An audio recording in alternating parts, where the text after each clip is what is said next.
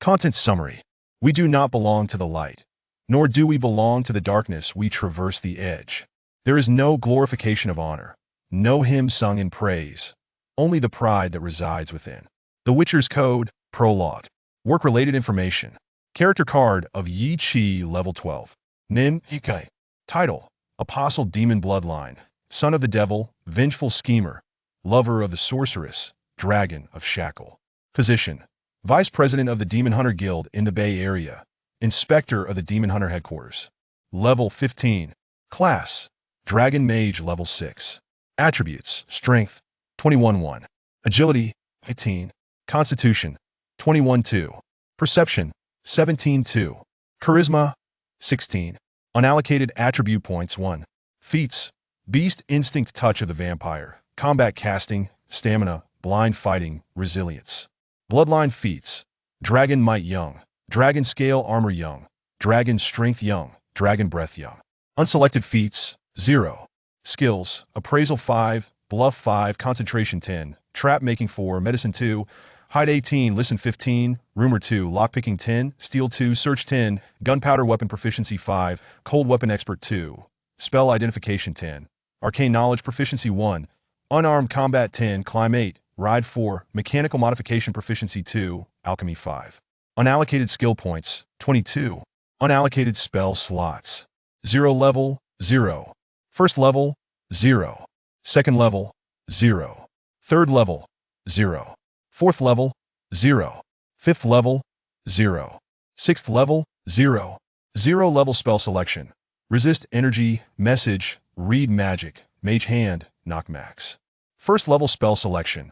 Identify, Mage Armor, Burning Hands, Magic Missile. Second level spell selection. Bear's Endurance, Web, Darkness. Third level spell selection. Fireball, Rage, Flame Arrow. Fourth level spell selection. Wall of Fire, Stone Skin, Greater Invisibility. Fifth level spell selection. Cone of Cold, Cloud Kill. Sixth level spell selection. Chain Lightning. Items: Books: Furika's Grimoire Eye of Momo. Firearms: Azure Rose Cold Weapon, Yamaw crafted by Blacksmith Blank. Attire: 1 Apostle's Cloak, several pairs of black military boots, and black leather pants. Accessories: 1 silver flask, 1 tattered belt, a shadowwood ring. Holy artifacts: Yamaw sword, Starshine, Bronze Guardian left wrist, Starshine, Leaf of Verdancy, Starshine, Claw the Binder left gauntlet, Starshine. Other items: Electromagnetic detector, EMS, detects the location of victims at the time of demise. A strong signal indicates the presence of ghosts or intense negative energy. Holy water purchased from the unscrupulous ward, rumored to have been acquired through some means from the church. Though not inexpensive, it is indeed effective against dark creatures. Spirit Realm powder, drawing a circle with this powder, creates a barrier that can prevent attacks from ordinary malevolent spirits or ethereal dark beings. The primary component is soil from graves over 100 years old. Mount Horse. Gloining, a 1-year-old black horse. This purebred horse possesses great height, strength, and endurance. Wealth: approximately 3,000 gold pond, various banknotes, no savings. Beast Instinct. Having grown up among animals and spent considerable time in their company, you have acquired extraordinary senses. Effect: Perception 2. Touch of the Vampire. With your unique energy, you become increasingly formidable in battle. Effect: Once activated, you can regain 1% of your health after each combat encounter with an enemy, lasting for 10 minutes. Cooldown: once per day. Combat Casting. Casting spells during combat. Effect: You may move freely while casting spells without risking failure. Concentration. You are naturally calm and composed, allowing you to perform tasks faster and more efficiently than others, particularly in spellcasting. Effect: Passive increase in learning speed by 20, spell power by 20. Stamina. Through rigorous training, you have developed an extraordinary physique. Effect: Constitution 1. Blind Fighting. Intense combat training enables you to gauge your opponent's movements through vague sensations, allowing you to fight better in darkness or against invisible foes. Effect: See in Darkness, Attack 4. See in Darkness. Combat relying solely on instinct, devoid of sensory perception. Attack: Increases accuracy in hitting any enemy. Charm. By enchanting, you can turn one creature into your ally, requiring a charisma contest. If the target's charisma is lower than yours, the check succeeds. If higher, it fails. Effect: compels the charmed creature to perform actions it would not normally do, requiring a second charisma contest, with the target receiving 2 to its charisma. For this check, duration is level hour cooldown, once per day. Tenacity: your robust physique grants you extraordinary resilience and remarkable recovery. Effect: all resistances increase by 15. Health recovery increases by 200. Duration 10 minutes. Cooldown once per day. Requires feat. Endurance. Lesser clone: summons a clone that can attack and become invisible to aid the host. Effect: the clone exists within 30 feet of the host, can turn invisible, disappears after taking damage, possesses 1 ability of the host and 20 of its attack power. Duration 15 minutes. Cooldown once per day. Dragon physique: young. As your bloodline power deepens, your constitution undergoes remarkable change. Effect: Constitution 120. Reduction in various elemental damage. Fear, confusion, and paralysis saves increase by 50. Dragon might: young. The opponent must make a will save. Failure results in fear, panic, or paralysis. Dragon might adult: the opponent must make 2 will saves. If one fails, they will succumb to fear, panic, or paralysis. Dragon scale: armor: young. Natural armor 1. Dragon strength: young. Strength 1. Dragon strength adult: the deepening of your bloodline grants another qualitative enhancement to your strength. Effect: Strength 2. Dragon breath: young. Requires physical contact to unleash the ravaging breath and the banishing breath of dragons. Dragon breath adult: linear breath of ravaging time and conical breath of banishing time can be exhaled. Distance depends on level. Base distance is 3m, increases by 1m with each level gained. Bronze Guardian Starshine: a holy artifact forged from the fingers of a fallen bronze titan. Effect: protection from ranged attacks once per day. Bronze Guardian once per day. Appearance: an ancient bronze bracelet. Protection from ranged attacks. The recipient is immune to most ranged attacks. Duration: 1 minute. Bronze Guardian unleashes the residual power of the bronze titan, transforming into a bronze warrior to protect the wearer. Duration: 1 minute. Bronze warrior stands 5 meters tall, immensely strong but slow-moving, impervious to blades and arrows, doubles effectiveness against energy damage. Duration: 1 minute. Leaf of Verdancy Starshine: a holy artifact naturally formed from jade infused with the essence of nature. Effect: heals light damage 3 times per day, entangles vines. Appearance: leaf resembling jade, entangling vines. Activates the natural power of the Leaf of Verdancy, transforming into barbed vines to attack enemies, with barbs inducing mild paralysis. Yenma Starshine: a demon-hunting dagger imbued with the awakened Holy Spirit, reforged from abundant starlight iron. Effect: unmatched sharpness. Yenma, slash 3 times per day. Appearance: a narrow-bladed long knife with a 2-handed grip, 4 feet of gleaming blade radiating cold light. Unmatched sharpness. The blade, empowered by the wielder's conviction, cleaves through steel. Yenma slash absorbs the energies of the sun, moon, and stars, storing them within the blade, which can be unleashed during a strike, inflicting armor-piercing effects. A blue-purple crescent-shaped sword aura. Armor-piercing. Ignores the defenses of various light and heavy armors, increasing damage to magical armors by 50. This is the current profile of Yi Qi. The knock spell was a mere oversight, mistakenly derived from the Book of Thousand Laws. It should have been message, and this has been corrected. Note: information will be continuously updated as the plot progresses.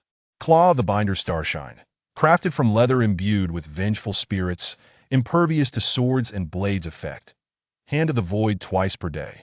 Hand of the Void summons a giant hand made of vengeful spirits to seize enemies, with paralysis effects. Duration: 2 minutes. Summary: a flash of the blade sent a severed head soaring into the air, while the blood gushing from the chest splattered across Yi Qi's face, transforming his youthful and delicate visage into a grotesque mask of savagery. Casting a cursory glance at the lifeless corpse on the ground, Yi Qi casually seized a nearby tablecloth, wiping his face and the short dagger in his hand, before bending down to meticulously examine the severed head. Damn it, that scoundrel of a merchant has deceived me once again. It's merely a lowly blood slave. Yi Qi muttered under his breath as he pried open the deceased's mouth, revealing the grotesque fangs that glistened with a sinister sheen. With deft movements, he produced a pair of pliers, extracting each fong and stowing them away in the inner pocket of his jacket. Rising to his feet, Yi Chi conducted a thorough search of the room before retrieving a prepared bucket of gasoline, which he liberally doused around him. He then turned to exit. At the moment he stepped out, a lit match flickered through the air, falling onto the gasoline-soaked floor, igniting a brilliant display of sparks and flames that illuminated the darkened room. Emerging from the stifling underground warehouse, Yi Chi inhaled the damp air with a sense of relief. Leisurely departing from the spot he had surveilled for nearly 3 days, vanishing into the mist-shrouded streets. Volume 1, The Beginning. Chapter 1, The Demon Hunter. A flash of the blade sent a severed head soaring into the air, while the blood gushing from the chest splattered across Yi Chi's face, transforming the demon hunter's youthful and delicate visage into a grotesque mask of savagery. Casting a cursory glance at the lifeless corpse on the ground, Yi Chi casually seized a nearby tablecloth, wiping his face and the short dagger in his hand, before bending down to meticulously examine the severed head. Damn it, that scoundrel of a merchant has deceived me once again. It's merely a lowly blood slave. Yi Chi muttered under his breath as he pried open the deceased's mouth, revealing the grotesque fangs that glistened with a sinister sheen. With deft movements, he produced a pair of pliers, extracting each fong and stowing them away in the inner pocket of his jacket. Rising to his feet, Yi Chi conducted a thorough search of the room before retrieving a prepared bucket of gasoline, which he liberally doused around him. He then turned to exit. At the moment he stepped out, a lit match flickered through the air, falling onto the gasoline-soaked floor, igniting a brilliant display of sparks and flames that illuminated the darkened room. Emerging from the stifling underground warehouse, Yi Chi inhaled the damp air with a sense of relief. Leisurely departing from the spot he had surveilled for nearly 3 days, vanishing into the mist-shrouded streets. As night deepened, most people were soundly asleep, yet the old man's bar was bustling with life. Countless rebels and thrill-seekers were reveling in their own parties. With a robust physique complemented by the exquisite features typical of an Eastern visage, Yi Chi drew considerable attention upon entering the old man's bar.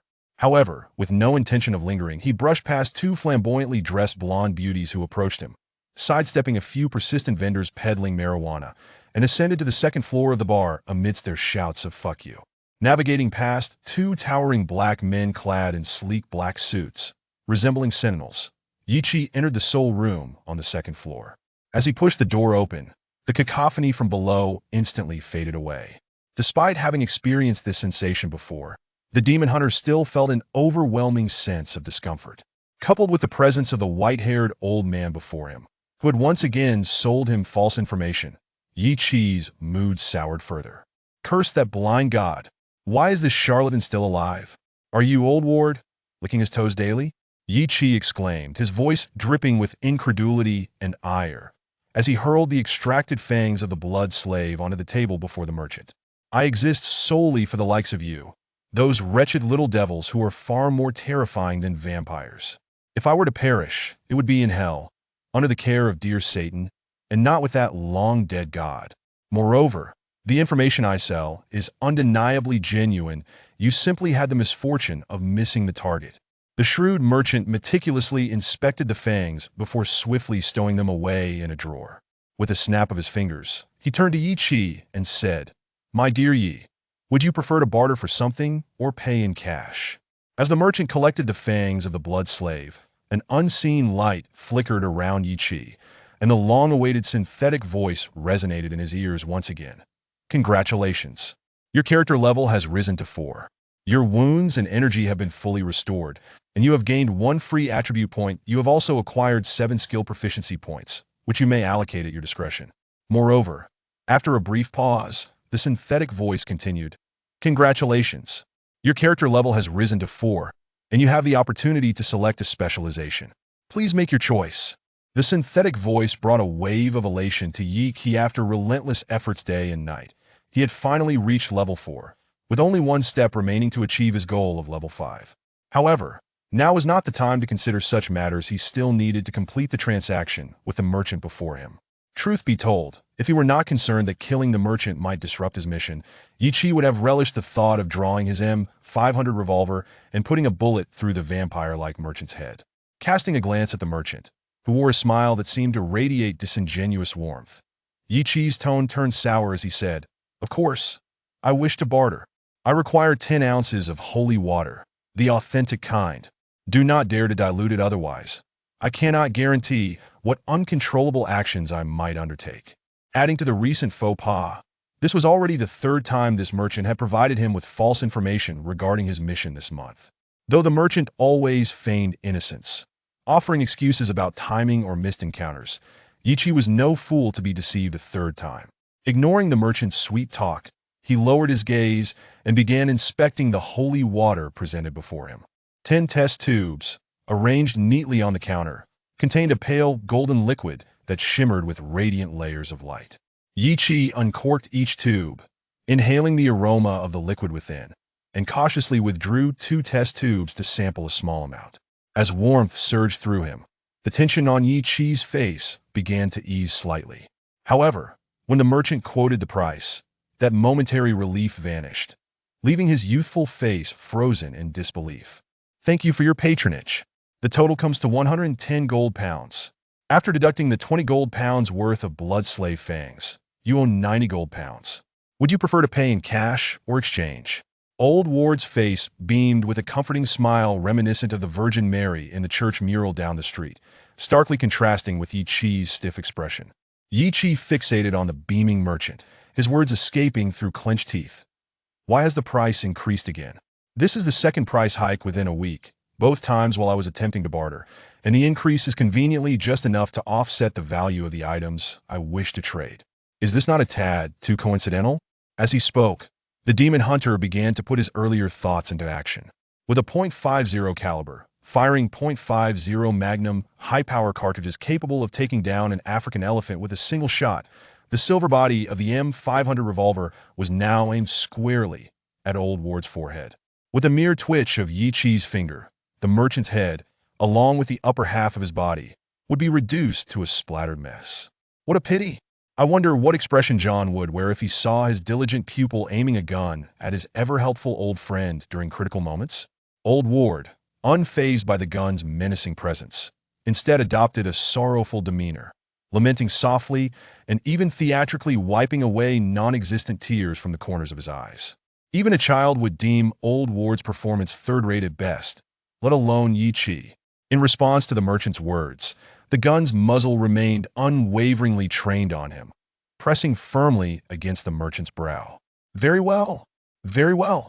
Yi, we are friends after all. No need for such impulsiveness. I shall offer you these holy waters at a discounted price 70 gold pounds. Consider it a reward for your successful completion of 9 missions. By the way, here is the new mission. Take it quickly and put away your gun." As Yi Chi's finger gently pressed the trigger, Old Ward conceded.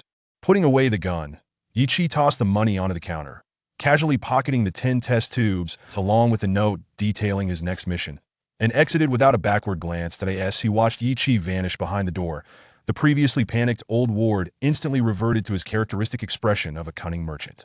Sitting behind the counter, Old Ward stroked his chin and chuckled. Heh, the little fellow is becoming increasingly formidable, almost exuding his own aura. I must admit, when he drew his gun just now, it truly startled me. It seems I must treat him a bit better from now on. I shall endeavor to provide him with an extra piece of genuine information each month, though I shall charge him 20% more for this valuable intel. Ah, my heart is filled with benevolence. Even the Almighty would be moved. Damn, why should I care whether that illegitimate child feels touched or not? The once jovial merchant could not help but spit a thick gob of phlegm to the side as he spoke these words. Upon exiting Old Ward's bar, Yi Chi strolled down the fog-laden streets of the night with his hands tucked into his pockets. In the face of the merchant's clumsy performance, Yi Chi had drawn his gun in a fit of anger, only to unexpectedly achieve a surprising effect. Just moments ago, he would never have dared to fire his weapon, for Old Ward was, after all, his mission issuer. This place was a world that bore an uncanny resemblance to Yi Chi's original existence, equipped with televisions, telephones, and automobiles, yet devoid of any nations akin to those in his former life. While retaining various similar traditional customs and cultural practices, it was an even grander realm. Most notably, Yi Chi found himself as an apprentice demon hunter, accompanied by a system reminiscent of a video game. As he silently contemplated, a 20-inch depiction of a light blue figure materialized before him. The image clearly displayed Yi Qi's current status. Nim, Ikai. Title: Apprentice Demon Hunter. Level 4. Occupation: None. Attributes: Strength, 15-1. Agility, 14. Constitution, 14. Perception, 16-2. Charisma, 14. Unallocated attribute points, 1. Specialization: Beast Instinct. Unselected specializations, 1.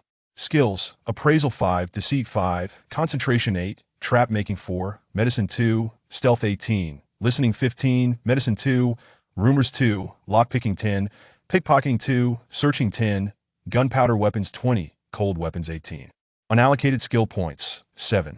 After promptly allocating points to gunpowder weapons, raising it to 25 and cold weapons to 20, Yi Qi closed the status bar. He hesitated to allocate that single attribute point and specialization, as he had yet to contemplate his next course of action. Level 5 would allow for the formal selection of an occupation. Yi Qi was determined to avoid making a hasty choice out of ignorance that might lead to regrettable consequences. Moreover, he believed that his current strength was already sufficient to handle the dangers posed by the tasks issued by Old Ward. After all, every single attribute point represented a monumental change for Yi Qi, and he could not afford to squander them. This game-like system that resided within him calculated his attribute points in an unconventional manner. For instance, with Yi Qi's current strength of 14, adding 1 point would typically result in an increase of 1/14 of his strength. However, if he were to add that 1 point, the actual effect would be a 50% increase over the original base. Thus, by using that single free attribute point, any one of his 5 core attributes, strength, agility, constitution, perception, or charisma, would experience a remarkable 50% boost. As for specializations, there were 3 options available for selection. One that enhances his rumor skills and resistance checks, another that augments his stealth and listening skills, and the last that increases the power of wielding dual weapons. All 3 specializations offered significant benefits, making it increasingly challenging for Yi Qi to choose. He'll save that decision for level 5 and see what occupations are available then. Yi Qi resolved, eagerly anticipating the unknown professions that awaited him. For years ago, Yi Qi had a family and dreams. Yet before he could embark on his aspirations as he entered the workforce, an unforeseen car accident abruptly ended his life. However, after death, Yi Qi found himself in another world, reincarnated as a young boy. Before he could fully grasp the astonishment of his new reality, a vampire with bat-like wings etched with runes and a scar beneath one eye suddenly appeared before him, bearing its fangs. Fortunately, just as Yi Qi was about to meet his end at the vampire's jaws, the demon hunter John intervened. After a fierce battle with the vampire, John managed to repel the creature at the cost of his own injuries. In subsequent conversations with John, Yi Qi played the role of a young man who had encountered an accident leading to amnesia. Unsurprisingly, John took in the orphaned and passless Yi Qi and began training him to ensure he could survive in this dangerous world. Thus, John became both a savior and a mentor to Yi Qi, essentially a life-giver. Therefore, when the merchant had previously used John to stage a performance, Yi Qi had been driven to draw his gun in anger. Initially, Yi Qi had assumed he would become an ordinary individual with some self-defense skills or a mediocre demon hunter under John's tutelage, leading a life of insignificant sediment. That Yi Qi's physical condition as an ordinary person on Earth was rather average, and his reincarnated body was even less impressive. Especially during the rigorous training, he had not exhibited any extraordinary combat talent. However, when John assigned him a surveillance task as a means of training, a turning point emerged. System activation, merging, system character optimization in progress. Character randomly acquired specialization, Beast Instinct skill points, 100. Beast Instinct. Having grown up among animals and interacted with various creatures, you have developed a superhuman sense of danger. Effect, Perception 2. After a series of synthesized sounds, Yi Qi realized he had transformed. His body felt stronger, his speed improved, his vision sharpened, and sounds became clearer. Moreover, he had acquired a system akin to a game. After quickly familiarizing himself with the suddenly appeared system, just as Yi Qi believed he could dominate the world, he was once again struck by reality. Despite the system's optimization, which multiplied his strength, speed, and physical prowess, he still fell short compared to John. If this had only left Yi Chi feeling frustrated, the realization that he could not gain experience from simply slaying monsters, and that experience could only be earned through missions, with a free attribute point awarded every 4 levels, left him utterly disheartened and would need to reach at least level 20 to amass 5 attribute points to fully reinforce himself.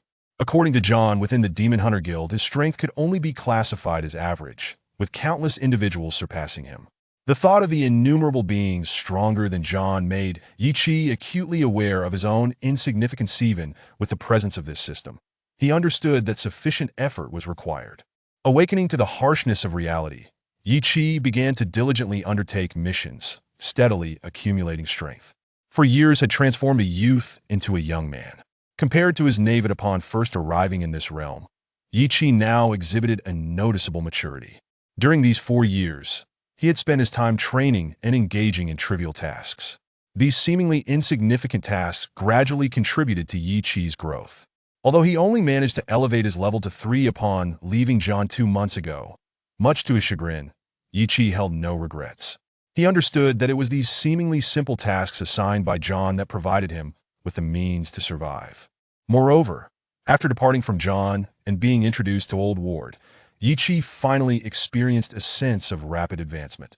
However, facing increasingly challenging tasks, he gained a deeper appreciation for the advantages of those earlier minor missions assigned by John, feeling ever more grateful toward him.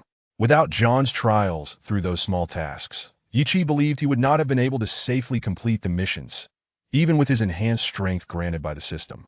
The system's missions were structured according to varying difficulties, classified into 6 major levels: S, A, B, C, D, and E, with each major level further divided into 3 sublevels. For instance, if a task fell short of level difficulty but was more challenging than a level, it would ultimately be classified as E. Conversely, if it were less challenging than level, it would be classified as D. Typically, tasks were rated as a level. The minor tasks previously assigned by John were entirely E or a level, while Old Ward's were predominantly E and D levels, with a solitary instance of a level task. C-level task, Strange Expansion. Investigate the reasons behind Fisher Street's boss, Mad Dog Noki, rapidly expanding his territory and address any potential hazards. Damn. Upon unrolling the note, the notification regarding the task level immediately resonated in Yi Chi's ears, prompting him to utter an expletive. During his initial encounter with Old Ward, the system had issued the directives of completing 10 consecutive tasks assigned by Old Ward and raising the character level to 5. The former bore a difficulty rating of C, while the latter was rated E. Yi Chi had previously found it perplexing that the tasks categorized as C difficulty were comprised solely of E and D tasks. With the singular exception of a D task, it turned out that this was merely a prelude to what awaited him. It appeared that the earlier tasks were negligible, with the final one being the true centerpiece. Although the elevation in task difficulty would yield a bounty of experience, the accompanying peril escalated correspondingly. The most rudimentary level tasks could often be executed without engaging in combat. Conversely, level tasks invariably necessitated confrontation. Despite having only experienced level tasks at their highest difficulty, this did not hinder Yi Chi's deductions regarding the challenges posed by C tasks. He recalled his last level task, where he had stormed the lair of a blood slave, besieged by 10 ferocious attackers.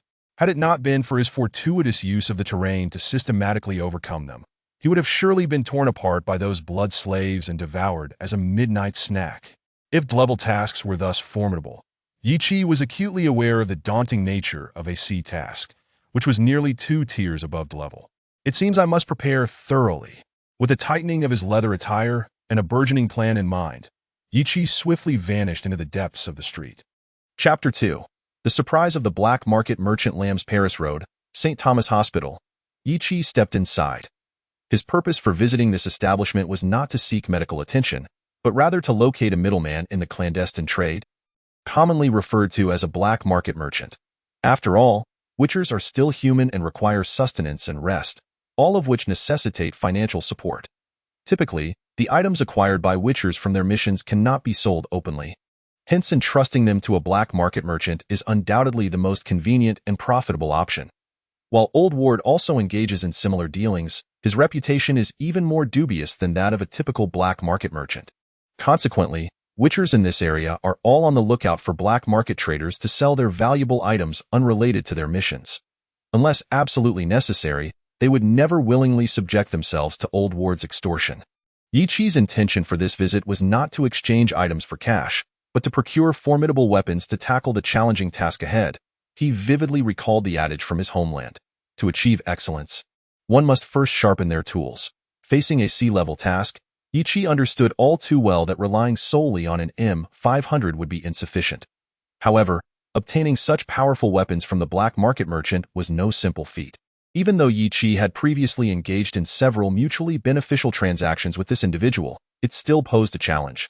Fortunately, aside from the slain blood slave in the underground garage, Yi Qi had discovered a rather impressive item within that dark storage space.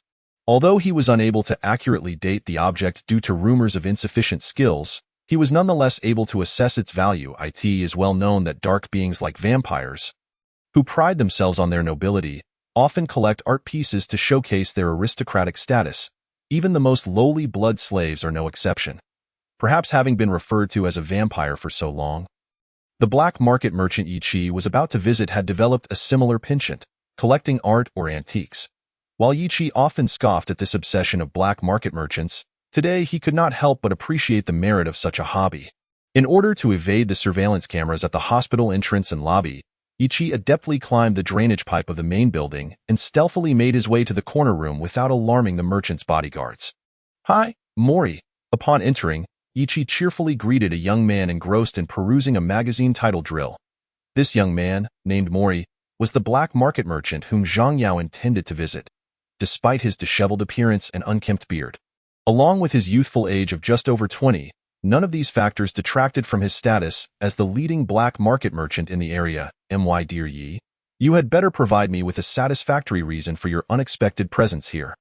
I do not recall my secretary informing me of any appointments at this hour." The merchant, clearly displeased at being interrupted, set his magazine aside and fixed a piercing gaze upon Yi Qi. "Secretary? Are you referring to the little nurse outside who is currently engaged in a phone conversation with her boyfriend? I imagine she is so engrossed in her romance that she has forgotten about her esteemed boss." Yi Qi replied, a playful glint in his eye. "Come on, do not be disheartened. Let us see what I have brought for you. I assure you, it will rejuvenate your spirits." With that, Yi Qi placed the object he had been holding onto the bed, a golden ring adorned with rubies. Instantaneously, the previously lethargic Mori sprang into action with astonishing speed, leaping from the sofa to the bed. "Oh, the red hue is utterly intoxicating, and the texture is reminiscent of a maiden's skin, irresistibly captivating. Ah, a relic from the Queen's era, simply marvelous. I am eternally grateful to Her Majesty." Yi Qi, having grown accustomed to Mori's art-obsessed outbursts after several transactions, merely smiled faintly, though his smile was radiant. Mori's two exclamations of wonder had already indicated the ring's immense value, which was certainly a source of delight for Yi Qi, who sought to acquire weapons from the merchant. "All right, Mori, as long as you procure me some firearms, this ring is yours. You may spend the entire night reveling in its exquisite texture," Yi Qi said, waving the ring enticingly in front of the still enamored Mori. Mori, clearly irked once again, shot Yi Qi a disdainful look. "You uncouth wretch, do you even know what this is? This is art. The manifestation of the soul's elevation. What firearms do you seek?"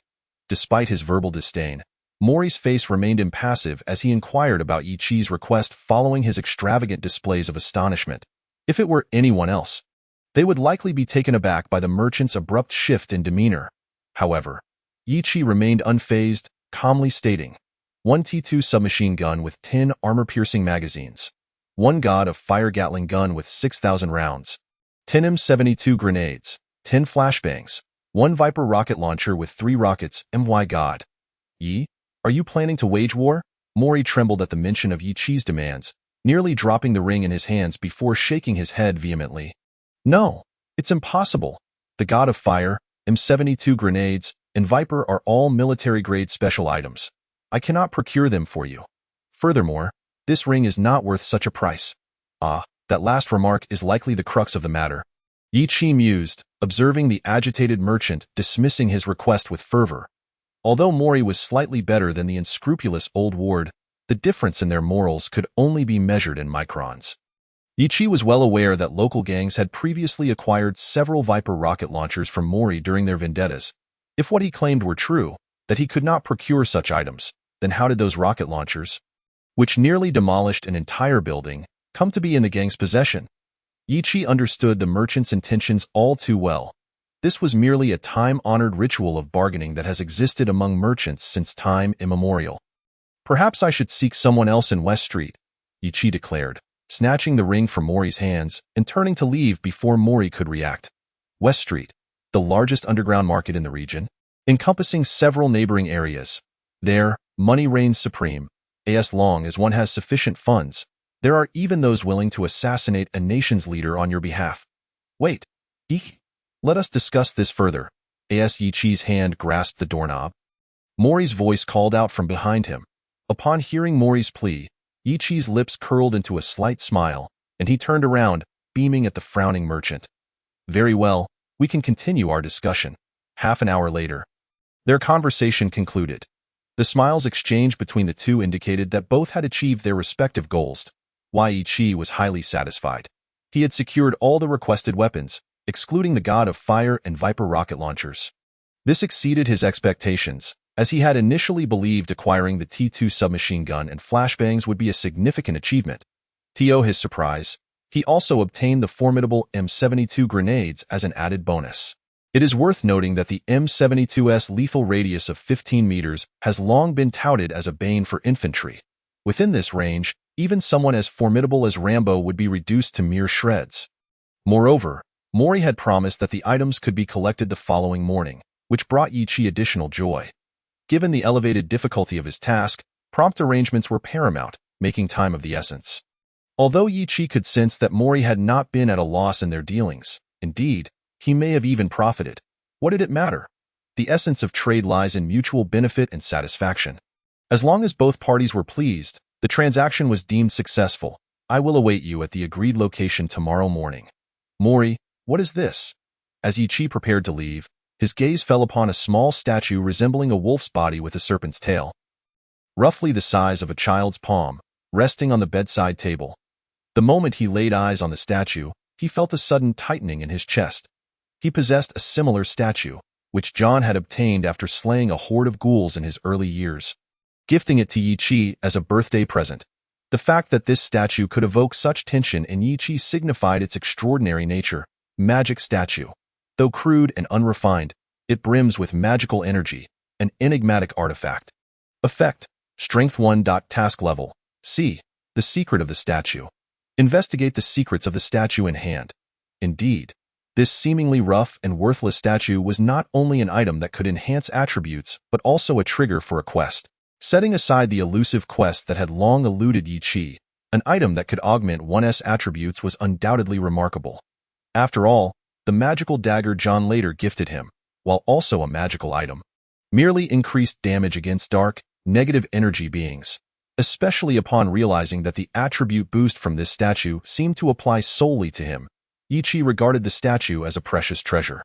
Had it not been for others' inability to discern the statue's magical essence, Yi Chi would have sought to identify whether this enchanted statue was indeed the legendary artifact. For demon hunters, such sacred relics are worth risking their lives to obtain. Despite John's remarkable skills, he only ranks moderately among demon hunters, as there exist apostles, artifact bearers, and saints who surpass the ordinary hunters. Apostles are those capable of manipulating the elements of earth, water, fire, wind, lightning, light, and shadow, or who possess the ability to alter their own forms and create illusions. They are categorized into 3 tiers: starshine, moonlight, and sunlight. Saints, on the other hand, are individuals endowed with extraordinary abilities from birth, far exceeding the naturally awakened apostles in strength. The specifics of their power remain unknown to Yi Chi, as his knowledge of saints primarily comes from anecdotes shared by John, Old Ward, and other hunters. Without having witnessed one firsthand, as for the artifact bearers, their name is self-explanatory. They are demon hunters who wield sacred relics. The capabilities of these artifacts are far more complex than the elemental control of apostles, with legends speaking of relics that can alter the fabric of time and space. The potency of these artifacts is similarly classified into the 3 tiers of starshine, moonlight, and sunlight. Although Yichi is uncertain to which tier this magical statue belongs, it does not diminish his desire to acquire another identical statue. After all, the attribute enhancements bestowed by the magical statue are exceedingly tempting. Gaining even one signifies a qualitative leap in power. Thus, upon glimpsing the statue and sensing the faint magical aura it emanated, Yichi resolved, regardless of the cost, to procure it. However, he was acutely aware of the current owner's unscrupulous character. Even a slight display of unease would likely provoke a price hike, leading to his exploitation. Therefore, despite the tumult of excitement within, Yichi maintained a facade of nonchalance and casually inquired, "Is this merely an old item retrieved by your subordinates this morning? The craftsmanship is commendable, but I suspect it was laser engraved, rendering it utterly worthless. If you desire it, a mere gold punton will suffice." Without lifting his gaze from the ring he was toying with, Mori responded dismissively, "If it's worthless, why ask me for a gold punton?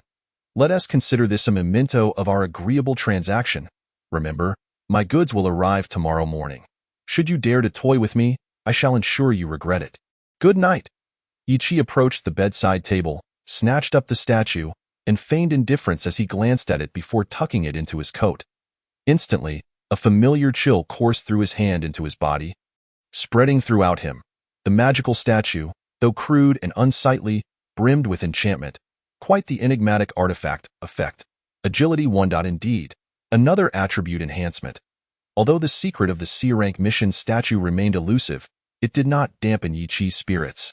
Stealing a furtive glance at the augmented attribute panel, a flicker of joy crossed his eyes. Without waiting for Mori to speak, he deftly shifted the conversation back to their recent transaction, bidding farewell with a smile. After parting ways, the demon hunter waved to the black market merchant and leaped through the window. Chapter 3. The midnight gunfire leaping from the second floor, Yichi executed a roll to dissipate the impact, landing unscathed upon the soft grass below. Brushing off the stray blades, he felt a surge of elation as he clutched the unexpectedly delightful statue, eager to return to St. Thomas Hospital and delve into the mysteries of these two magical artifacts. However, before Yichi could make his exit, the sound of shattering glass echoed through the night, heralding the arrival of Mori, whom Yichi had just bid good night.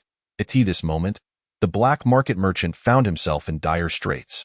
Despite the grass cushioning his fall, the shards of glass that rained down posed a significant threat. Blood began to trickle from various cuts on Mori's body. "Damn it! God will surely curse you deceitful scoundrels. Dear Yi, for the sake of our previous fruitful collaborations, you must help me." Mori cursed under his breath, then spotted Yichi, who was preparing to leave, and scrambled to him with desperation. Initially feeling a twinge of guilt, Yichi was relieved to realize that he was not involved in Mori's predicament. Observing Mori, bloodied and frantic, before he could utter a word, two ominous gun barrels emerged from the second-floor window of Mori's former recovery room. In the next moment, bullets rained down upon both Yichi and Mori. With the muffled sound of silenced gunfire echoing through the still night, Yichi, agile and quick on his feet, darted behind a flower bed just before the assailants opened fire. Using the flower bed as cover, the two narrowly avoided the initial barrage. "You idiot, Mori, did you seduce the wife of a gang leader? Why else would gunmen come knocking at this hour?" Yichi's temper flared in response to the sudden attack. Crouching low behind the flower bed, he hissed at the black market merchant. Mori, appearing innocent, widened his eyes and swore, "I swear to God, I have done no such thing. They are the ones betraying trust, preparing for a backstab. My bodyguards are finished. Oh, damn it. Those valuables haven't even been moved yet. My beautiful treasures." As Mori explained, he remembered the items he had acquired were still untransferred and impulsively attempted to dash out, only to be swiftly restrained by Yichi. Mori's reckless actions attracted the attention of the shooters above, resulting in another volley of gunfire. Yichi delivered a sharp slap to Mori's face, exclaiming, "Are you insane? Do you want to die? Can't you discern between money and life?" "Of course I can discern, but without money, what good is life?" Mori, jolted back to reality by Yichi's slap, wore an expression of utter despair, as if mourning the loss of his parents. Infuriated, Yichi disregarded Mori's fixation on wealth and refocused on the situation above. The faint gunfire resumed, followed by a rapid succession of shots, bullets raining down and shattering the flower bed's tiles. while countless flowers danced in the moonlight amidst the chaos. Yet Yi Chi, concealed beneath the flower bed, couldn't help but smirk. Although there is a strict code forbidding demon hunters from harming ordinary people, this rule only applies when their safety is not at risk. This scenario, involving a gang's gunman, clearly fell outside those parameters.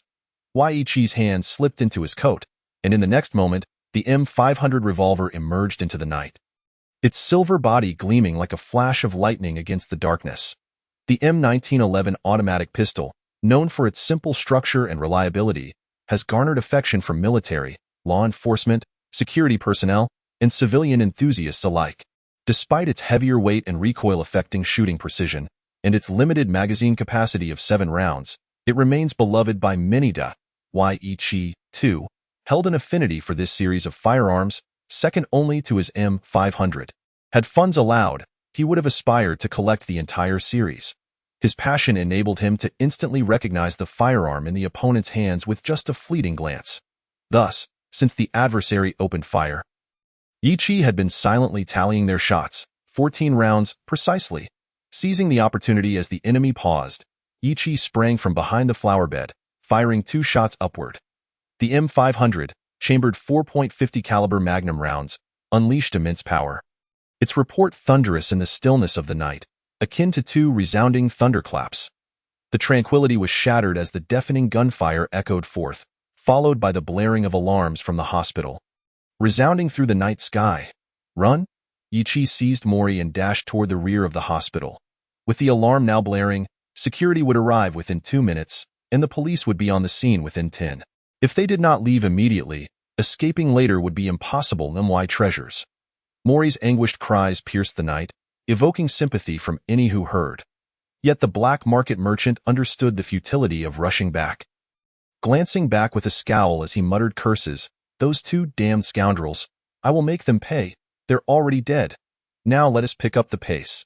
Yi Chi exhibited clear dissatisfaction with Mori's distracted demeanor during their escape. After rectifying Mori's mistakes, he firmly grasped the arm of the black market dealer and hastened their flight. By the time the hospital's security and police arrived, Yi Chi and the dealer had already evaded the hospital's perimeter. According to the system's evaluation, the M1911 was described as simple in structure, with few components, easy to assemble, possessing good safety features, and a low failure rate, categorizing it as an ordinary handgun. In contrast, the M500 was noted for its immense power, requiring considerable upper body strength for effective handling, thus classified as an ordinary enhanced handgun. Although Yi Chi was unable to ascertain the specific power of the 2 firearms due to his rumored low attributes, it was evident from their evaluations which was superior. Moreover, the M500 was originally designed for hunting large animals such as elephants and rhinos, rendering the M1911 somewhat inadequate in comparison.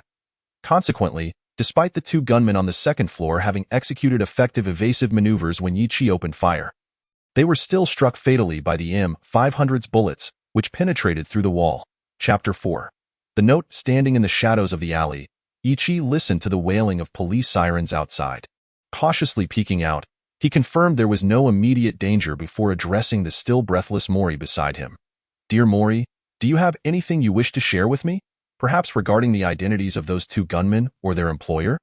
From Mori's earlier curses and mutterings while jumping from the second floor, Yi Chi was certain that Mori was well acquainted with them. Having already taken action and eliminated Mori's 2 assailants, it was prudent for Yi Chi to ascertain the identities and capabilities of their adversaries for his own safety. Even though separated by a wall, Yi Chi doubted that anyone could survive being shot in the chest by an M500, regardless of how resilient they might be. It's that mad dog Noki, that despicable lunatic. This morning, he approached me with a few early Soulard's coins. Though Mad Dog has a notorious reputation, especially with his recent ruthless expansion, those coins were in excellent condition, and a friend of mine was in need of them. Thus, I struck a deal with him. Little did I expect that by nightfall, he would turn on me. The 2 gunmen were the same ones I had seen this morning. There's no mistake? As Mori spoke, his face contorted with rage while hiding in the shadows. The black market dealer, who commanded the largest share of the area, was certainly not to be trifled with. Unsurprisingly, the streets were destined to witness another outbreak of gunfire in the coming days. After a series of cold laughs, the dealer raised his head and expressed his gratitude to Yi Chi. "Thank you. If it weren't for you tonight, I would have been fed to the fish by that mad dog. I cannot adequately express my gratitude, so please accept this. The dealer removed a bronze bracelet from his wrist and handed it to Yi Chi. Regardless of its unassuming appearance, Yi Chi knew that any ornament worn by a black market dealer was undoubtedly valuable. He smiled as he accepted the bracelet and adorned his wrist with it. After all, it was only fair to receive something in return for saving Mori. Adhering to the principle of equivalent exchange, Yi Chi's finger brushed the bronze bracelet, yet his low-rumored skills yielded no insights. However, the weight and antiquity of the bracelet assured him of its worth. Additionally, from the dealer's words, Yi Chi gleaned information about his current mission concerning Mad Dog Noki. Unexpectedly, what began as a simple weapon procurement had turned into a delightful surprise for the monster hunter, lifting his spirits considerably. His tone while conversing with the black market dealer grew notably gentler. Mori, what are your plans moving forward? I must return to my base and gather my men to deal with Mad Dog. The dealer's expression darkened at the mention of the adversary that had cost him dearly. Noticing the somber demeanor of the dealer, Yi Chi casually inquired, "Do you require assistance?" "Yi, I appreciate your kindness. However, this is a matter I must handle personally." The dealer's tone was resolute, and although Yi Chi initially intended to further probe into the details regarding Mad Dog Noki, he refrained from pressing, recognizing the dealer's steadfastness. After all, pressing too hard might raise suspicions in a man already on edge. Moreover, they had a scheduled transaction the following morning, making it more advantageous to inquire at that time. Thus, with a smile, Yi Chi bid farewell to the dealer. "Let us part ways here, Mori. Remember our transaction tomorrow. Good luck. Until we meet again tomorrow." With mutual farewells, the two departed the alley, the black market dealer heading back to his other hideout to rally forces for revenge against Mad Dog, while Yi Chi returned to his temporary lodgings on Fisher Street, a quaint inn located at the street corner. Individuals in their line of work seldom enjoyed prolonged residences. They would typically change locations every week or two. Since the age of 17, Yi Chi had lived this nomadic existence alongside John. Even after gaining independence a year ago, he continued this habit. Monster hunters often found themselves as prey, and to survive longer, Yi Chi had to learn from the hard-earned experiences of his predecessors. Upon entering the inn, he ignored the slumbering proprietor at the front desk and ascended directly to his room on the second floor. The short journey from the entrance to his room was occasionally punctuated by sounds of muffled moans, eliciting a complex mix of disdain and envy from Yi Chi.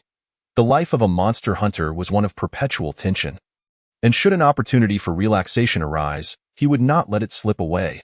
However, after hearing from Old Ward about a high-ranking monster hunter who had actually slain a vampire of noble lineage, only to be killed by a lowly blood slave in search of a bedmate, Yi Chi had taken that as a cautionary tale, embedding it in his life's principles.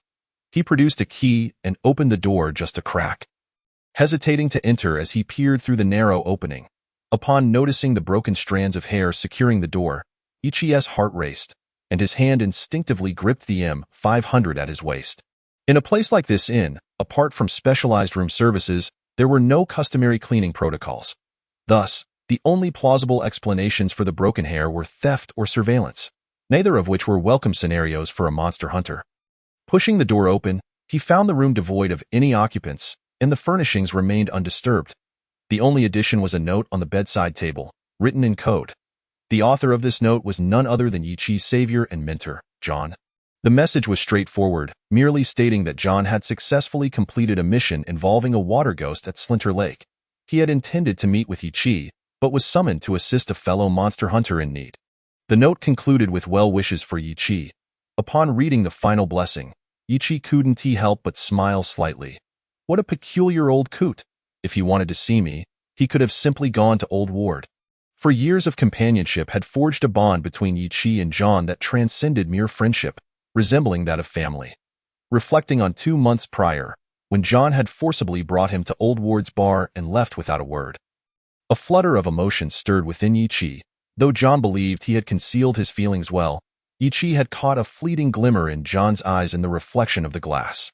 Moreover, in subsequent missions, Yi Chi had noticed John covertly trailing him, ensuring his safety. Yet whenever Yi Chi turned to find him, John had vanished without a trace. After several such instances, Yi Chi ceased his attempts to locate him. During these past 2 months, despite having John's phone number, Yi Chi often felt a strange embarrassment when he picked up his phone, ultimately suppressing the impulse to call. However, upon seeing the note from John, he instinctively dialed John's number without a second thought. As for the feelings of strangeness and embarrassment, they could go to hell. Chapter 5. The transaction. Yichi dialed John's number, but unfortunately, the response was a message indicating the phone was turned off.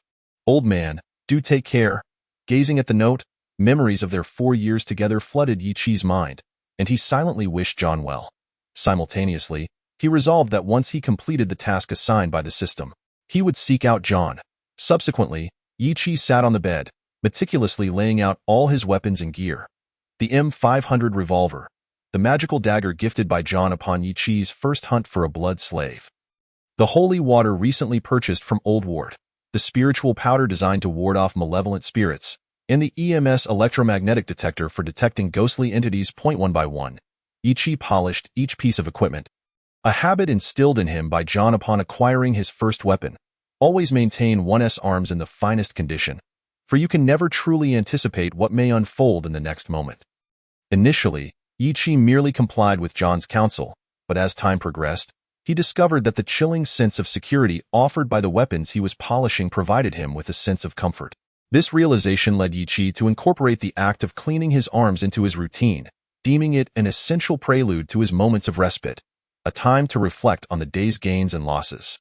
After meticulously polishing each weapon, he arranged them within easy reach, and once more, he conducted a thorough inspection of the doors and windows, setting a few traps for good measure. Finally, he shed his coat and reclined upon the bed. Amidst the muffled groans from the adjacent room, he succumbed to slumber as night gradually faded. So too did the remnants of despair and filth. The men and women sprawled on the streets, either lost in drug-induced stupors or drunkenness, began to regain their senses, donning polished exteriors and feigned smiles as they embarked upon a new day.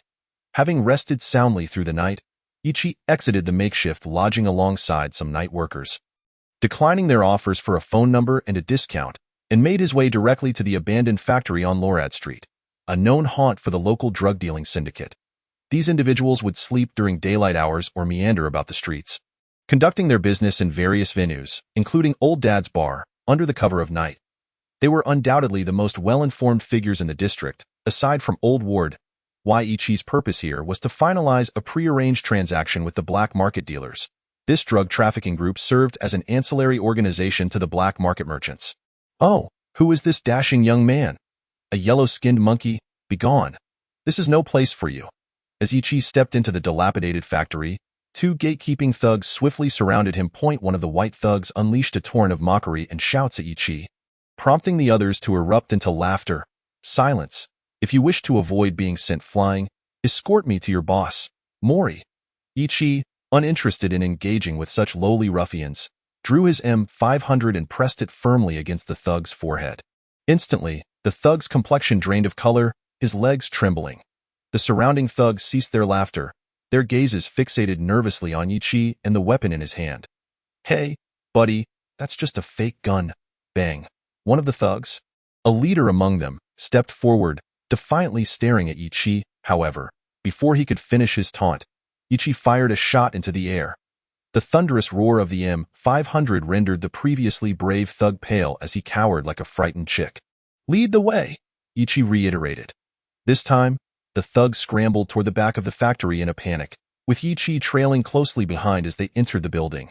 Contrary to its shabby exterior, the interior of the factory was adorned luxuriously, featuring plush wool carpets, crystal chandeliers, and genuine leather sofas.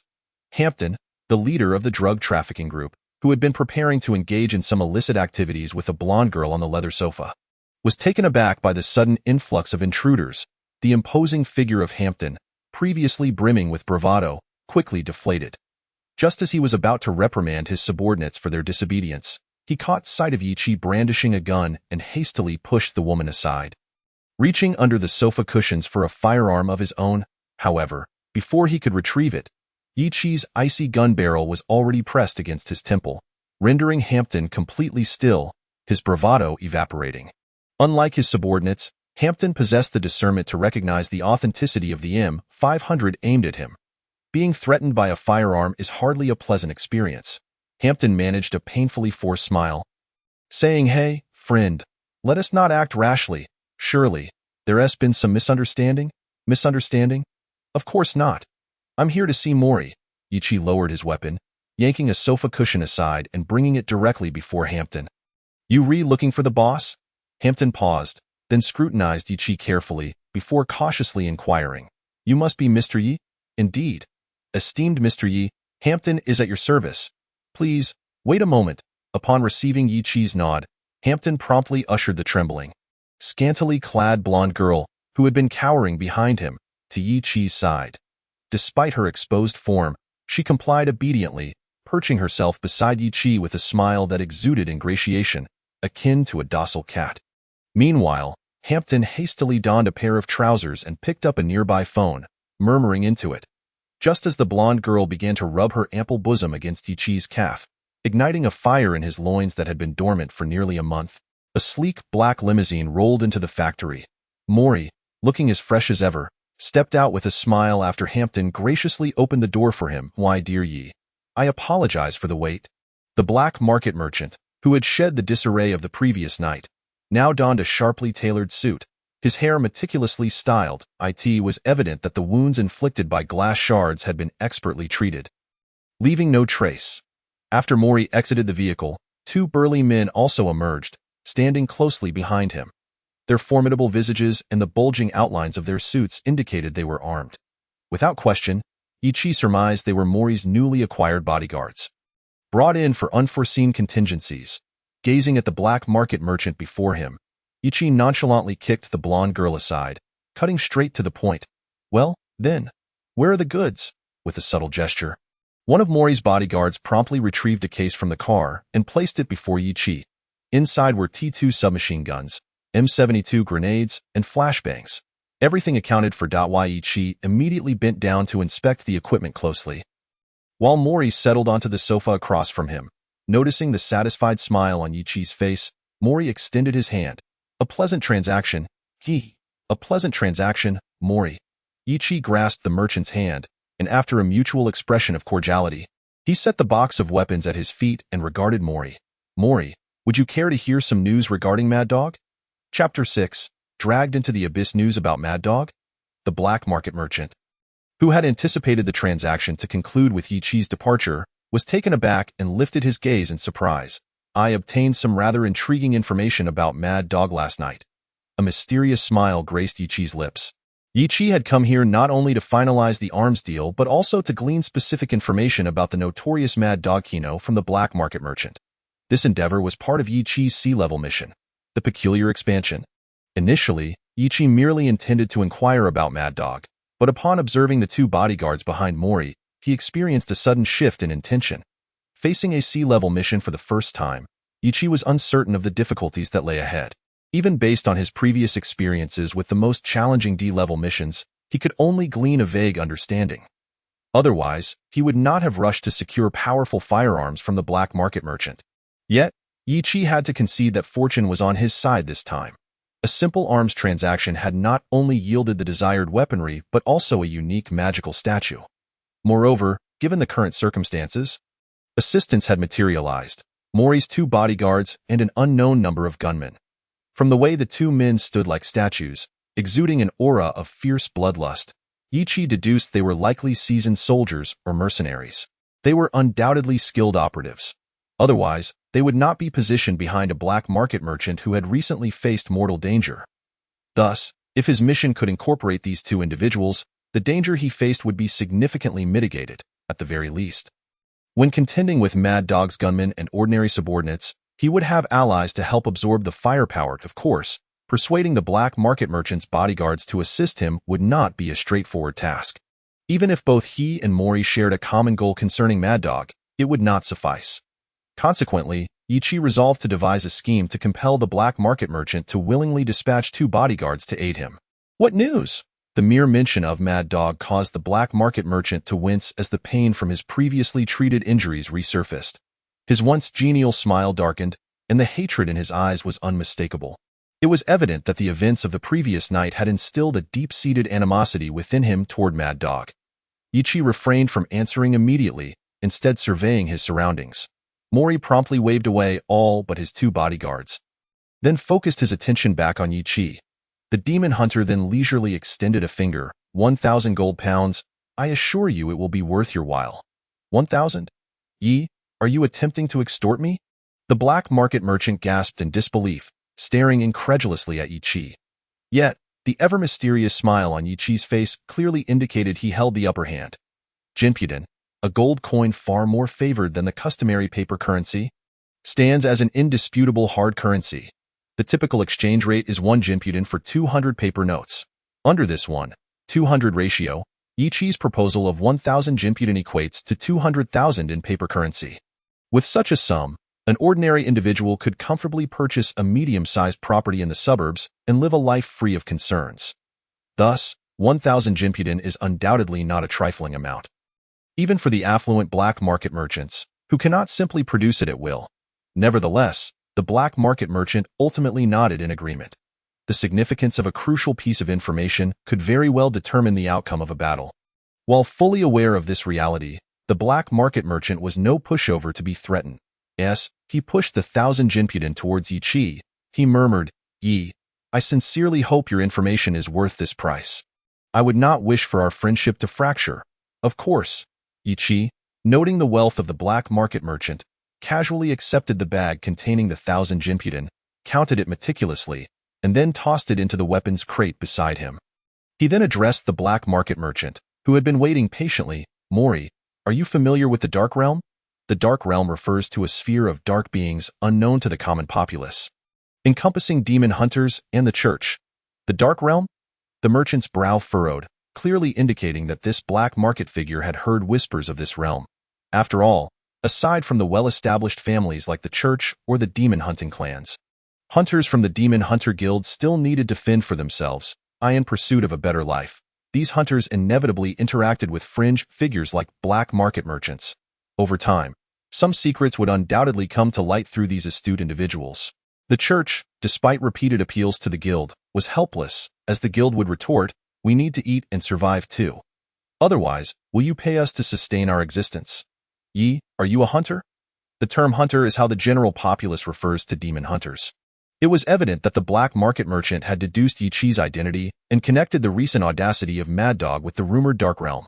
The thought of this realm made the merchant uneasy, and beads of sweat began to form on his forehead. Indeed. Yi Qi nodded with a smile, observing the merchant's perspiration, knowing that his goal was soon to be realized. He merely needed to ignite the spark.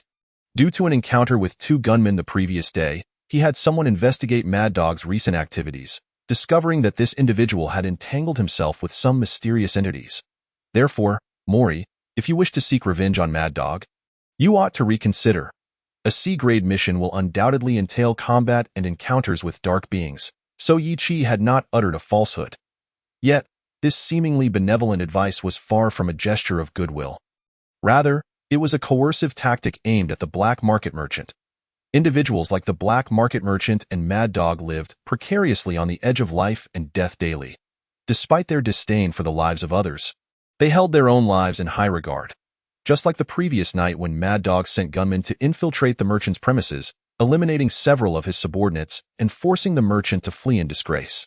This signified that Mad Dog had declared war on the merchant. In a direct confrontation, the merchant's forces would naturally seem superior.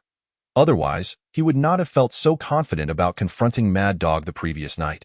However, upon learning of Mad Dog's connections to the Dark Realm, the merchant found himself in a position of utter disadvantage. In such a situation, the merchant had no choice but to either resign himself to fate or flee. Setting aside the question of whether he was willing to abandon his current enterprise, it remained uncertain whether Mad Dog would allow him to escape unscathed. Such convolutions of circumstance were evident to anyone with a modicum of intelligence. Confronted with Mad Dog, who had ties to the Dark Realm, it was clear to any discerning individual that the merchant's power was woefully inadequate, and he might not even comprehend how he met his demise. The merchant was acutely aware of this, yet he was unwilling to relinquish years of hard work, especially with an opportunity presenting itself. Approaching Yi Qi, the merchant, abandoning all pretense of decorum, stepped forward and grasped Yi Qi's hand. Pleading, Yi, you must help me. Faced with the merchant finally taking the bait, the demon hunter could not help but chuckle. Of course, however, your men must heed my commands. Furthermore, regarding the compensation post mission, Not an issue, as long as you are willing to assist. Everything is negotiable. The black market merchant personally opened the car door for the demon hunter, adopting a gesture of invitation. Yi Chi seized the box and shrugged, delighted to oblige. Chapter 7. A fiery clash. The Rolls-Royce emerged from the derelict factory, with Yi Chi being guided by Mori to sit beside him. Relishing the comfort of the leather seats, Yi Chi half closed his eyes, surveying the interior with keen interest. It was evident that for a demon hunter who had always lived on the brink of subsistence, everything within was a tantalizing dream. Do try this. Mori smiled as he retrieved a bottle from the car's minibar, pouring himself a glass before serving Yi Chi with great courtesy. The amber liquid, upon exposure to the air, released a rich fragrance that permeated the cabin. The black market merchant swirled his glass to fully savor the aroma, while Yi Chi, without much ceremony, downed his drink in one go. The black market merchant could not help but shake his head. Oh, Yi. This is a vintage from one of the oldest sellers of cognac in your Eastern parlance. This would be akin to wasteful extravagance. Alcohol is meant to be consumed. Regardless of the manner, it ultimately must be savored, Yi Chi retorted. Mori, are you not aware that we Easterners have a saying about pretentiousness? Yi Chi, playing with his empty glass, observed the black market merchant's smugness as he quoted an Eastern proverb, unable to suppress a chuckle. However, it was clear that Yi Chi had overestimated the merchant's grasp of the Chinese language. Upon hearing Yi Chi's jest, the merchant was momentarily taken aback, struggling to process it. Eventually, he muttered under his breath, "That damned professor said that mastering these words equates to understanding Eastern culture. Why are there still things I do not know? Curse him, I will definitely smash his desk when I return, tarnishing this charlatan's reputation. Mastering a few words to grasp Eastern culture? What nonsense! Even I, a bona fide Eastern individual, am still in the learning phase. Let alone you," Yi Chi mused inwardly, while the embarrassed merchant hurriedly shifted the topic. Let us return to discussing Mad Dog. Previously, Mad Dog controlled several bars and a meatpacking plant on Fisher Street, along with dabbling in pharmaceuticals. However, through recent developments, Mad Dog had now come to dominate the entirety of Fisher Street. This morning, he declared that no other forces were to encroach upon his territory. Anyone who dared venture in would be seen as a provocation and met with immediate hostility. Initially, I thought Mad Dog had lost his marbles, making such audacious claims. But now, heh. The black market merchant chuckled lightly, concluding his assessment of Mad Dog, before turning to inquire, what shall we do next? Naturally, we shall proceed according to the plan you previously devised. I am merely a hunter of the dark beings, Yi Chi affirmed. Indeed.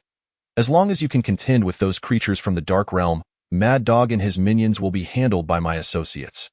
The merchant nodded at his bodyguard, who promptly took out his phone to relay instructions. The merchant then filled Yi Chi's glass once more. As long as we eliminate Mad Dog, his territory will be yours. If you find it inconvenient to manage, I will assign someone to oversee it, and every month, the profits will be deposited into your account. Yi Chi regarded the merchant with surprise. Although Mad Dog's establishments were not particularly noteworthy in the wider Talon district, they held a decent reputation on the surrounding streets. Consequently, the monthly profits would undoubtedly be substantial. Even if the black market merchant felt compelled to recruit him due to the current circumstances, Yi Chi was astonished by the merchant's willingness to outright offer him such lucrative assets. It was worth noting that the merchant had already made significant sacrifices for today's operation, not only in terms of the initial 1,000 Jimpuden, but also with the subsequent promise of an additional 2,000 Jimpuden. Moreover, deploying his subordinates to confront Mad Dog would inevitably incur casualties, necessitating compensation for bereaved families, alongside maintaining official relationships. Should the merchant fail to seize Mad Dog's territory, it would undoubtedly lead to considerable losses, adversely affecting his future endeavors. Conservatively estimating, following this conflict, the merchant would likely find himself incapable of further advancement for a minimum of 3 years, with the risk of being absorbed by other factions looming large. Contemplating the current dynamics of their relationship and his own future prospects, Yi Chi realized he could not afford to manage these establishments, nor could he entrust them to unfamiliar hands with any degree of confidence. Thus, Yi Chi arrived at a rather pragmatic decision. Thank you, Mori. Nevertheless, never mind, I have no interest in these matters. Simply convert it into gold for me. This approach not only allowed him to benefit personally, but also ensured the survival of the black market merchant. After all, one could never be certain when they might require the merchant's assistance in the future. Dealing with an acquaintance is invariably preferable to engaging with an unknown stranger in due course. I shall see to it. The black market merchant gazed at Yi Qi with astonishment.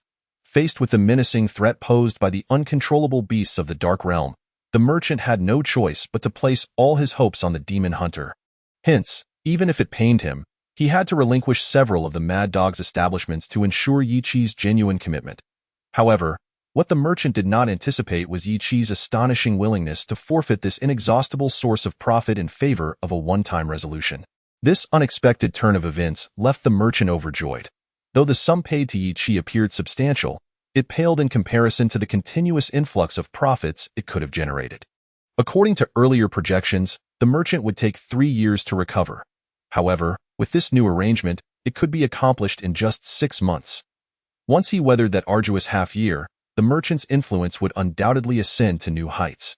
In a state of elation, the merchant continually refilled Yi Qi's glass with brandy sourced from the Goniac cellar, and even though Yi Qi's earlier consumption had caused him considerable distress, in this moment of good cheer, the merchant found it infused with a certain masculine charm.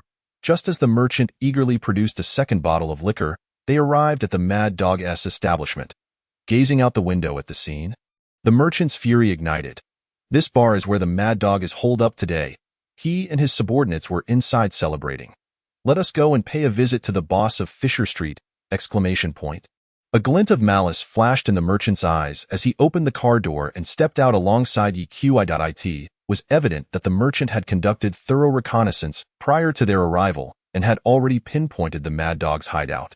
As the two descended from the vehicle, the 2 bodyguards, who had been silent within the car, sprang into action as a dozen armed gunmen surged from the nearby alley towards the bar. Leaving only the driver behind and a bar attendant stood at the entrance, clearing away the refuse from the previous night. Upon spotting the armed thugs, he immediately turned to flee. Alas, he had barely taken a few steps before his screams erupted. One of the bodyguards lunged forward, delivering a devastating punch to the attendant's face, the sound of shattering bones echoing through the morning street. Instantly, the attendant collapsed to the ground, wailing in agony. Without pausing, the 2 bodyguards, accompanied by the armed gunmen, stormed inside. Chapter 8. Escalation of combat. Bang, bang, bang. Instantly, a cacophony of gunfire and screams erupted within the bar. Amidst the alternating sounds of chaos, Mori sauntered to the entrance. Mad Dog, you wretched spawn.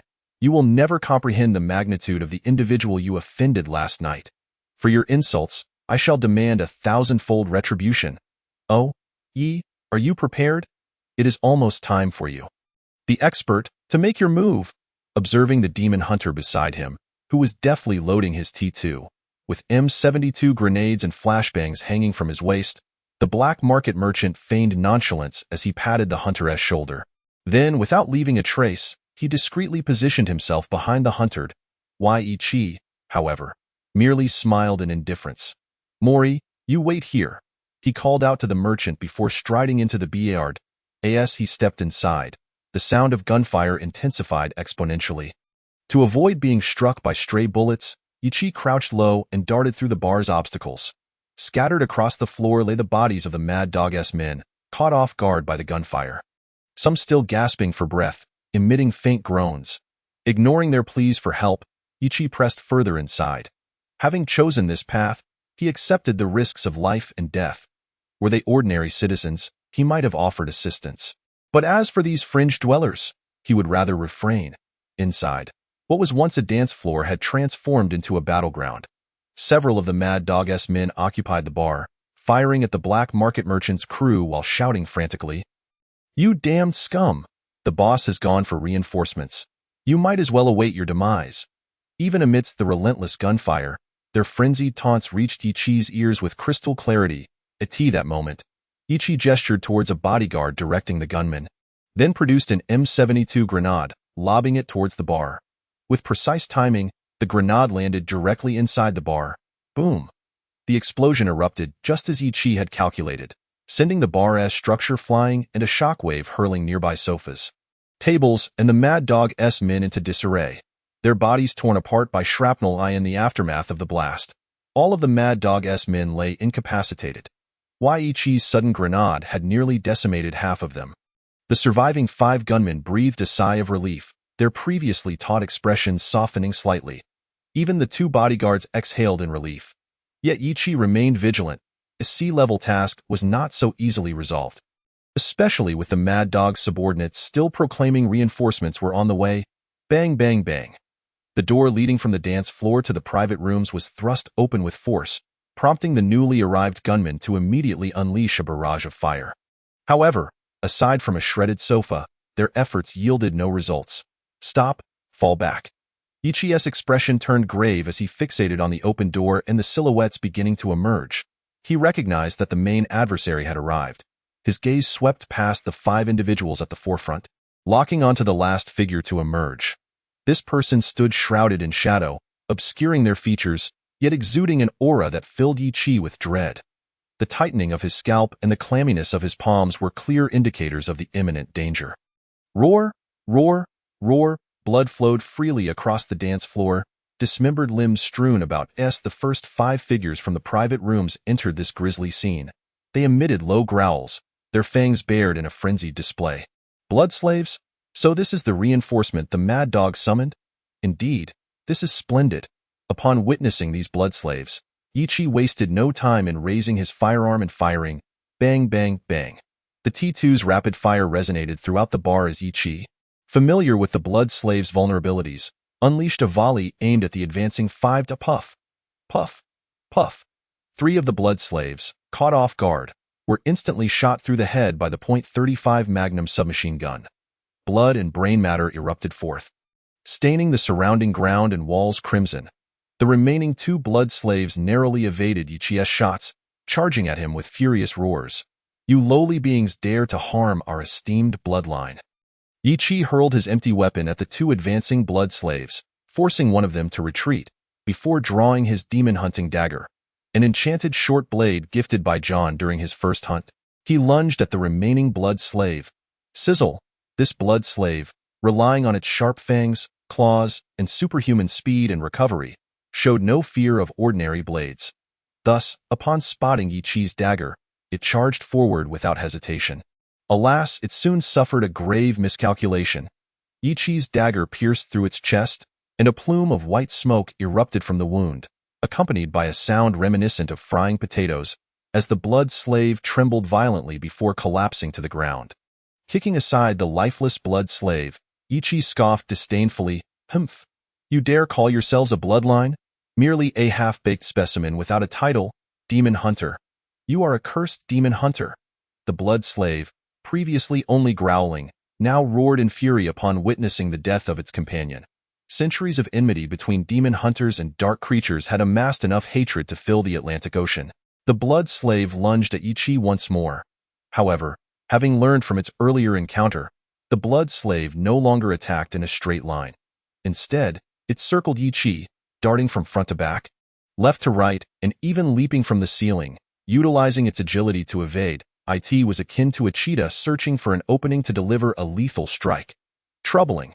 After attempting to expose a few vulnerabilities to lure the blood slave into a trap and failing, Ichi could not suppress a curse. He was well aware that a far more terrifying adversary awaited resolution, and he had neither the time nor the energy to squander on a mere blood slave. With his eyes fixed intently on the agile creature, he readied his dagger in one hand, while reaching for a vial of holy water strapped to his waist with the other. Unbeknownst to the blood slave, it continued to circle Ichi. Splash! Ah! As the blood slave once again dashed past Ichi, a handful of golden holy water splashed across its face. The blood slave writhed on the ground as if doused in concentrated sulfuric acid. Agony overwhelming him in a display of kindness, Ichi swiftly approached and delivered a decisive blow, liberating him from his suffering. Applause erupted from the shadows, the unseen adversary suddenly clapping his hands for Ichi. Gradually, he emerged from the shroud of darkness, revealing a middle-aged man clad in a tailcoat, a crimson handkerchief peeking from his left breast pocket, with short golden hair and striking emerald eyes, an archetype of aristocratic attire. However, an unmistakable scent of blood lingered about him, discernible only to demon hunters. Yet, what truly captured Yichi's attention was the pair of bat-like wings sprouting from the man's back, a vampire of noble rank. Yichi's eyes widened in astonishment. This was only the second encounter with those wings that symbolized status and power within the bloodline, the first being 4 years prior. Instinctively, the ominous tales of John regarding noble vampires surged in Yichi's mind, prompting him to reach for a vial of holy water with his empty hand. With the demon-slaying dagger raised defensively, he splashed the holy water, but the vampire vanished in an instant, leaving only the golden liquid splattered on the ground. Quick reflexes! The voice came from behind, startlingly close, as if whispered directly into his ear. Yichi leaped forward 2 steps and spun around, ready to strike. Yet, before the blade could descend, a cold hand gripped his wrist like a vice, causing immediate pain that forced him to drop the dagger, clattering to the ground. Gritting his teeth against the excruciating agony in his right hand, Yichi drew the M500 and fired at the vampire mere feet away, unleashing all 5 shots in rapid succession. The formidable power of the M500, combined with the specially loaded demon-repelling bullets, gave Yichi considerable confidence in dispatching the dark creature before him, even if it were a noble vampire. However, to his astonishment, the vampire casually caught all 5 demon-repelling bullets with one hand. The bullets, inscribed with positive energy runes, clashed violently against the vampire's palm, emitting wisps of smoke, but such superficial damage was trivial to a being of his regenerative prowess. Realizing this, Yichi swiftly hurled the M500 at the vampire's face and instinctively reached for another vial of holy water on his belt. However, while Yichi was quick, the vampire was swifter. Crack! TSK, TSK, to be honest, you disappoint me. Before Yichi's left hand could grasp the vial, the vampire wrenched his arm at an unnatural angle, snapping it with a sickening crack. The pain elicited a tortured scream from Yichi. Ha ha ha, splendid, beautiful, scream. The blood mixed with your anguished cries. The vampire's voice dripped with sadistic glee. How dare you inflict harm upon me, you wretched insect? In response to Yichi's agonized cries, the vampire reveled in his triumph, throwing back his head in a twisted laugh.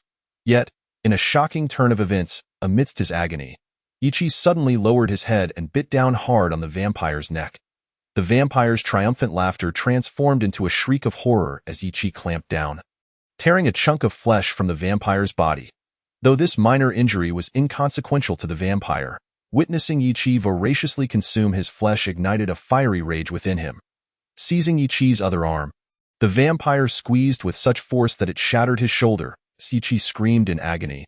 The vampire tightened his grip around Yichi's throat, lifting him slowly, though not worry. I shall not allow you to die so easily. You will endure endless torment, and then I shall skin you alive. The vampire's gaze was deceptively gentle yet fiercely malevolent as he spoke to the crimson-faced Yichi. However, in his delirium, Yichi could scarcely comprehend the vampire's words. Another voice echoed within his mind. Human, do you wish to live? This deep, resonant voice was imbued with power, markedly different from the middle-aged vampire's sinister tones. Yet, for Yichi, already teetering on the brink of consciousness, any sound felt irrelevant. The oxygen-deprived fog enveloping his mind rendered him incapable of thought. It appears we must alter our method of communication. The commanding voice resounded once more, and as Yichi struggled, he felt a sudden release around his neck, followed by a rush of clarity. He found himself in a vast hall dominated by towering columns of flame. The abrupt shift in scenery prompted Yichi to cautiously survey his surroundings. The walls and floor were constructed from massive, dark brown stones, each side measuring over 10 meters, and there was no ceiling, only a thick veil of black mist overhead. Yet, the most striking features were the colossal fire pillars, each over 100 meters in diameter, soaring from the stone floor into the obscuring mist above, creating an awe-inspiring spectacle. Human, do you wish to live? The deep voice resonated clearly in Yichi's ears. He began to scan the area, seeking the source of the voice, but the only company was the imposing columns and the encroaching black mist. No person in sight.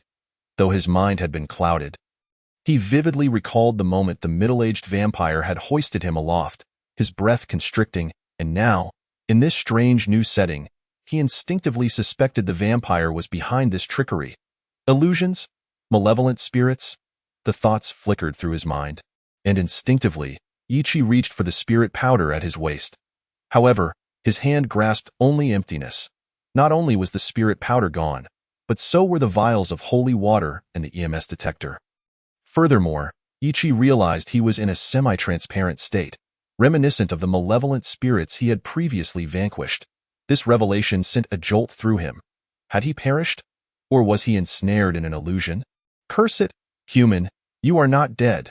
But if this drags on, it shall be imminent. With the powerful voice, the dark mist above began to swirl, slowly revealing a scene. A winged, middle-aged vampire holding a young man aloft. The latter's face a deep shade of reddish-purple, on the brink of asphyxiation. The young man, teetering on the edge of consciousness, was none other than Yi himself. Chapter 10. A turning point. The sight of his own near asphyxiation startled Yi. Yet he quickly regained composure and addressed the deep voice with a sense of wariness. Who are you? Where is this place? What do you intend to do?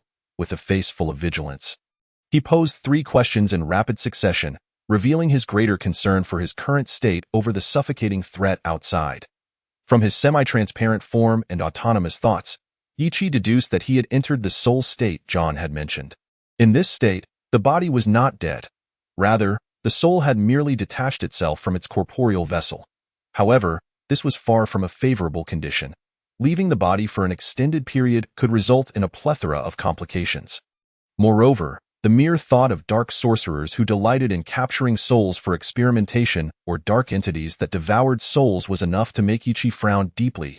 At present, the circumstances indicated he was likely imprisoned by a dark sorcerer with an affinity for soul research.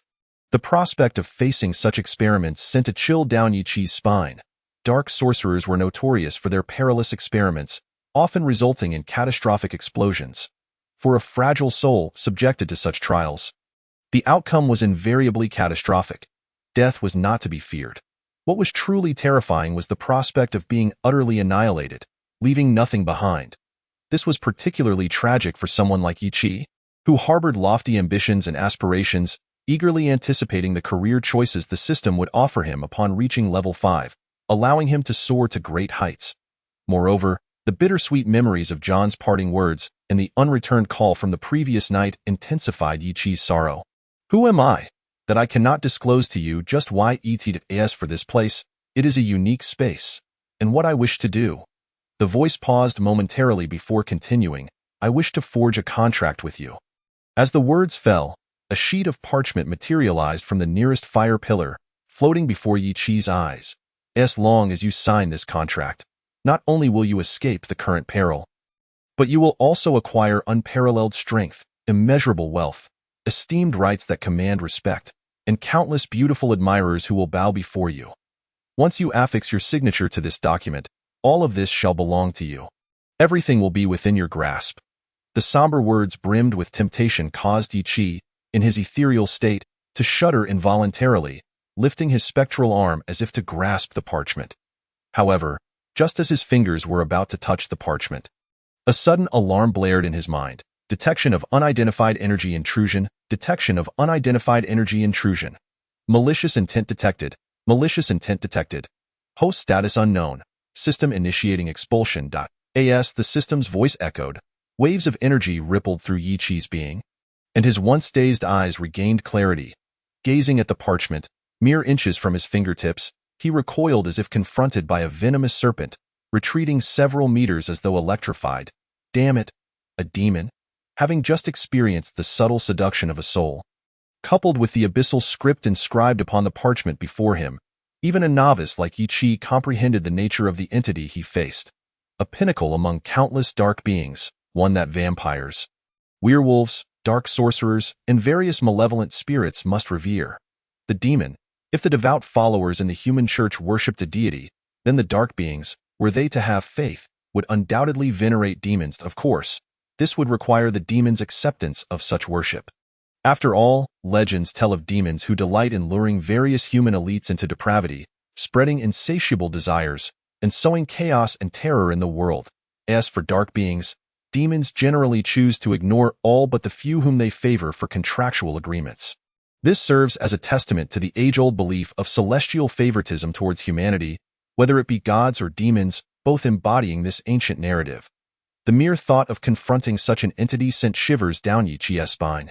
Indeed, as the unknown demon had claimed, signing the contract would grant Yi Qi unimaginable strength, wealth, power, and the admiration of countless beauties, yet one cannot gain without sacrifice. While the contractor receives these boons, what is relinquished is their very soul. Though the essence of the soul may not be obliterated, it becomes a slave to the whims of the demon to whom the contract is bound. Moreover, this is not all. The inherent chaos of demons means that those who enter into a contract with them inevitably become agents of chaos. Enacting a series of actions dictated by the demon's desires, it is easy to surmise that such actions, driven by demonic intent, would hardly serve the greater good, but rather incite wrath and resentment. When the time comes for retaliation, one would surely meet a dire fate. After all, even the most formidable contractor could not single-handedly confront the mightiest of the world, especially with the church, a conduit of divine will.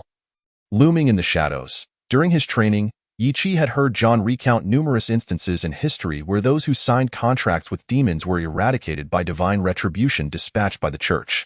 Contemplating the prospect of becoming an adversary to the entire world, Yi Qi felt no inclination towards mercy for the demon that had nearly lured him into a contract.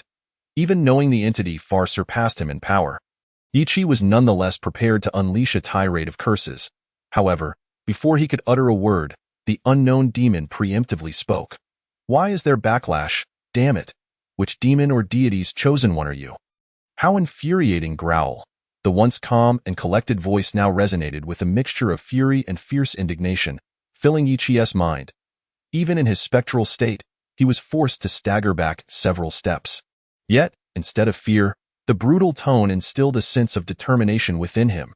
For beings of such a caliber as demons and deities, to enter the material realm inhabited by humanity, they must do so through possession or projection. Possession entails a deity or demon embedding their soul and power within a faithful follower, showcasing their unique abilities. Projection, on the other hand, involves casting aside their power and merely sending a fragment of their soul into the material realm.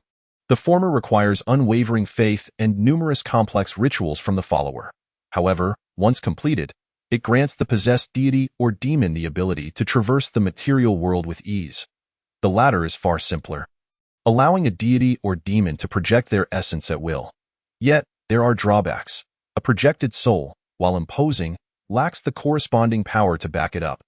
Simply put, it is but a hollow shell, given the current circumstances. It was evident to Yi Qi that the unknown demon had indeed projected itself into the material realm. Otherwise, with its cunning and brutal nature, he would have been torn to shreds long ago. Which demon or deity's chosen one? Could it be the system? As Yi Qi pondered the implications of the demon's words, he turned to the screen emerging from the swirling black mist. Depicting his own figure being hoisted by the throat by the middle-aged vampire, stirring a glimmer of hope within him. If it is merely a projection, perhaps there is still a chance. Although Yi Qi remained oblivious to the reason behind the demon's projection into the material realm, nor why it had ensnared his soul within its domain, this did not hinder him from proposing a transaction within his control, since the demon's projection had brought him into this realm. It surely desired something from him, and with his physical form captured by the vampire, he was no match for it. Therefore, why not engage in a mutually beneficial exchange? Naturally, all of this hinged on the premise that he maintained control. Yi Qi had no desire to become a pariah, hunted by all. Moreover, demons are demons. The disparity in power rendered Yi Qi inevitably vulnerable. For a hunter whose life was in peril, cautious engagement was the prudent course. Having encountered the esteemed one, Hunter Yi Qi is more than willing to offer my services. Of course, it would be even more agreeable if you could provide suitable compensation. Chapter 11. The demon's bargain. Having encountered the esteemed one, Hunter Yi Qi is more than willing to offer my services. Of course, it would be even more agreeable if you could provide suitable compensation. In the hall of blue stone, surrounded by 9 towering pillars of fire, Yi Qi, in his spectral form, slightly bowed to the air. One hand pressed to his chest. His clear voice momentarily silenced the previously rampant roar, and after a brief, oppressive stillness, the low voice regained its earlier composure. A hunter. Ha! Do you know what kind of existence I am? As the demon spoke the words hunter, Yi Qi distinctly sensed a wave of disdain. Though he had not witnessed it firsthand, Countless tomes chronicled the existence of the demon and others of its ilk. Thus, I am well aware of the nature of your being. Well aware? Then how dare you speak to me so? The aura erupted once more, this time even more fiercely than before, pinning Yichi's spectral form to the ground, rendering him unable to raise his head. Your projection has brought my soul into this realm, and you seek to bind me to a contract. There must be something you wish for me to accomplish. Meanwhile, my corporeal body is under siege by that bloodsucker, perilously close to demise. Therefore, why not engage in a transaction? You assist me in overcoming this crisis, and I shall help you fulfill your task. With his spirit overwhelmed by the demon's oppressive presence, Ichi mustered his strength, raising his head defiantly to shout, "A clever mortal. Yet do you truly believe you have secured victory?" Ichi's confident demeanor clearly displeased the unknown demon, prompting it to amplify its pressure upon him once more. Under this renewed weight, Ichi's semi-transparent soul rippled with waves of distortion. If this continued, it would not be long before he was utterly obliterated. A transaction, by its very nature, is a process of mutual need and benefit. As long as both parties are satisfied, the transaction is deemed complete. There is no such thing as guaranteed victory. We are merely engaged in mutual benefit. Sensing the demon's renewed pressure and the precarious state of his soul, Ichi hastily defended himself. Yet, after his outburst, he felt no indication of the demon relenting, and despair settled in his heart, leading him to think, "It's over. I was indeed too arrogant.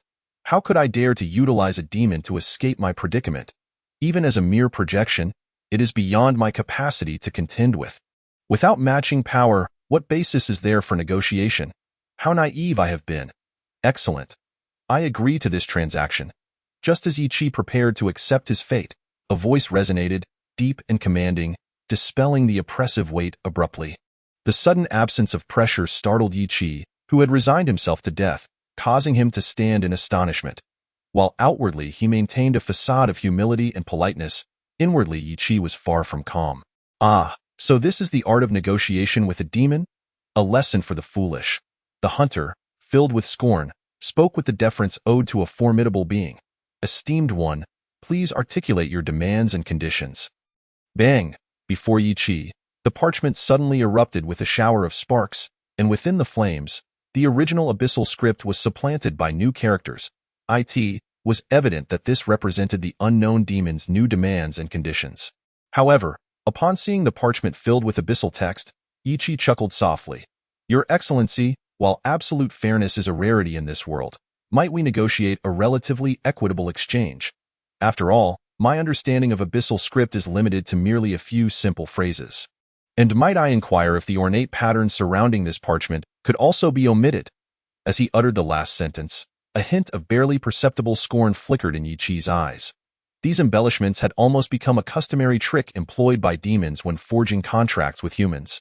Should one inadvertently overlook these patterns, one would soon discover a plethora of non-existent clauses post-signature.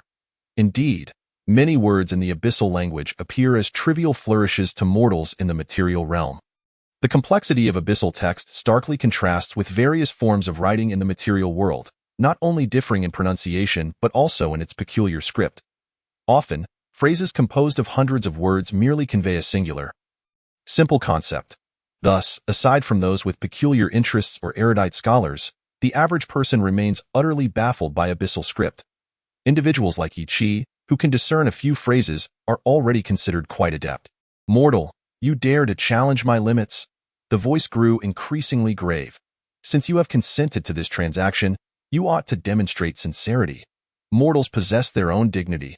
The smile faded from Ichi's lips, leaving only resolute determination. At such a critical juncture, retreat was not an option. Otherwise, all prior efforts would be rendered futile, and the idea of signing a servitude contract was utterly unacceptable to him. Once the demon hunter's voice fell, a profound silence enveloped the entire stone hall, rendering even the flames of the 9 pillars eerily hushed. In this oppressive atmosphere, the parchment spontaneously ignited once more with a resounding pop. When the flames subsided, the abyssal script had transformed into the universally comprehensible language of the material realm. The ornate patterns that had adorned the edges of the parchment vanished without a trace. The parchment now bore a succinct list of 3 clauses in plain, intelligible language, conveying the following. First, the counterpart would assist Yi Qi in extricating himself from his current predicament, and in return, Yi Qi would aid them in locating certain items over a specified period. Second, for each item retrieved, the counterpart would bestow upon Yi Qi a measure of power as recompense. Third, both parties would wager their souls. From the moment the contract was signed, they could not disclose each other's existence, nor could they inflict harm upon one another. Yi Qi stared wide-eyed at the unexpectedly advantageous contract, blinking in disbelief. The content of this agreement was indeed surprisingly beneficial to him, particularly the second clause regarding compensation and the final one concerning mutual non-harm, which invigorated him as if he had taken a stimulant. Demons were remarkably generous when achieving their goals, and the power bestowed was certainly not to be underestimated. Yi Qi began to speculate about the nature of the power. Control over flames? Or perhaps some form of mental assault? Yet, as the initial thrill subsided, doubt crept in. Was this contract perhaps too favorable for me? Could this be the seduction inherent in demonic pacts? If so, it would explain why countless individuals throughout history, fully aware of the demon's true nature, still chose to forge agreements with them. Anxiously, after meticulously scrutinizing the parchment multiple times to confirm its integrity, the demon hunter extended his ethereal hand and pressed it onto the parchment. Instantly, a blinding white light erupted from the parchment, illuminating the entire stone hall. Chapter 12. The harvest amidst the blinding radiance, even in his ethereal state, Yi Qi found himself shielding his eyes with his arm. When he lowered it, what lay before him caused his eyes to widen in astonishment. A peculiar creature, a wolf with a serpent's tail, standing approximately 2 meters tall, was seated before him, gazing at him with what appeared to be a smile. Not question why Yi Qi interpreted this creature's gaze as a smile. He himself could not fathom it, yet the moment he met its eyes, the thought of its smile manifested within him. Yet, this was not the crux of the matter. The true focus lay in the creature's form. Despite its enormity and transformation from inanimate to animate, Yi Qi was unequivocally certain that it bore an exact resemblance to the 2 magical statues he carried in his pocket. Why such a striking similarity? Could it be? In an instant, a realization struck him, accompanied by an unsettling premonition. Kid, you are truly troublesome. To forge a contract with you, I have expended such effort. However, it seems someone has already outpaced me in securing your soul. Wait, no, I have been watching your every move. If those others had acted, I would have sensed it immediately. Could you possibly be the offspring or reincarnation of someone significant? Yet, I have not heard of any unfortunate souls falling recently. How peculiar! The creature, lacking any semblance of dignity, crawled onto the stone floor, reminiscent of an old man rambling, occasionally casting glances at Yi Qi, who stood before it. Was that all you're doing? Listening to the creature's soliloquy, Yi Qi could discern some of the unfolding events and felt a fire ignite within his chest as he asked, wide-eyed, do not speak so harshly. We are now partners bound by a shared contract. We ought to assist each other, foster camaraderie. The creature, sprawled on the stone slab, yawned while casting a sidelong glance at the indignant Yi Qi. You went through all that trouble just to have me help you find a statue identical to yours? If you hadn't mentioned the contract, it would have been better. But now, just thinking about that near-death experience ignites a fury in me.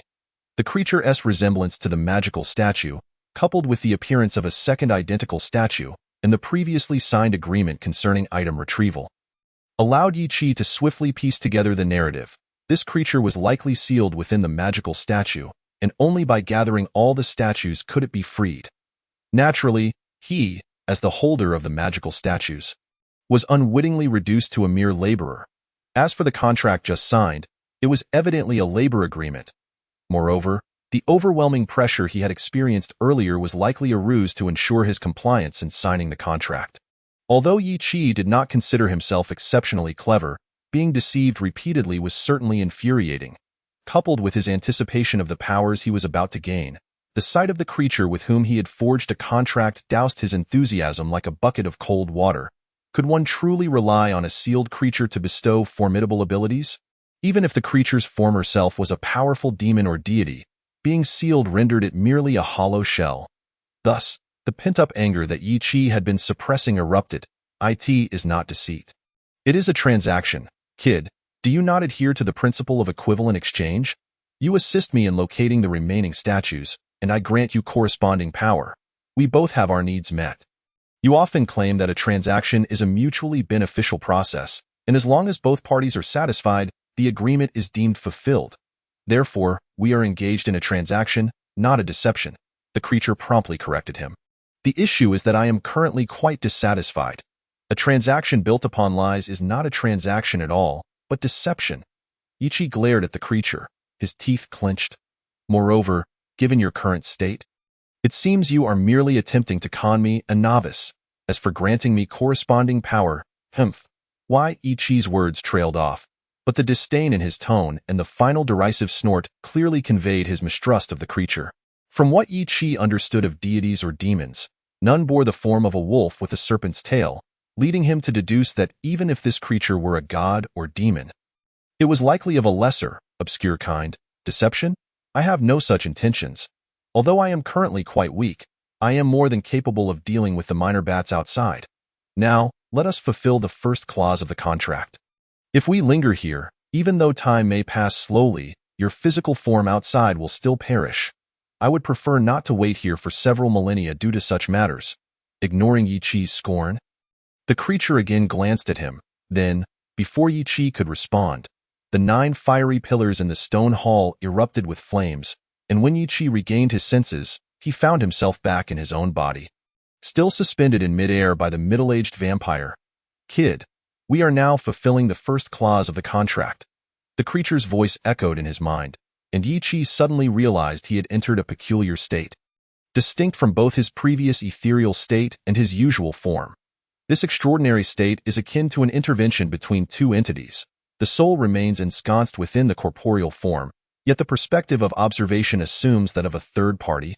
Much like watching a film. Ichi, observing himself being throttled, squints and raises his relatively intact right hand to rest upon the hand of the vampire that is gripping his neck. This reaction resembles Ichi's final, desperate struggle. This provokes a fresh bout of maniacal laughter from the middle-aged vampire. However, this raucous laughter swiftly transforms into a wretched howl, as the once deranged yet distinguished vampire, embodying the image of a handsome middle-aged man, visibly ages at an astonishing pace. Perhaps it would be more accurate to say he withers away. In stark contrast, Ichi's injuries from the battle are rapidly mending. Even his left arm, which had suffered a fracture, is returning to normal amidst a cacophony of cracking sounds. One diminishes, the other flourishes. The once formidable middle-aged vampire now appears strikingly pallid and feeble, and ultimately, his howls diminish into a faint murmur. When the cries of despair cease entirely, the vampire's stature, which had been notably taller than that of an average person, has shrunk to the size of a 5 or 6-year-old child. The span of time from when the strange wolf declared its first covenant to the vampire being completely drained of vitality was merely a matter of seconds, leaving Ichi, who had been in a state akin to watching a movie, utterly astonished and unable to comprehend the situation.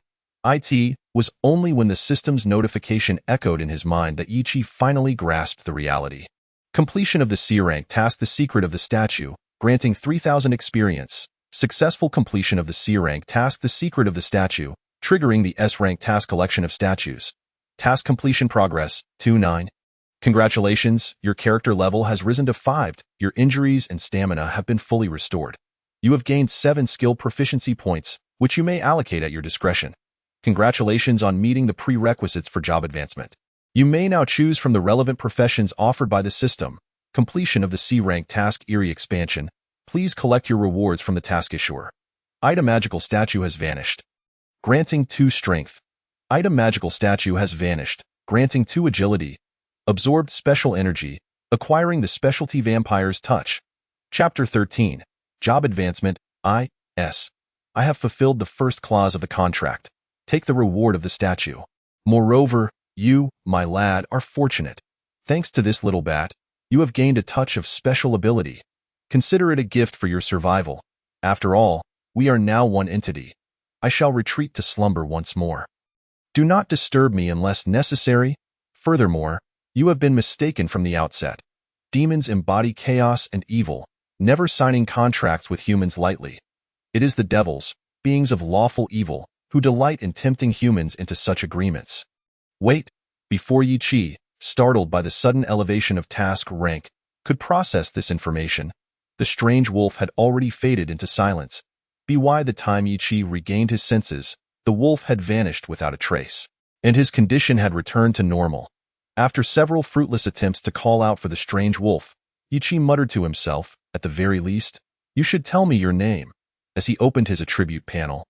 Name: Yi Chi. Title: Apprentice Demon Hunter. Level: 5. Profession: None. Attributes: Strength, 16. Agility, 16. Constitution, 14. Perception, 16. 2. Charisma, 14. Unallocated attribute points, 1. Specialties: Beast Instinct, Vampire's Touch. Unselected specialties: 1. Skills: Appraisal 5, Deceit 5, Focus 8, Trap Making 4, Medicine 2, Stealth 18, Listening 15, Medicine 2, Rumor 2, Lockpicking 10, Pickpocketing 2, Search 10, Gunpowder Weapons 25, Cold Weapons 20. Unallocated skill points, 7. Beast Instinct. Having grown up among animals and interacted with various species for an extended period, you have developed superhuman sensory perception. Effect: Perception 2. Vampire's Touch. Possessing special energy, you grow increasingly formidable in battle, prevailing against all odds. Effect: Upon activation, you can recover 1 of your stamina with each combat encounter with an enemy. Lasting 10 minutes, cooldown, once per day.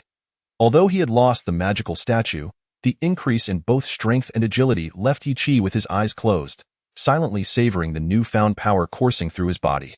Thanks to these unexpected 2 attribute points, Yi Chi felt confident that he could at least match his mentor John in a duel.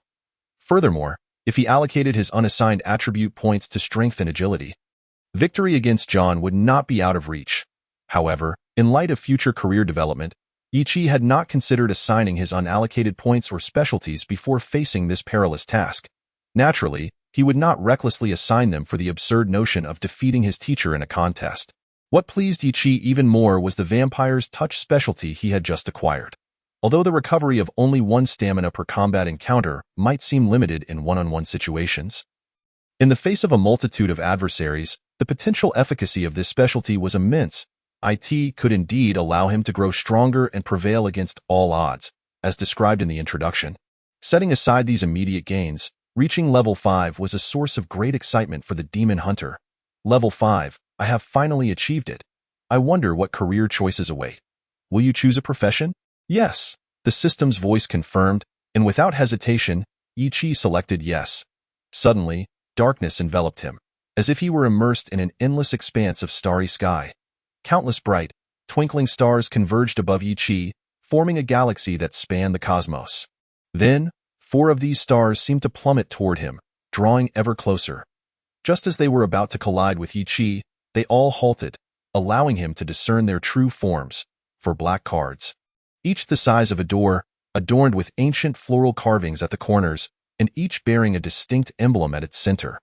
From left to right, they depicted a long sword, a shield, a dagger, and a staff.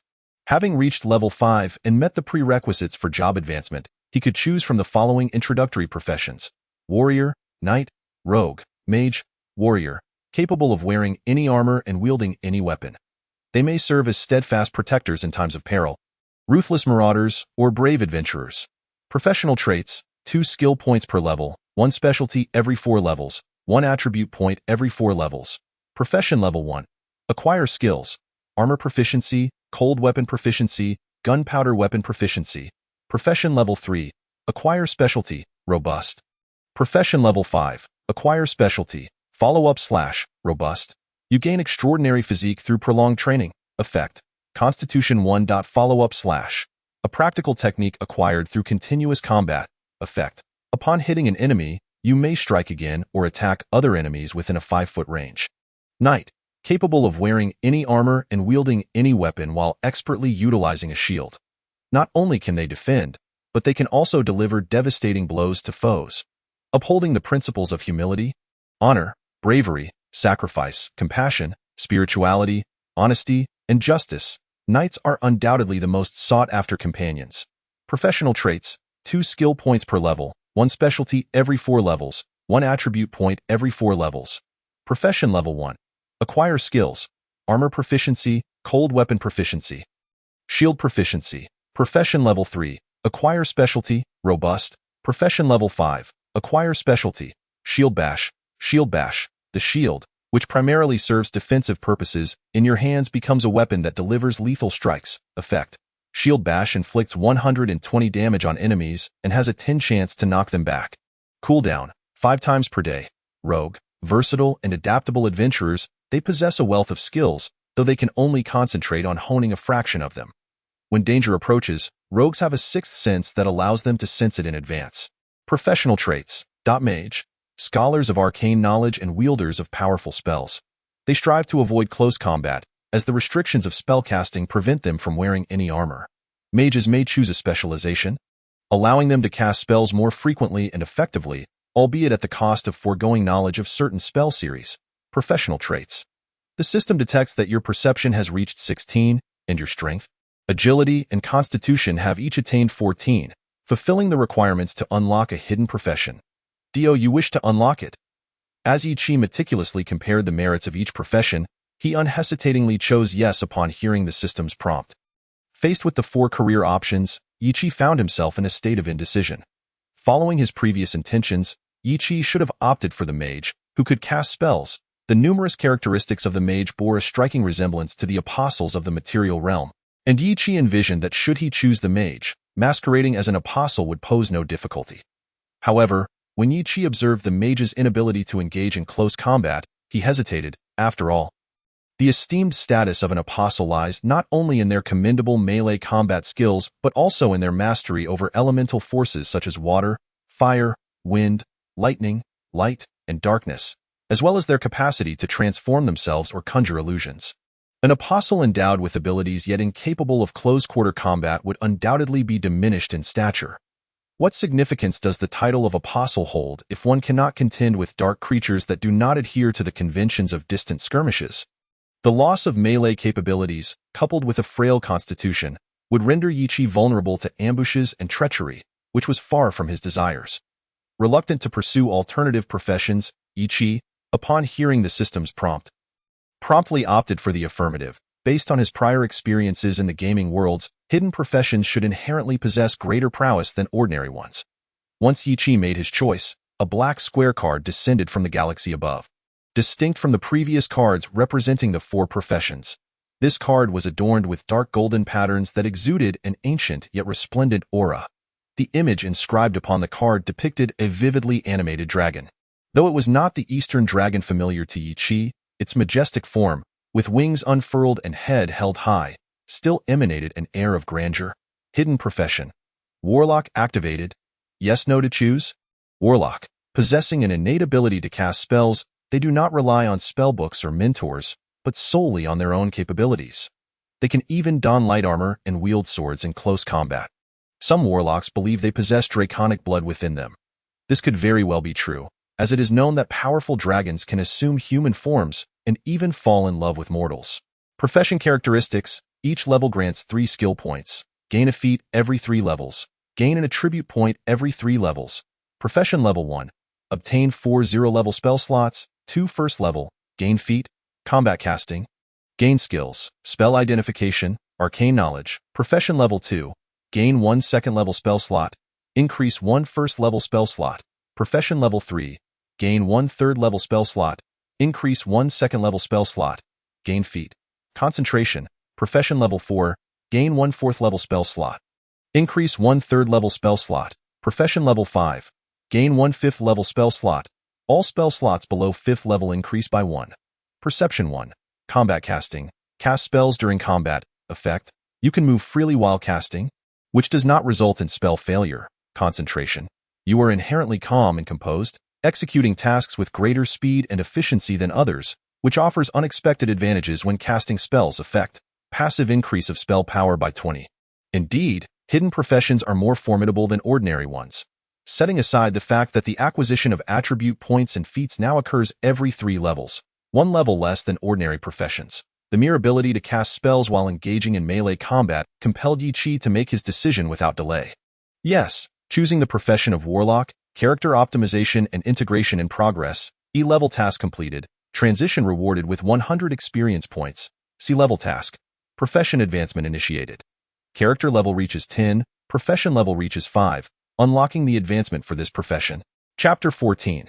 Transition, Part 2. This optimization and integration process was exponentially more arduous than the initial system optimization Yi Qi underwent. The physical sensations of soreness and tingling were akin to countless tiny ants crawling over him, compelling Yi Qi to grit his teeth and endure.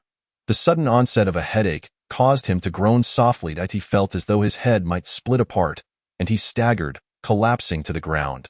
In a daze, Yi Qi perceived a figure cloaked in black, clad in silver-scaled armor, wielding a slender sword, seemingly engaged in combat. The figure swiftly dodged while unleashing torrents of flames, which then morphed into ice spikes and lightning. The sword in the other hand struck with the precision of a venomous serpent, targeting the enemy's vital points. Humph! The scene before him accelerated, and Yi Qi's headache intensified, ultimately leading him to emit a pained groan before losing consciousness. Yi? Time slipped away, and the voice of the black market merchant roused the unconscious demon hunter. Upon opening his eyes and seeing the merchant supporting him, the hunter smiled. How long was I out? About half an hour, Yi. Are you all right? The merchant's concern elicited a grin from the hunter. Of course, just a momentary fatigue. Mori, everything here has been resolved. Remember to transfer the payment to my account once you're done? No problem, the merchant nodded readily. Previously, he might have hesitated over the financial implications, yet upon witnessing the emaciated bat-winged creature lying beside the demon hunter and a group of bloodthirsty thralls, he promptly agreed. Professional matters should be left to professionals, even if it meant incurring certain costs, as the current expense would pale in comparison to future losses. The merchant had learned this lesson well while navigating the underground transactions of his first street. Though the demon hunter, reclining on the sofa, yearned to inspect the changes in his attributes post-transition, it was ultimately inconvenient to do so in the presence of the merchant. Thus, he stood from the sofa, gently stretched his body, and, feeling no issues, immediately crouched down to complete his task, severing the bat wings from the vampire's back. This was one of the essential proofs of task completion. Fortunately, the wings were primarily composed of bone. Otherwise, the creature would have been drained by the monstrous wolves, leading to further complications when explaining to Old Ward. Despite their tattered condition, these wings would suffice for turning in the task. The hunter also remembered to collect the fangs of the blood thralls. Gathering all task items into a makeshift bundle using a sofa cover, he secured it on his back. After donning the scattered equipment, the eager hunter bid farewell to the merchant and, disregarding his somewhat disheveled appearance, excitedly exited the Mad Dog's venue, darting into a deserted alleyway. Name: Yi Qi. Title: Apprentice Demon Hunter. Level: 5. Profession: Level 1. Warlock. Attributes: Strength, 16. Agility, 16. Constitution, 14. Perception, 16. 2. Charisma, 14. Unallocated attribute points, 1. Feats: Beast Instinct, Vampire's Touch, Combat Casting. Unselected feats: 1. Skills: Appraisal 5, Deception 5, Concentration 8, Trapcrafting 4, Medicine 2, Stealth 18, Listening 15, Medicine 2, Rumors 2, Lockpicking 10, Pickpocketing 2, Search 10, Gunpowder Weaponry 25, Melee Weapons 20, Spell Identification 10, Arcane Knowledge 10. Unallocated skill points: 10. 0 level unallocated spell slots, 4. First level unallocated spell slots, 2. Gazing at the unallocated spell slots. Yi Qi's eyes ignited with fervor. Spells are the essence of the warlock profession and the crux of his choice. Thus, he continued to allocate his skill points as before, distributing 5 points each to gunpowder weaponry and melee weapons. However, this customary allocation yielded an unexpected delight. The skill in gunpowder weaponry reached level 30, upgrading to gunpowder weaponry mastery. Gunpowder weaponry mastery. After prolonged interaction with gunpowder weapons, you wield unimaginable power in their use. Effect: increases power by 10 when using gunpowder weapons. The sudden notification caught Yi Qi by surprise. Previously, skill points seemed nebulous in their effect, lacking the immediate impact of attribute or feat points. Thus, he did not regard them with particular importance. Yet, observing the upgrade of skills now revealed the significance of skill points. Although it was merely a 10 increase in power, this percentage was contingent upon the user, implying that whether wielding an ordinary handgun or a rocket launcher, the enhancement was applicable. While the handgun's power might not be immediately evident, switching to a rocket launcher would certainly yield a different outcome. Moreover, now that gunpowder weaponry had merely reached mastery, Who knew if there were further levels to attain? If so, how much more powerful could it become? All these prospects filled Yi Qi with anticipation, especially as he considered the potential effects of upgrading his other skills. However, he was also aware that achieving full upgrades across all skills would be an immense challenge, even with the additional 3 points per level due to his transition to Warlock. Yet, recalling that these skills were acquired through John S. training rather than being directly bestowed by the system, a thought arose within Yi Qi. Perhaps these skills could be upgraded through regular practice, independent of skill points. Certainly, this is merely a conjecture, and it requires Yi Qi's subsequent practice to ascertain its validity. Moreover, the present moment is certainly not opportune. After allocating his skill points, Yi Qi, who was pleasantly surprised, invested the attribute points he had been accumulating into perception, promptly elevating his perception from 16 to 17. From the introduction of the sorcerer class, it is evident that the essence of casting spells lies fundamentally in perception. Having embarked on the path of a sorcerer, Yi Qi naturally aimed to amplify his advantages in this aspect. As for the feats, Yi Qi remained undecided, for although a new feat, heavy armor proficiency, had appeared among the existing options, it did not enhance the sorcerer's potency, nor did it augment his capabilities or attributes in comparison to the previous 3 feats, leaving Yi Qi dissatisfied. With the reference of Beast Instinct, Vampiric Touch, and Combat Casting, Yi Qi's aspirations began to rise. After attending to all these matters, Yi Qi was finally able to direct his gaze towards the spell options in the attribute panel. Should he choose a level 0 or level 1 spell? Yes. The list of level 0 and level 1 spells was now available instantly. A comprehensive list brimming with spell names materialized before Yi Qi's eyes. While the system voice began to elucidate for Yi Qi, who was encountering the spell list for the first time. Spells could be categorized by school into conjuration, enchantment, abjuration, necromancy, transmutation, divination. Among the 8 primary school spells ranged from level 0 up to level 9 currently. The available choices for level 0 spells are 4 level 1 spells, 2. Please select level 0 spell options. Resist energy, light, read magic, mage hand, level 1 spell options. Burning hands, mage armor. Through the descriptions, Yi Qi understood that level 0 spells were collectively referred to as cantrips. At a low level, a sorcerer generally finds it challenging to make a significant impact in combat. Therefore, Yi Qi opted for a few distinctive spells as backups, in case of unforeseen circumstances. However, level 1 spells could already be considered true magic, their power not to be underestimated. Yet, despite the multitude of spells available, Yi Qi's spell slots were limited. Thus, he judiciously selected one spell with formidable offensive power and another with solid defensive capabilities. Burning Hands unleashes a cone of fire that damages all enemies in front. Effect: deals 1d4 points of fire damage per level, up to 5d4. Mage Armor conjures an invisible, intangible armor to protect the caster. Effect: grants the target a 4 armor bonus Mage Hand. After selecting his spells, the monster hunter could not resist casting the newly acquired level 0 cantrip on an empty bottle at his feet. Upon witnessing the bottle float and dance before him, mirroring his desires, the hunter immediately rejoiced and cheered twice. He seized the empty bottle and hurled it into the sky. Then, restrapping his pack, he eagerly set off towards Old Dad's bar. No matter how elated he felt, the hunter did not forget that the unscrupulous merchant still had a task to assign. Chapter 15. A glimmer of brilliancy. Good afternoon. The boss is on the 2nd floor. The monster hunter, a frequent visitor over the past year, was already well acquainted with the bartender and security personnel. Although surprised by the disheveled appearance of the hunter today, one of the security guards still pointed out Old Ward's location. Nodding appreciatively at the guard, Yi Qi ascended to the 2nd floor. Just like the previous night, 2 burly black men stood like sentinels at the door, offering no glance at the returning hunter.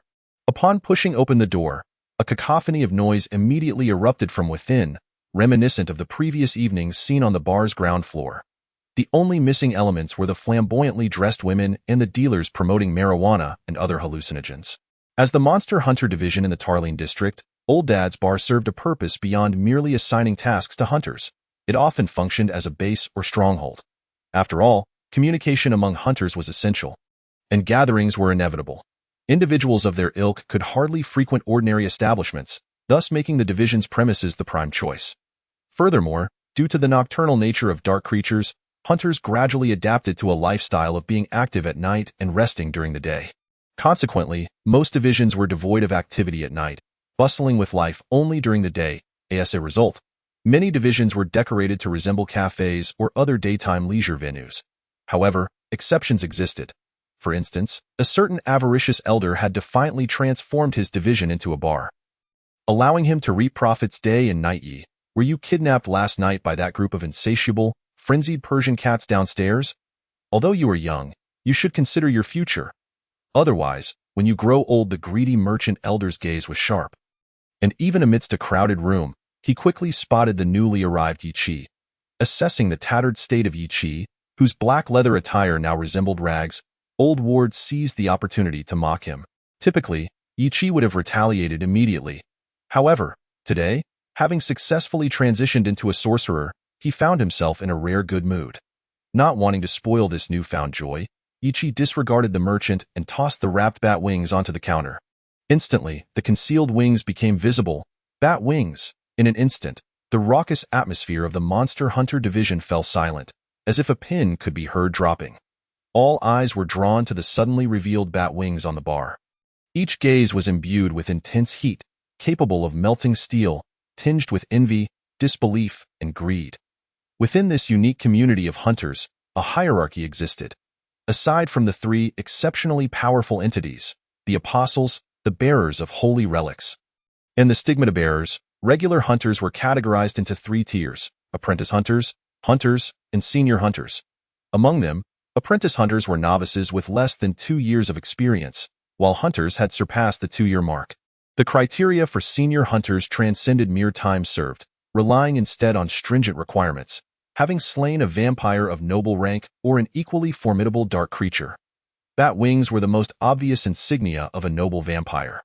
Consequently, presenting bat wings for a mission signified that Yi Chi had instantly elevated himself from the ranks of a novice to that of a senior hunter. The title that elicited jealousy from so many hunters was undoubtedly not a mere badge of honor. It came with substantial rewards. Each senior hunter, aside from receiving an annual subsidy of 100,000 paper notes from various hunter divisions, could procure supplies or information at a discounted rate of 20 from any division. Furthermore, during the biennial gatherings held by the headquarters, distinguished senior hunters who had made significant contributions would be rewarded with holy relics. Holy relics signify a power of an entirely different magnitude. Those who wielded such power could undoubtedly transcend the mortal realm. However, the holy relics that have been passed down through the ages are scarce, akin to searching for a needle in a haystack. Therefore, acquiring a holy relic through the rewards of the hunter headquarters is the route most hunters choose to pursue. Even many sideline descendants within families embark on this path.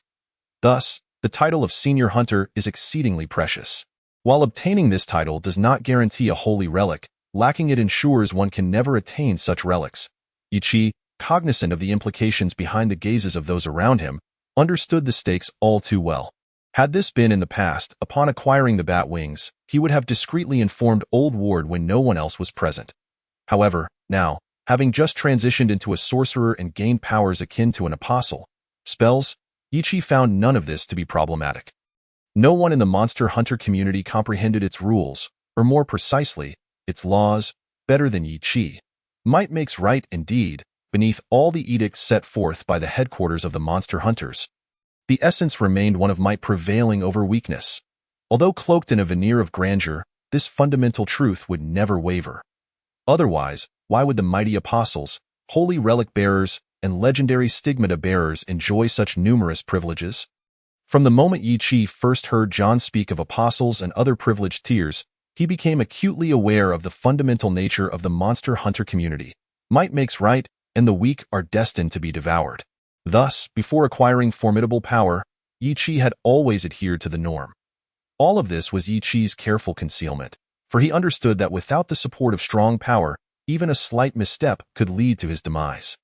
Not even John could save him, however. Now, empowered with abilities akin to those of an apostle, Yi Chi could afford to be a tad more audacious, provided he did not provoke certain influential figures in the Monster Hunter headquarters. While the might of spells made Yi Chi appear akin to an apostle, Level 0 cantrips and Level 1 spells were still rather weak.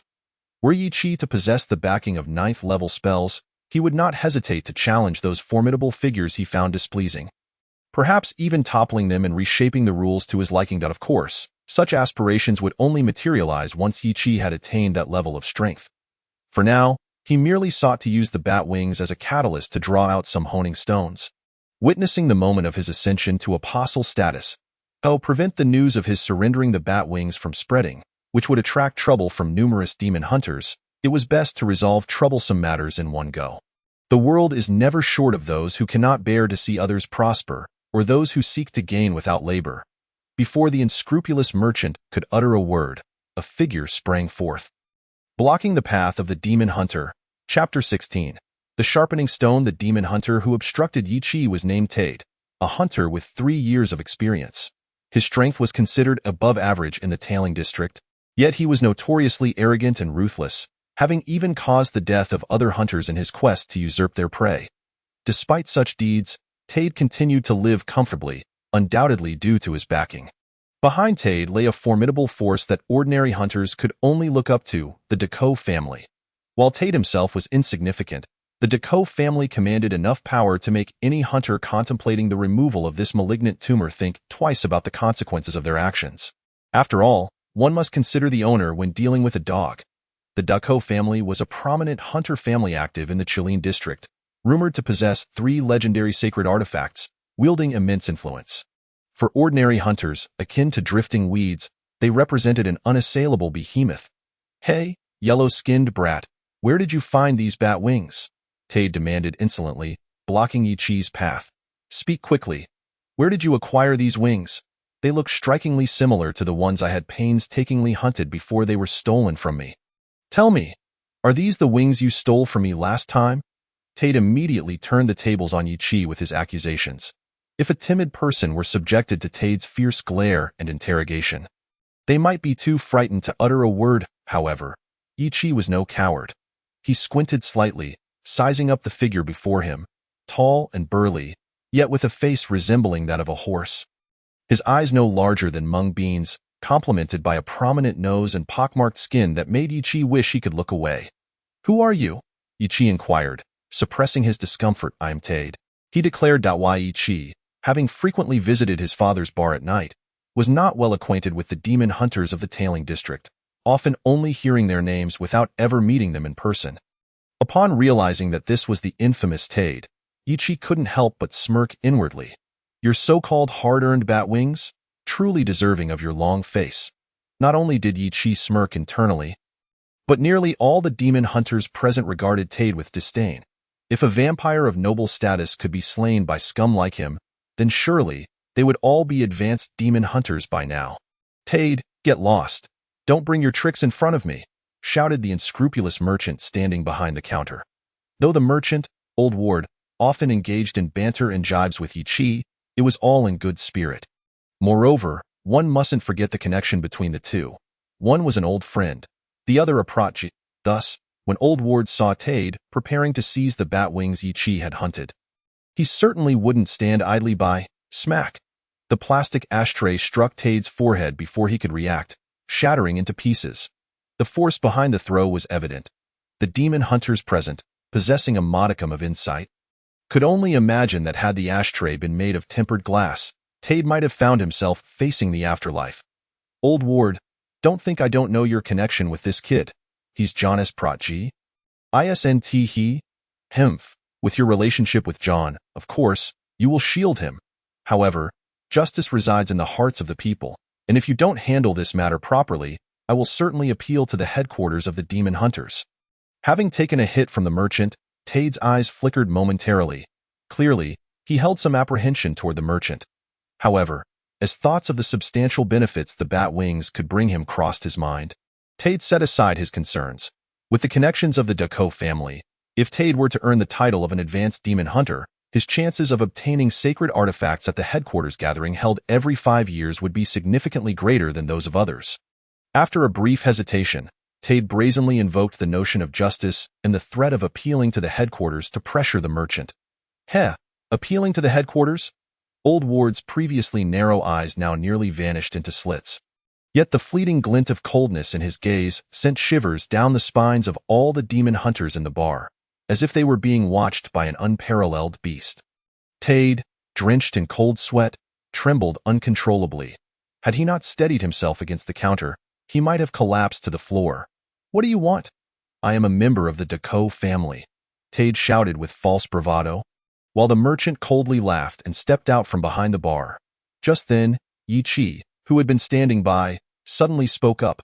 "Old merchant, this is between him and me." YT's unexpected interjection drew the attention of the demon hunters who had come to observe the commotion. Suddenly remembering that this novice was the true party involved. Instantly, the gazes of the surrounding hunters shifted towards Yi Chi, filled with astonishment, disdain, and, predominantly, mockery. For hunters who danced on the edge of life and death, relishing chaos, such a situation was merely an opportunity for entertainment. They would never intervene or act as mediators. If not for the somewhat special status of the two involved, the surrounding hunters would have long since joined in the fray. Even without closely observing, Yi Chi could discern the expressions of the hunters around him. For if this were any other day, he too would have worn a similar expression when faced with such a scenario. However, not only did this situation arise from his actions, but he also had the imperative to demonstrate the capabilities of an apostle to earn the title and a series of privileges, compelling him to step forward. Though surprised by the merchant's sudden display of authority, the demon hunters, fully aware of Yi Chi's intentions, stood ready to support him before the merchant could act. Observing Tade, who had escaped from the merchant's pressure, drenched in cold sweat as though pulled from a lake, Yi Chi calmly proposed, "Let us each stake our lives in a duel. The victor claims the bat wings, while the loser perishes, the life and death duel, a manifestation of the might is right principle under a hypocritical system. When a dispute arises and both parties are unable to disprove each other's claims, they resolve it through their respective strengths. The victor naturally becomes the one in the right, even if they were initially wrong, while the dead do not argue over right or wrong." Chapter 17. Flames of Conflict, a Life and Death Duel. The surrounding demon hunters were taken aback by Yi Chi's declaration. Those entrenched in this circle understood all too well the implications of a life and death duel. Losing was not merely a matter of defeat. It could very well cost one their life. Instantly, all eyes turned to the novice, who had only recently arrived in the tailing district, as if they were seeing Yi Chi for the first time. Most gazes were filled with astonishment and excitement at the unfolding spectacle, with only the merchant's face betraying a flicker of concern, though he remained silent. Yi Chi had made it clear that this was a personal matter between him and Tade, and no one else needed to intervene. Thus, even if the merchant was apprehensive, he could only choose to trust Yi Chi, unable to obstruct his path. To do so, even out of goodwill, would risk severing their friendship and creating a rift within the demon hunter community. Reputation was paramount alongside strength. Yi Chi had already spoken his piece. Any interference from the merchant would be tantamount to slapping Yi Chi's face. Therefore, despite his reluctance, the merchant could only watch helplessly, fully aware of what reputation meant in the realm of demon hunters. If he truly intervened in Yi Chi and Tade's life and death duel, Yi Chi's career as a demon hunter would be irreparably tarnished, potentially becoming a laughingstock. Even if he were to eliminate Tade, it would be of no consequence. Ha ha ha, a life and death duel. You, a novice, actually dare to challenge me to such a duel? Tade erupted into maniacal laughter. Having shed the earlier oppression from the merchant's presence, his grotesque face twisted into a cruel smile directed at Yi Chi. Then, "As you wish, novice." Yet Yi Chi, facing Tade, was momentarily taken aback, his expression revealing astonishment. The surrounding demon hunters assumed Yi Chi was struck by fear. Those who had previously begun to regard him with newfound respect now sneered at him disdainfully. Tade, emboldened, made a gesture across his throat, mimicking the act of slitting it. Having prepared thoroughly, Yi Chi was far from cowardice. His momentary surprise stemmed from the system's sudden notification as Tade agreed to the life and death duel D-rank mission. Contest for the bat wings. Defeat Tade, who was forcefully claiming the bat wings in the life and death duel. What is this? Missions can not only be received from the issuer but can also be randomly triggered. For the first time encountering such a situation, Yi Chi could not restrain his curiosity. However, the mocking laughter echoing in his ears and the audacious demeanor of Tade before him served as a reminder that this was not the appropriate moment. He promptly turned and made his way towards the recently vacated space in the center of the bar. Though the term life and death arena inherently suggested a stage, incidents always erupted unexpectedly, leaving no time to construct one. A mere open space sufficed. "Ha ha, rookie, I'll show you what a true demon hunter is," Tade declared with bravado, following Yi Chi into the clearing, his face brimming with arrogance. Indeed, Tade possessed the credentials to be so audacious.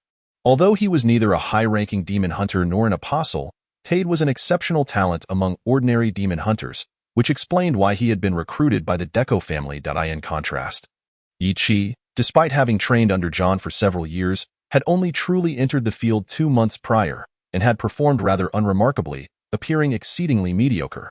Thus, it was no surprise that Tade exuded confidence against such a foe. Not only Tade, but the surrounding demon hunters shared this sentiment, as evidenced by the betting odds recently established on a nearby table. 150 odds clearly indicated the prevailing opinion among those present. Had it not been for a scheming merchant placing 100 gold pounds on Yi Chi's victory, the odds would likely have been even more lopsided. "Begin," with a shout from the merchant acting as referee. Tade swiftly drew his curved dagger and charged at Yi Chi, viciously aiming a downward strike. The dagger, slicing through the air with a fierce wind, demonstrated both speed and force at a formidable level. Though many demon hunters looked down upon Tade's character, they could not help but exclaim in admiration at this display. Meanwhile, the merchant referee's eyelids flickered, and he turned away. Having often interacted with Yi Chi, he understood the latter's true capabilities. Despite his immense physical potential, he was ill-equipped to withstand such an assault. Remembering how his friend had entrusted him with his disciple, Old Ward felt a wave of shame wash over him, which swiftly transformed into a burning fury directed at Tade and the Deco family. "Tade, Deco family? Very well." As the merchant seethed, plotting his revenge, he was suddenly struck by a wave of heat from behind. Instinctively, he leaned back and rolled on the ground. In the midst of his rolling, he glanced towards the source of the heat, and his eyes widened in disbelief. Before him, a fiery red cone of flame erupted from Yi Chi's hand. "Is this fire control?"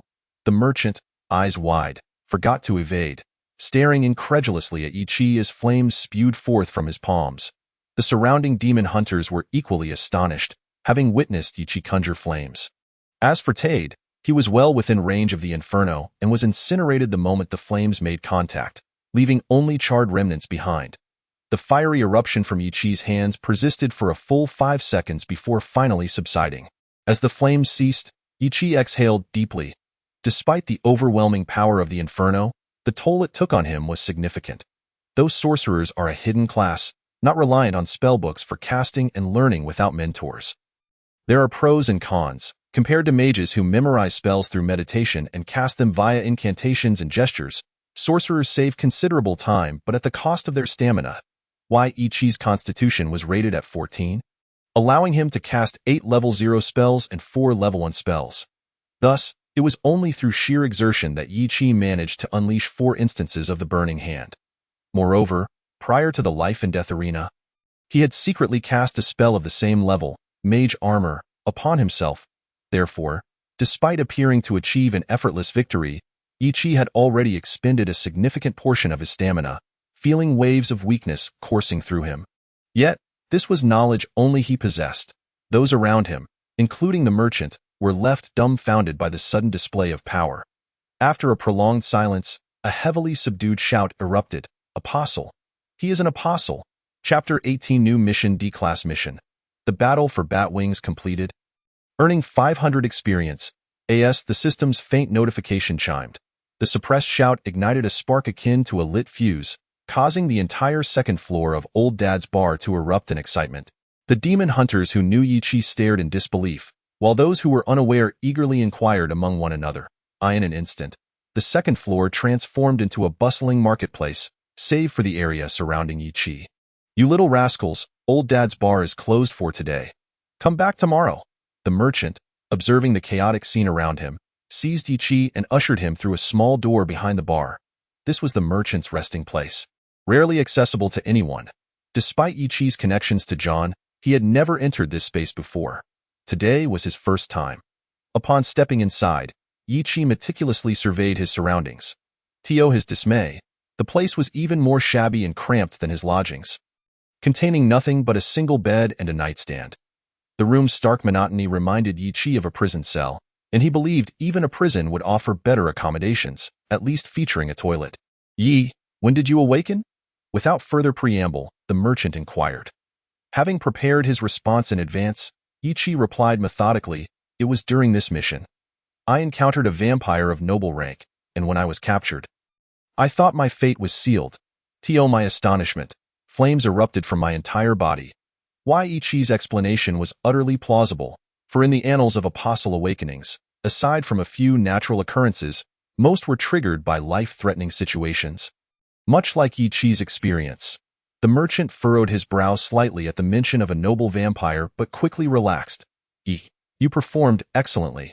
Not only did you eliminate a noble vampire, but you also awakened as an apostle. John will undoubtedly be astounded. After all, he only killed a noble vampire in his 7th year in the field. Congratulations, Yi, on the successful completion of this mission. C. Class Mission. Mysterious expansion completed, earning 5,000 experience. Congratulations, your character level has increased to 6. Your profession level has risen to 2.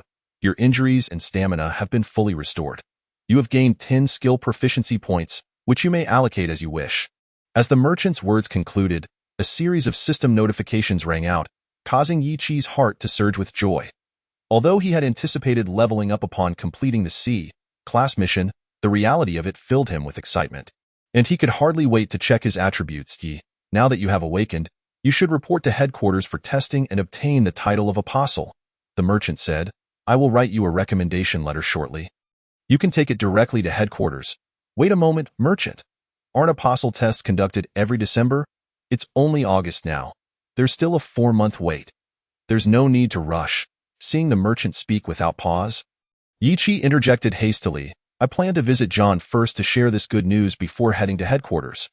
Yi Chi had already resolved to seek John after completing the C-class mission, and with the task now accomplished, it was only fitting to prioritize this matter. As for the apostle test, there was ample time. The merchant paused, then nodded. "Yes, John is your mentor. You should inform him in person." Though John is a seasoned warrior with over 20 years of experience, and you are merely a rookie who has been in the field for 2 months, the places he is called to assist are certainly beyond your reach. However, now that you have awakened, I hereby declare that Yi Chi, a demon hunter from the Talon district, will assist Demon Hunter John in completing the demon elimination task in the Donglan district. C-class mission. Assist John. John has encountered trouble in the Donglan district. Please proceed and eliminate the threat. Upon hearing this mission, Yi Chi was taken aback. While it was not surprising to receive a task from the merchant, the level of this mission was astonishing, especially considering John's involvement, amplifying Yi Chi's concerns. C-class missions. Having just experienced one of this caliber, Yi Chi understood well what such a level represented. It was not an exaggeration to say that it could be a matter of life and death. Even with John's title as a high-ranking demon hunter, Yi Chi was far from convinced that John would emerge unscathed. After all, given their close companionship, Yi Chi was most acutely aware of John's prowess. While John's skills were indeed formidable, they were comparable to Yi Chi's current abilities. Should they encounter a vampire of noble descent akin to the one previously faced, survival would be a mere stroke of luck. As serious injuries, or worse, death, would be inevitable. The mere thought of John being in peril caused Yi Chi to lose his composure. After meticulously inquiring about the details of this mission from the unscrupulous merchant, and receiving assurances of a safe return, he exited Old Dad's bar. A craftsman must first sharpen his tools. Rather than rushing directly to the Winter Forest District, the demon hunter returned to his temporary lodgings on Fisher Street to gather his weaponry and equipment. He then accessed his character attribute panel.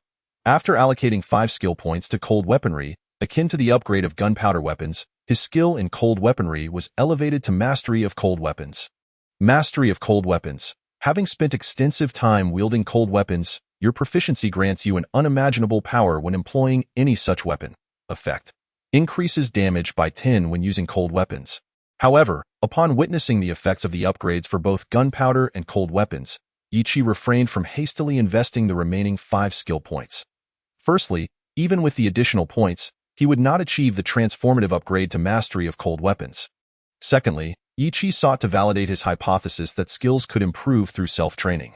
Should this conjecture prove true, skill points would become even more precious, After all, it is well known that learning any skill progresses from simple to complex.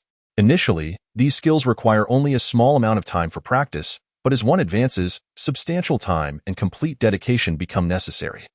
Thus, skill points that enhance abilities become increasingly valuable as one progresses. The thought of others being stymied by a learning plateau, while he could effortlessly ascend to a new height with just a few skill points, caused a slight smirk to form at the corners of the demon hunter's mouth. As for the newly acquired first and second level spell slots, the demon hunter had already devised a plan. Identify him utilizes magical power to ascertain the properties of magical items. Effect identifies various magical items. Bear's Endurance summons the spirit of a great bear to empower the caster, bestowing extraordinary physical prowess. Effect increases the subject's constitution by 4 for 1 minute per level. Identify serves as an excellent auxiliary skill.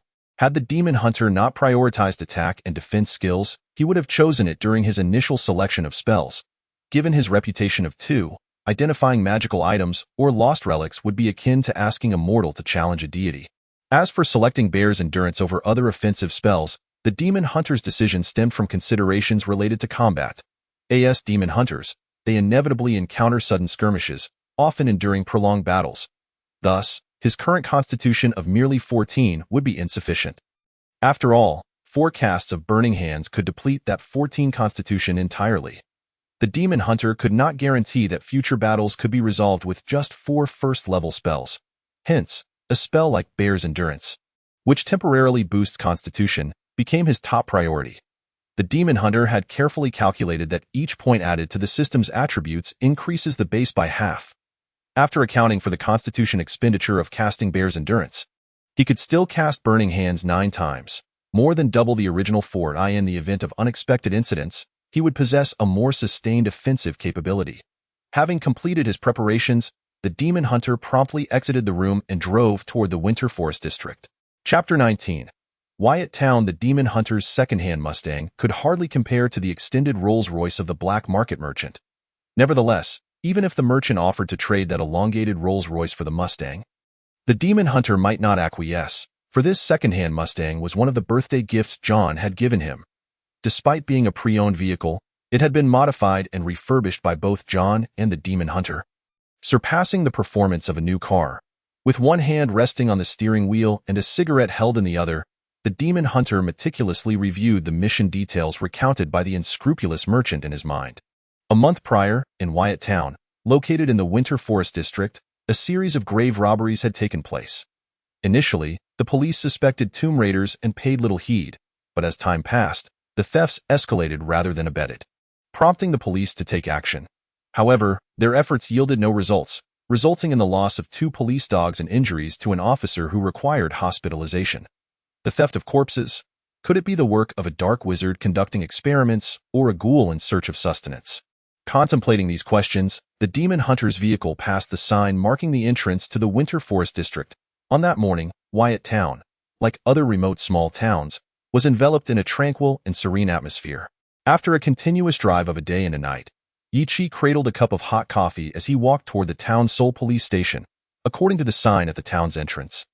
The police station was adjacent to the central square. Upon disembarking, Yichi made a beeline for his destination.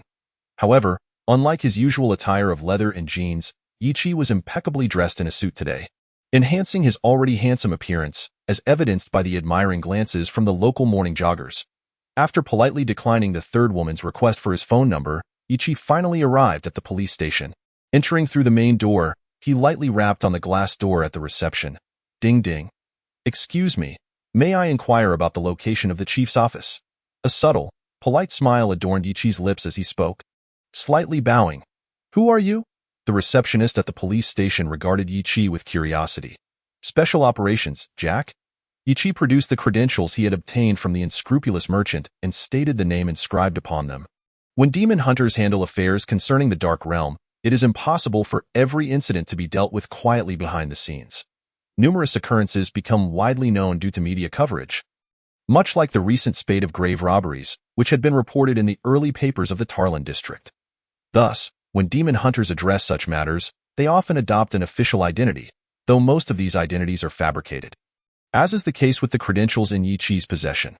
Nonetheless, Unless one were to verify with the headquarters of Special Operations, Yiqi's credentials would suffice to pass as genuine. After all, while unscrupulous merchants may be unscrupulous, the items they procure are undoubtedly top-notch. Good day, sir. It is an honor to serve you. Upon seeing Yiqi's credentials, the receptionist promptly sprang to attention, saluting in the next moment. He picked up the phone to call the chief's office, all while beaming a sycophantic smile at Yiqi. This reaction was hardly surprising given the exceptional nature of the false identity Yiqi had employed. Special Operations is a unique organization that operates outside the ordinary law enforcement framework, directly accountable to the highest levels of government. It specializes in addressing matters that ordinary police or military forces cannot resolve and possesses the authority of life and death over local inhabitants when necessary. It bears some resemblance to the Jinyu Yiqi had previously belonged to in the material realm. One can only imagine the trepidation of a police station's receptionist upon encountering an entity akin to the Jinyu. Sir, the chief will be down shortly. Would you like coffee or juice? No need. I think it's best if I go up. Yiqi smiled and waved his hand, interrupting the receptionist's enthusiasm. Having just had coffee, he had no need for a second serving. Which way to the office? Second floor. The first room at the corner on the second floor. Sir, thank you. Bidding farewell to the flustered receptionist, Yiqi ascended to the second floor of the police station. Upon reaching the top of the stairs, he spotted a hurriedly descending portly black man, whose badge indicated he was the chief of the police station. Clearly, upon seeing Yiqi, the chief enthusiastically approached him. Hello? Sir, I am the chief of the Wyatt Town Police Station. Welcomed warmly by the chief, Yiqi entered the office. After once more declining the chief's offers of coffee and other refreshments, Yiqi directly broached the subject. Chief, I am here to address the ongoing grave robbery cases. This matter has garnered significant attention from the surrounding districts and is having a profoundly negative impact. If it is not resolved promptly, it could lead to public protests and other undesirable situations. Therefore, please provide me with all relevant materials concerning this case. Additionally, my partner arrived in Wyatt Town ahead of me. Has the chief had the opportunity to meet him? Although Yiqi had already inquired about the mission's details from the unscrupulous merchant, first-hand information from the local area would undoubtedly be far superior. Furthermore, small towns typically harbor a heightened wariness towards outsiders, occasionally exhibiting antagonistic attitudes. In situations like the current string of grave robberies, any outsider would likely be viewed with suspicion by the townsfolk. Hence, John, who chose to enter the town at this time, would inevitably clash with some of the more irritable locals, making the police station a viable avenue for locating John. Certainly, had it not been for John's phone remaining persistently switched off, the demon hunter would not have felt compelled to take action repeatedly. Standing at 6 feet tall, adorned with a beard, possessing brown hair and gray eyes, he appeared to be in his 40s. Before the police chief across from him could inquire further, the demon hunter promptly described John's appearance in detail. However, he soon noticed the police chief's expression darken with unease as he spoke, prompting him to ask, "What's wrong? Is there something amiss? Sir, I apologize. I was unaware he was your partner. You are well aware of the dire situation our small town is currently facing, and your partner just happened to be in the wrong place at the wrong time." As the police chief continued, beads of sweat began to form on his brow, and he hastily picked up the phone on his desk. "Quick, bring that individual we apprehended 3 days ago. Fool, he is not a criminal." Hearing the police chief's furious outburst on the phone and observing the earlier distress on his face, the demon hunter quickly deduced John's predicament. He was undoubtedly being mistaken for a grave robber. No wonder his calls had gone unanswered for days. After finally acquiring confirmation regarding John's situation, the demon hunter felt a wave of relief wash over him, allowing him to set aside the anxiety that had been weighing on his mind. Chapter 20. Shadows over the town. These fools, bastards, sons of dogs. Were it not for the regulations prohibiting harm to civilians, I would have blown their heads off without hesitation. Following the police chief's personal apology and compensation for John's unjust 3-day ordeal, Yiqi and John took the case files and bid farewell to the cordial police chief, making their way to the town's Soul Inn. However, it was evident that John was deeply dissatisfied with his confinement over the past 3 days. Despite receiving an apology and a substantial compensation, he continued to grumble incessantly. Sitting opposite him, Yiqi listened to John's familiar tirade, feeling a flicker of warmth in his heart, a slight smile curling at the corners of his mouth. Nevertheless, Yiqi refrained from voicing his thoughts, opting instead to adhere to their usual banter. It seems the food in the jail of Wuya Town was quite satisfactory. John, you still possess such vigor. Is that so? Then you should truly sample the delightful breakfast of potato juice, steamed potatoes for lunch, and mashed potatoes for dinner. An unforgettable experience, I assure you, John replied, eyeing Yi-Chi with a playful smirk. Although a hint of amusement lingered in his eyes, well, let us set aside the matter of potatoes for now. Let us discuss this case instead. Yi-Chi shrugged, wisely steering the conversation away. What exactly is causing the disturbance? Ghouls? Dark sorcerers? Or some other nefarious entity? Before we delve into that, I must ask you, how did you end up here? Please do not tell me you sneaked in here alone. John gazed seriously at Yi-Chi. No, certainly not. I am not some rebellious adolescent playing at running away from home. I was sent here openly by Old Ward to assist you. If you doubt me, feel free to call Old Ward. Moreover, fool, that miserly old bastard who has fallen into the clutches of greed, has his head been squeezed by the door. This mission is far beyond the capabilities of a novice like you. Upon returning to Talon, I shall have a proper reckoning with him. Before Yi-Chi could divulge his recent ascension to the rank of apostle, John erupted, cursing and dialing the number of the unscrupulous merchant. As soon as the call connected, John launched into a tirade without allowing the merchant to speak. You stingy, greedy, hell-bound old fool. How dare you send ye to find me, do you understand? What? What did you say? He has awakened his ability to control fire and has become an apostle, and has hunted a vampire of noble standing. Oh, I see. Then I'll hang up for now and treat you to drinks when I return. What? Am I cursing you? No, absolutely not. Old Ward, we have been friends for years. That was merely a poor connection. What? What? Old Ward, I cannot hear you. The signal here is terrible. I shall hang up now, and we will discuss this further in person. Damn brat, are you doing this on purpose? Upon hanging up, John caught sight of Yi-Chi suppressing laughter, and immediately shot him a glare. It was you who hastily dialed Old Ward without waiting for me to finish. Yi-Chi quickly shook his head, denying any involvement. Now, can we discuss this mission? Though fully aware that Yi-Chi was not being entirely truthful, John, familiar with Yi-Chi's relentless nature, understood that pursuing the matter further would only lead to evasion. Thus, he directly addressed the case at hand. This task is certainly not as straightforward as dealing with ghouls or dark sorcerers. Although my investigation has been brief, I have discovered that during the process of grave robbing, there have been 4 unusual deaths in Wuya Town. One couple tragically met their end when the male strangled the female before taking his own life. The other 2 were friends who ended up shooting each other. One was shot in the head, while the other had their heart pierced. Based on my years of experience, these 4 deaths are undoubtedly linked to the ongoing grave robbing. Furthermore, there is one aspect that concerns me greatly. The demon hunter, Pike, who was to assist me, has been unreachable. I suspect that something has happened to him. Do you have any suspects? The intertwining of grave robbing and homicides, not to mention the disappearance of the summoned hunter Pike, alongside the inherent dangers of a sea-level mission, has Yi-Chi's brow furrowing in contemplation. I have only been here for half a day and ended up in jail. Gathering this much information has already been my utmost effort. As for suspects, the only certainty I have is that the perpetrator is undoubtedly from Wuya Town. Who it is remains to be determined by our efforts. Very well, then let us commence our investigation after lunch. Oh, splendid. At last, we can bid farewell to those wretched potatoes. Lunch did not disappoint John. After savoring the long-missed variety of foods, he felt rejuvenated and, along with Yi-Chi, set out to investigate. Everything in Wuya Town began with the grave robbing, so their first destination was naturally the looted burial site. Regrettably, the cunning murderer had left no trace, and apart from a few emptied graves, they found nothing. They roamed the graveyard for an entire afternoon, returning to town only after darkness had fully descended. However, as they stepped back into Wuya Town, both men sensed something was amiss. Typically, a small town like Wuya would be peaceful and quiet after nightfall, aside from some lively activity at the bars. Yet, tonight, the streets were teeming with people, and even the conversations were hushed whispers, creating an atmosphere laden with tension, akin to a prelude to a storm.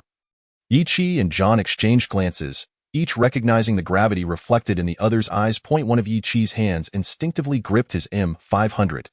Mr. Jack. Just as they were about to investigate the source of the commotion, The police chief came running towards them, breathless, accompanied by 2 officers, exclaiming loudly, "This is terrible. Something has happened at the central square. What has occurred? Someone has been murdered." Upon hearing of yet another murder, Yi and John immediately dashed toward the central square. When Yi laid eyes on the corpse at the square, he comprehended the reason behind the oppressive atmosphere in Wuye town. Hanging from the clock tower was a lifeless body, of course. A corpse alone would not incite panic.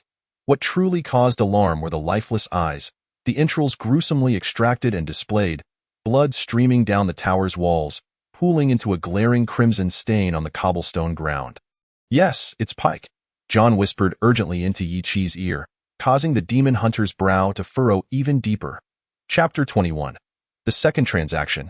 Sacred relics for a demon hunter, facing countless dangers daily is par for the course.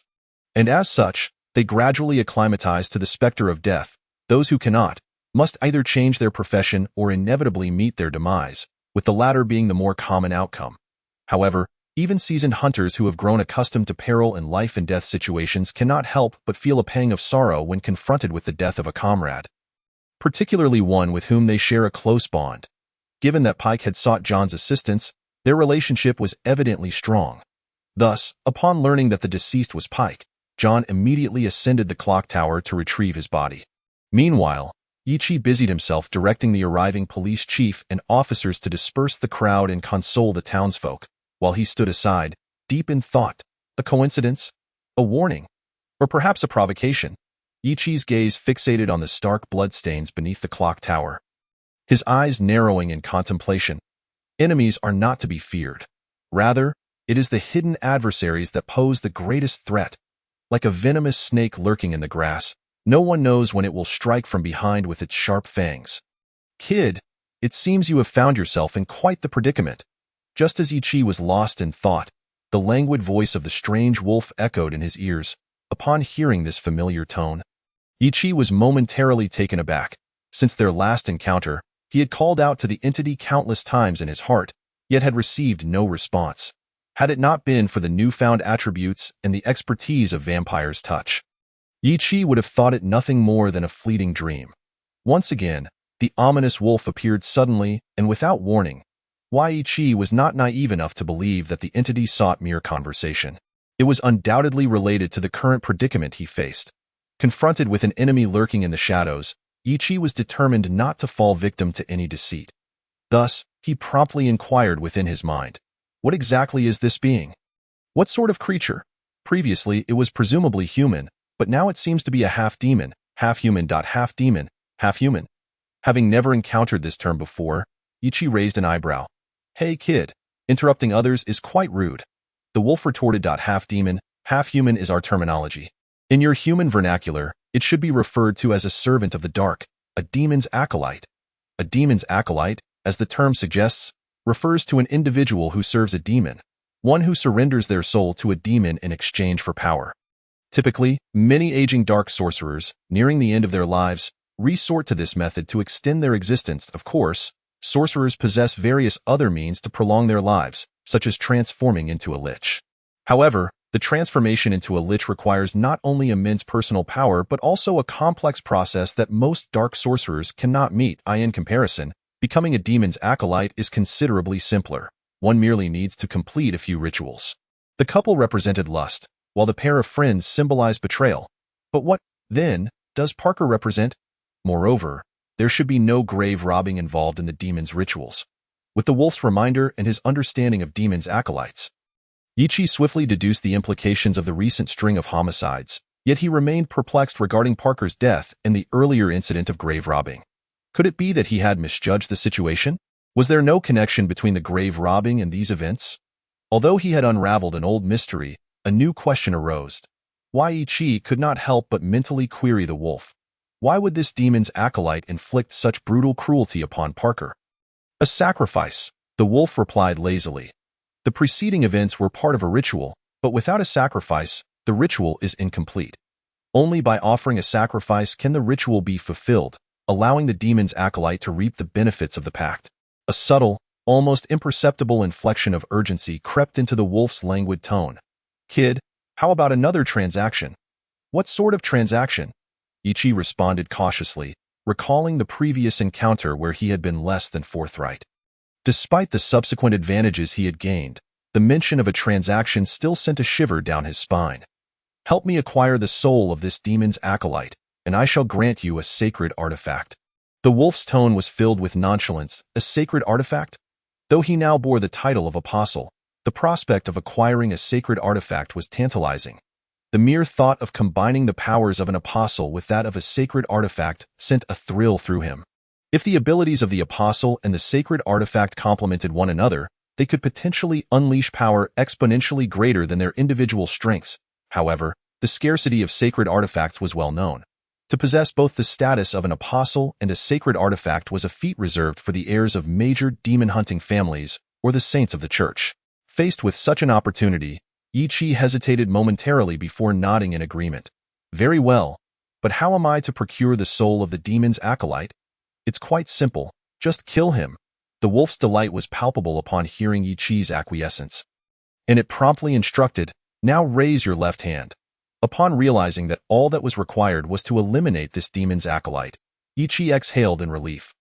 This acolyte had already committed heinous acts against demon hunters, making their conflict inevitable. Moreover, the prospect of obtaining a sacred artifact was too enticing to resist. Most importantly, there were no gruesome rituals involved. Ichi had heard from John that seizing another's soul typically required a multitude of demonic rites. The thought of being spared from such bloody ceremonies lightened the burden on the demon hunter's heart. Thus, when the wolf issued its directive, Ichi complied without any resentment, a shadowy, dark golden light, visible only to demon hunters, flickered from the bronze bracelet on his left wrist, and then the wolf's voice echoed in his ear. Done. I have completed my part. The rest is up to you. May our transaction be fruitful. Just moments ago, Ichi had felt relieved at avoiding the gruesome rituals, but now his expression turned ashen. You scoundrel! You have deceived me again. This bracelet is mine. The realization of having been duped once more, particularly when the wolf presented his own possession as a gift, ignited a surge of frustration within Ichi. Yet, the wolf defended itself with unwavering conviction. Your possession? You previously failed to activate this sacred artifact with your special abilities, rendering it merely a decorative item. A waste. I have awakened its power, enabling it to truly serve you. Does that not count as a gift? Ichi found himself momentarily speechless, lowering his gaze to the bronze bracelet on his left wrist. Bronze Guardian. Starshine, a sacred artifact forged from the fingers of slain bronze titans. Effects. Protects against ranged attacks once per day. Summons a bronze guardian once per day. Protection against ranged attacks. The bearer is immune to most ranged assaults for 1 minute. Bronze Guardian.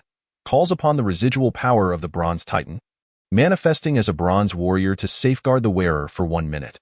The bronze warrior stands 5 meters tall, possesses immense strength, yet moves sluggishly. It is impervious to blades and bullets, and its effectiveness is doubled against energy damage. Duration. 1 minute. Chapter 22. A man must bear his burdens. The bracelet on Ichi's wrist was a gift from a black market merchant, bestowed in gratitude for saving his life. As he gently caressed the bronze bracelet, feeling its solid weight, a thought arose in his mind. Could it be that Mori is the fabled benefactor? Not only has he provided funds and experience, but now he gifts me equipment as well. I must express my gratitude to him next time. As thoughts swirled in his mind, Ichi returned his gaze from the bracelet to the wolf, voicing his lingering curiosity. If this is indeed a sacred artifact, why did my identification technique fail before? Kid, do you truly mistake sacred artifacts for mere magical items? Identification technique? Humph. Even without seeing the wolf's expression, Ichi could envision its disdain. Yet, in pursuit of answers, he remained silent, listening intently as the wolf continued. Do you know why sacred artifacts surpass ordinary magical items in rarity? Because each sacred artifact bears the imprints of countless powerful souls, etched into their personal belongings during their lifetimes, or even directly derived from the remnants of fallen gods and demons. They cannot simply be identified through conventional means. They require a resonance between the user and the artifact to gain the artifact's recognition. Now it made sense. Ichi finally comprehended why the Demon Hunter Guild held gatherings every 5 years to generously distribute sacred artifacts without regard to origin. It was the sacred artifacts that chose their bearers.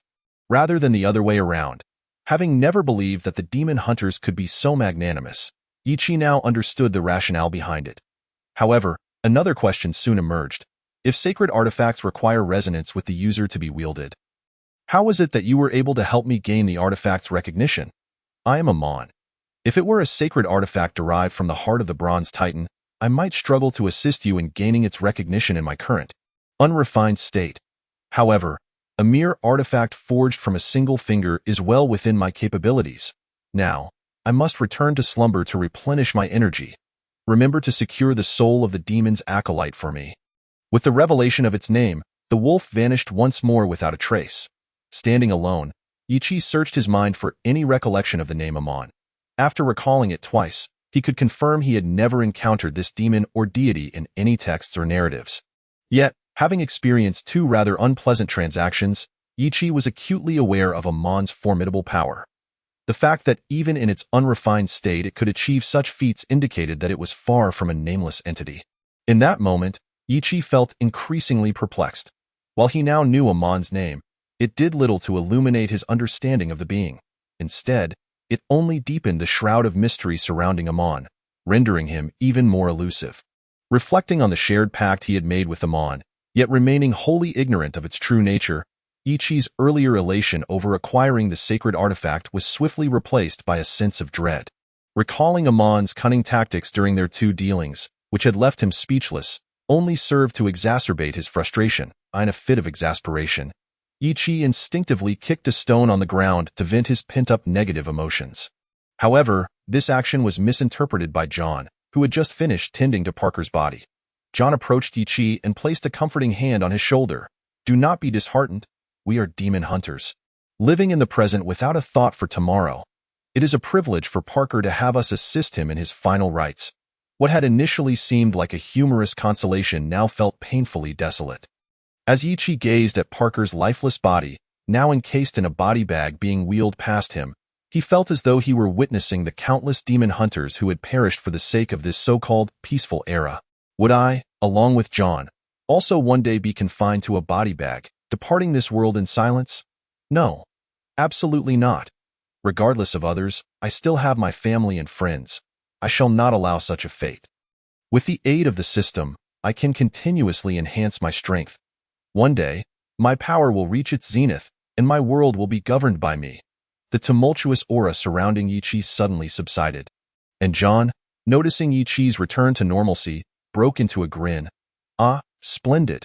Every demon hunter must face this trial at some point. Only those who endure and emerge victorious can truly be called demon hunters. Congratulations on your complete graduation from my tutelage. From now on, you shall soar freely like an eagle. John, misinterpreting the situation, felt a sense of joy for Ichi's successful navigation through the most arduous yet straightforward challenge of a demon hunter. Unbeknownst to him, Ichi had already chosen a path fraught with insurmountable difficulties. As he observed John's hearty laughter, Ichi too managed a smile for the thoughts that had just crystallized in his mind. It was best that he kept them to himself. Otherwise, if divulged, he might never witness John's current elation again. Did John not often assert that a man who dares to take responsibility is a mature man? Perhaps it was time for him to exhibit some maturity. Through his affiliation with the Special Operations Department, Ichi swiftly resolved the matter concerning Parker's remains, due to the necessity of completing their mission. The two decided to temporarily store Parker's body at the police station's morgue, intending to cremate it and return it to Talon once their task was accomplished. Most demon hunters lack family, and upon death, they are typically cremated and interred collectively by their respective branches. We might have stumbled into trouble this time. I just detected traces of sulfur around Parker's body. It likely pertains to a demon. Coupled with the 4 individuals who perished earlier, I suspect there are demon worshippers conducting a ritual. Upon returning to their hotel room, John immediately spoke up as Ichi took a seat. Unlike the novice who had only been in the field for 2 months, John, with over a decade of experience, was well versed in the nefarious tactics of the dark underworld. Although he might initially struggle to deduce the situation due to insufficient clues, as the actions of the demon worshippers unfolded, John had managed to piece together a rough understanding. Be cautious tonight. I suspect that figure has set its sights on us, John cautioned Ichi before continuing with their plans. At dawn tomorrow, We shall investigate the peculiar and reclusive individuals in town. We are sure to catch that fiend. Understood. Ichi nodded gravely, commencing his inspection of his equipment. The demon worshippers marked his first encounter with such adversaries, and contemplating the bizarre abilities granted by demonic favors along with the evaluations of this mission, Ichi felt compelled to muster every ounce of vigilance. The peculiar mist characteristic of the winter forest region descended upon Wuya town as night fell.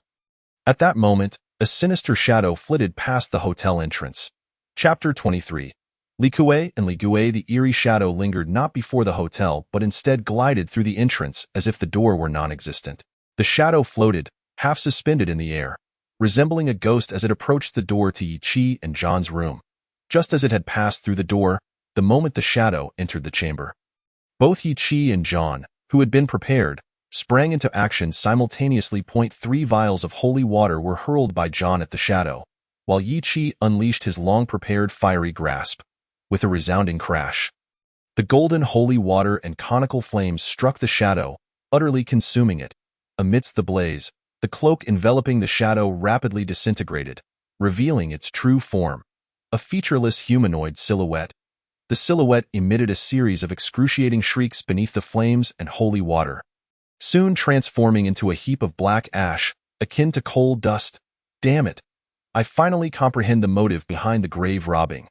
He is in the process of creating shadow warriors, John exclaimed, his expression darkening as he gazed at the pile of black residue, devoid of any triumph. Likewise, Ichi stood beside him, his countenance grave. The shadow warriors, utilizing the corpses of the deceased as bait to lure wandering souls, subsequently inscribed magical runes upon the possessed corpses before incinerating them. Once the bodies were reduced to ash, the runes could summon the shadow warriors previously encountered by Ichi and John. These shadow warriors, lacking a physical form, could traverse walls and float, directly inflicting harm upon souls to the point of death, rendering conventional scientific methods utterly ineffective in discerning their nature. They were, without a doubt, the quintessential assassins. However, despite their advantages, the shadow warriors bore significant weaknesses. Fearful of sunlight and flames, they were also susceptible to holy water imbued with positive energy. Hence, most dark sorcerers did not regard shadow warriors as offensive assets, but rather as subordinates, for their ability to traverse walls and float made them adept at delivering messages. As for offensive capabilities, a lowly skeletal warrior was undoubtedly more economical than a shadow warrior. Yet, in light of such apparent drawbacks, Ichi and John remained visibly distressed, for the true threat lay in their numbers. According to available data, the demon worshipper they had yet to encounter had plundered no fewer than 30 graves. The thought of facing at least 30 shadow warriors was enough to induce a headache. An army of ants could indeed bring down an elephant. A veritable truth. Furthermore, the possibility of the adversary possessing other unpredictable means added to the gravity of the situation, leaving Ichi and John with no choice but to wear somber expressions. They needed to identify the culprit before dawn. Otherwise, if the shadow warriors were granted freedom to act at night, the trouble they would face would be monumental. Exchanging glances, Ichi and John simultaneously reached a decision. It was likely that tonight's encounter had been due to the enemy's underestimation, resulting in the dispatch of only one shadow warrior. However, by tomorrow night, fortune would surely not favor them in such a manner again. If they wished to avoid being besieged by 30 shadow warriors, they must resolve the matter by the end of the day. The commotion of fire and screams within their room could hardly escape the notice of others. The hotel owner, still rattled by the earlier spectacle in the town square, promptly called the police. Upon receiving the report, the police chief, learning it was the room occupied by Ichi and John, hastily assembled a team of officers and rushed to the scene. When Ichi used his authority to obscure the details, the officers departed just as dawn began to break. The police chief's prior visit had not been in vain, for it spared Ichi and John the trouble of having to return to the station to question the town's peculiar and reclusive residents. Thus, as the police departed, Ichi and John seized the opportunity to act swiftly. After careful consideration, they deemed the reclusive elderly man, Nock, and the widowed woman, Furika, to be the most likely candidates. Due to time constraints, they decided to split up for their investigations. Ichi would inquire about Nock, while John would look into Furika. Regardless of what they discovered, they agreed to reconvene at the town's edge by breakfast to discuss their next course of action. However, Just as they exited the hotel, the police chief, accompanied by a woman, approached them. This woman possessed striking golden hair, rare gray eyes, and a slight upward curl at the corners of her mouth that exuded an uncommon resolve. Clad in a black leather jacket that clung to her form, she exuded an allure that left men parched with desire. "Mr. Jack, this is your colleague, Miss Lilith, who arrived this morning." Colleague? An operative from the Special Operations Department. Having previously commended the police chief for his usefulness, Yi Chi now categorized the newcomer as a liability. Most demon hunters operate outside the bounds of convention, and given the ruthless nature of many dark beings, encounters between demon hunters and such entities often inadvertently affect ordinary citizens. Consequently, the Special Operations Department typically handles these matters. The clash between the powerful, prideful Special Operations Department and the free-spirited, unruly demon hunters could only yield unfavorable outcomes. Although recent years had seen some agreements forged between the upper echelons of the Demon Hunter Guild and the highest government officials, the situation remained tenuous at best, especially now, as Ichi was masquerading as a member of the opposing organization. Should he be exposed, he would likely face severe consequences. Impersonating a government official is a serious offense, but impersonating a Special Operations Department agent is a grievous crime of the highest order. Even if the Demon Hunter Guild intervened on his behalf, he might still end up undergoing plastic surgery or hiding within the guild to evade repercussions. Name, affiliated team number. Ichi was generally satisfied with his appearance and had no intention of undergoing cosmetic surgery nor any desire to retreat into the guild like a tortoise. Thus, before the genuine Special Operations operative could speak, he preemptively interjected with a question framed in the department's distinctive manner. Understanding the Special Operations Department's vernacular was not particularly challenging for a demon hunter accustomed to frequent interactions with them. Many of them relished prying into the private affairs of others. With John's guidance, Ichi had diligently gathered information on the Special Operations Department's terminology in his daily life, and thus he was no stranger to their lingo. Lilith, team number Gale. The golden-haired girl suddenly froze, then instinctively reported her team number. Jack, team number Thunder. The monster hunter naturally played along, displaying his credentials. Snap? Lilith has seen the officer. Upon hearing the monster hunter's number and checking the credentials, the golden-haired girl immediately straightened her face and saluted the hunter. Meanwhile, John, who had been standing beside the hunter, discreetly gave the hunter a thumbs up, indicating that he had performed well, then pointed at the golden-haired girl, suggesting that she was now in his care. After that, John seemingly departed like a passerby from behind the hunter. The hunter cast a resentful glance at John's retreating figure, feeling a surge of frustration. Chapter 24. Trouble. The structure of the Special Operations Department follows a military model, yet its approach is that of elite squads. While the outside world finds it difficult to ascertain the number of squads within the department, the monster hunters are aware of their hierarchy, ranked from low to high as Gale, Swift, and Fierce. Coincidentally, the fake credentials the hunter possessed indicated the highest rank, Thunder. However, looking at the golden-haired girl who was saluting him, the hunter felt no joy. Despite her respectful demeanor, the hunter understood that she did not fully trust him and would inevitably seek further verification. If anything amiss were discovered, he would genuinely need to undergo plastic surgery. Since their first encounter, he had sensed the girl's unwavering determination, and resolute individuals are often exceptionally tenacious, especially formidable women. Hence, she would certainly not be convinced by mere surface-level confirmation. I'll handle the matters here for now. For anything else you are unclear about, just ask him. Ichi pointed at the police chief and then turned to leave. He truly feared that lingering too long beside the girl would expose a flaw. After all, one's aura cannot be feigned. The military-like demeanor of the Special Operations Department is not easily replicated. Ichi could manage to fool the local police chief, but if he were to remain in proximity to the real deal, he risked revealing his own incongruities. At this point, Ichi could only hope that the counterfeit credentials crafted by the unscrupulous merchant would hold up for a while, and within that time frame, he and John could locate the demon worshipper and swiftly resolve that troublesome matter before making a hasty exit. Yes, sir. The golden-haired girl saluted once more at Ichi's retreating figure. Once away from the golden-haired girl, Ichi immediately called John, expressing his grievances about the latter's lack of camaraderie. Upon learning that John had already arrived at Freika's residence, Ichi wasted no time and headed straight for his target. The Nock household. The Nock residence lay at the very edge of Wuyet town. Without a narrow winding path, Yichi would have found it exceedingly difficult to locate. Upon arrival, he did not enter immediately but instead surveyed his surroundings, ultimately employing an electromagnetic detector, EMS, to check for the presence of negative energy. The EMS is primarily designed to detect ghosts and other negative energy entities, yet since demon worshippers have sold their souls to demons to gain power, they also exhibit a faint negative energy signature. Thus, it can be utilized to locate demon worshippers, albeit not as effectively as it does with pure negative energy beings like ghosts.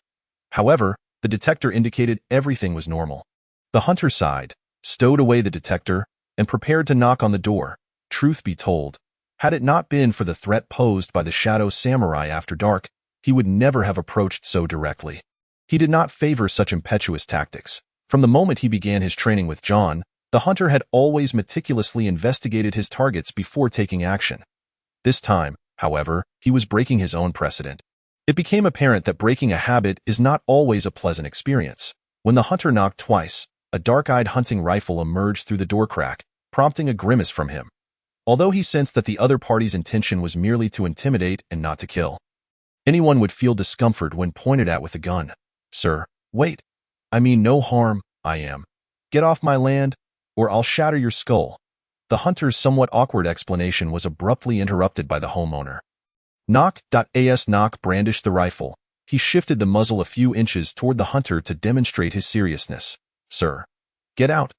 The hunter's further attempts were in vain, and the situation became tense. Knock's arm, raised for an extended period, began to tremble, threatening to pull the trigger due to muscle spasms at any moment.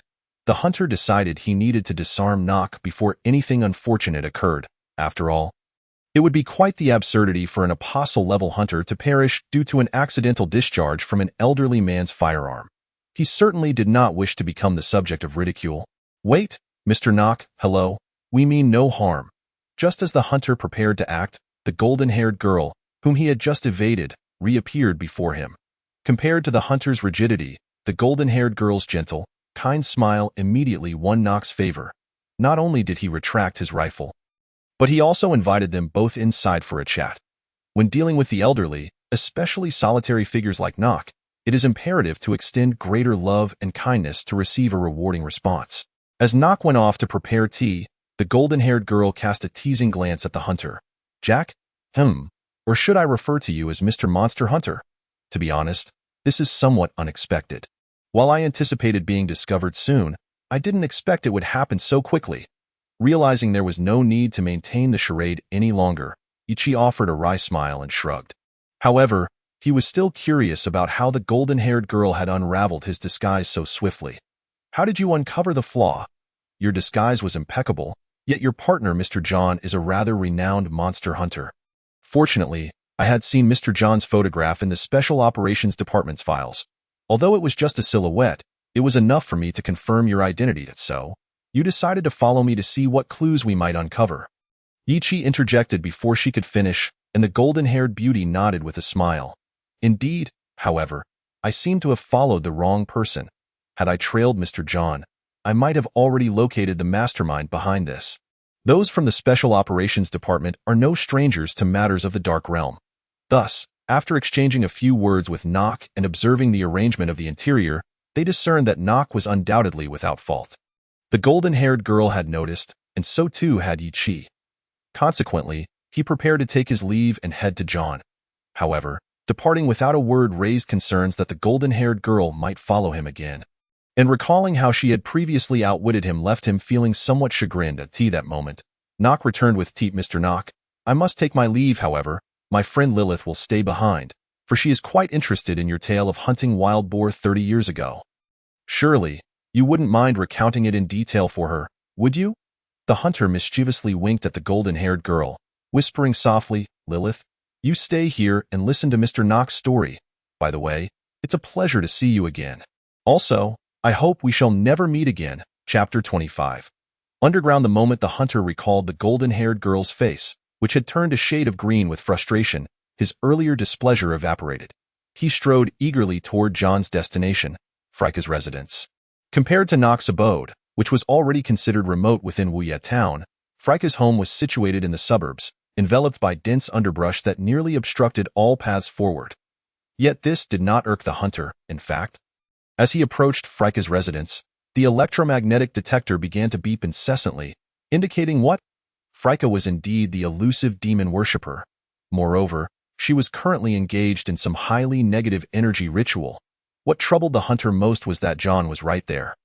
Without further hesitation, as he recited the incantations, the magical auras of Bear's resilience and mage armor enveloped him, visible only to the hunter in silvery white and verdant green, respectively. He immediately charged toward Freyka's residence with all his might.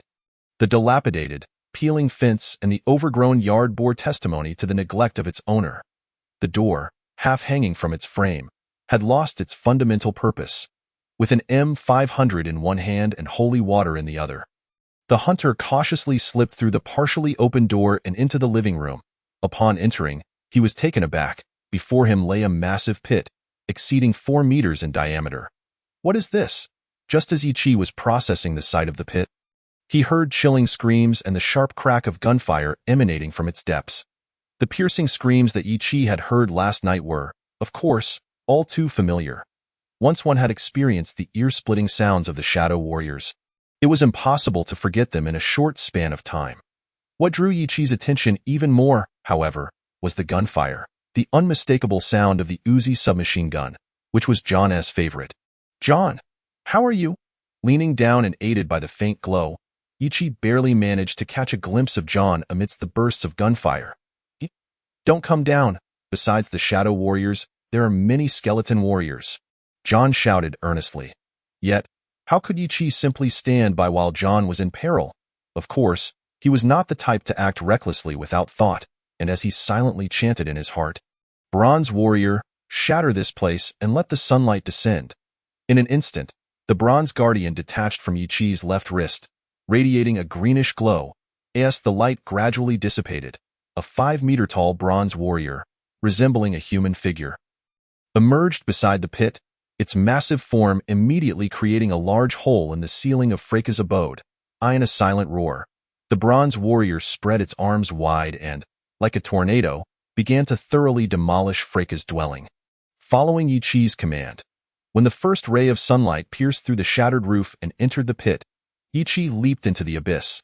The Bronze Warrior once again transformed into the Bronze Guardian, reattaching itself to Ichi's left wrist. "John, come closer to me." The midday sun, filtering through the circle of light created by the pit, acted as a barrier, turning the approaching Shadow Warriors to ashes. As for the skeleton warriors rushing forward, Ichi's M500 systematically eliminated them one by one. While theoretically, the skeleton warriors could resurrect infinitely, it required their skeletal structure to remain largely intact and unpurified. Although Ichi lacked purification spells, the M500's formidable vitality more than compensated for this. Any skeleton warrior struck was reduced to mere rubble, as if crushed by a truck. "Damn it. Didn't I tell you not to come down?"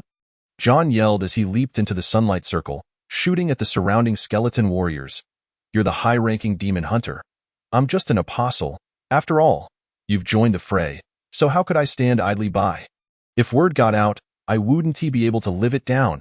Ichi, with a slightly amused smile, swiftly changed the subject.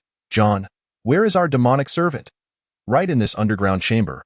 I was just pursuing her when I realized she had summoned a bunch of shadow warriors along with these skeleton warriors. Moreover, I'm certain she has dug up the nearby graves."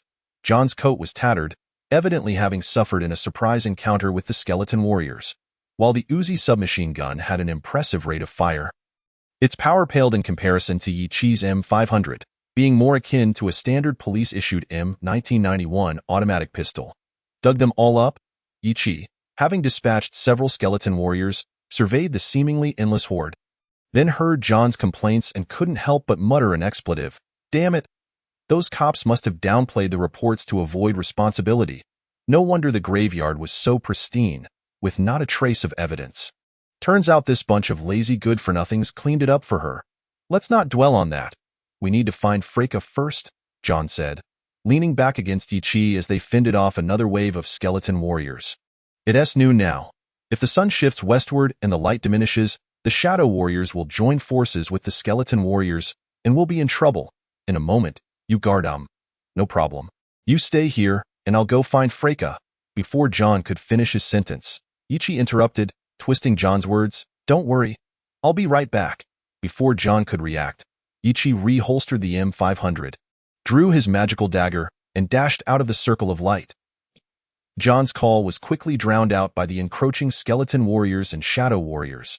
Ichi swung his blade with one hand, cleaving through a skeleton warrior before unleashing a burning hand upon the surrounding dark entities.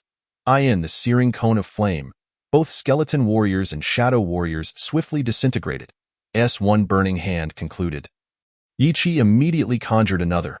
Empowered by the resilience of the bear, he could cast the burning hand 9 times, and he had refrained from using it earlier precisely for this moment of breakthrough. With a series of burning hands, after 4 consecutive casts, Ichi finally tore a path through the encirclement of skeleton warriors and shadow warriors. Upon emerging, he instantly spotted his target, Freika in the darkness. The shadowy figure of Freika was softly chanting an incomprehensible incantation. As she spoke the words, a blood-red pentagram suddenly illuminated the ground beneath her. In the light of the blood-red pentagram, Ichi finally discerned his surroundings, clad in a black and red robe. With a hood concealing her features, Freika stood before the pentagram, cradling a book with a black cover. At the center of the pentagram lay 2 corpses, one large and one small. The 5 points of the pentagram were already cluttered with various entrails.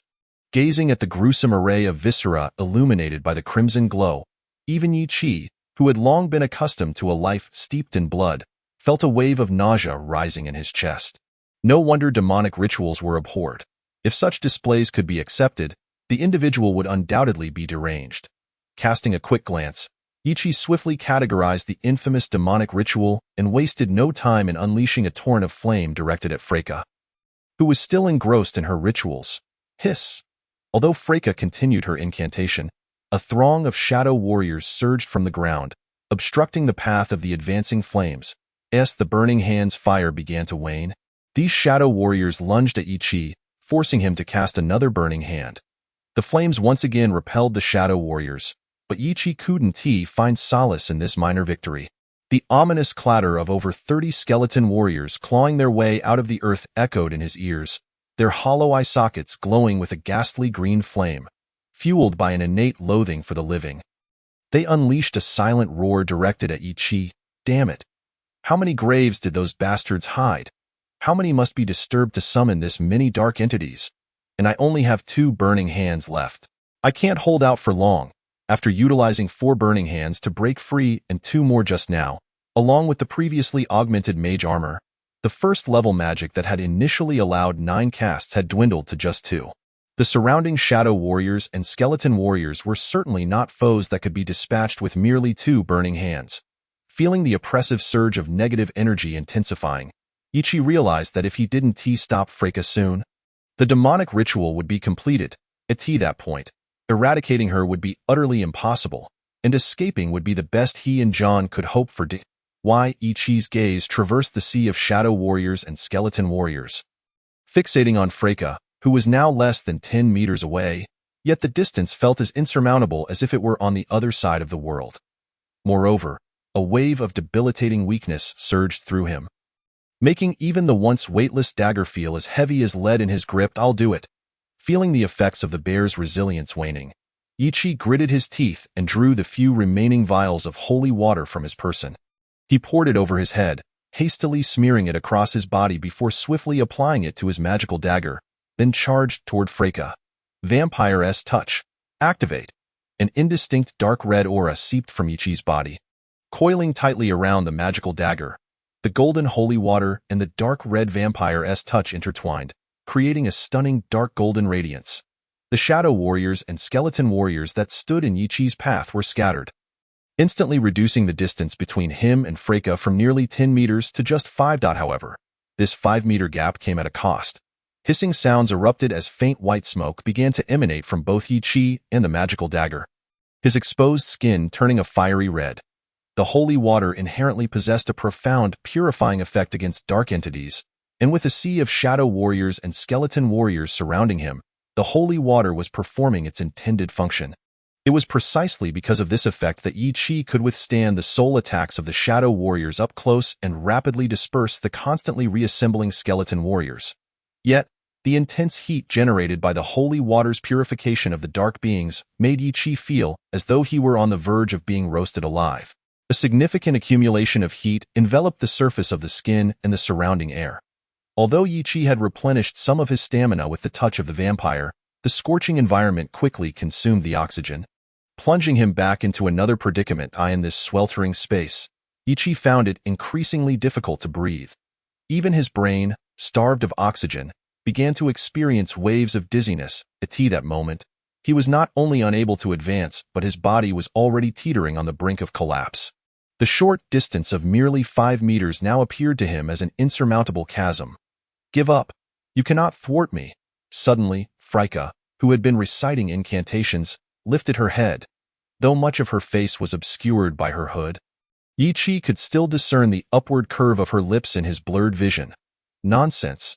Her indifferent smile was the greatest mockery to Yi Chi. The sight of it jolted him back to clarity. Stirring him to act, without a moment's hesitation, he raised his hand to cast another burning hand spell. Futile. How could this be possible? As Frika observed the flames in Yi Chi's hand, she instinctively perceived it as a desperate struggle. Confident of her victory, she shook her head. Yet, in the next instant, she froze. Yi Chi's burning hand was not directed at her, but aimed behind him. It was this fleeting moment of distraction that completely altered the dynamics of the battlefield. Yi Chi, who had been too weak to move, propelled himself forward with the force of his spell, darting towards Frika with the swiftness of lightning, and plunged his magical dagger straight into her heart. This was your planned, all along.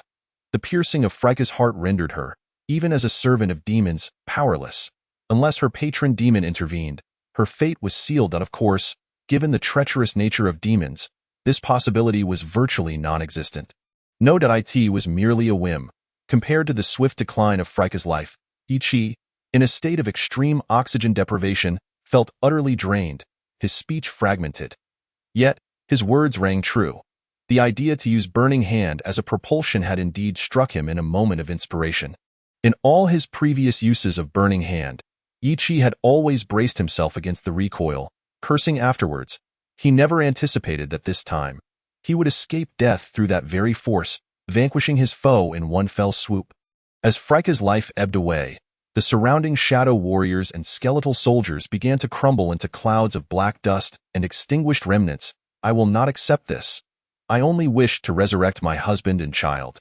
Resurrecting her husband and child? Indeed, but she had chosen the wrong method. Yi Chi sat amidst the ruins, watching Frika's final, anguished cry echo through the AI. In that moment, the voice of the beast, Amon, resonated in his ears. "Kid? Soul acquired. A pleasant transaction. Yi." Without the hindrance of the shadow warriors and skeletal soldiers, John rushed to the side of the weakened hunter, assisting him to his feet, concern etched on his face. "Well done. Are you all right?"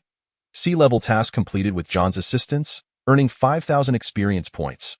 "Congratulations, your character level has risen to 7, and your profession level has risen to 3. Your health and energy have been fully restored. Awarding you 1 free attribute point. You have gained 10 skill proficiency points, which you may allocate as you wish. Congratulations, your character level has risen to 7, and your profession level has risen to 3. Granting you an opportunity to select a new specialization. Please make your choice." Volume 2. The Apostle Chapter 1. The discovery at level 7. By the time the golden-haired maiden arrived at Frika's abode, Yi Chi and John had already departed, leaving behind a scene of utter devastation. Despite knowing the likelihood of finding hope was slim, the maiden still searched meticulously, only to discover that not only had the two vanished without a trace, but the entire ruin, from the deep pit below to the rubble surrounding, yielded no valuable remnants. Evidence of Yi Chi and John's thorough cleansing of the battlefield. "Humph. Yi Chi, is it? We shall meet again." Ultimately, the maiden gazed at the debris before her and murmured softly, "Achoo." The hunter in the passenger seat suddenly sneezed, casually rubbing his nose as he continued to scrutinize his attributes. Name: Yi Chi. Title: Senior Hunter. Level: 7. Profession: Sorcerer. Level 3. Attributes: Strength, 16. Agility, 16. Constitution, 14. Perception, 17, 2. Charisma. 14 unallocated attribute points. 1 specializations. Beast Instinct, Vampire's Touch, Combat Casting. Unselected specializations. 2 skills. Appraisal 5, Deception 5, Concentration 8, Trap-Making 4, Medicine 2, Stealth 18, Listening 15, Rumor 2, Lockpicking 10, Pickpocketing 2. Search 10, Gun Weapon Mastery 1, Melee Weapon Mastery 1, Spell Recognition 10, Arcane Knowledge 10 unallocated skill points, 15 unallocated level 0 spell slots, 0 unallocated level 1 spell slots, 0 unallocated level 2 spell slots, 1 unallocated level 3 spell slots, 1 level 0 spell selections, Resistance. Open Close, Read Magic, Mage Hand level 1 spell selections, Identify, Mage Armor, Burning Hand level 2 spell selections, Bear's Endurance. Gazing at his attributes, Yi Chi promptly allocated the newly acquired attribute point to his constitution. Having fought against a demon servant, he now understood the paramount importance of stamina in sustained magical combat. Upon raising his constitution to 15, a new specialization option illuminated before him: Robust. Robust. Through extensive training, you have attained exceptional physical resilience. Effect: Constitution 1. Already familiar with the Robust attribute, Yi Chi selected it without hesitation, immediately increasing his constitution to 16. He sighed in relief, as he noted that without the enhancement of Bear's Endurance, he could now utilize his level 1 spells 9 times. At the very least, he wouldn't be compelled to resort to desperate measures due to exhaustion when facing foes akin to demon servants within a limited time frame. The memory of his previous struggle ignited a fresh wave of heat throughout his body, making breathing difficult once more. However, Yi Chi did not linger long in this unpleasant recollection. His gaze returned to the specialization selection. The recent emergence of the Robust specialization piqued his curiosity. Ever since he reached level 4 and encountered the first opportunity for a free specialization choice, he had assumed that each subsequent level would yield a random specialization. Yet, the sudden appearance of Robust when he raised his constitution to 15 sparked a new hypothesis. Could it be that specializations are determined by various attributes? Casting a glance at the specialization options: Artistic Flair, Vigilant Mind, Dual Wielding, Heavy Armor Proficiency, Intuitive Prediction, and Blind Fighting, Yi Chi found himself increasingly confident in his conjecture. It appeared that the specialization related to perception was added at level 6, while Blind Fighting emerged upon his recent level up. Intuitive Prediction. Since the dawn of your memory, your significant decisions have always been intertwined with your instincts. You make choices based on your intuition. Effect: One will save, 1 danger sense. Will save. Through your strengthening will, you can resist fear, confusion, and other effects caused by enchantments. Individuals with high will can become immune to mental magic. Danger sense. You are able to sense potential threats from objects or situations beforehand. Blind Fighting. Grueling combat training enables you to discern your opponent's movements based solely on vague sensations. Characters with this specialization can fight more effectively while blind or against invisible foes. Effect: See through darkness, hit 4. Hit. Increases accuracy against any enemy. Among the 5 attributes, perception undoubtedly stood the highest. Of the 6 specializations he had acquired, 3, Vigilant Mind, Intuitive Prediction, and Blind Fighting, were linked to perception, accounting for half. The remaining Dual Wielding and Heavy Armor Proficiency were associated with agility and strength, respectively. Artistic Flair, of course, pertained to charisma. Unfortunately, his constitution, which shared the same value of 14 as charisma, had not yielded a specialization. Yet, it was precisely this absence that allowed Yi Chi to discern the connection between attributes and specializations at such an early stage. Had he discovered it at levels 10 or 20, his character's development would have already been set in stone, leaving no room for change. He resolved to approach future attribute point allocations with greater caution. After silently reminding himself, Yi Chi shifted his gaze back to the attributes. Drawing from the remaining 15 skill points, he allocated 10 to Arcane Knowledge, raising it to 20 in a previous encounter with a demon servant. Not only did Yi Chi fulfill his mission, but he also acquired a remarkable trophy, the spellbook bound in black leather. Upon noticing Yi Chi's interest, John casually tossed the book to him. It was an unspoken rule that demon hunters could allocate their spoils according to their own desires, a right that none could strip away. Naturally, Yi Chi was not one to stand on ceremony with John, and he accepted the spellbook without hesitation. It was evident that this tome belonged to a dark sorcerer, and for Yi Chi, who currently relied on spells for his livelihood, Gaining insight into a fellow practitioner, albeit a half-hearted one, was undoubtedly an enriching opportunity. However, when he opened the spellbook, Ichi found himself utterly flabbergasted. Apart from deciphering the title Eye of Mormo on the cover, the contents appeared to him as incomprehensible as a celestial script. In order to swiftly grasp the material within, Ichi had no choice but to invest 20 points into the skill of arcane knowledge. After all, relearning a language while comprehending its intricacies and being able to chant it as if it were a spell was no trivial task. Rumor had it that dark sorcerers spent nearly 5 years familiarizing themselves with the arcane scripts before they even began their studies. Ichi could not afford such a lengthy period of re-education, so despite his reluctance, he allocated 10 skill points to arcane knowledge. Fortunately, this investment was not in vain. Although Eye of Mormo remained somewhat elusive, Ichi was at least able to manage a rudimentary understanding of it. Once he had distributed his attribute points, feats, and skill points, Ichi's attention turned to the final and most crucial aspect for a sorcerer, spell selection.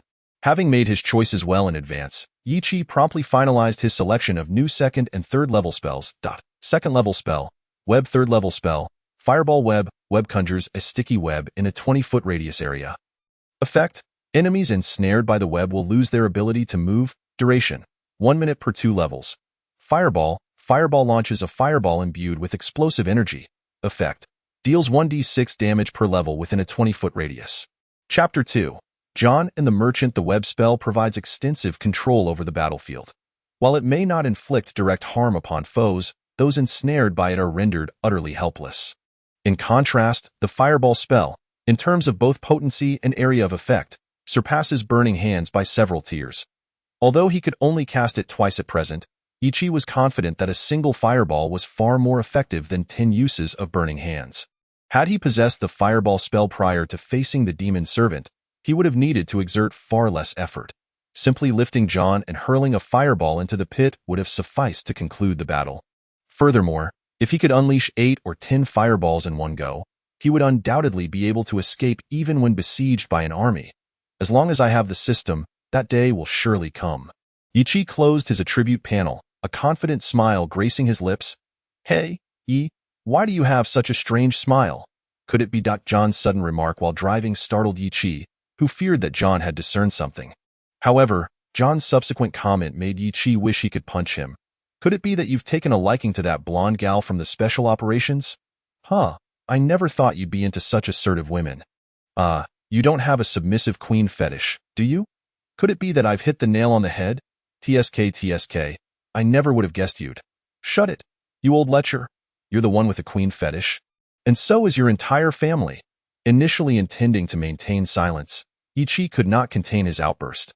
Your whole family has a queen fetish, besides me. Aren't you the only one? If you're into queens, then just admit it. Now that same-sex relationships are accepted, what's the harm in your queen fetish? Let me tell you, queens have 3 merits: wooden horses, candles, and leather whips. Pull over, I want to get out.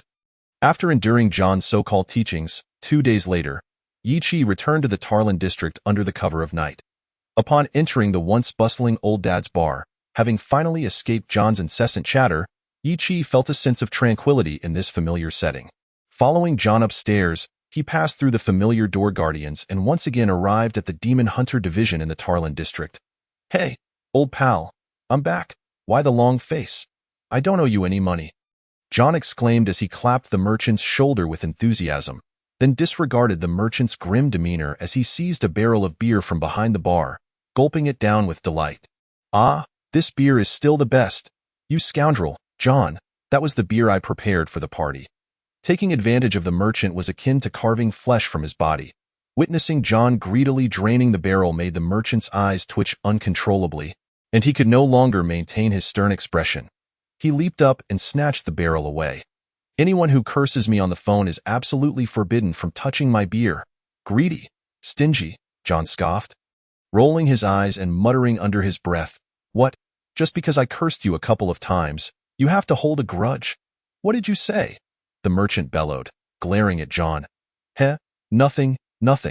Faced with the irate merchant, John quickly donned a sycophantic smile and began to change the subject. About this mission, Ichi, who had been watching the exchange with amusement, lost interest when John broached the subject of their mission and began to focus intently on the Eye of Mormo. Studying it closely, go be honest, Ichi preferred observing the two old men bicker. Vivid and lively, it was far more entertaining than the arcane script of the spellbook. However, understanding that more knowledge equated to greater strength. He had to dedicate time to mastering this tome that could effectively enhance his power. Noticing Ichi engrossed in his studies, John exchanged a knowing glance with the merchant, who subtly twisted a ring on his pinky. Instantly, a gray mist enveloped both him and John. Meanwhile, Ichi remained blissfully unaware, perceiving John as still animatedly recounting the details of their mission to the merchant. Within the obscuring gray mist, however, John and the merchant were engaged in a clandestine discussion. "What's the matter? The merchant's trickery won't last long, so let's get to the point," the merchant demanded. "Why did a bloodsucker with a title appear during Ye's mission? And why did it happen while I was away responding to a call for help?" John's face had lost its previous joviality, replaced by an aura of grim determination akin to that of a killer on the loose. "I'm investigating, but the other party has covered their tracks well. I still haven't uncovered anything. Heh, old pal, do you think we've been dormant for too long, and someone believes we're past our prime?" The merchant's eyes narrowed, a glint of avarice and cunning evident within them. "Past our prime? Ha, indeed. But Yi is my apprentice and my kin. Who dares to lay a finger on him?" With a cold snort, a faint crimson hue emanated from John's body, accompanied by a palpable scent of blood that would send chills through any ordinary person. Got it. The whole of Tarlin knows you consider Yi your son, but if you don't rein it in, that kid will catch on. Well, since he won't be heading to headquarters for a while, I'll investigate which bastard is stirring trouble. But what about the price?" The merchant reverted to his usual shrewd demeanor, a grin spreading across his face as he rubbed his fingers together, greedy for money. "Once you find out, I'll ensure you receive a satisfactory price." John shot the merchant a contemptuous middle finger in response. "Heh, business is business." The merchant shrugged, unfazed by John's gesture. Time flowed like water, and as Ichi honed his skills, Tarlin transitioned into the golden autumn and eventually welcomed the harsh chill of winter. Although not as frigid as the Winter Forest District, Tarlin's winters were still exceedingly cold, especially following a heavy snowfall a few days prior, which compelled the residents to bundle up in thick winter coats. In just a week, it would be time for the annual Apostles' Test, and the demon hunters, having packed their belongings, set out for Shaker on a train. Escorted by John and the merchant, Shaker is not like Tarlin. You must be extra cautious in the demon hunter headquarters. Remember to call me. John imparted his final words of advice. As the soon-to-be apostle waved goodbye to John and the merchant through the train window, he felt a mix of excitement and trepidation. "Off you go. Take care of yourself. By the way, it's confirmed those people are involved." "Really? Are you sure it's those individuals?" "Of course." "Very well." John cast one last glance at the train that was soon to disappear from view before turning to leave. "Wait, my payment. Put it on credit, John, you bastard." Chapter 3. The journey to Shaker, nestled in the heart of the Spring Forest District, boasts a perennial spring climate, serenaded by the melodies of birds and adorned with fragrant blossoms. It is a rare gem of a vacation destination and a bustling tourist hub. Countless affluent individuals take pride in owning a residence in Shaker. After all, a home there could easily be exchanged for a castle in Tallinn. While only a select few can afford such a luxury, this does not deter the masses from visiting Shaker to revel in its captivating scenery. Thus, within the confines of the train bound for Shaker, the entire carriage is abuzz with anticipatory whispers and flights of fancy regarding the enchanting vistas that await. However, in stark contrast to the jubilant atmosphere, a witcher occupies a corner at the front of the carriage. Dressed in a high-collared black trench coat and clutching the Eye of Momo, the witcher resembles a statue, fixated on the tome in his hands, exuding an aura that deters any approach. Despite his striking appearance, coupled with an electrifyingly cold demeanor, he inadvertently captures the attention of nearby young women, who gaze at this frosty, handsome figure with a mix of intrigue and desire. Under normal circumstances, the Witcher would not mind cultivating a deeper rapport with one or even several of the charming ladies aboard. Yet, at this moment, he is consumed by other concerns. Just as the train pulled away, the system issued a task notification. Sea-level task: reach headquarters. Achieve a safe arrival at Shaker's headquarters. Another sea-level task: it appears the Apostles' tests are no simple matter. Even before they commence, he is confronted with such a high-level challenge.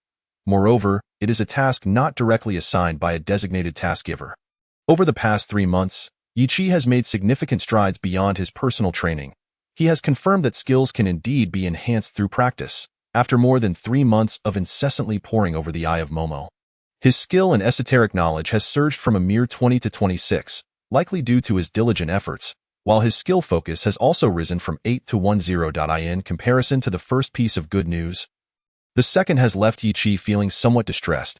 He has come to realize that as his character level has risen, tasks are no longer strictly issued by fixed task givers, but have morphed into a more random distribution, akin to what he has just experienced. This unpredictability presents a stark contrast to the previous, more systematic approach, rendering the task-giving process increasingly nebulous. Consequently, to err on the side of caution, Yichi has begun to restrain himself from triggering random tasks, opting instead to seek assignments from Old Ward. While these tasks may seem trivial for his current level, requiring dozens to make any substantial progress, there is no denying that this method is far safer. After all, despite the allure of the experience gained from random tasks, one's life remains paramount. Without it, what use is all that experience? Yet, no matter how he dodges, fate is inescapable. Eventually, the inevitable must come to pass. As he gazes at the task prompt, Yichi disregards the flirtatious glances surrounding him, sinking into contemplation. If evasion is futile, then he must strive to complete the task. However, the notion that a C-level task could merely entail a safe arrival at Shaker's headquarters is something he cannot accept. There must be some ulterior motive. Could it be that this journey to the headquarters harbors the threat of a terrifying ambush? Well aware of the challenges posed by C-level tasks, Yichi heightens his vigilance, squinting as he surveys the surroundings, suspicious of everyone as if they were disguised denizens of the dark world. After all, a witcher is both hunter and prey. While hunting the creatures of the dark realm, he too becomes a target for those very beings. The monthly casualty and missing persons reports from various branches serve as the most poignant reminder. Survival demands caution. As Yichi scans the area with narrowed eyes, a young girl approaches from his diagonal front. With chestnut hair cascading down her slightly flushed cheeks, she appears hesitant and even fearful to meet his gaze, glancing back for assistance. Behind her, several youths of similar age notice her plea for help and quickly gesture encouragement. However, it is evident that the support of her companions does little to alleviate her trepidation, as tears glimmer in her bright eyes, eliciting sympathy. "Excuse me, sir, may I sit here?" she asks, seemingly mustering all her courage to address the witcher in the corner. Yichi nods slightly, then shifts his gaze away. Although the girl is undeniably beautiful and evokes a sense of protectiveness, she does not align with his preferences. It is apparent that she hails from a respectable family and has received a fine education. Most importantly, she is still naive about matters of the heart, brimming with idealistic notions of romance.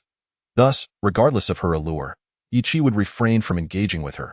He prefers to spend a bit of money at a bar to find someone more suitable for a fleeting encounter. In fact, over the past 3 months, he has indulged in such escapades more than once. Naturally, he is exceedingly cautious in his selection, as he has no desire to meet a fate akin to that of a certain Witcher predecessor who was betrayed by a companion. Given the circumstances of just having accepted a C-level task, Yichi lacks any inclination for romantic pursuits. Nonetheless, his aloof demeanor does not entirely dissuade the girl. Upon taking a seat, she introduces herself, albeit with a nervous stuttered "I Linda, sir. And you?" Yichi furrows his brow, realizing that allowing her to sit down was a misstep.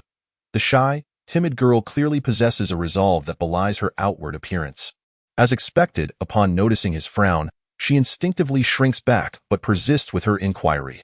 Perhaps having overcome her initial anxiety, she speaks with less hesitation. "A student. I came to Shaker with my classmates. I was wondering if we could travel together?"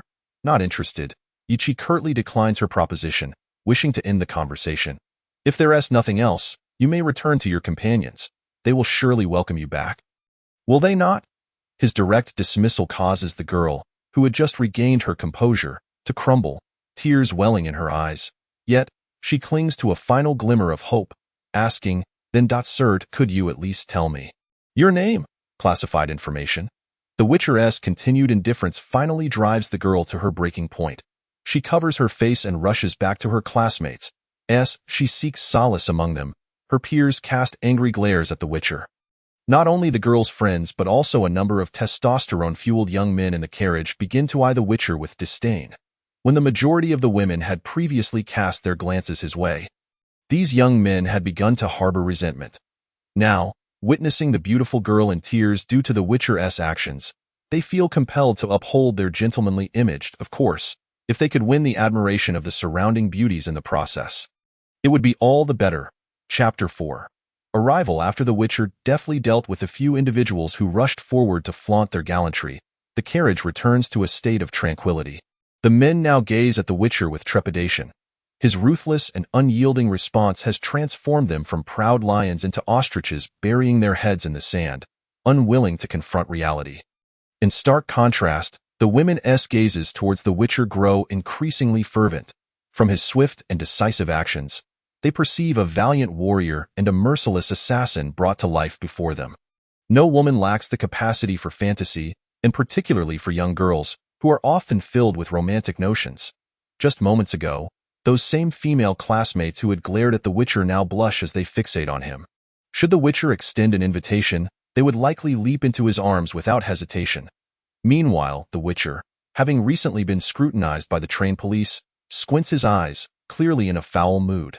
When the earlier group of young men charged at him, his instinctive reaction was to consider the dangers inherent in the sea-level task, prompting him to respond with full force.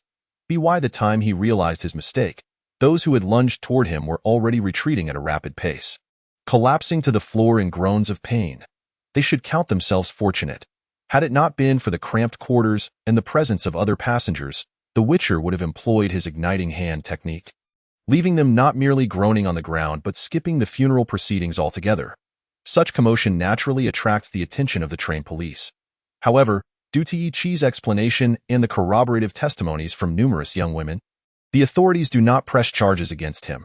They kindly escort the unfortunate young men away, as even if they do not pursue the matter, immediate medical attention is essential. Otherwise, they might find themselves en route to the cemetery. Hey, to be so cold towards such beautiful young women. Deske, lad, you truly are heartless. The self-proclaimed Aming, a peculiar wolf, has suddenly re-emerged. Do you wish to engage in another transaction? Although they have only crossed paths a few times, Yi Chi has already garnered a basic understanding of the wolf's modus operandi. Aware that the other party is the type who would not hesitate to seek out opportunities, Yi Chi straightforwardly inquired, "Is our relationship solely transactional? We are partners bound by the supreme contract." The wolf grunted in dissatisfaction, but the true intent was soon revealed. "Let us make another deal if you manage to win over that girl named Linda. I shall bestow upon you another sacred artifact. What do you say? Winning over a girl, another sacred artifact." Although surprised by the wolf's conditions and rewards, Yi Chi, having engaged in multiple transactions with this creature, who, despite appearing as a wolf with a serpent's tail, harbored a cunning nature surpassing even that of a fox, quickly arrived at a reasonable conclusion. "You do not mean to say that this sacred artifact is merely one of the girl's personal belongings, do you? Ha ha, that is merely a trivial detail, do not dwell on it." The wolf's awkward chuckle confirmed Yi Chi's suspicions. Yi Chi immediately smirked. "Details are the essence that determines success or failure. I refuse this transaction, cold-hearted lad." The wolf muttered before vanishing as abruptly as it had appeared. Yi Chi sat there, a disdainful smile gracing his lips, and resumed perusing the Eye of Maoma. Sacred artifacts are indeed valuable, yet their worth is unquestionable. The girl named Linda, despite her modest attire, exuded the poise cultivated by a prominent family in her every movement. Though she masked it well, to Yi Chi, who had encountered numerous demon-hunting families, her background was painfully evident. While belonging to a prestigious family does not guarantee much, a sacred artifact combined with such lineage is a clear indication. Demon-hunting families, akin to the Deco family, with whom Yi Chi shares a history.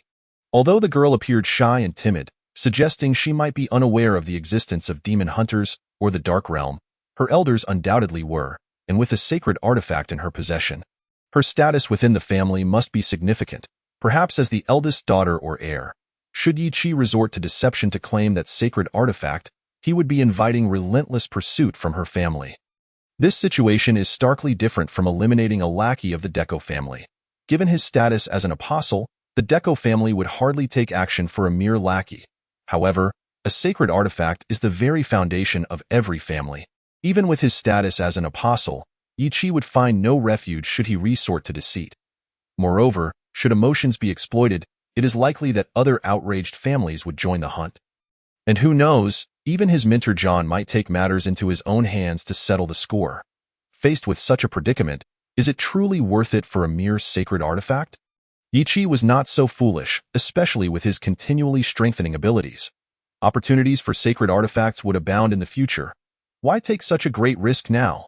The train continued its journey, and upon entering the Chunlin district from the Terran district, the rising temperature elicited cheers from the passengers. Their destination, Shaka, was imminent. For those who had endured a day and night's tedious travel on the train, this was undoubtedly a thrilling announcement. However, the cheers from the demon hunter's carriage were considerably muted. Many women cast resolute glances at the hunters. Previously deterred by the fear of embarrassing rejection, they had refrained from acting on their interest. Now, with the end of their journey approaching, they felt compelled to act.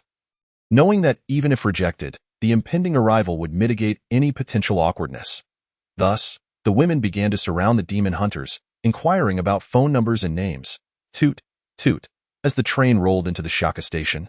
A short and long blast of the whistle signaled its arrival. The demon hunters nearly leaped from the carriage the moment it came to a halt.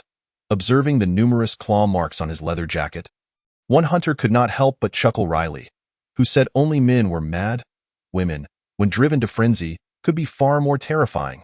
Stepping out of the station, the hunter immediately spotted his contact, a cold-faced young man discreetly displaying the apostle badge of the demon hunters. Chapter 5. Inofa.Yi Chi? The cold-faced young man recognized him and asked directly. Unlike Yi Chi's previously feigned taciturnity, this man was naturally reticent, almost icy in demeanor. Sir, who are you?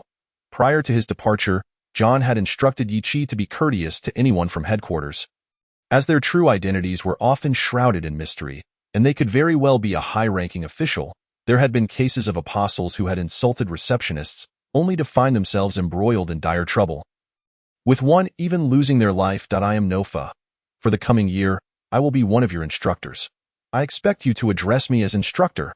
Nofa shot Yi Chi a frigid glance. Now, student Yi Chi, get in the car.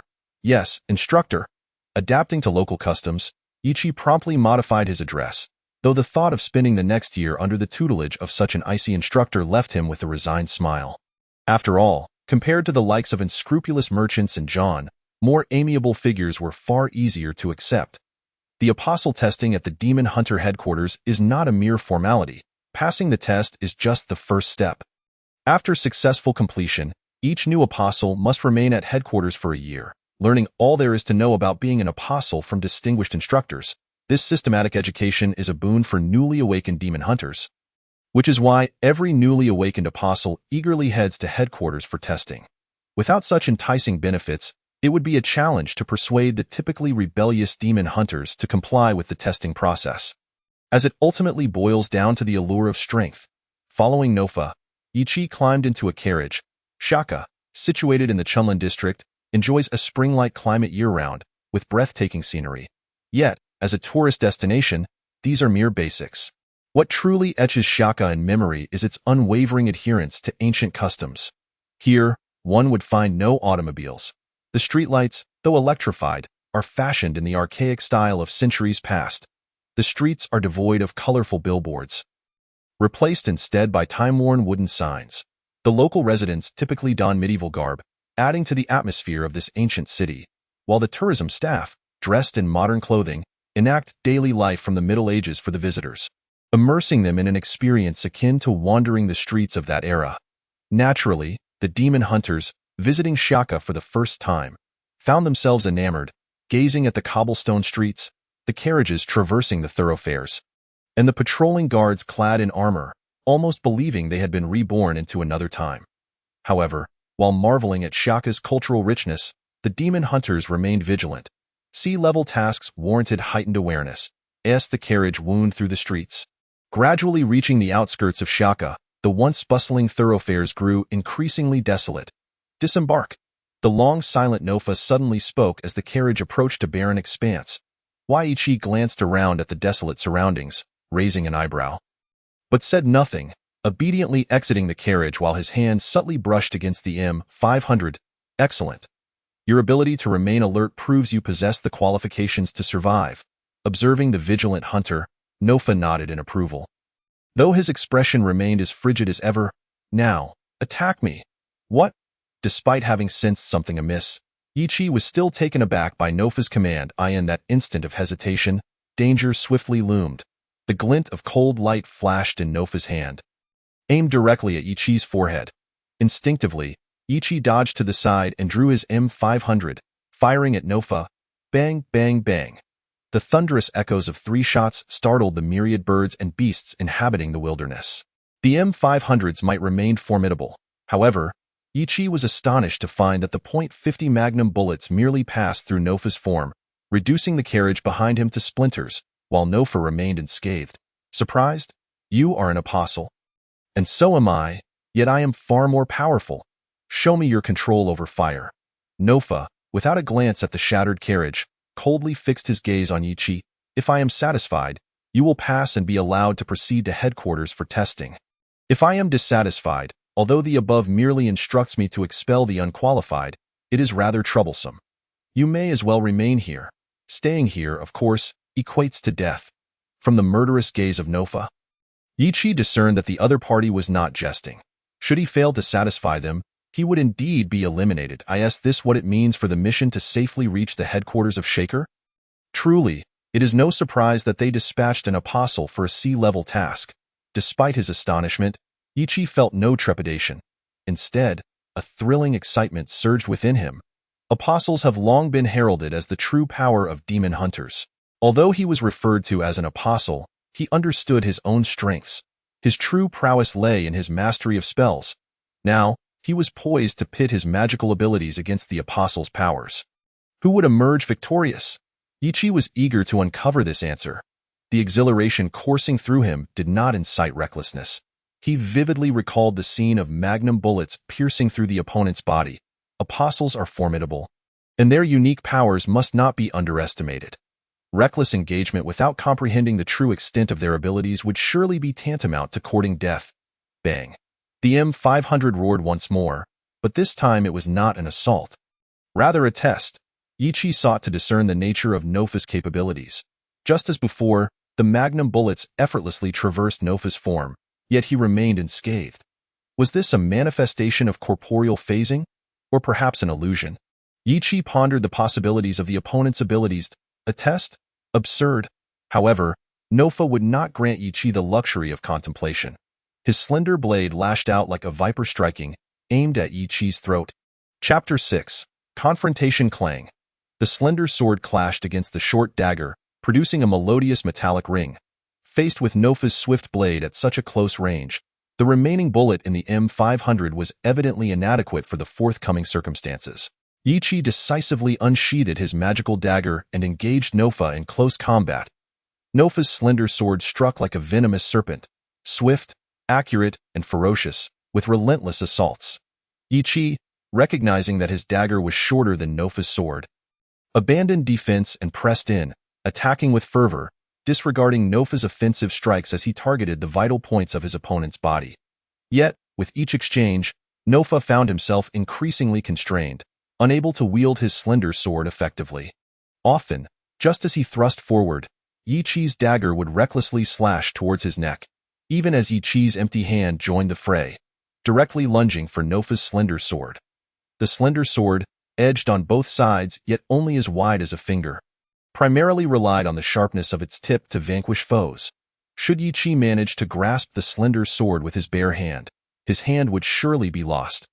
However, if Nofa's sword were truly seized by Ichi, it would be akin to capturing the venomous serpent by its vital spot, with death as the inevitable outcome. Ichi was prepared to exchange injury for death, much like the valiant warriors of the Qin and Han dynasties. Facing 10 foes with unyielding resolve, instilling fear in foreign adversaries, Nofa became increasingly hindered. Ichi surged with momentum, his spirit akin to a tiger descending the mountain. Under this burgeoning force, the dagger transformed into a bolt of lightning, striking successively as if capable of piercing through all. Meanwhile, Nofa's slender sword resembled a fanged serpent stripped of its venom, retreating defensively. Clang, clang, clang. The clash of blades intensified, resembling the relentless hammering of a blacksmith's forge. Now, Nofa was relegated solely to defense, his brow furrowing as he observed the advancing, tiger-like Yi Chi. Is this what the data indicated regarding his lackluster talent in firearms and bladed weaponry? Humph. The information Nofa received was not entirely incorrect. During his training with John, Yi Chi had not exhibited exceptional talent in firearms or swords, achieving even a mediocre level solely through John's relentless guidance. Yet, everything transformed once Yi Chi elevated his skills in gunpowder weaponry and bladed weapons to 30. A qualitative change ensued. The newly acquired proficiency in gunpowder weapons and bladed weapons endowed Yi Chi with the potential to become an exceptional marksman and swordsman, enhancing his firepower by 10 with gunpowder weapons. Similarly, a 10 increase in power with bladed weapons. At first, Yi Chi assumed these seemingly simple prompts merely suggested a 10 increase in potency for future engagements. However, as time passed, he realized his grave misjudgment. This 10 enhancement was not a direct bestowal from the system, but rather a result of subtle adjustments. Reminders regarding the angle of strikes, the necessary downward tilt of the firearm's muzzle during firing. It was as if an innate sense of an exceptional marksman and swordsman had been implanted within Yi Chi's being, perpetually guiding him to identify errors and adjustments. Compared to John's exhaustive training followed by error correction, this instinctive transformation was incomparable. After 3 months of refinement, Yi Chi had adapted to this instinct. In the current close-quarters combat with Nofa, wielding the dagger, Yi Chi moved with an instinctive precision, achieving optimal results without conscious thought.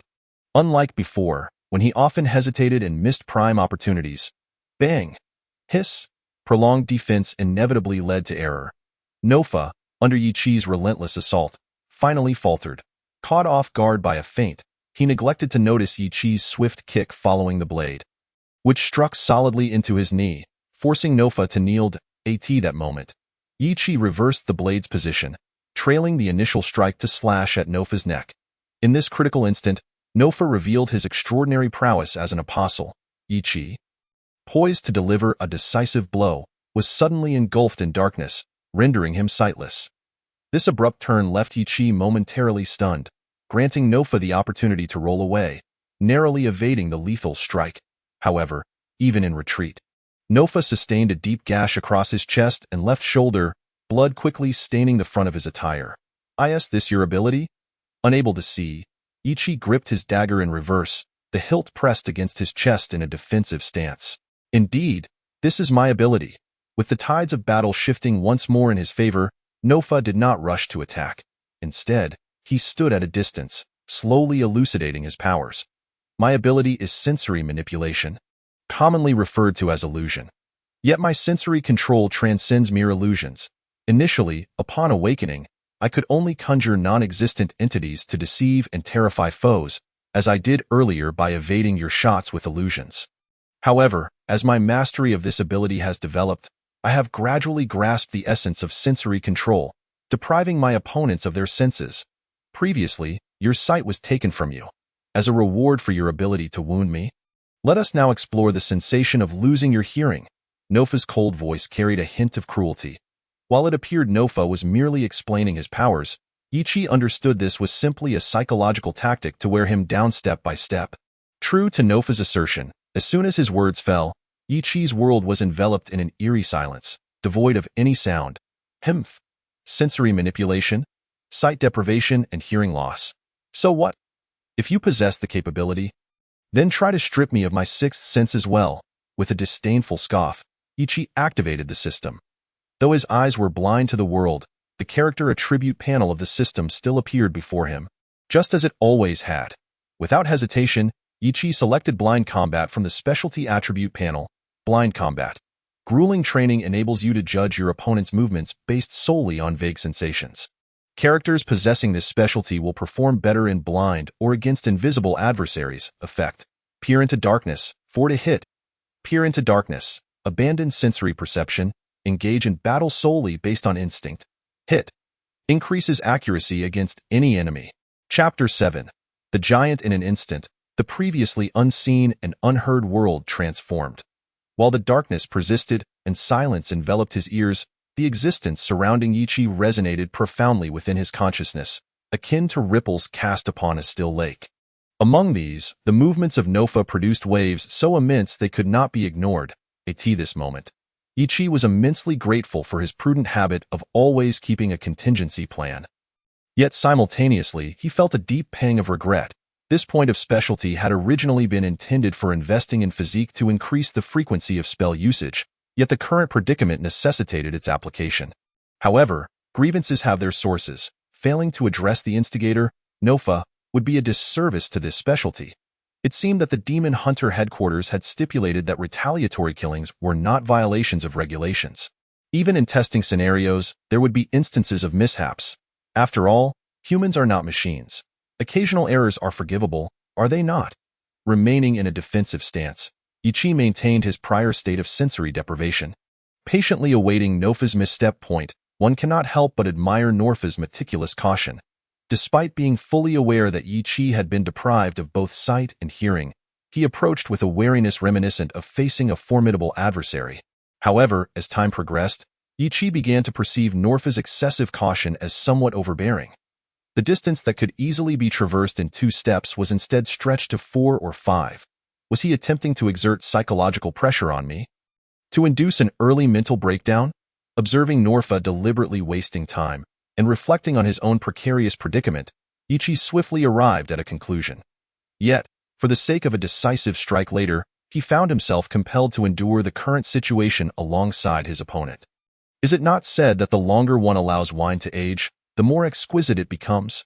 Similarly, the longer one awaits the fruit of victory, the sweeter it tastes. Therefore, let us bide our time. With a heart already resolved, Yichi stood firm as an immovable rock, allowing Nofa to circle around him. As time slipped by, Nofa grew increasingly agitated. Though his sensory control abilities were sharp, they were not without temporal limitations. At his current strength, controlling one of the 5 senses for half an hour was the maximum, while managing 2 would only last 10 minutes, and complete control of all 5 senses would not endure beyond 3 seconds.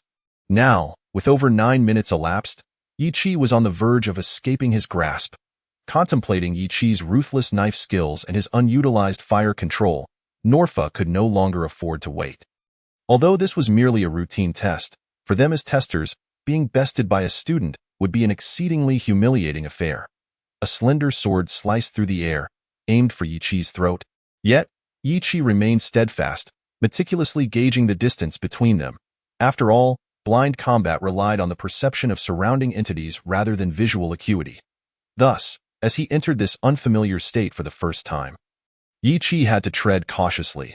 Just as he sensed Nofa's slender sword was about to pierce his throat, it suddenly swerved downward, aiming for his thigh instead. Had his opponent changed tactics? What trickery was this? Although perplexed, Yichi did not allow himself to be distracted amidst the fierce battle, and he executed the long-prepared thunderous strike as planned. However, at the moment of engagement, he withheld a fraction of his strength. With a crisp sound, the slender sword aimed at Yichi's thigh was deflected by his palm, and before Nofa could comprehend what had transpired, he felt a chill at his neck. Yichi's short blade was already poised there.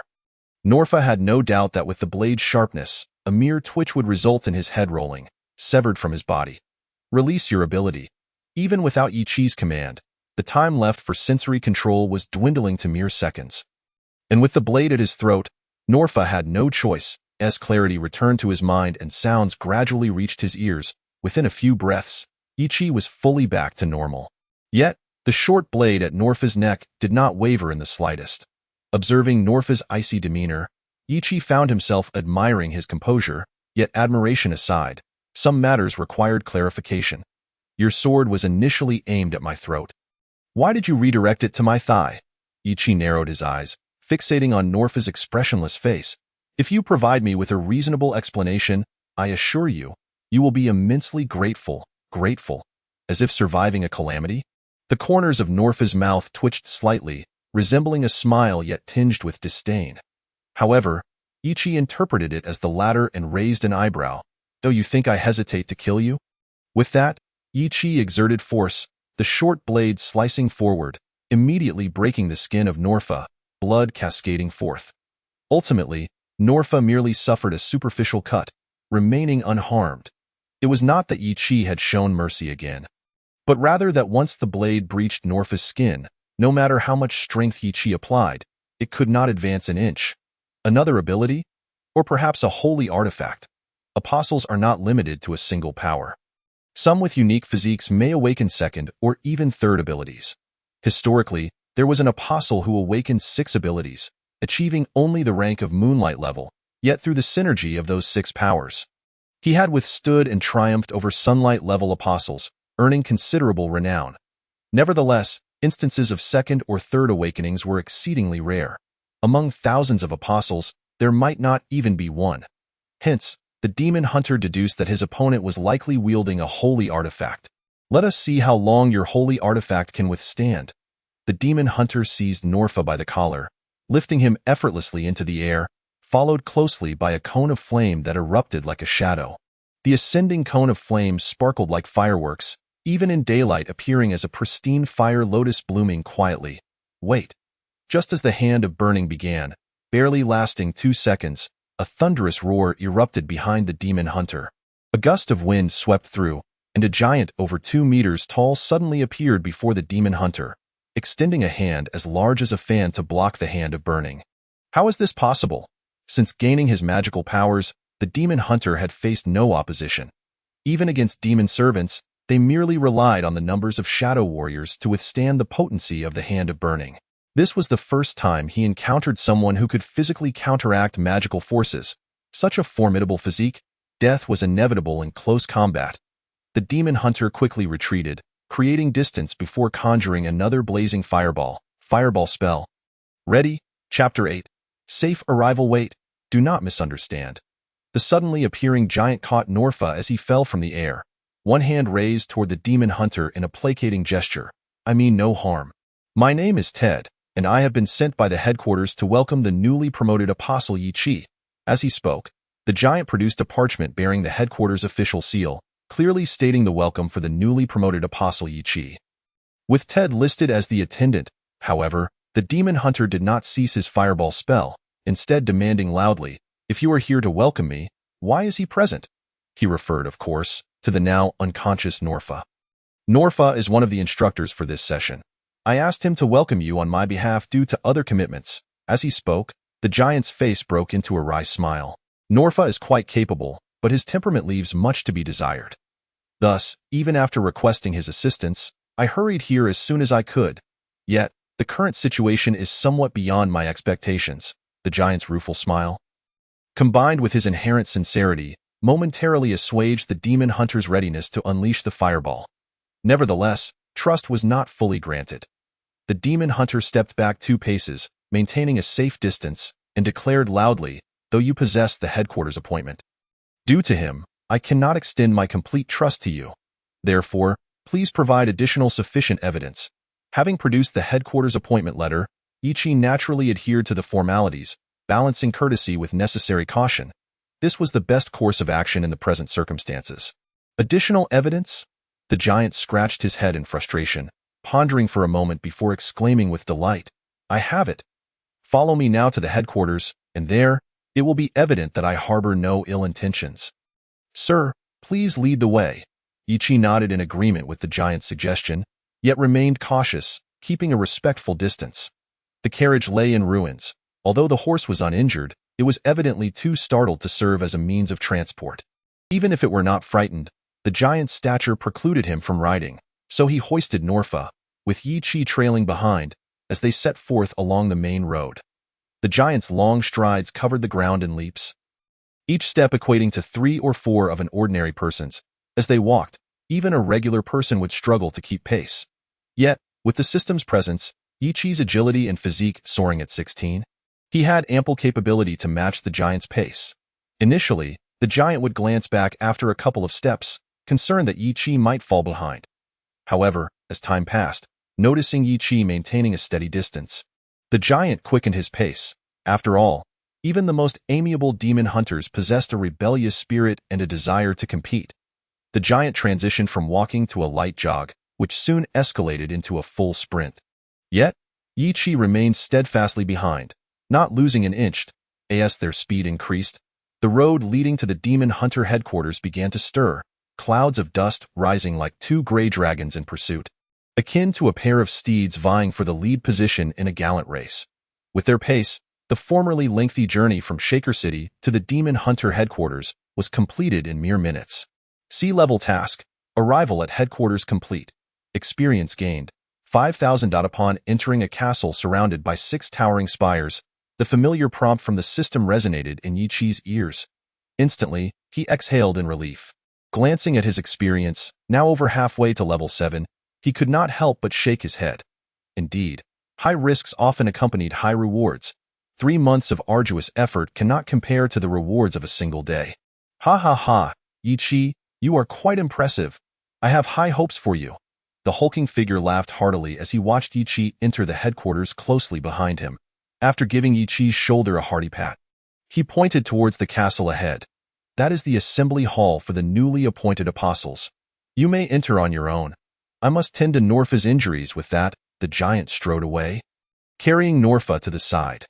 Meanwhile, Yi Chi, whose shoulders still throbbed from the giant's slap, shot a fierce glare at the irresponsible figure retreating before him, then slowly made his way towards the castle hall. Moving cautiously as he regained feeling in his shoulder. Damn it, just how strong is that guy? 20 or 30. What a jerk. Clearly, it was a blatant act of retaliation against me. With his heart brimming with resentment, the demon hunter presented his recommendation letter and smoothly entered the castle's hall. Inside the assembly hall, several newly appointed apostles had already arrived before the demon hunter entered. However, these apostles exhibited a pronounced sense of self-territory. They stood in groups of 1, 2, or 3, each absorbed in their own world, refraining from any interaction. Upon the demon hunter's entrance, he naturally attracted the attention of all the newly appointed apostles within the hall. Some cast sidelong glances, while others scrutinized him openly, their gazes filled with provocation and ill intent. It was evident that the late-arriving demon hunter had already been marginalized by the numerous early arrivals. Yet, the demon hunter shrugged off their challenging stares, ignoring their glares as he walked straight to a corner of the hall, leaning against the wall to rest his eyes. After a battle with Norfa, a race with Ted, and the exertion from casting Burning Hand and the unfinished fireball, his stamina had been significantly depleted. If he didn't take this opportunity to recuperate, when would he? As for those hostile gazes, he could deal with them later. After all, newly appointed apostles were expected to remain at headquarters for an entire year. During that time, there would be ample opportunities to address any grievances. The early arrivals among the newly appointed apostles felt a sense of disappointment as they noticed the demon hunter leaning against the wall with his eyes closed. Many of these troublemakers were eager to witness a spectacle, hoping that the newly arrived demon hunter would lose his composure and engage in a fierce battle with his peers, thus revealing the capabilities of both sides for future reference. After all, the newly appointed apostles hailed from various regions, and without some form of competition, they would hardly embody the proud and defiant spirit typical of a demon hunter's lineage. However, their disappointment was short-lived. 3 individuals standing in the center of the hall suddenly approached the demon hunter. Instantly, all the newly appointed apostles perked up, refocusing their attention on the unfolding scene. "Are you Yi Chi, the leader of the trio?" Without a hint of politeness, inquired as he approached the demon hunter. Chapter 9. Deku. As the trio advanced towards him, the demon hunter sensed their approach. The combat intuition granted by his blind combat ability made the fluctuations of their proximity clear to him. The leader's rude inquiry unmistakably conveyed their malintent. Despite possessing a head of striking golden hair, the leader's appearance was rather mediocre, even bordering on unattractive, prompting the demon hunter to smirk wryly as he assessed the situation. What a waste of such hair. It was simply squandered on him. Perhaps the demon hunter was not the first to hold such a thought. Perhaps his disdain and regret were too evident, for the leader immediately erupted in anger. Bellowing, "Yi Chi, how dare you look down on me, you scoundrel from the Deku family, Deku." So that's the case. The leader's roar effectively clarified the demon hunter's lingering doubts. However, in the next moment, the demon hunter closed his eyes once more. Those who could ascend to the rank of newly appointed apostles undoubtedly held a significant status within the Deku family. The Deku family? seeking revenge for the death of their sycophant Ted, was looking to cause trouble for him but was constrained by his status as an apostle and lacked a suitable excuse if he were to engage in a conflict now. Wouldn't he that provide the Daku family with the perfect pretext to harass him, without having sufficiently bolstered his strength, provoking a family of demon hunters was clearly unwise. Thus, the best course of action at this moment was to ignore their provocations. Of course, if they overstepped their bounds and struck first, the demon hunter would not hesitate to leave a profound impression on them, armed with justifiable cause. After all, given their demeanor, it was only a matter of time before they sought him out for trouble. If he could resolve it preemptively, he would certainly not object.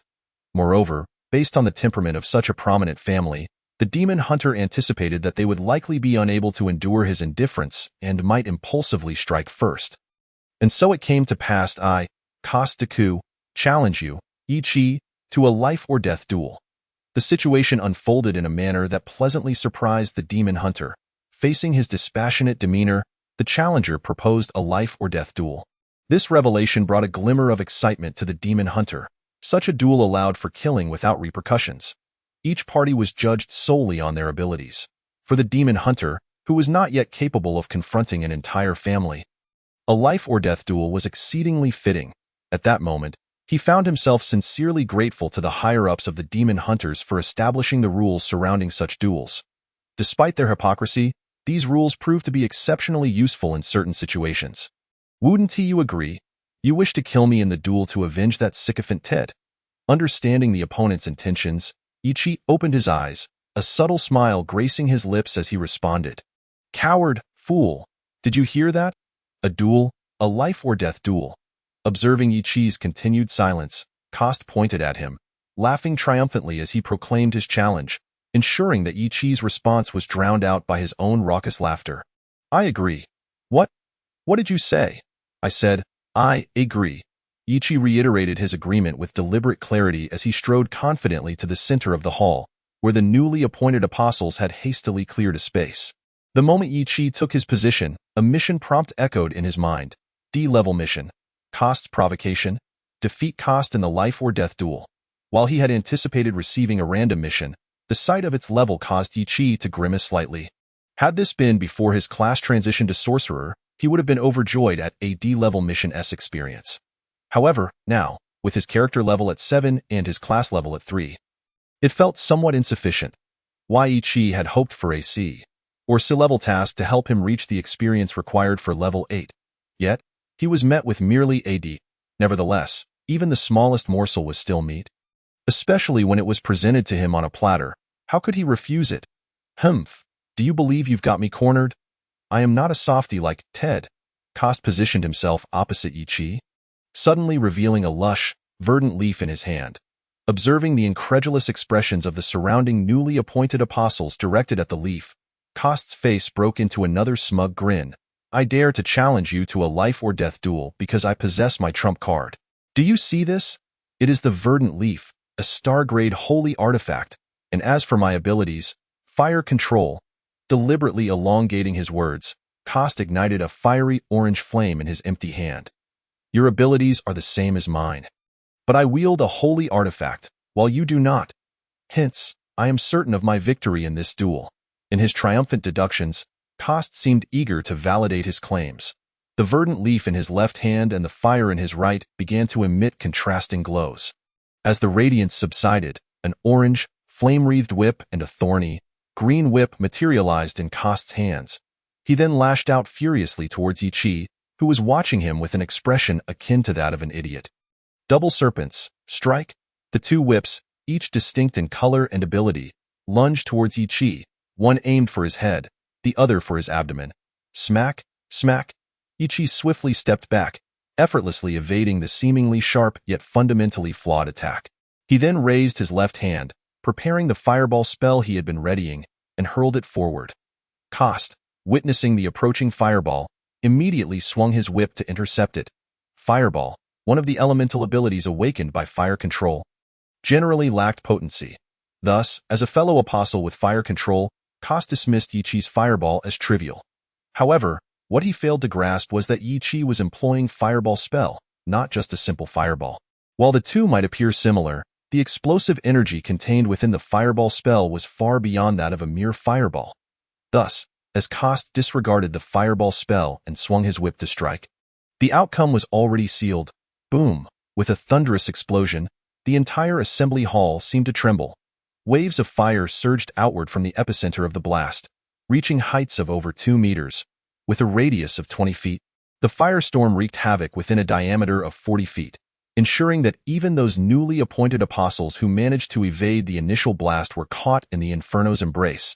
As for Kost, who found himself at the heart of the explosion, essentially, there is nothing left but bones. The D-level mission of Kost's provocation has been completed.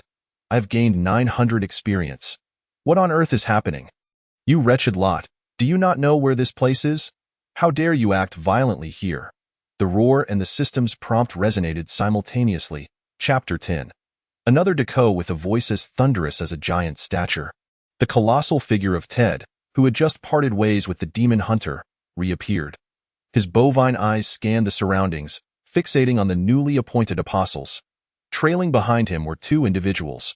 One was the previously unconscious Ice Cube man, Nofa, now dressed in a completely transformed attire, rendering his earlier disarray unrecognizable.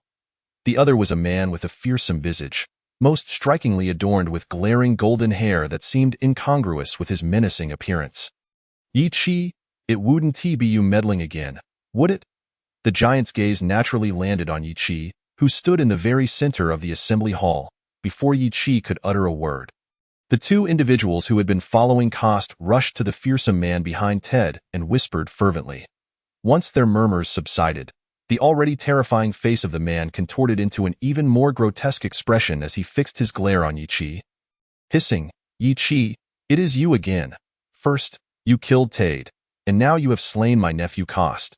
You dare to provoke the Deco family repeatedly. Today, I, Pesci, shall eviscerate you and extract your heart to honor my nephew. Hold on. The moment Pesci made a move, Ted's hand shot out to restrain him. Despite Pesci's robust physique, which was merely within the realm of ordinary men, he was dwarfed by Ted, a behemoth who had transcended human limits. Ted's arm blocking Pesci was akin to a half-wall, rendering Pesci incapable of advancing. Ted, this is an internal matter of the Deco family.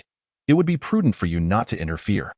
After a couple of attempts to push past Ted's arm and realizing the vast disparity in their physical prowess, Pesci ceased his efforts and retreated a step, invoking the greater good of the family to pressure Ted.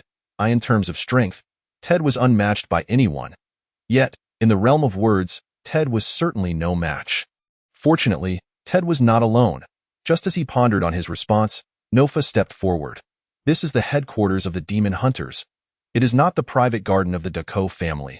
Whatever transpires here has become an internal affair of your Deco family. How formidable you are. Toxic. How toxic. Standing still and awaiting the situation's development, Yi Chi couldn't help but cast a surprised glance at the cold-faced Nofa. He hadn't anticipated that Nofa, exuding an icy demeanor from head to toe, possessed such a sharp tongue. Not only did he effortlessly dismantle Pesci's claims, but he also cleverly dragged the entire Deco family into the fray, placing them at odds with the Demon Hunters Guild.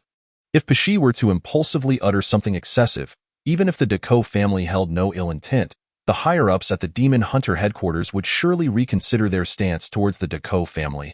Nofa, this is slander. Pesci, having spent years at the Demon Hunter headquarters, was not only formidable but also possessed a keen intellect. He instantly recognized that his emotional outburst, spurred by his nephew's demise, had led him to speak inappropriately. Moreover, he had been caught by Nofa, with whom he had always been at odds. If this matter were to reach the ears of the malicious, the entire Deco family, the mere thought of the consequences made Pesci shudder, prompting him to rectify his words. I, Pesci, assure you that the Deco family is not as you claim. It is merely that Kost's death has caused me to momentarily lose my composure. However, the murderer Yi Chi stands alive before us, and I demand that the headquarters impose severe punishment on the culprit.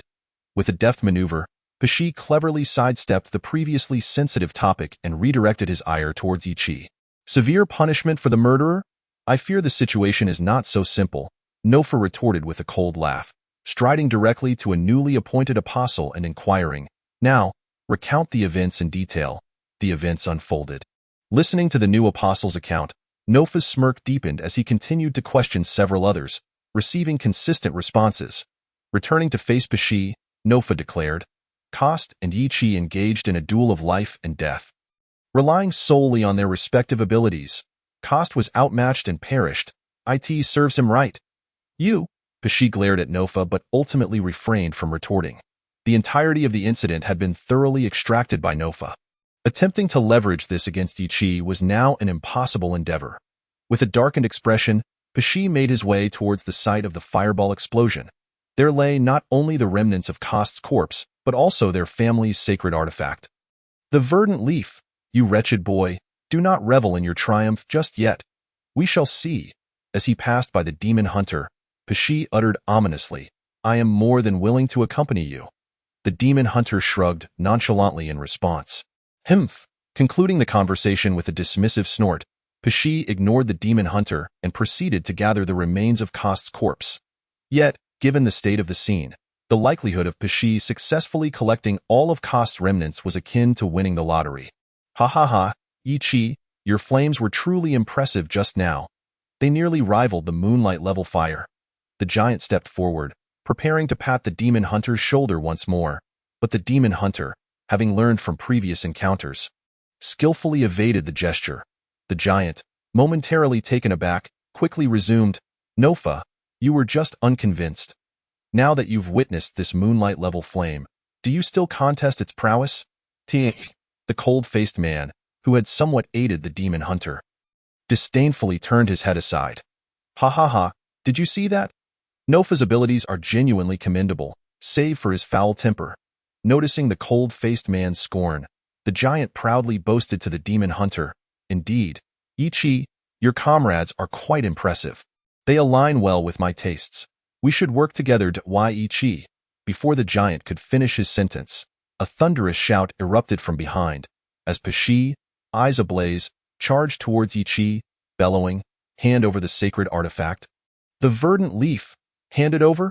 The demon hunter looked at Pesci in confusion. Don't play dumb. That sacred artifact used by Kost earlier. It must be in your possession. If you return it now, I shall pretend as if nothing has occurred. Pesci, his eyes tinged with crimson, glared at the demon hunter, gritting his teeth. Humph!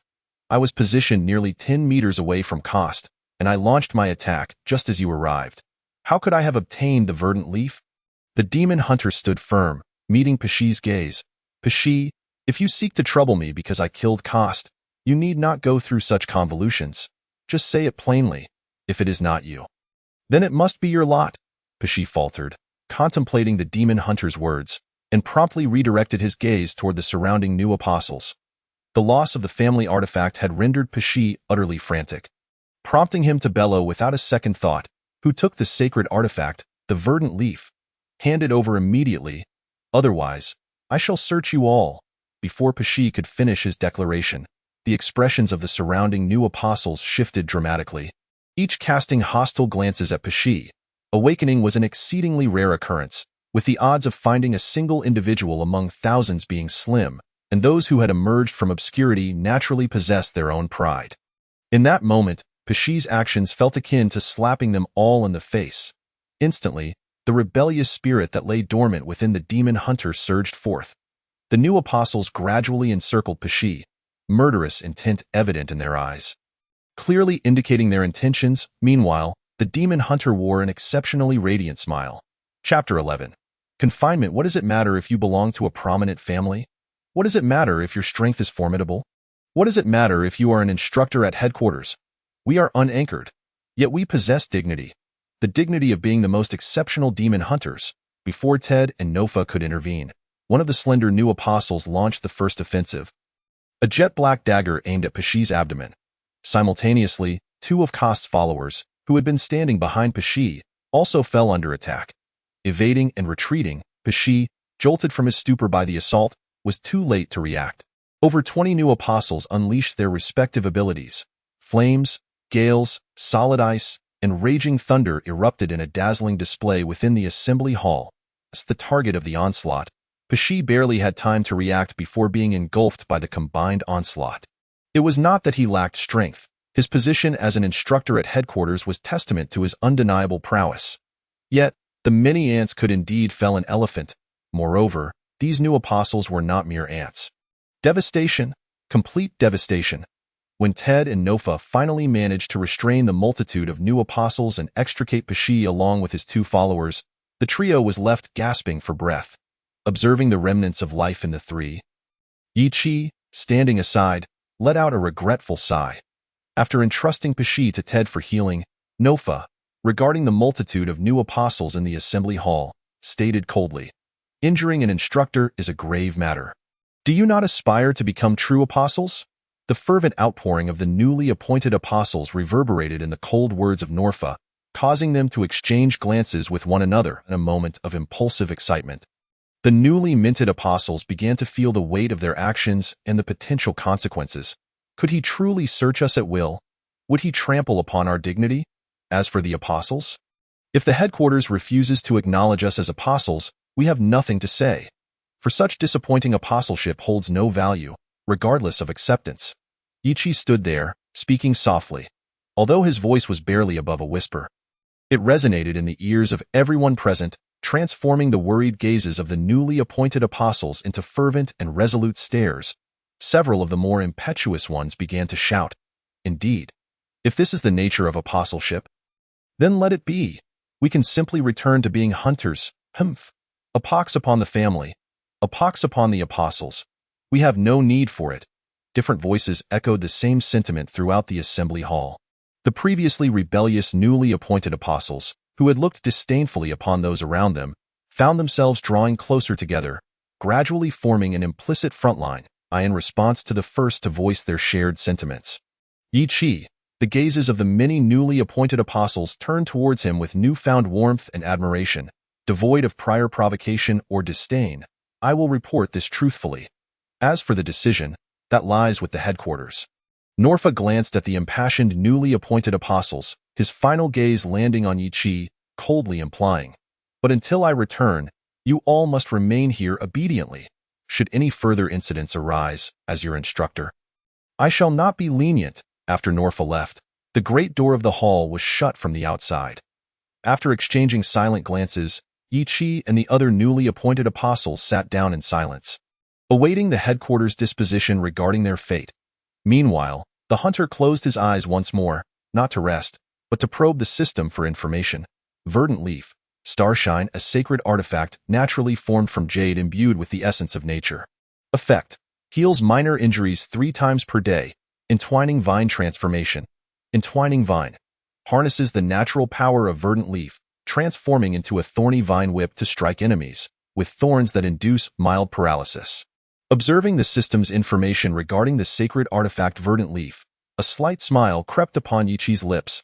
When Coster had produced the verdant leaf, a sense of longing had stirred within the hunter. Coupled with the recollection of the monstrous wolf's words, that every sacred artifact resonates only with its user, he became acutely aware. Thus, after obliterating Coster with a fireball, the prepared hunter stealthily seized the verdant leaf with a mage's hand, unexpectedly outmaneuvering Pesci in the process. Considering Pesci's prior dismal fate, he was unlikely to appear before Yi Chi anytime soon. And now, feeling the ease of utilizing verdant leaf without the monstrous wolf's aid, the hunter's spirits soared. "Hello there!" A slightly slick voice broke the silence of the hall, reaching the hunter's ears. Curious, he turned to see the diminutive man who had first attacked Pesci now sitting beside him. Greeting him warmly, "I am Dadong from Chilin District. A pleasure to meet you." "Yi Chi, likewise a pleasure." The hunter nodded slightly, extending his hand to shake that of the small man from Chilin District, given that the Deco family also resided in Chilin District. His earlier fierce demeanor suggested a profound grudge against them. "An enemy of my enemy is a friend. Even if not friends, it is certainly advantageous to have an ally against the Deco family in the future. What you said earlier was absolutely brilliant, and you took down that detestable Coster." Although his tone was somewhat oily, the small man exuded a contrasting enthusiasm. "Though my funds are limited, I would love to treat you to a drink later. What do you say? Perhaps at a modest establishment." "Delighted." The hunter smiled and nodded, accepting the invitation. The small man's slick manner unconsciously reminded the hunter of the unscrupulous merchants far away in Talon. prompting a moment's reflection before he agreed. Can I count myself in as well? The dialogue between the hunter and the small man caught the attention of all the newly appointed apostles in the silent hall. Stirring some interest, yet only one tall apostle approached. This towering figure exuded a sense of solidity, yet upon closer inspection, one could discern a youthful visage, revealing he was but a teenager. I am a local from Shaker. Well acquainted with every blade of grass and tree here, the tall boy introduced himself with a hint of shyness. By the way, I'm Darla, pleased to meet you all. Yichi, from Talon District, happy to make your acquaintance. Dadong, from Chilean District. Darla, could you find us a reasonably priced bar? My funds could cover 2 drinks, but for 3, I might be short. The shy yet candid giant quickly endeared himself to the hunter and the small man, joining their ranks. Indeed, I know a very affordable bar with a great atmosphere. Plus, I've saved up a bit, so it won't be a problem. The giant pulled out a wallet, counting carefully, before extending an invitation to the onlooking newly appointed apostles. Why not all come along? The funds are no issue. Count me in. Me too. No money? We'll pool together. Exactly, with so many of us, we'll surely have enough. The already intrigued newly appointed apostles eagerly responded to the giant's invitation, some even tossing their wallets into his hands. After all, every hunter incurs considerable expenses to unwind after the tension of perilous missions, and although each task yields handsome rewards, few can save much. The apostles, having emerged from the ranks of hunters, were no exception. Unless one were considerably wealthy or stumbled upon a lucrative opportunity, like a certain cunning hunter, the newly appointed apostles exchanged introductions and began discussing the scenic wonders and nightlife of Shaker around the giant. The long closed doors swung open. The previously departed Norfa re-entered the hall. Instantly, all hunters and newly appointed apostles turned their gazes towards the cold-faced man. The headquarters has reached a final decision. Given that both parties bear responsibility for the incident, no further action will be taken. However, any future infractions will be met with severe penalties. As soon as Norfa's words fell, the newly appointed apostles erupted in cheers, while the hunter merely smiled indifferently. Laws that spare the many can be applied universally. The hunter had anticipated this outcome when Norfa sought counsel from the headquarters, for these newly appointed apostles were carefully selected representatives of the Hunter Guild's future backbone. If they were to harbor discontent towards the headquarters, it would be a significant loss for the organization. Most hunter families, the church, and special operations were all keenly watching every newly appointed apostle. To attract even a single apostle, these factions would not hesitate to spend lavishly. As long as the higher-ups at the hunter headquarters were not insane, they would never willingly relinquish these apostles. Yet, while the hunter smiled, he suddenly noticed Norfa casting a glance in his direction. Whether it was merely an illusion, he felt that Norfa's gaze bore a hint of vindictive satisfaction. The wave of foreboding washed over the hunter. However, the elongated tone of Norfa's next statement confirmed the hunter's earlier apprehension. In light of the fact that the root cause of all events lies in the duel between Koster and Yichi, Koster's demise shall not be pursued, and while Yichi was the challenged party, he is not without fault. Therefore, the headquarters has decided to impose a 1-week confinement upon Yichi. No appeals will be entertained, and the sentence is to be executed immediately. Immediately, the newly appointed apostles, who had just been cheering, fell silent. The giant stepped forward, vociferously protesting against Norfa, while the small man narrowed his eyes, his hand slowly drifting towards the dagger at his waist. The hunter swiftly restrained the small man's hand before he could grasp the dagger, shaking his head slightly. Then he approached the giant, patting him on the shoulder and addressing Norfa. I accept the headquarters' decision. Regarding the previous events, the hunter understood that while he held the moral high ground, assaulting an instructor and the loss of the sacred artifact Verdant Leaf were not trivial matters. Had it not been for his entanglement of all newly appointed apostles, he would have likely been unable to leave the assembly hall. Now, a mere week of confinement was a lenient penalty, essentially a formality to appease both his and the Deco family's dignity. After all, he had already reaped the greatest benefits, and granting others a semblance of face would incur no loss, merely a week of confinement. When the time comes in the future to sever ties, it will suffice to reclaim what is owed, along with interest, will it not? Casting a reassuring glance at the numerous newly appointed apostles, the demon hunter followed closely behind a guard at the entrance. Making his way toward a towering edifice adjacent to the castle, Apart from the central castle, the headquarters of the demon hunters is surrounded by 6 imposing towers. The Tower of Decision, the Tower of Relics, the Tower of Moonlit Nights, the Tower of Combat, the Tower of Knowledge, and the Tower of Thorns. John had previously elaborated to the demon hunter that each of these 6 towers within the headquarters holds its own significance, representing distinct authorities, encompassing the operation of the Demon Hunters Guild and the livelihoods of all its members. Each tower is presided over by its own master, and these 6 masters constitute the highest authority within the Demon Hunter Guild. Following the guard, Yichi arrived before the Tower of Thorns. The Tower of Thorns, the headquarters chamber of punishment and prison, where countless notorious criminals are incarcerated and executed. Standing at the base of the tower, Yichi scrutinized it closely. He observed that numerous thorny vines entwined around the tower, spiraling from the foundation to the apex, truly living up to the name of the Tower of Thorns. Bearing the moniker of Thorns, it serves as a high tower of punishment and imprisonment, certainly not an inviting place. After the guard rapped on a small door at the base of the tower, without waiting for anyone to emerge from within, he hastily placed a sheepskin scroll detailing Yichi's disposition at the door before departing, further deepening the demon hunter's understanding of the fear that people harbored for this place, to the extent that they did not even wish to cast a glance inside. Creak. The dilapidated door groaned as it opened, revealing not the executioner Yichi had envisioned, but rather a sunny young boy with a beaming smile. How rude! Grasping the sheepskin scroll bearing Yichi's sentence, the sunny boy cast a fleeting glance before breaking into a brilliant smile. Hello, I am Mori, the guardian of the Tower of Thorns. You must be Yichi? I apologize for the interruption, sir. Despite the sunny disposition of the boy, Yichi dared not overstep in the presence of the Tower of Thorns' infamous reputation. There are far too many who hide blades behind smiles, especially in a prison, a breeding ground for darkness.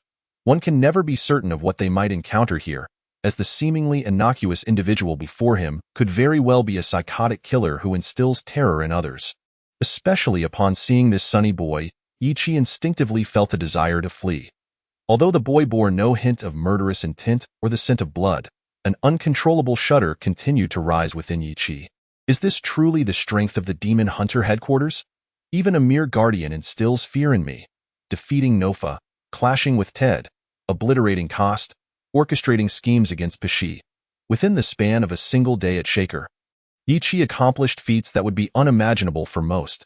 Even with the soul and experience of his past life, along with the warnings from John and the merchant, he could not help but entertain the thought that the Demon Hunter headquarters was not all that impressive. However, the visceral dread elicited by the sunny boy before him abruptly doused his hubris like a bucket of cold water, bringing him back to reality. How utterly dull! In response to the courteous Yichi, the sunny boy shook his head in disappointment, beckoning. Come with me. Your confinement cell is on the lower level. Without lingering, Yichi followed the sunny boy through a side entrance of the tower's hall. Descending to the underground level, being a demon hunter, Yichi frequently traversed graveyards and tombs, accustomed to the damp darkness below. However, upon catching a whiff of the pungent moldy odor intermingled with an inexplicable stench, he couldn't help but wrinkle his brow. The sunny boy in front seemed oblivious to the scent, continuing onward with a lively gait. Upon reaching an iron door, the sunny boy halted. Here we are. Now, please hand over any items that could provide illumination or communication. You shall reside here for the coming week. A meal will be delivered to you each afternoon. If there are no further questions, please enter. Of course, sir. After handing over his phone and other belongings, Yichi nodded and stepped into the cell where he would reside for the next week. Just as he entered, the heavy iron door slammed shut behind him with a resounding clang. Grasping a candlestick from the wall, Yichi examined his cell by the flickering candlelight and nodded in approval. Despite the unpleasant odors, the space was relatively dry, and there were no unwelcome guests such as rats or cockroaches. Most gratifying to Yichi was the presence of a single bed and a toilet. Although there were no sheets, he still found this accommodation far superior to the merchant's cramped quarters. Tossing his leather coat onto the bare bed, Yichi reclined, closing his eyes to reflect on the events of the day. Aside from encountering the previously mentioned sunny boy, everything else had gone rather well. Who exactly is that fellow? Although he exuded no aura of danger, merely standing there instilled a profound fear within me, suggesting he is far from simple. Kid, Celebrate your manners just now. You are truly fortunate. A slight stirring in his heart, the elusive and capricious strange wolf re-emerged from the shadows. Is that so? Ignoring the strange wolf's words of congratulation, the demon hunter retorted with sarcasm. It seems some who commend others for their courtesy have never understood the concept of politeness themselves. It appears I am indeed unwelcome, but does someone not wish to know why they felt such fear earlier? Fear? The disparity in strength leaves me speechless. The demon hunter shrugged, feigning nonchalance. Ha ha, the disparity in strength is one thing. Let us make another deal. The strange wolf cunningly revealed its ulterior motives once more. Chapter 13. A week impossible? Absolutely not. Upon hearing the strange wolf's proposed deal, Yichi unequivocally shook his head in rejection. Don't be hasty in your refusal. This deal would benefit both you and me. If you can find the third statue within this tower, you could augment your strength once more, with increased power. What would that boy matter? The strange wolf pressed on, undeterred by the refusal. Indeed. I am quite eager to enhance my own strength. Ichi smirked disdainfully, but my life is far more precious. You expect me to steal something from the headquarters of the demon hunters? Are you attempting to orchestrate my murder? Or have you already prepared a new partner, wishing for me to depart this life prematurely? Indeed. The transaction proposed by the strange wolf involved Yichi pilfering the third statue, which it had recently detected residing within the Tower of Thorns. Although Yichi was astonished that the third statue would appear in the Tower of Thorns, he had not lost his sanity and promptly rejected the idea without hesitation. Not to mention the fact that the sunny boy within the Tower of Thorns alone deterred Yichi from taking action. Moreover, he could not trust that such a vast structure harbored no other inhabitants apart from the sunny boy. Of course not. We are bound by a contract as partners. The strange wolf's voice gradually diminished, followed by several minutes of silence. Just as Yichi assumed the entity had departed, the strange wolf suddenly spoke again. If there were a safe opportunity to obtain the third statue, would you seize it?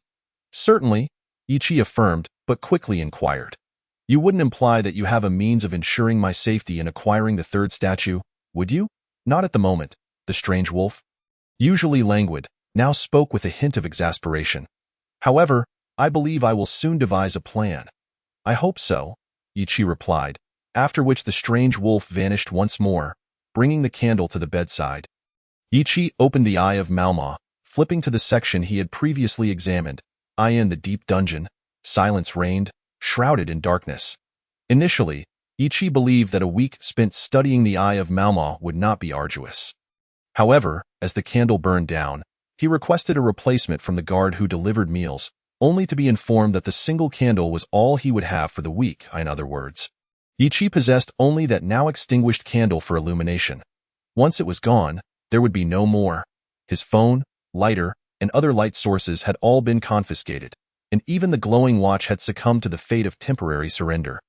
Now, Yichi not only lacked light but also had no way to accurately track time, relying solely on the frequency of meal deliveries to gauge the passing days.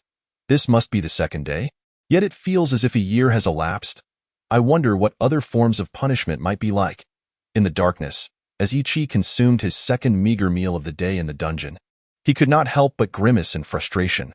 Without light, unable to ascertain the time, and coupled with the abysmal quality of the food, a cup of water and a piece of black bread, Yichi felt an overwhelming urge to scream and vent his frustrations. However, he understood that shouting would be futile, merely wasting the little energy he had left. A piece of bread no larger than a child's palm was hardly sufficient to sustain an adult's daily needs. With the last morsel of black bread firmly lodged in his mouth, he chewed vigorously for a few moments before draining the cup of clear water. In an instant, Yichihua sprang from the bed, eyes tightly shut, and his right hand resting on the hilt of a short blade. Time ticked away, yet Yichihua stood there like a statue, utterly motionless. Suddenly, the fingers of his right hand that rested on the blade quivered slightly. And then, as if a bolt of lightning had cleaved through the darkness of the dim cell, the short blade appeared proudly in his grasp, aimed defiantly into the abyss of blackness. This was the decision Yichihua made upon realizing that he could no longer acquire candles. He would practice his skills with cold weapons and the art of blind combat. Indeed, in the pitch-black confines of his cell, with limited food, this was the only course of action available to him. Moreover, to conserve his strength, Ichihua chose not to impose upon himself the rigorous regimen of striking 1,000 times as he had in the past.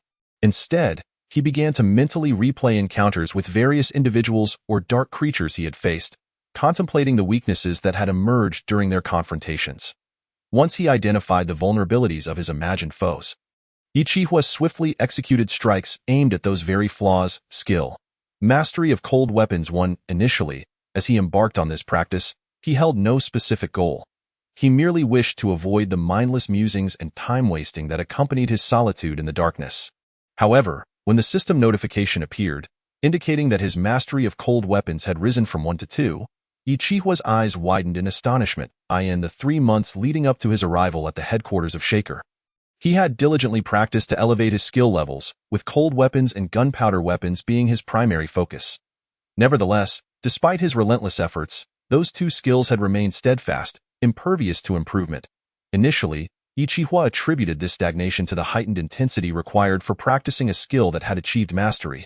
However, today revealed that he had been misled. Every cloud has a silver lining, he mused. It seemed that the impending week would not be as arduous as he had feared. With his mastery of cold weapons now at level 2, Ichihua felt invigorated, as if he had received a potent tonic. This was not merely a modest increase in skill level. It illuminated a path for all his future skill advancements. Consistent practice over time was indeed valuable, but the essence lay in the heart and intent behind it. Only with genuine commitment could one achieve results that far exceeded expectations. Although the cell was shrouded in darkness, Ichihua perceived a radiant door of opportunity swinging open before him. Skill. Mastery of cold weapons. 1. Skill. Mastery of cold weapons. 1. Skill. Mastery of cold weapons. 2. Each system notification served as an inexhaustible source of motivation for the monster hunter, who immersed himself completely in the relentless cycle of practice within the confines of his cell. As for the depleting physical energy, it was already disregarded by the exhilarated hunter. In moments of focus, not only does one exude charisma, but time also seems to accelerate its passage. After yet another system notification indicated that his mastery of cold weapons had reached 18, the door of the cell swung open. Chapter 14. The Apostle's Test. Retrieving his personal belongings and bidding farewell to the guards, the monster hunter exited the Thorn Tower. To his relief, the radiant youth he had encountered previously was absent. Facing an individual of unknown strength, even in the absence of malice, was no trifling matter. Congratulations on your release. The imposing figure, whose presence was impossible to overlook, beckoned to him. Ichihua returned a warm smile. Thank you, Ted. Were it the other 2 instructors standing before him, Ichihua would have certainly withheld such amiability. Despite the headquarters regulations preventing him from drawing his blade, he would not have refrained from delivering a sharp retort. Come, let me take you to change your attire. I imagine you are eager for a bath. The giant's smile remained as affable as ever, though tinged with a hint of teasing. After all, a week of vigorous sword practice had left Ichihua reeking, and the meager cup of water he had used to rinse his mouth in the cell was utterly inadequate for cleansing his sweat. No wonder the guard had departed so hastily. Perhaps the young man had chosen not to come precisely to avoid the stench? Prompted by this thought, Ichihua took a whiff of his own odor and couldn't help but chuckle at his own predicament. Shrugging as he looked at the giant, in addition to clothing and bathing water, could you also procure some sumptuous food for me? Of course, any bread is out of the question. Certainly, under the giant's guidance. Ichihua returned to the Grand Central Castle. Upon completing his grooming and donning fresh garments, he emerged to find a lavish breakfast laid out before him. Milk, bacon, ham, and pancakes drenched in honey. Gazing at the morning feast, Ichihua felt an acute understanding of John's deep-seated resentment towards potatoes as never before. All tests for the other newly appointed apostles have been completed, and systematic training commenced 3 days ago. While Ichihua was rather ungraciously devouring his meal, the giant was busy organizing his upcoming itinerary. So, after breakfast, you will need to accompany me to the arena tower to complete the final test for apostles. After which you will begin your studies alongside the other new apostles. Level task, Apostles Test. Complete the apostle test assigned by headquarters. Receiving the system task notification momentarily caught Ichihua off guard. But he quickly regained his composure. A test rated at sea level? It appeared that the senior officials at the Monster Hunter headquarters had taken a particular interest in him, following his victories over Nofa. His encounters with Ted and the defeat of Koster, along with the uncertain fate of Pashi, Yi Chihua would be concerned if the headquarters did not pay heed to the instigator of it all, while great power instills fear. True terror resides in clandestine machinations. Throughout history and legend, countless heroes have triumphed on the battlefield, vanquishing countless foes, only to be undone by the insidious webs of deceit spun from unassuming lies. These fallen champions often found their legacies distorted in the tales of those ignorant of the truth. Heroes? Only those unafraid of death can truly claim that title, can they not? The Arena Tower and the Thorn Tower stood at diagonal positions to one another. And unlike the desolate surroundings of the Thorn Tower, the vicinity of the Arena Tower buzzed with activity, teeming with people coming and going. Among them were several of the newly appointed apostles, who greeted Yi Chihua with enthusiastic waves upon spotting him. His display of the fireball spell and his final words during their assembly a week prior had left a lasting impression on all the new apostles. Particularly, his words had significantly elevated their perception of him. The monster hunter returned their warm smiles and gestured towards the giant before him, prompting the new apostles to exchange knowing glances and offer encouraging gestures, even inquiring if Yi Chihua desired their company. Such was the nature of monster hunters. They were unruly and resistant to authority, yet they possessed an unwaveringly passionate heart. Once friendship was forged, it became a bond of life and death. Politely declining the offers of several new apostles, Yi Chihua followed the giant into the Arena Tower. The expansive hall featured a smooth stone floor and was adorned with various shields and weapons, while echoes of cheers occasionally resonated from within the tower, imparting to the entering hunter a sensation akin to stepping into a military camp. Isn't the atmosphere splendid? This is my favorite place, the giant exuberantly introduced. The Arena Tower is the premier venue for testing and honing practical combat skills, and each year, several grand tournaments are held here. I was the champion of all tournaments last year, oh? And the year before that too. Following the excited giant, Yi Chihua listened as he detailed every corner of the arena, even recounting the history of the sconces mounted on the walls, confirming the sincerity of his affection for this place. After all, it was improbable that one could narrate the tale of a mere sconce without genuine attachment. Right here, the giant led Yi Chihua through the hall and approached a grand door, pushing it open with determination. Yi Chihua naturally followed him inside, but as he passed the giant's imposing figure and surveyed the room, he spotted an unexpected presence. Pashi Deco.o? I didn't anticipate his recovery would come so swiftly. Has the Deco family summoned a priest from the church to heal him? Yi Chihua recalled witnessing Pashi's brutalization firsthand. Given the extent of his injuries, it was improbable he could rise from bed for months.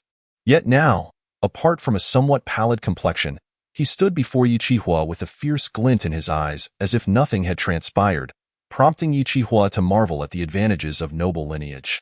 In the room, aside from the unwelcome sight of Pashi, there was another figure equally undesirable, a cold-faced man, who likewise seemed to share Yi Chihua's sentiments. However, in contrast to Pashi, this individual at least nodded in acknowledgement of Yi Chihua. Of course, this is purely ceremonial, devoid of any friendliness. The newly appointed apostle, Yi Chi, is to begin the test. Testing instructor, Pashi Deku.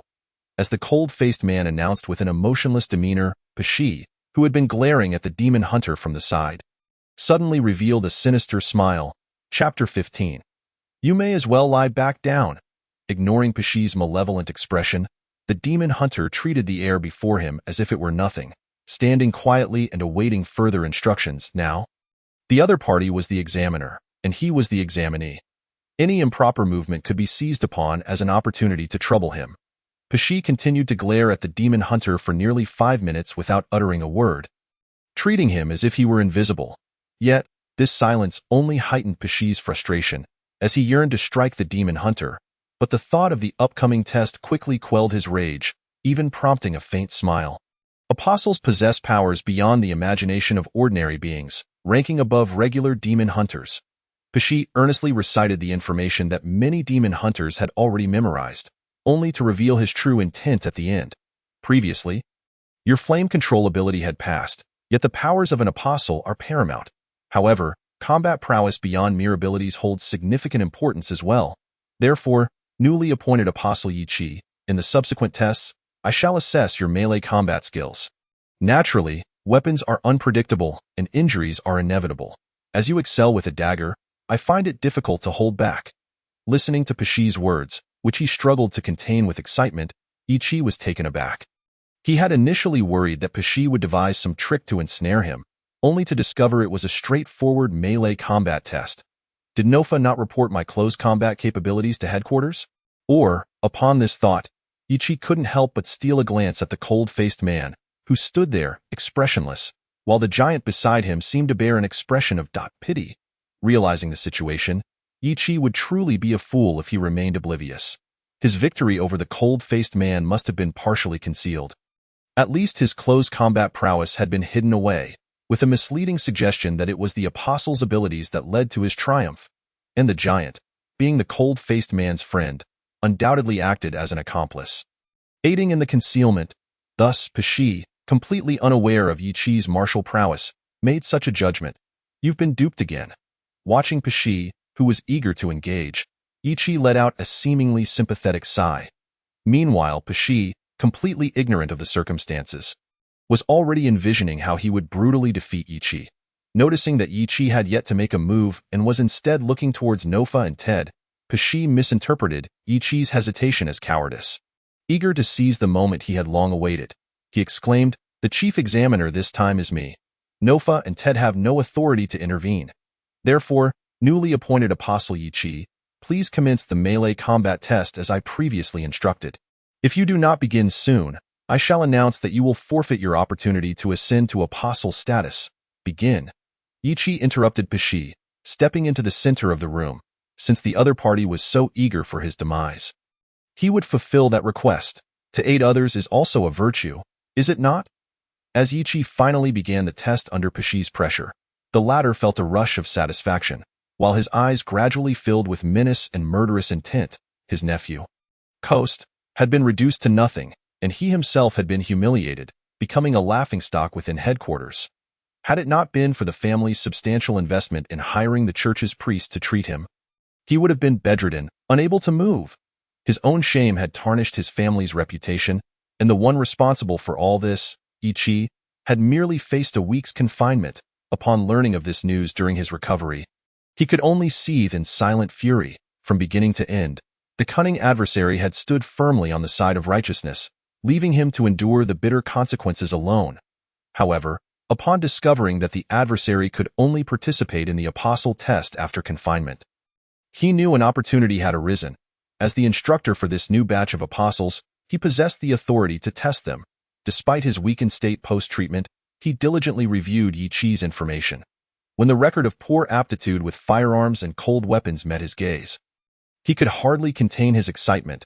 Having identified the opponent's weakness, today he would settle the score for the humiliation he had endured.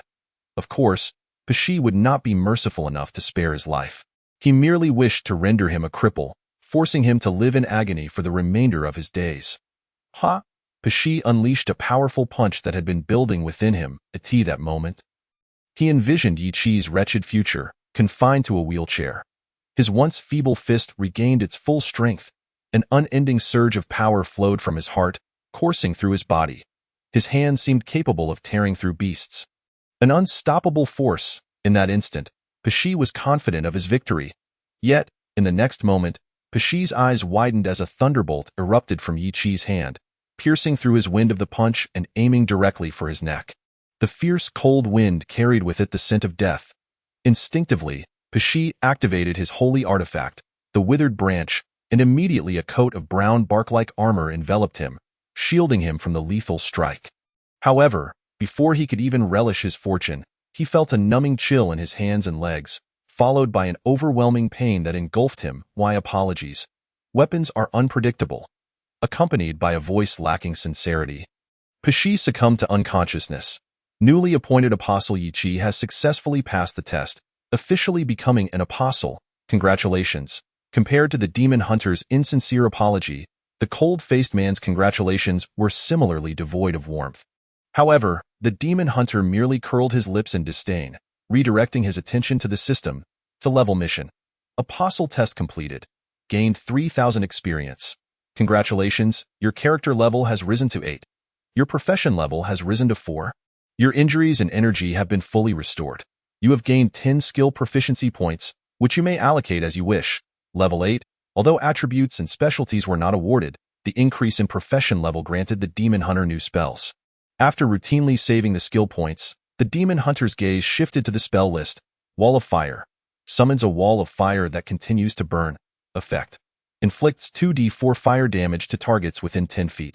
Inflicts 1d4 damage within 20 feet. Those crossing the wall suffer 2d6 damage, with an additional point of damage for each level. Duration. 1 minute per 2 levels. Rage. Harnesses the spell's power to awaken the bloodlust within. With no physical cost. Effect. 1 to Strength and Constitution. 1 to Will saves. Duration 1 minute per level. Chapter 16. Provocation. Among the level 4 spells, the Demon Hunter's favorite had always been Stone Skin. Stone Skin summons a layer of rocky skin that can resist bludgeoning, slashing, piercing, and slashing damage. Effect. Absorbs 10 damage per level, maximum 150. Reducing damage from weapons below the holy artifact, Starshine, by 50. Lasting for 2 hours. Not only can it absorb damage, but it also reduces damage from weapons under the Starshine holy artifact by 50, making it an invaluable defensive skill. However, the problem remained that the Demon Hunter, with only 16 Constitution, could only cast a level 4 spell once. If he chose Stone Skin, after its use, he would be left standing there to take hits, which was not the Demon Hunter's desire. Thus, despite his envy of Stone Skin's defense and effects, he had no choice but to select the more powerful Wall of Fire, AS for the level 3 spell. Rage. It was undeniably excellent, enhancing both strength and constitution. Along with will saves, was simply too advantageous. It was undoubtedly the best choice for close combat. If it could be paired with the specialty Vampiric Touch, it would surely yield unexpected results. Congratulations. After Pesci was taken out for treatment, the giant returned with a box in his hands, placing it directly before the Demon Hunter. This is the unique equipment of an apostle. The box was quite large, yet inside lay only a black cloak and a card representing the identity of an apostle-level Demon Hunter, proof of the apostle's status when enjoying discounts and gathering intelligence at various Demon Hunter divisions. And of course, the most crucial proof for receiving rewards. The giant's spare clothing did not include an outer garment. Ichi tucked the identity card into his inner clothing and donned the black cloak. Apostle's Cloak, Starshine crafted from a special material. It provides excellent defense and can even withstand close-range fire from small-caliber firearms. Although it lacks special effects, upon seeing the system's appraisal of the black cloak and the identity card charged against his chest, Ichi couldn't help but smile. This cloak could easily fetch tens of thousands on the black market. Apostles, indeed, differ from ordinary demon hunters. The value placed on them by headquarters is evident from this cloak alone. Such is the benefit of possessing formidable strength. The newly appointed Apostle Yi-Chi, for the duration of the coming year, will have unfettered access to the headquarters' central castle, the Tower of Knowledge, and the arena of combat. The cold-faced man's tone remained as frigid and rigid as ever. Furthermore, as a newly appointed apostle, Yi-Chi, you must uphold the integrity of the Demon Hunter Guild and ensure its stability. It is my pleasure to serve, Yi-Chi replied with a slight bow. With privilege comes responsibility. Yi-Chi harbored no grievances regarding this in this world. Nothing comes without a price. While he enjoyed the conveniences afforded by his title of apostle, it was only natural to contribute within his capacity. Moreover, the stronger and more solid the Demon Hunter Guild became, the more beneficial his title would prove to be. This virtuous cycle was indeed a worthy pursuit. Of course, such contributions must remain within reasonable limits. Matters such as sacrificing one's life were not something Yi-Chi would contemplate. After outlining the rights and responsibilities of an apostle, the cold-faced man paid Yi-Chi no further heed. Merely nodding to the burly figure beside him before departing, Yi-Chi was glad to see him leave quickly. Having witnessed the man's earlier hostility towards Pesci, Yi-Chi had discerned that this seemingly aloof gentleman was undoubtedly the vengeful type, capable of striking without remorse. In the company of such a person was to live in constant vigilance, for one could never know when their life might be extinguished in the shadows. Thus, it was best to maintain a safe distance. There's a practical combat class today, the giant excitedly explained. You have now become an apostle, but you still need to undergo a year of systematic training. With practical classes 3 days a week being of utmost importance, not only will we instructors guide you, but many renowned apostles will also serve as sparring partners. Perhaps only someone as naive as Ted could forge a friendship with a cold-hearted individual like Nofa? As for others, it would be wise to keep their distance. Watching the enthusiastic giant wave at him, Ichi shrugged and followed along. The arena of combat stood as tall as the other 5 towers. Yet it differed in that it comprised only 3 levels, an expansive hall on the first floor, an arena on the second, and a martial arena on the third. Apart from the third level, which was only open during official tournaments, the other 2 levels were accessible to all apostles at any time, even to demon hunters, for combat was the quintessential theme among them, amidst the thunderous cheers. Yichi entered the second level of the arena, trailing behind the giant. Good, keep it up. Get back on your feet. Don't give in. Clearly, upon Yichi's arrival, a match had just concluded. Although he should have remained indifferent to it, upon seeing the figure sprawled on the stage, he halted. This was the newly appointed apostle who had greeted him warmly that very morning, now lying there, bloodied and battered. The current cohort of new apostles was remarkably weak. How dare they step into the arena with such skills? The opponent, bare-chested and wielding a copper rod, laughed maniacally. Ha ha ha, this place is perilous. You'd best return home and suckle. Yagos, well done, that was a splendid fight. You rookies ought to run back to your mothers for some milk. Standing behind Yagos, fellow apostles from the previous cohort joined in his raucous jeering. Establishing dominance? The demon hunters standing below squinted their eyes, their gazes flickering with uncertainty. Amidst the frenzied taunts, Yagos grew even more arrogant, spitting disdainfully onto the face of his fallen opponent. Roar, you bastard! I'll kill you! This act incited the new apostles to fury, having banded together since their first day. When they had ruthlessly attacked Pishi, they had since forged an unspoken alliance after being moved by the demon hunter's words. Following a drunken escapade organized by the giant and the little one, they had spent the week training and learning together, swiftly bonding as friends.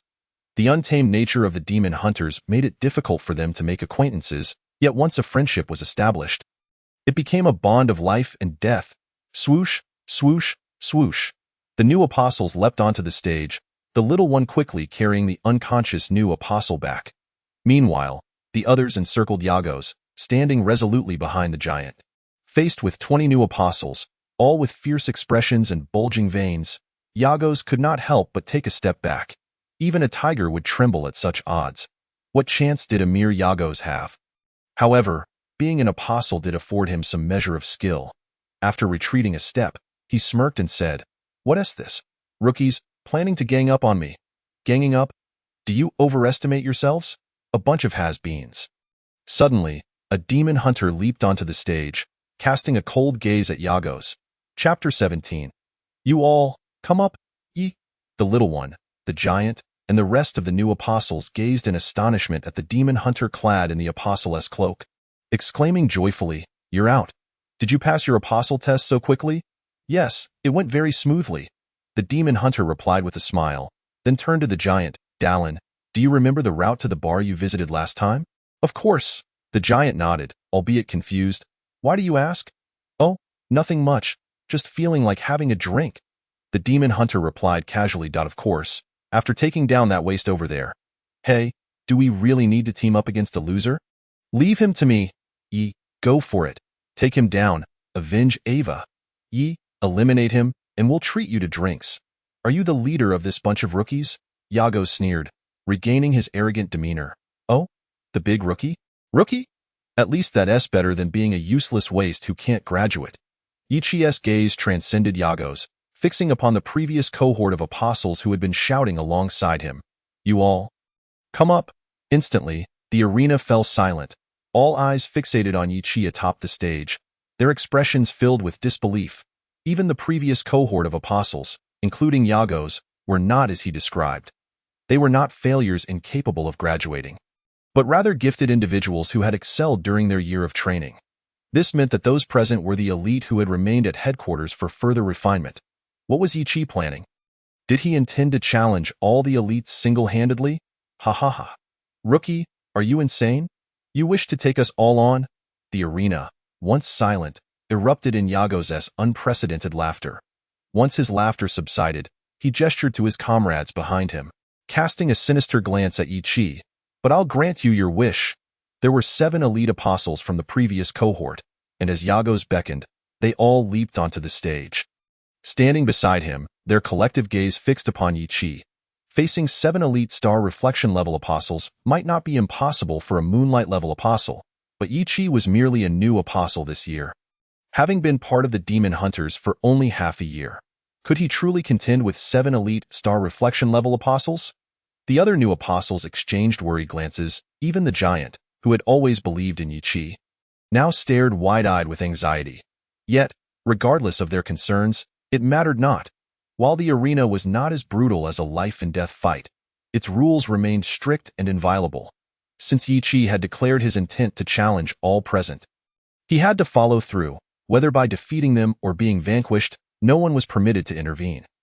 Otherwise, not only would the interveners tarnish their own reputations, but Yi Qi would also bear the burden of shame for a lifetime. Sea-level task, the provocation of the previous cohort. Defeat all the apostles from the previous cohort on the stage. Sea-level. This comes as a surprise. Glancing at the task prompt from the system, Yi Qi felt a twinge of astonishment. Though the randomness of the tasks made it difficult to ascertain a specific pattern, certain clues could still be discerned. Combat. As long as Yi Qi engaged in perilous endeavors and fought, there was a substantial probability of triggering a random task. Thus, upon stepping onto the stage, Yi Qi had anticipated a high likelihood of activating a random task. However, to achieve a sea-level task was beyond his expectations. His rising rank and increasing strength rendered E and D-level tasks trivial, and even C and C-level tasks posed little challenge. Yet, a sea-level task still carried a degree of risk. Nevertheless, what did that matter? Even if he did not wish to admit it. He was one of the new apostles who had been humiliated by Yagos. Moreover, witnessing Yagos spit on the fallen Ava, the very apostle who had greeted him warmly that morning, now lying bloodied and shamed. If he were to act as if nothing had transpired, he would no longer be Yi Qi. While the demon hunter may not aspire to be a hero wronged by others, it did not preclude him from being a man who guards his own dignity. The arrogance and bluster of the opponent deeply repulsed the demon hunter, and in the face of such a person, one must respond in kind, by adopting an even more arrogant and audacious demeanor to teach them a harsh lesson. Are both parties prepared? The towering figure, acting as a temporary referee, cast a worried glance at the demon hunter. However, upon seeing both sides nod in affirmation, he dutifully fulfilled his role. Begin. The 7 elite apostles, including Jargos, immediately spread out upon the referee's command, encircling the demon hunter from all directions. Their agile and deft maneuvers revealed that this was not their first collaboration. Enhanced resistance, mage armor, as the spells silently empowered him. The demon hunter rested a hand on his dagger, his eyes gently closed. He had fully mastered the technique of blind combat, integrating it into his very instincts. At this moment, casting aside the hindrance of sight, relying solely on his senses to perceive the 360 degrees around him, blind combat was undoubtedly more suited for group battles. Whoosh, whoosh! The apostles flanking the demon hunter simultaneously launched their attacks. A flail and a mace came crashing down upon him. Both the flail and the mace were notably skillful weapons. If wielded adeptly, even sturdy plate armor could be shattered. However, against the nimble and perceptive demon hunter, they proved ineffective. With a mere step forward, the flail and mace narrowly missed the demon hunter's coat and struck the ground, while the 2 apostles, their attacks failing, clutched their necks and collapsed. The demon hunter had not killed them, merely using the blunt side of his dagger. Yet, even so, the violent impact on their necks left them gasping for breath, rendering them incapable of further combat. If circumstances allowed, the demon hunter would not have held back. However, the arena was not a life-or-death battleground. Moreover, should he truly resort to such measures, he would undoubtedly find himself back in the prison of the Thorn Tower, even if he had discovered the true direction for skill training there. The demon hunter, having just tasted freedom, would hold no fond memories of that place. Unleash abilities. The apostles, having lost 2 of their number in the initial skirmish, immediately abandoned restraint at Jargos' bellowing command. Chapter 18. Die. The 5 remaining apostles each prepared to unleash their abilities, but the demon hunter would not allow them to succeed. The synergy of their powers was sufficient to deal with any formidable opponent, and he did not wish to experience the sensation of being surrounded by flames, wind blades, ice, and other various abilities. Vampiric touch. A dazzling crimson light erupted from the demon hunter's eyes, fleeting yet potent enough to make the nearest apostle tremble. The demon hunter would not miss this opportunity. The 10m×10m arena could not hinder his agility of 16. With a single leap, he closed the distance to his opponent, without even drawing his dagger. He delivered a powerful punch to the triangular area beneath the opponent's jaw. Crack! The crisp sound of flesh meeting bone echoed, accompanied by the shattering of the jawbone. The struck apostle was lifted off his feet, his body tilting backward as he fell unconscious to the ground below the arena. Fiery hand. Following his successful strike, the demon hunter launched another attack. The conical flames roared to life upon the arena, spewing forth with no blind spots, occupying a significant portion of the space. Faced with the threat of the inferno, two of the apostles wisely leaped off the arena. Not everyone could calmly face the burning flames. Moreover, they had accomplished their task. A faint blue barrier suddenly enveloped the entire arena, its coolness dissipating the earlier heat. Meanwhile, the demon hunter's magical dagger inexplicably became corroded with rust, appearing as though it had endured millennia of wear and decay. "I admit you are formidable," Jargos, standing opposite the arena, regarded Yi Chi with a look of unabashed pride. "But a novice is still a novice. Without systematic training, how could you comprehend the power of complementary abilities and coordination? This is a cold barrier. How effective can your flames be within it? With your weapon eroded by rust, how much of your melee prowess can you truly wield? And at this moment, how many blows can you withstand while being paralyzed?" "Ha ha ha!" Jargos laughed. The spectators in the arena noticed the remaining apostle was directing a strange purple light at Yi Chi's hand. "Despicable!" The giant on the sidelines roared, attempting to charge forward, only to be yanked back by his smaller companion. "Calm down. Do not act impulsively. He still has a chance." Though the smaller man spoke with utmost certainty, even he harbored doubts about the possibility of victory while their abilities were countered, their weapons eroded, and their bodies paralyzed. All the newly appointed apostles wore forlorn expressions, clearly understanding how dire the situation was for Yi Chi. Meanwhile, the giant began preparing to end this unfair competition before Yi Chi sustained any genuine harm. Relishing his apparent victory, Jargos slowly approached Yi Chi, a triumphant smile adorning his face. "Do you know the significance of this dagger to me?" Suddenly, the paralyzed Yi Chi asked, despite his voice being fragmented and unclear due to the paralysis. The audience in the arena held their breath, hearing him distinctly. "What does it matter?" Jargos sneered at his soon-to-be victim. "I am the victor." Rage, an unprecedented fury welled within Yi Chi as he gazed at the decayed dagger in his hand. His eyes aflame with blood-red intensity, his anger intertwining with murderous intent. Berserk. The spell's power ignited the long-simmering rage and bloodlust within him. The spell-enhancing resistance served as a foundation, while the will to advance through Berserk shattered the shackles of his paralysis. "Damn Victor!" Originally sputtering, Yi Chi let out a furious roar, reaching out to seize the unprepared Jargos, executing a shoulder throw that sent him crashing to the arena floor. That was a memento from John. "You shall perish!" Gripping Jargos' single arm, Yi Chi skillfully twisted his body to execute another shoulder throw, relentlessly treating Jargos like a rag doll as he hurled him back and forth. Bang, bang, bang. Crack, crack. The dull thuds of heavy impacts and the sharp sounds of bones snapping resounded throughout the arena. The audience below appeared utterly stunned, unable to comprehend what had transpired until the giant finally reacted and called for a halt. By then, the majority of Jargos' bones had been shattered. Even upon hearing the giant's shout, Yi Chi showed no signs of stopping. What of arenas? What of competition rules? To hell with it all. Lifting the fallen Jargos, Yi Chi exerted force, hurling him high into the air. Fireball. A fireball brimming with explosive energy transformed into a crimson meteor, hurtling toward the airborne Jargos. The giant, who had intended to replicate his earlier maneuver to intercept Yi Chi's flames, immediately withdrew his hand upon realizing it was not the expected spray of fire but rather a fireball. Just a week prior, the fireball's power had rivaled that of a moonlit-level apostle's flame control, a memory vivid in the giant's mind. Although he prided himself on his physical resilience, he dared not recklessly attempt to block the explosive fireball with his bare hands. Boom! Without obstruction, the fireball struck Jargos mid-air in the ensuing deafening explosion, accompanied by countless flames, Jargos was reduced to ashes.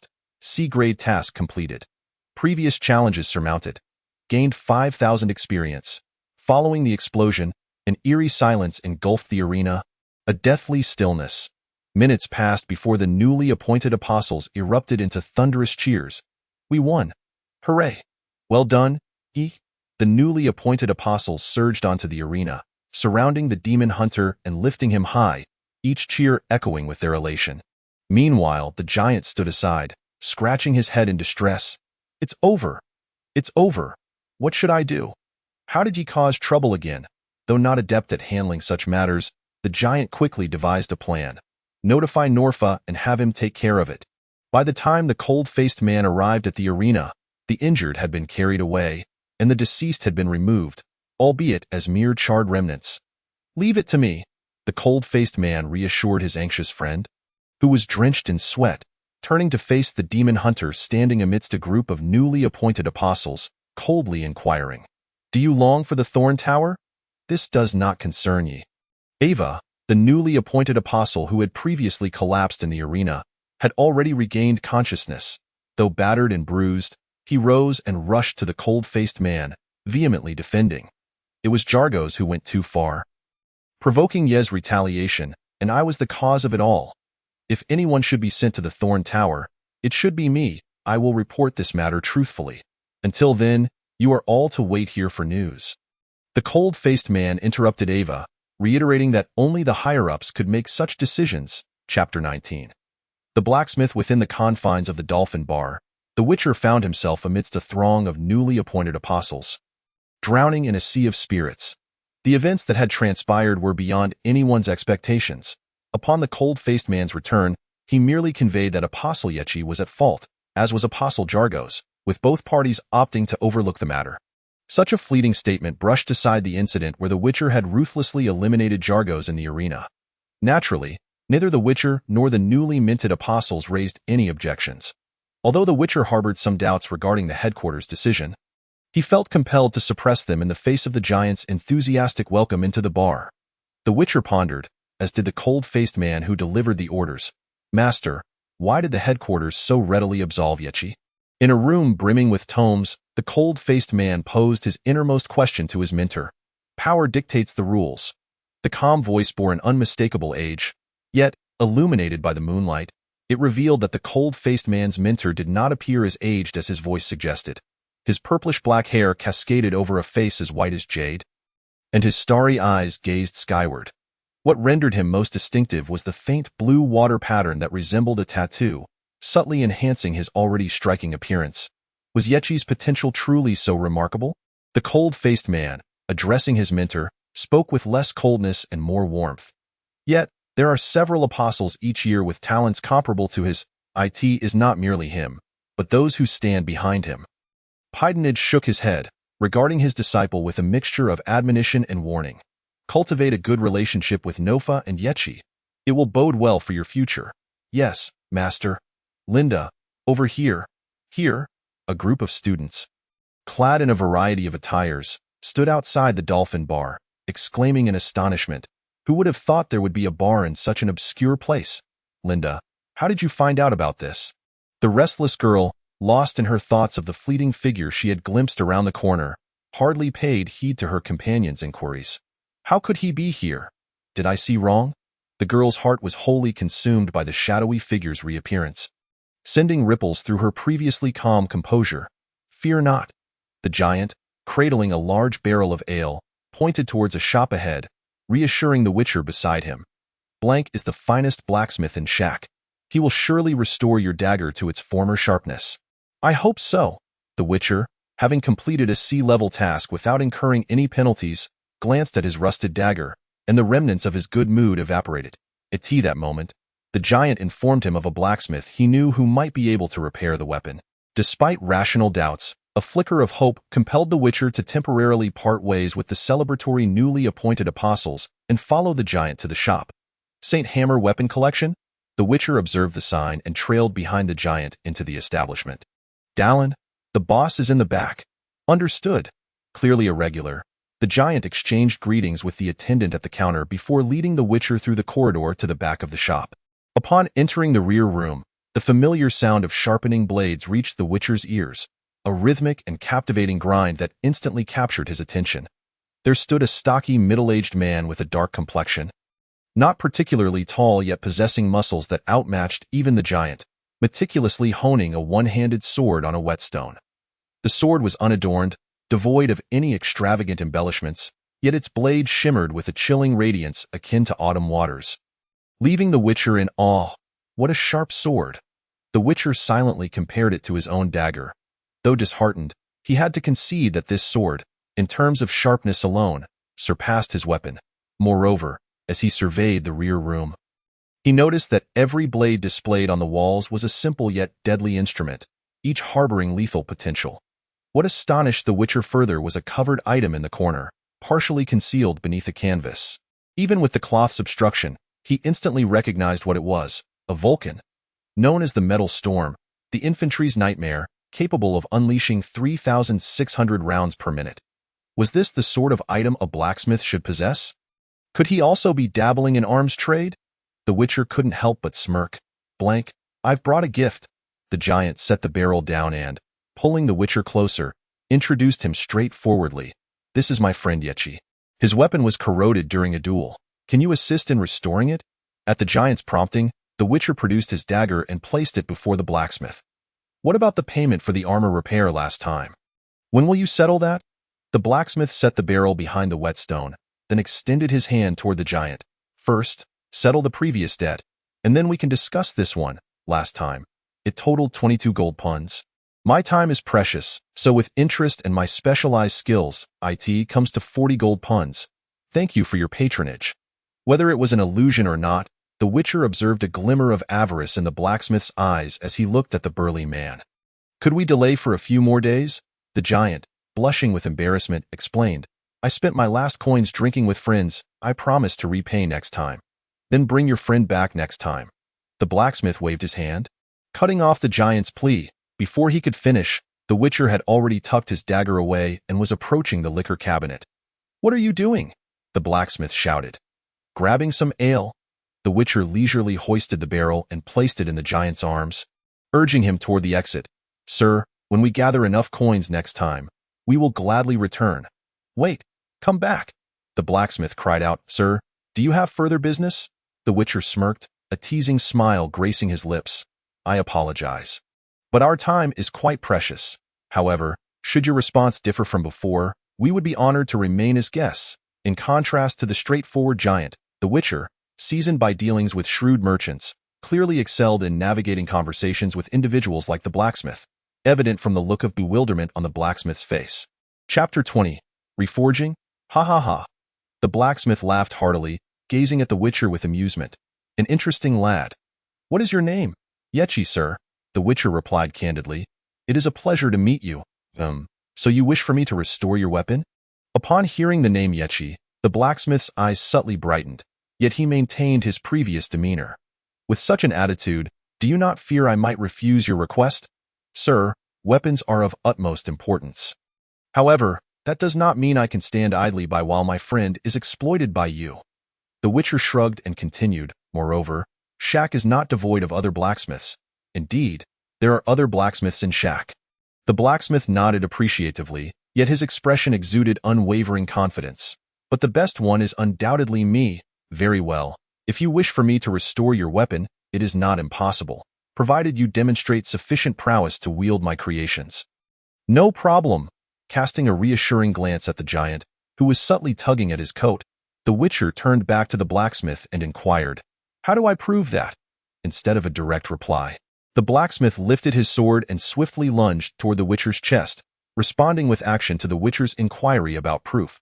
Sensing the impending danger, the Witcher had already anticipated the move. Thus, before the sword could reach his chest, he swiftly retreated and conjured a flame in his hand.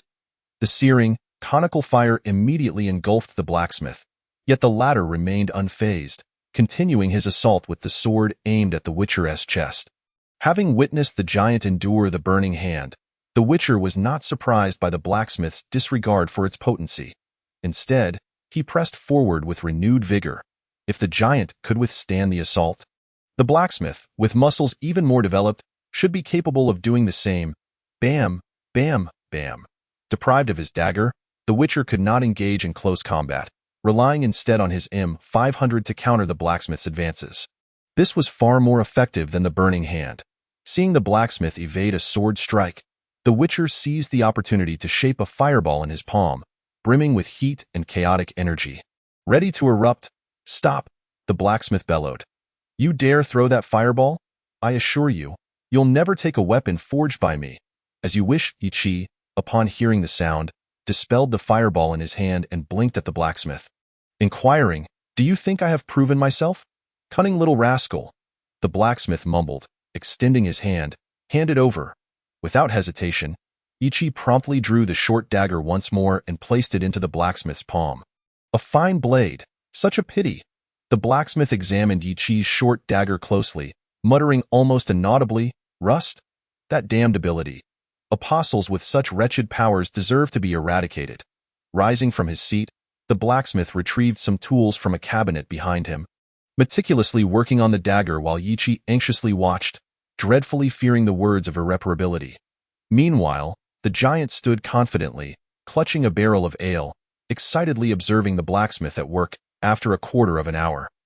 The blacksmith lifted his head with a sigh, causing Ichi's heart to clench. This was a token from John commemorating his first hunt of a blood slave, holding significance that rivaled the two holy artifacts upon him. In that moment, Ichi was already contemplating a return to eliminate the previous apostle wielding the rusting ability. Hold your horses, lad.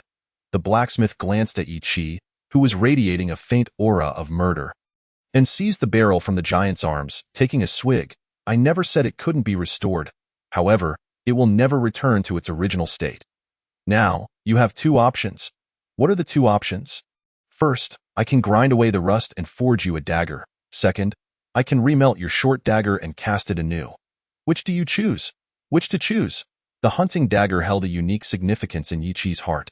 If he were to choose, he would rather not choose at all. Yet, the short dagger, marred with rust, clearly could not accompany him on his future journeys. Silently, Ichi slowly picked up the dagger, gently caressing the pockmarked rust.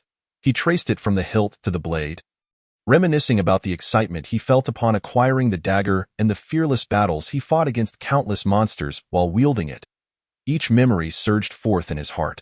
Suddenly, a buzzing sound, akin to the chirping of insects and singing of birds, erupted from the dagger, causing the rust to fall away.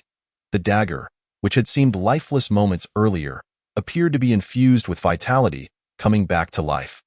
Moreover, a sharp, ghostly white light radiated from the blade, enveloping the entire dagger. The blacksmith and the giant both widened their eyes in astonishment, the blacksmith staring incredulously at the dagger in Ichi's hand. This is the awakening of the sacred soul. How is this possible? It is merely an ordinary dagger enhanced by alchemy. Why can it awaken a sacred soul? Both the blacksmith and the giant were taken aback, while Ichi himself was equally astonished. However, as the ghostly white light intensified, he noticed cracks resembling a spiderweb appearing on the recently revived blade. What could this mean?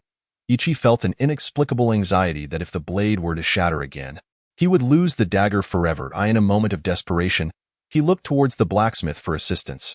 Without fail, the blacksmith snatched the dagger, rushed to the furnace, and shouted to the hunter and the giant. Stoke the fire! Add coal! Don't stop! He hurriedly dashed through the side door into the back room and soon returned with a piece of football-sized bluish metal, which he tossed into the furnace. Turning to the hunter and the giant, he commanded, Step back, you two. The hunter and the giant immediately complied, retreating to a corner of the back room.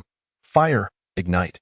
With the blacksmith's booming voice, brilliant white flames erupted from his entire being. Instantly, a wave of heat swept through the back room. Even the hunter and the giant, now cornered, felt their bodies burning and struggled to breathe. The white flames grew brighter, surrounding both the blacksmith and the furnace. At that moment, the hunter felt as though he had been transported to a desert, nearly drying up in the heat. Such fierce flames. The hunter widened his eyes, attempting to discern the blacksmith's actions amidst the flames. Yet it was all in vain. The blinding white light obscured everything. Clang, clang, clang. The sound of metal striking resonated rhythmically throughout the back room, and the white flames danced joyfully in response to the rhythmic clanging. The sounds continued, as dusk fell and the moon rose high. The clanging finally ceased with the dawn of the sun, replaced by the jubilant laughter of the blacksmith. Ha ha ha, I did it. I finally succeeded. Chapter 21. Flame Demon? Yama Demon? Blank? As the white flames dissipated, the giant rushed forward, steadying the swaying blacksmith. Are you all right? Of course I am. I've never felt better. The blacksmith gazed at the weapon in the furnace. His eyes filled with joy and satisfaction, then abruptly turned to Yi Chi, exclaiming, Boy, there's just one last step. What shall we call it? It was previously named the Demon Hunter. Yi Chi replied candidly, Demon Hunter? How terribly mundane. The first holy artifact I forged cannot bear such a commonplace name. The blacksmith shook his head, clearly disapproving of the name. Your ability is fire control, so how about Flame Fiend? No, too common. Flame Demon? Yama Demon? That sounds good. Ha ha ha. In the midst of his laughter, the blacksmith turned to a cabinet behind him, retrieving a vial of dark golden liquid, which he poured into the weapon in the furnace following a specific trajectory. Hiss! The dark golden liquid reacted violently with the flames within the furnace. Once the sound subsided, a narrow-bladed long knife floated into the air, its hilt designed for two-handed grasp, the 4-foot blade gleaming with a chilling radiance. A familiar humming sound echoed as the long knife soared towards Yi Chi like a bird returning to its nest. Without a second thought, Yi Chi caught the long knife, and an overwhelming sense of familiarity washed over him. Despite the change in appearance, he still felt as though he held the Demon Hunter short dagger. Yama Demon? As he caressed the blade, Yi Chi murmured, regardless of whether it is the Demon Hunter or the Yama Demon, you are an indispensable companion. In the days to come, let us fight side by side once more. A harmonious humming resonated throughout the back room. Is this the resonance between the wielder and the holy artifact that the strange wolf spoke of? It is truly splendid. As if an extension of his own body, wielding it felt as natural as moving his own limbs, surpassing even the stirring sensation the previous holy artifact, the verdant leaf, had evoked within him. Lost in his reverie, Yi Chi discreetly opened the system attribute panel. Yama Demon, Starshine, a sacred artifact forged from the awakened sacred soul of the Demon Hunter short dagger. Infused with a substantial amount of starlight iron. Effects: unmatched sharpness, Yama / 3 times day. Unmatched sharpness. The blade, empowered by the wielder's conviction, can cleave through steel. Yama / absorbs the energies of celestial bodies, storing them within the blade, which can be unleashed during a strike, carrying an armor-piercing effect. Armor-piercing ignores the defenses provided by various light and heavy armors, increasing damage to magical armors by 50. Gazing at the attributes of the Yama Demon, Yi Chi smiled as he brandished the blade. From now on, whether in close combat or ranged attacks, we shall undoubtedly bring surprises to all. Are you satisfied, lad? The blacksmith, supported by the giant, interrupted Yi Chi's moment of triumph. Very satisfied, Yi Chi replied, bowing slightly with the Yama Demon in hand to express his gratitude. Transforming the short dagger into the Yama Demon was entirely the blacksmith's doing, and Yi Chi, feeling the intimate connection with the blade, would certainly not forget this favor. Excellent. Your patronage is appreciated. 1,000 gold pupdons. Yi Chi's body stiffened. His initial gratitude was promptly dashed by the blacksmith's words. The blacksmith continued resolutely, while I agreed to reforge your weapon, I never promised to waive the cost of materials. The starlight iron that was infused into the Yama Demon cost me dearly. But since I'm in a good mood today, I shall give you an 80 discount, 1,000 gold pupdons. Furthermore, the business is thin, and I do not offer credit, but I will accept any form of collateral, be it property, vehicles, or valuable items. Staring at the blacksmith's shrewd smile, even though he had become aware of the man's peculiar nature, Yi Chi still felt a strong desire to test the power of the Yama / However, with the giant's intervention, the hunter's intentions ultimately did not come to fruition. Thanks to the giant's efforts, the exorbitant price of 1,000 gold pupdons was reduced to a mere 100. Furthermore, through the hunter's negotiations, he not only accounted for the debt previously incurred by the giant, but also managed to secure a knife sheath made of finely polished black shark skin from the blacksmith. Amidst the blacksmith's bellowing about being stingy and the farewell of the most unpopular person in town, The hunter and the giant hastily departed from the sanctified hammer weapon collection, having not returned all night. Being an apostle trainee at headquarters was far from ideal. If they did not return before the instructors discovered their absence, they would likely face some reprimands and punishments. Of course, if the discovering instructor happened to be the giant, everything would naturally be calm. But if it were the cold-faced man, the mere thought of the cold-faced man's ruthlessly chilling personality made the hunter grasp the giant's arm, quickening their pace even further. The morning sun in Shaka was unusually abundant, warm yet not scorching, filtering through the glass of the Tower of Knowledge and enveloping the rows of bookshelves and readers alike. The Witcher, cradling a tome titled The Dark Origins of Wizards, perused its pages leisurely, fortunate indeed, for under the protection of several newly appointed apostles, including the diminutive figure and Ava, he and the towering giant had successfully evaded the cold-faced man's roll call. Gaining entry to the Tower of Knowledge. You are truly fortunate. This was the 19th time the monster wolf had lamented since departing from the St. Hammer's weapon collection. Although the Witcher, impatient, rubbed his ears in protest, the monster wolf's voice continued to intrude upon his consciousness. Young man, do you realize? The awakening of a relic is a momentous event. Each relic possesses its own unique and distinct characteristics, making it one of a kind. Only the first generation of its wielder can fully unleash its power. You are exceedingly fortunate. I recall the last instance of such an awakening was 9 centuries ago.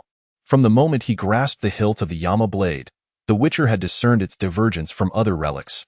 Thus, when the monster wolf first uttered these words, the Witcher listened intently, committing each phrase to memory. However, he soon found himself regretting his attentiveness. The repetitive recitation, repeated 19 times, was an unbearable torment for one who could recite it backward with ease. Striving to drown out the monster wolf's incessant prattle, the Witcher endeavored to focus on the book in his hands. Yet, it was evident that he had underestimated the monster wolf's tenacity.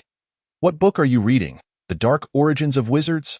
The monster wolf exclaimed incredulously within the Witcher's mind, only to dismissively continue, books are mere echo chambers crafted by victors to glorify themselves. The truth has long been concealed. Silence. The Witcher finally erupted, unable to endure any longer. I merely wish to examine the sorcerer's system of power. I have no interest in the mangled remnants of history, so kindly be quiet. Is it the case that all species, with the passage of time, develop a penchant for forgetfulness and incessant chatter? Chapter 22. The Rangers indeed. The monster wolf readily admitted, fervently explaining to the Witcher, as time progresses, even gods and demons may forget trivial details. Those memories that remain vivid are naturally grand and spectacular, worthy of recollection and narration. These experiences will be invaluable to those who come after. The monster wolf transitioned from one topic to another, while the Witcher, exasperated, buried his face in his hands. His mind was inundated with the voice, rendering him incapable of concentrating on his reading. He could only close the book and approach the administrator. Books within the Tower of Knowledge could be read on site, but not borrowed, of course. One could request the administrator to transcribe a copy for external reading, albeit at a considerable cost. After producing 3 gold poitons for the administrator, the Witcher muttered curses against the extortionate pricing and nudged the already slumbering giant and Ava in the warm sunlight, signaling that it was time for the little one to have lunch. As for the transcribed book, the administrator would personally deliver it to the Witcher's quarters, a fine service purchased at a steep price. Yay, you're actually transcribing here? The little one remarked, having clearly witnessed Yi Chi's actions. Since exiting the Tower of Knowledge, he had been shaking his head and sighing at the Witcher's unwise decision. Do you not realize that the transcription fee here is sufficient for you to enjoy a night of revelry outside? What a waste. The giant and Ava nodded in agreement, evidently sharing the little one's sentiment. In truth, Yi Chi also concurred with the little one, but some matters were imperative to address, though his skill in arcane knowledge had reached level 26. Comprehending the Eye of Momo remained a formidable challenge. Certain obscure passages eluded him entirely. Thus, perusing materials from the Tower of Knowledge, reputed to be the largest library in the realm of darkness, was an unavoidable necessity. However, most information regarding dark wizards adhered to their enigmatic characteristics. Memorizing such details in a short time and subsequently verifying them with the Eye of Momo was beyond Yi Chi's capabilities. Although the Tower of Knowledge did not restrict the entry of personal books, Texts like the Eye of Momo were better kept for private reading and collection. Accumulating magical items and books concerning dark creatures was not uncommon among witchers. They generally understood each other well, however. Bringing such matters to light would undoubtedly tarnish a witcher's reputation and could even invite scrutiny from headquarters. Studying dark creatures as a witcher was hardly a commendable pursuit. Furthermore, despite the high cost of transcription, it paled in comparison to the value of skill points. After all, money is a renewable resource, whereas skill points become increasingly elusive as one progresses. Therefore, to conserve skill points while spending a necessary amount of money was, in the grand scheme of things, quite sensible. Knowledge is power. What Ichi contemplated, he could not voice. He could only offer vague reassurances to his companions before swiftly changing the subject. Where shall we have lunch? Instantly, the faces of the little one, the giant, and Ava fell, and they silently turned to lead the way. Ichi, curious, followed behind his companions toward the central castle. Must we consume nutritious meals? The giant lamented, gazing at the greenish, mushy substance on his plate, turning a sorrowful look towards the giant. Might we exchange this for some steak or lamb chops? Absolutely not. The giant reiterated as he filled Ichi's plate with the nutritious meal. Nutritious meals are crafted based on the most reasonable food combinations, designed for easy digestion and absorption, allowing you to maintain high spirits and energy throughout the day. They are essential during rigorous training. Young men, eat heartily.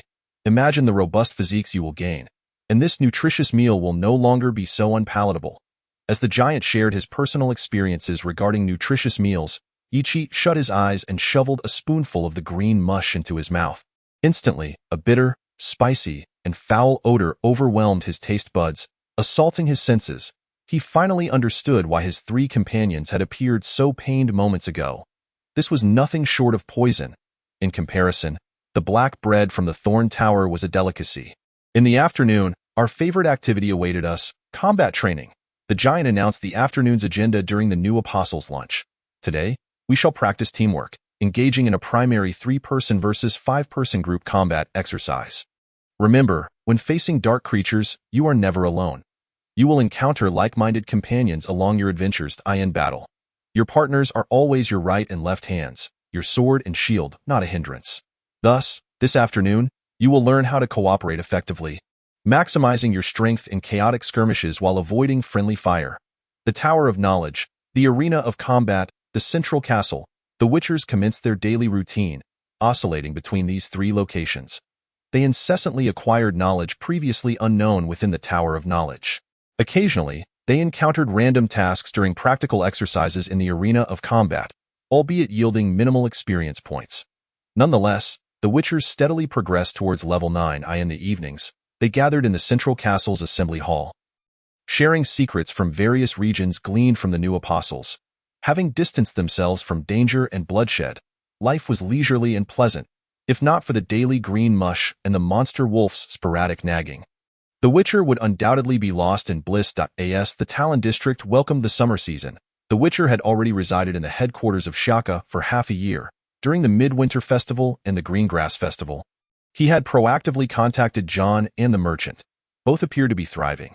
What particularly astonished the Witcher was that, in addition to John, the merchant had also sent him a gift for the Midwinter Festival.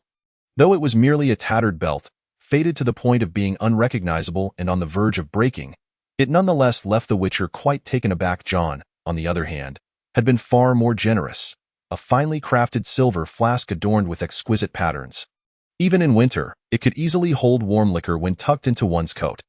Expressing gratitude for John's thoughtfulness and the merchant's generosity during the Greengrass Festival, the Witcher gifted John a brown cowboy hat unique to Shaka and offered the merchant 2 pairs of seasonal socks on the side. Initially believing he could continue to enjoy the remaining half of the year as leisurely as the first half, the Witcher was suddenly presented with a summons this morning, a letter politely worded, essentially stating, newly appointed Apostle Yi-Chi has demonstrated exceptional performance during the training period. To provide better training opportunities, the newly appointed Apostle Yi-Chi is hereby permitted to join the Rangers of Shaka. Upon receiving this order, please report to Captain Ailes. Rangers? The Witcher murmured softly, casting a glance at the cold-faced man delivering the summons, furrowing his brow as he inquired, what does this mean? Chapter 23. The camp, what does it mean? It is, quite simply, the literal interpretation. The cold-faced man, having deepened his recollection of the Witcher over the past 6 months, maintained their relationship at a persistently indifferent state, showing no signs of improvement. Thus, his tone remained as frigid as when they first met. Even if their relationship were to improve, it was likely the cold-faced man would still speak in this manner, as evidenced by his dialogue with the giant. What am I asking? Does the instructor not understand? Every time the demon hunter engages in dialogue with the cold-faced man, he cannot help but feel irritated by the subtle mockery concealed within the latter's icy demeanor. Were it not for the man's identity as an instructor and the sinister undertones that concerned him, the demon hunter would have seized the opportunity to drag him into the arena long ago to vent his pent-up frustration. However, when one is under a roof, one must bow one's head. The demon hunter could only repeat his question once more. What exactly is the ranger mentioned in the directive? The rangers are an elite unit composed of the finest among ordinary demon hunters, tasked with ensuring the safety of the headquarters and the surrounding area of Shak. Each cohort's most outstanding newly appointed apostles will be assigned to this unit for 6 months of training. At this point, the cold-faced man cast a sidelong glance at the demon hunter and began his customary cold jibe. This is fundamental knowledge. Even some ordinary demon hunters would be aware of it. Yi Chi, as an apostle, not knowing this makes me question the validity of this directive from headquarters. Therefore, I shall raise an objection to headquarters. Watching the cold-faced man turn to leave, Yi Chi couldn't help but curl his lip. Tucking the directive into his bosom, he greeted his companion nearby and hurriedly exited the central castle, making his way to the designated location. Time was swiftly approaching as stipulated in the directive. Although Yi Chi did not particularly care for this training, he also did not wish to be late for their first meeting. Moreover, he suspected that the cold-faced man had only brought the directive that morning to witness his tardiness and embarrassment. Given the man's duplicitous nature, Yi Chi was certain he would engage in such trivial mischief, especially if it involved him. The man would undoubtedly take great delight in it, cursing the cold-faced man's treachery once more in his mind. Yi Chi had no choice but to quicken his pace again, yet despite his efforts, he still arrived late. Seeing Irc, who was waiting impatiently at the headquarters gate, Yi Chi hastily approached and greeted her. "Hello? Ma'am, I am. Even if you are an apostle, it does not erase the fact that you are late. Mr. Yi Chi," the cavalry captain, donned in full knightly armor with a long sword at her side, corrected him. "Furthermore, since you have been assigned to the Rangers, you should refer to me as cavalry captain. I sincerely apologize, cavalry captain, in hopes of fostering a somewhat pleasant coexistence over the next 6 months." Yi Chi quickly amended his address. "Excellent," the female cavalry captain nodded, yet did not immediately forgive Yi Chi's tardiness. "Your delay may cause our team to postpone our patrol, so for the next 10 minutes, you must reach the ranger camp located 2 kilometers from here. Now, follow me." Hush, gray and white. Just when Yi Chi thought the female cavalry captain would lead him in a run, she surprisingly whistled, and a pure white steed galloped out from the headquarters gates. Watching her, fully armored yet gracefully mounting the horse with one hand and riding off, Yi Chi couldn't help but twitch his lips. Though he had known from their initial meeting that she was not an easy person to deal with, he clearly underestimated her severity, or perhaps it was her womanly pettiness. Nevertheless, racing 2 kilometers within 10 minutes posed no challenge for the agile Yi Chi. Moreover, in order to avoid kicking up dust by following closely behind her, he accelerated and soon matched her pace. The female cavalry captain, having been taken aback by Yi Chi's speed, quickly regained her composure and continued to sit expressionless upon her steed, surprisingly not urging her horse to go faster. As they galloped side by side towards the ranger camp, amidst the verdant thickets, the blue and white banners of the camp fluttered high, surrounded by sturdy wooden and steel fences, with over 300 tents neatly arranged within. In the open spaces between the tents, numerous robust men wielding wooden swords engaged in friendly sparring, while Yi Chi even spotted a target range with wooden targets, where rows of archers clad in leather armor skillfully shot their longbows. In the corners of the camp, several blacksmiths were laboring diligently before their forges, crafting and repairing weapons and equipment. As they ventured deeper into the camp, in its rear section, the demon hunter observed some underage children and slightly weaker women cleaning firearms. Judging by their proficient handling and stances, he had no doubt they were adept in the use of firearms. Throughout the camp, everyone who saw the female cavalry captain greeted her with respect. while the demon hunter remained unnoticed behind her. Unperturbed, he shrugged. He was not handsome enough to captivate both men and women, so there was no reason to feel disheartened, especially since his thoughts were far removed from such trivialities. Initially, when he listened to the cold-faced man's introduction of the Rangers, he thought they were merely patrolmen with a different title. However, upon witnessing the camp's scale, facilities, and the training of its personnel, he promptly dismissed his earlier assumption. Patrolmen could not possibly be afforded such comprehensive facilities. Not even at the headquarters of SHAC. This was clearly headquarters cultivating forces loyal to itself. Ichi concluded. While the Demon Hunter Guild was widespread and its members numerous, most demon hunters merely maintained a relationship akin to that of mercenaries with their employers or intermediaries. And even those apostles trained at headquarters were no exception. For a demon hunter guild, the ability to rapidly assemble a vast force of demon hunters was advantageous, yet if such forces were unruly and disobedient, it would be utterly intolerable. Thus, it was imperative to have a force that would unconditionally obey. It was evident that the Rangers constituted this very force. Moreover, this also explained why the most outstanding apostles were sent here for training, being a combat unit of the Demon Hunter Guild. The Rangers naturally required exceptional combat capabilities. However, such prowess could not be forged solely through training. Thus, the annual arrival of the finest among the newly appointed apostles from various regions served as an effective sharpening stone. Indeed, this directive was not as simple as it seemed. The thought of becoming someone else's sharpening stone made the demon hunter involuntarily scoff at himself. There were a total of 8 ranger camps. And this was but one of them. The official team comprised 150 members. The female cavalry captain provided a brief introduction to Yi Chi, who was visiting the ranger camp for the first time, and finally pointed towards the nearby stable. Since you have temporarily joined the Rangers, it is essential to select your own steed. Following the direction of the female cavalry captain's dainty finger, the demon hunter beheld the war horses tethered within the stable. However, he could not help but furrow his brow, not due to any faults or deficiencies in the steeds, but because he had never ridden a horse in his life. Chapter 24. Riding. Despite having undergone nearly 4 years of training under John, dabbling in firearms, melee weapons, driving, and medical practices, the demon hunter had never once encountered horseback riding. After all, compared to modern vehicles, horses were far less economical and practical.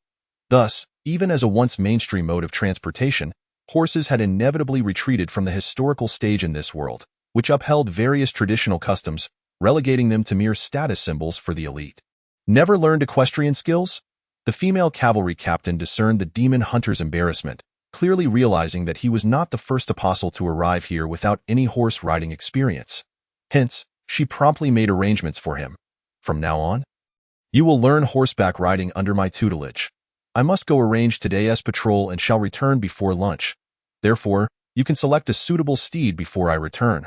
Rest assured, they are all carefully selected purebred horses. With gentle temperaments, after leaving what seemed to be a comforting remark, the female cavalry captain turned and exited the stable, leaving Yi Chi standing there staring at the row of war horses, furrowing his brow. Horse riding? Or perhaps a test of endurance? It seems that newcomers are bullied everywhere. Yi Chi speculated on the implications of her actions, ultimately shaking his head as he approached the row of steeds. Regardless of whether her intentions were sincere or deliberate, it no longer mattered. What mattered was mastering some riding skills before her return. Yi Chi did not wish to face the likely ridicule that would appear on her face. Of course, galloping wildly was out of the question. But he at least needed to achieve the ability to sit atop a horse. Getting a horse to obediently listen was evidently far more challenging than Yi Chi had imagined. 10 minutes later, after being thrown off by the gentle-tempered warhorse for the 4th time, he couldn't help but exchange glances with the black steed he had selected. Although he had not sustained any injuries due to his nimble reflexes, the humiliation was difficult to bear. Even in the absence of onlookers, Yi Chi felt a burning sensation on his face. Why must he ride a horse? Are they playing some knight and princess game? Could they not use a motorcycle instead? And if you dare throw me off again, I wouldn't mind if lunch consisted of braised horse meat. Observing the black horse shaking its head, Yi Chi's hand instinctively reached for the hilt of his blade. Truly clumsy.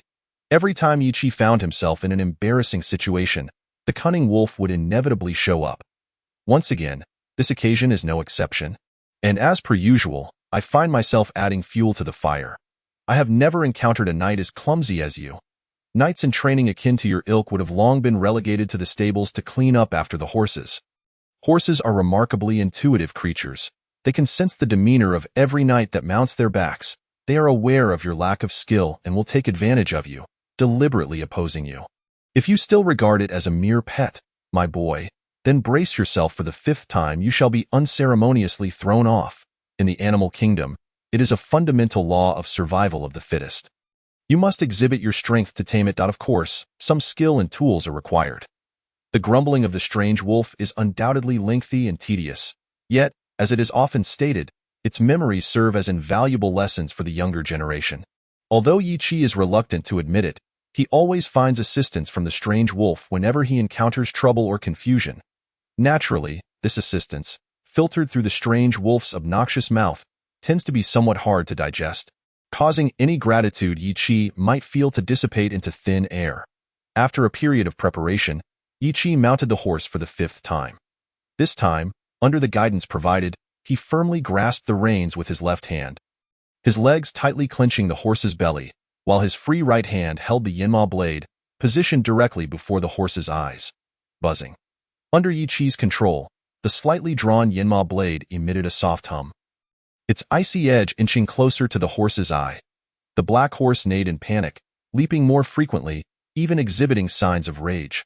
However, no matter how it bucked, Yi Chi's grip on the Yinma blade remained steady as he advanced. Just as the blade was nearly touching the horse, it finally yielded. Yi Chi slowly retracted the Yinma blade, remaining vigilant to the horse's movements throughout the process. He had resolved that should the creature persist in its obstinacy, he would not merely intimidate it as before, but rather deliver a decisive blow. Fortunately, the black horse remained utterly still, exhibiting extreme docility during this exchange. He hoped that the forthcoming 6 months would be harmonious. Diverging from his previous intimidation tactics, Yi Chi gently caressed the horse's mane, and, recalling the strange wolf's words, lightly tapped the horse's belly with the Yinma blade. One must understand, when necessary, I do not shy away from employing force. With a knowing nod, the black horse acknowledged him.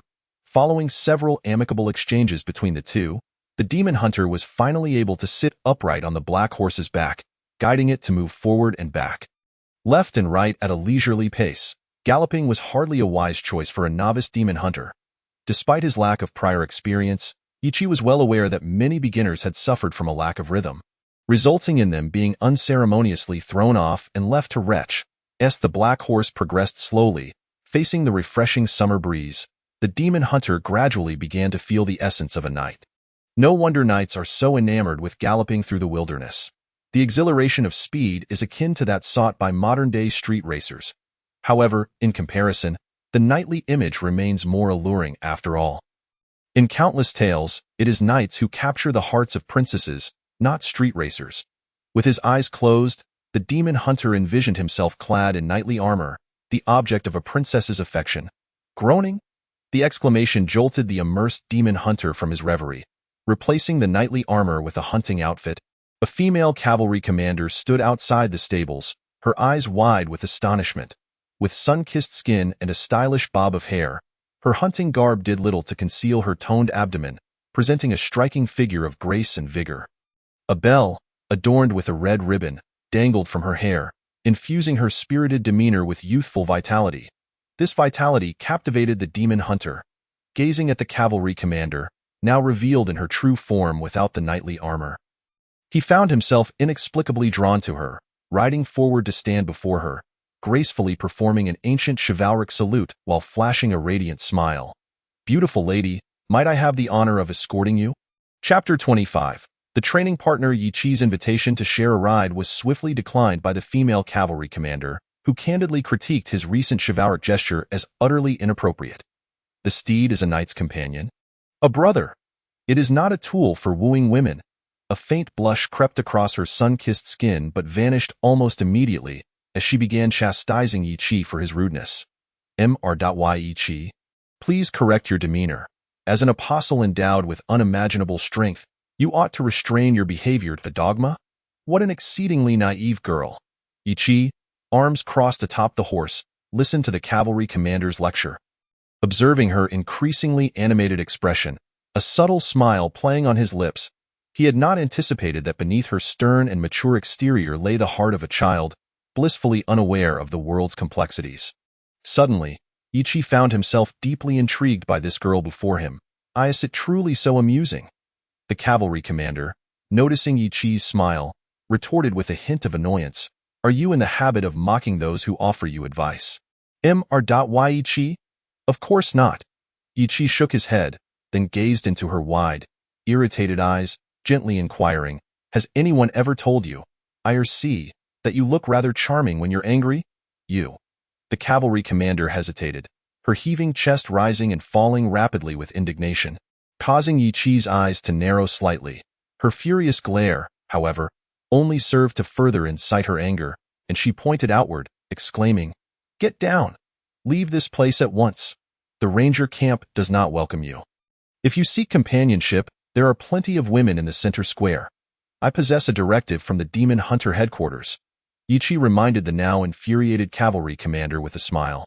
Surely, given your current position, you cannot outright dismiss an order from the headquarters? Scoundrel!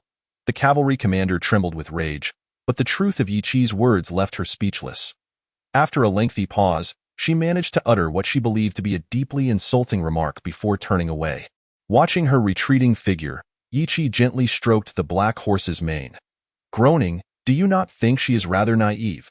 She cannot even muster a proper insult, with an unprincipled betrayal of its previous allegiance to the commendably noble cavalry commander. The black horse eagerly inclined its head in favor of its new master, nodding in flattery. Pleased by the horse's approval, Ichi affectionately patted its head before immersing himself once more in the training of his riding skills. Until the sound of the system's announcement interrupted him, skill acquired. Riding. When the system's notification arrived, Ichi exhaled in relief and dismounted the black horse. Prior to practicing his riding skills, Ichi had deduced from the skills he had accumulated over the past half-year, such as unarmed combat and climbing, that this was indeed a skill. Hence, even while mastering control over the black horse, he continued to practice relentlessly. This was merely to gain the system's recognition of the skill. Only with the system's approval could Ichi conveniently and directly monitor and enhance his abilities. Glancing at the skill of riding, with its accompanying level indicator marked as 1, Ichi sighed softly. The skills could indeed be upgraded through practice, but each upgrade required time and effort, becoming increasingly challenging as one progressed. Take, for instance, the mastery of cold weapons. Half a year ago, he had stumbled upon a path to upgrade, and initially, the levels rose with astonishing speed, 2 or 3 levels in a single day, but as he advanced, upgrades took weeks or even months to achieve. Thus, after 6 months, Ichi had managed to elevate his cold weapon proficiency from 18 to merely 26. With a shrug and feeling the pangs of hunger in his stomach, Ichi made his way outside. If there was one thing that delighted him about visiting the ranger camp, it was the fact that lunch no longer consisted of that green muck. After half a year of consuming the green sludge, Ichi had grown thoroughly weary of it. While the green sludge had restorative properties to alleviate fatigue, it certainly did not possess the miraculous qualities that the giant had once claimed would enhance one's physique. As evidenced by Ichi's stagnant attributes over the past half-year, he suspected that the Demon Hunter headquarters had concocted a pretense to persuade the newly appointed apostles to consume the green sludge. Or perhaps it did possess some slight benefits, but its effectiveness was minimal. Under the blazing sun at lunchtime, all active and reserve rangers, along with the blacksmiths and laborers in the camp, formed an orderly line in the center of the ranger camp at the sound of the head chef's booming calls. Scrunching his nose and inhaling the enticing aroma wafting through the air, Ichi joined the queue. As the line dwindled, he finally reached the front, where several chefs were distributing food, holding a plate brimming with sustenance. Ichi bid farewell to the chefs with a smile, finding a shaded spot to settle upon a wooden crate, and began what would be his sole enjoyable meal in the past 6 months.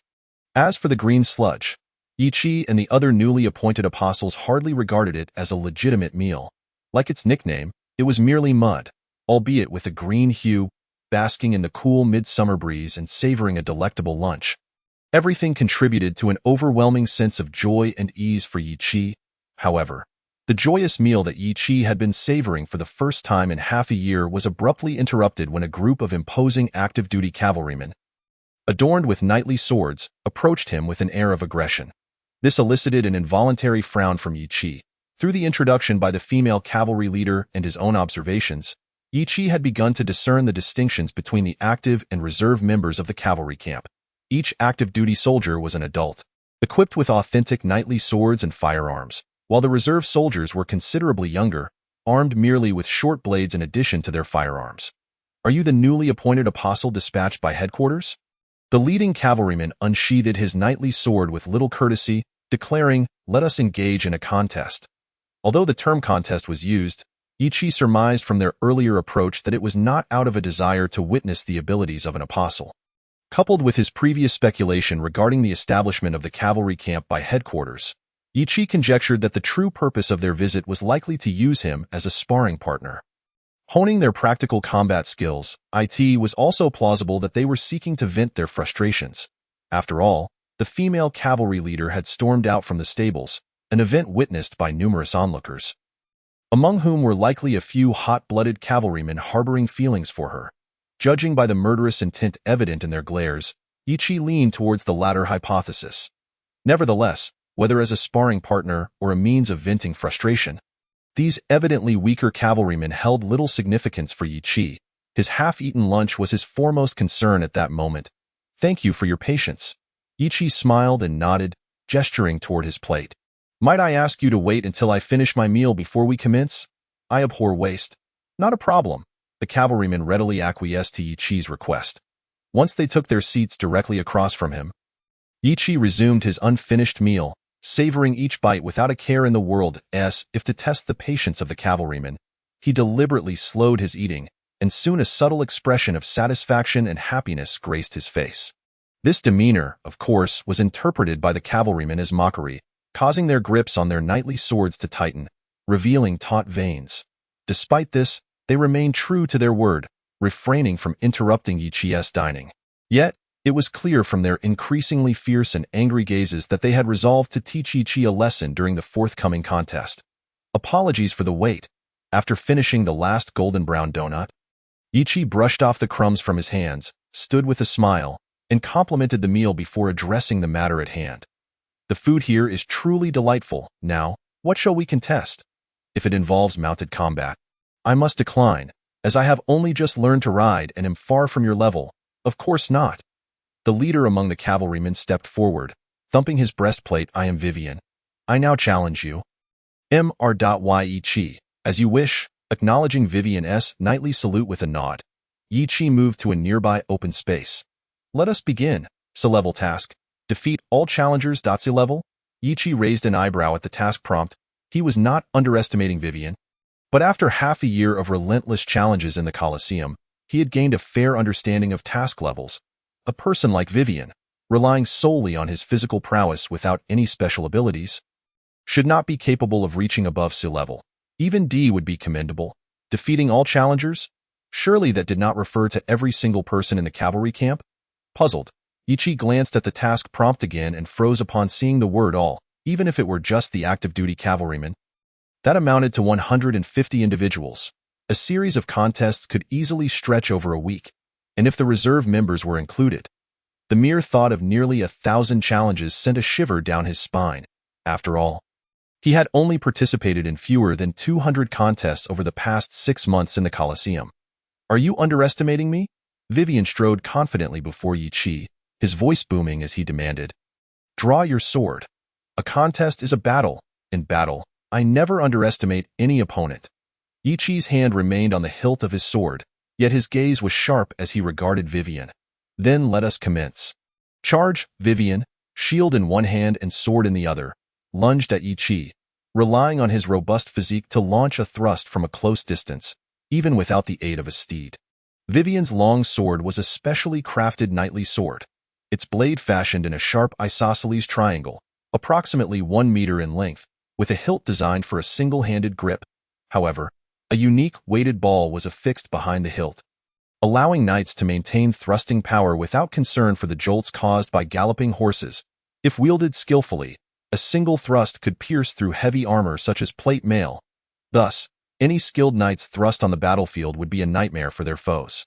Yet now, Vivian, lacking the momentum of a galloping horse, directed his thrust at Yi Qi. Though the absence of equine force diminished its intimidation, the sharpness remained. In response to Vivian's thrust, Yi Chi sidestepped to the left, though a knight's thrust is swift and powerful. It possesses an undeniable flaw, lack of agility. While a thrust could penetrate the front of plate armor, if the target swiftly moves before contact, they would become an easy target. This may pose a challenge for others. Given the speed of the thrust makes timing difficult, dodging too early is futile, while a late reaction results in a direct hit. However, for Yi Chi, endowed with combat perception from blind fighting and an agility score of 16, it posed no issue whatsoever. Thus, his lateral step deftly evaded Vivian's thrust. Clang! The Yin Mo sword flashed from its sheath, effortlessly severing the shield in Vivian's left hand, the blade now coldly poised against his throat. The icy chill of the Yin Mo sword caused Vivian to lower his long sword in defeat. With a bittersweet expression, he candidly admitted his loss, yet his resolve remained unshaken. I concede. I am not as powerful as you, but I will not give up. His voice trailed off, becoming increasingly faint, even for Yi Chi standing opposite him. Indeed, it was for the sake of IRC. Vivian's muffled words were enough for Yi Chi to draw a conclusion. He merely shrugged indifferently. There was no need to take to heart a clearly timid opponent still caught in the throes of unrequited love. After all, Yi Chi was confident in his ability to defeat an adversary of this caliber. Sheathing his sword, Yi Chi did not depart, for the absence of a task completion notification indicated that this contest was not yet concluded. I shall take my turn. While Yi Chi awaited his next challenger, the female cavalry leader reappeared, donning her knightly armor, and boldly issued her challenge. IRC now challenges M.Ard. Why, Yi Chi? I refuse. Yi Chi promptly shook his head, articulating his reasoning without hesitation. It is difficult for me to draw my sword against a girl with whom I have developed feelings. What? Did he just say that he has feelings for the cavalry leader? Yi Chi's declaration instantly ignited a stir among the surrounding cavalrymen. Following lunch, a designated rest period ensued, prompting many cavalrymen to gather as they observed the impending contest between Yi Chi and Vivian. Although the spectators did not encompass the entirety of the camp, the uproar among the cavalrymen assured the female cavalry leader that this news would undoubtedly spread throughout the camp within an hour, possibly even reaching headquarters. The thought of such rumors made her face flush, and she immediately glared at the source of all her troubles. Yi Chi, I had mentioned that if you were seeking a woman, there are plenty in the central square of Shaka. The female cavalry leader glared at Yi Chi, who was smiling at her, raising her knightly sword. Here, there is only cavalry leader IRC, devoid of the womanly aspect of IRC. If you cannot strike against IRC, then do so against cavalry leader IRC instead. IRC, I have suddenly discovered that your stubbornness is filled with a charm that captivates me. Yi Chi whispered, audible only to her, then raised his voice. Very well. I accept the challenge from cavalry leader IRC. Flustered by Yi Chi's smile and words, the female cavalry leader, upon hearing his acceptance, immediately lunged at him with her sword. Although Yi Chi harbored a fondness for the female cavalry commander, he immediately regained his combat stance upon accepting the challenge. When he witnessed her sword thrusting towards him, he showed no mercy. Having already accepted her challenge, he felt compelled to fulfill it. This was beneficial for both parties. To hold back merely out of affection would only serve to damage her pride. Of course, there is a distinction between refraining from mercy and delivering lethal blows, and Yi Chi was adept at striking the right balance. Clang! The attack of the Yinma blade was thwarted by her shield. The razor-sharp Yinma blade had returned without inflicting any harm. This prompted Yi Chi to scrutinize the shield in her grasp. It was a quintessential knight's shield, approximately 1.5 meters long, characterized by the familiar oval shape at the top and a pointed bottom. The only distinguishing feature was the intricate engraving on the surface. A soaring griffin, that moment, after clashing with the Yinma blade, the griffin's image emitted a barely perceptible golden glow, a holy artifact. Perhaps, indeed, as the leader of a camp, she possessed remarkable qualities. Yi Chi was momentarily taken aback by the revelation of her holy artifact, but soon a relieved smile graced his lips as he intensified his assault on the female cavalry commander. By mastering the rhythm of her attacks, he effortlessly dodged the thrust of her long sword once more, while simultaneously pressing the Yinma blade down hard against her weapon to prevent her from retracting it. At the same time, he discreetly aimed a kick towards her knee. Creak. Clang. The knight's sword wielded by the female cavalry commander was not a holy artifact. Under Yi Qi's deliberate force, it squeaked as the Yinma blade bore down upon it, ultimately succumbing to the fate of breaking. Moreover, the cavalry commander, preoccupied with the contest of blades, failed to notice Yi Qi's concealed kick. Her knightly armor did not encompass the joints for ease of movement, instead employing a softer inner lining for protection. The material used for this inner lining was typically soft cowhide, reinforced with fine iron plates. While it offered decent defense, it was far from sufficient against Yi Qi's kick, especially as the strike targeted the vulnerable knee joint. Consequently, upon impact, the female cavalry commander immediately bent and knelt down. Yet, even in such a position, she did not forget to retaliate. Her left hand swung the holy shield down towards Yi Qi's chest with great force. A knight's weapon is not limited to the sword. As a defensive apparatus, the shield can wield destructive power equivalent to that of a knight's sword when necessary. While it may not slice through flesh like the sword, shattering bones was certainly within its capabilities. Furthermore, given that the shield she wielded was a holy artifact, one could not dismiss the possibility of it possessing extraordinary abilities. Thus, Yi Qi was compelled to step back to evade her counterattack. However, he did not abandon the idea of pursuing the advantage. A surge of searing conical flames erupted instantaneously.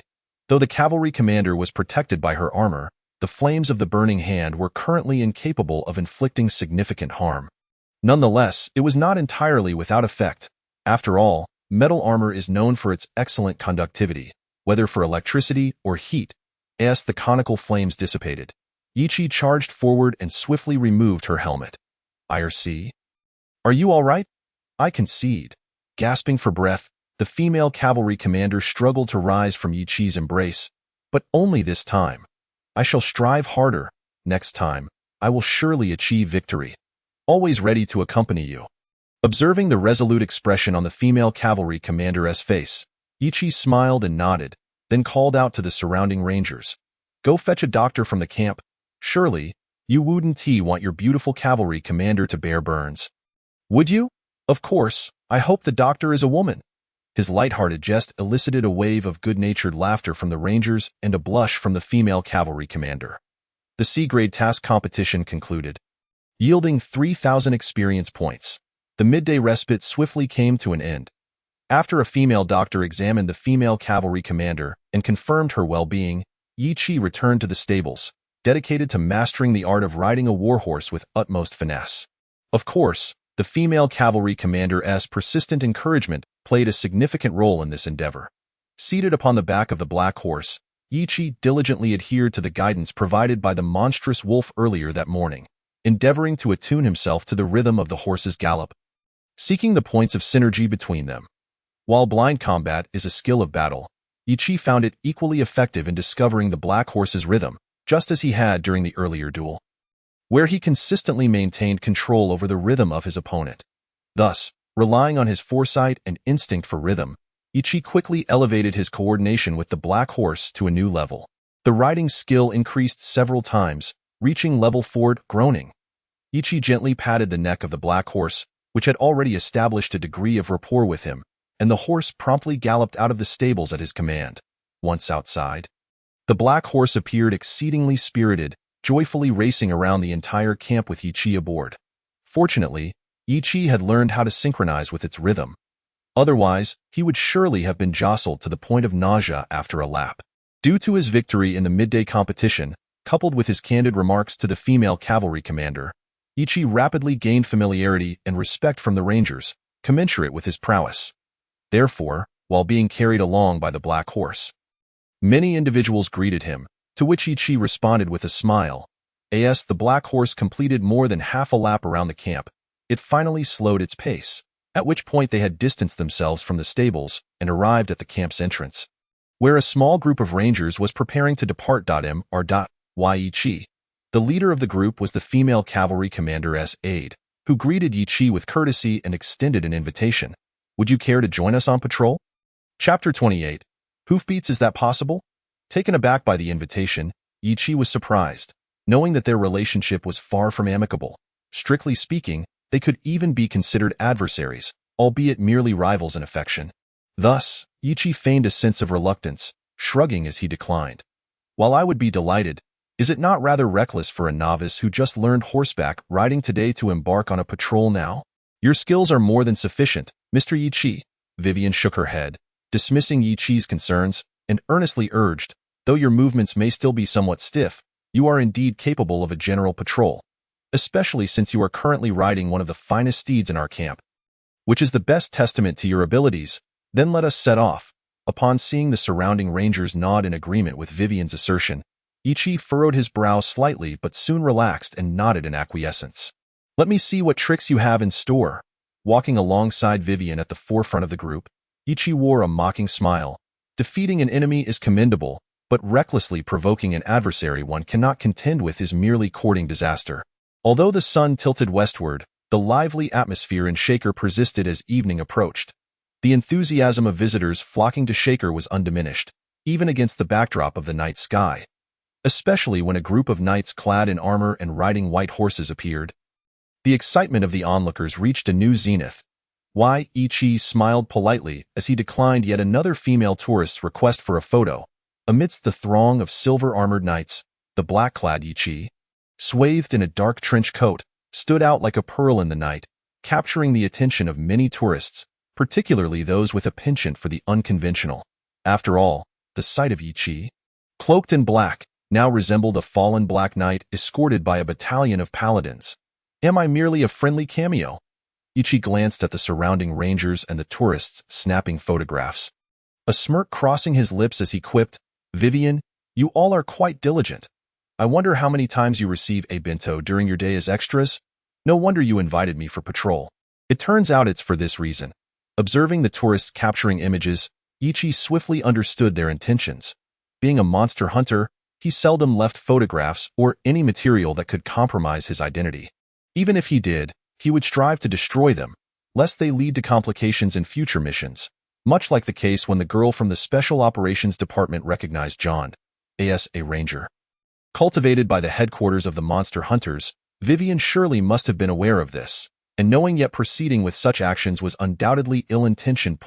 One could imagine the myriad of unforeseen troubles that would arise when these photographs appeared in contexts where they ought not to be. For the prosperity of Shaker, we spare no effort, Vivian responded with a straight face, seemingly unperturbed by the mockery. This caused Yi Chi to narrow his eyes. Is that so? Yi Chi's lips curled into a sneer. Then you may as well sacrifice yourself. Just as Vivian, basking in the satisfaction of having outwitted his opponent, pondered the meaning behind Yi Chi's words, Yi Chi's foot had already aimed a kick at his waist. Clang! Unprepared for Yi Chi's sudden aggression, Vivian was instantly thrown from his horse after enduring the blow, while Yi Chi galloped past, the hooves of the black horse crashing down upon Vivian's back. In an instant, a shocking dent appeared in the knight's armor. At that moment, Yi Chi nonchalantly borrowed lines from an opera that floated through the air like a whisper. If you wish to capture me, it is impossible. The will of freedom shall never be shackled. This ethereal dialogue instantly prompted applause from the astonished tourists. As a popular tourist destination, Shak frequently had staff performing to create an immersive atmosphere for visitors. Undoubtedly, Yi Chi's current performance was perceived as part of the act. Many tourists hastily raised their cameras, capturing the fallen Wei when in a flurry of clicks. As Yi Chi rode away, he did not return to the ranger camp but headed straight to the Witcher headquarters, where the tourists' photographs would be processed in silence, as no one could handle such matters discreetly like the headquarters could. Furthermore, as an envoy of the Witcher headquarters, it was only natural for him to seek assistance from higher authorities in the face of adversity. I understand, cold-faced man, who was instructing newly appointed envoys in the arena of competition, nodded with a detached expression after hearing Yi Chi's report. I will relay this information, and the headquarters will arrange for proper handling.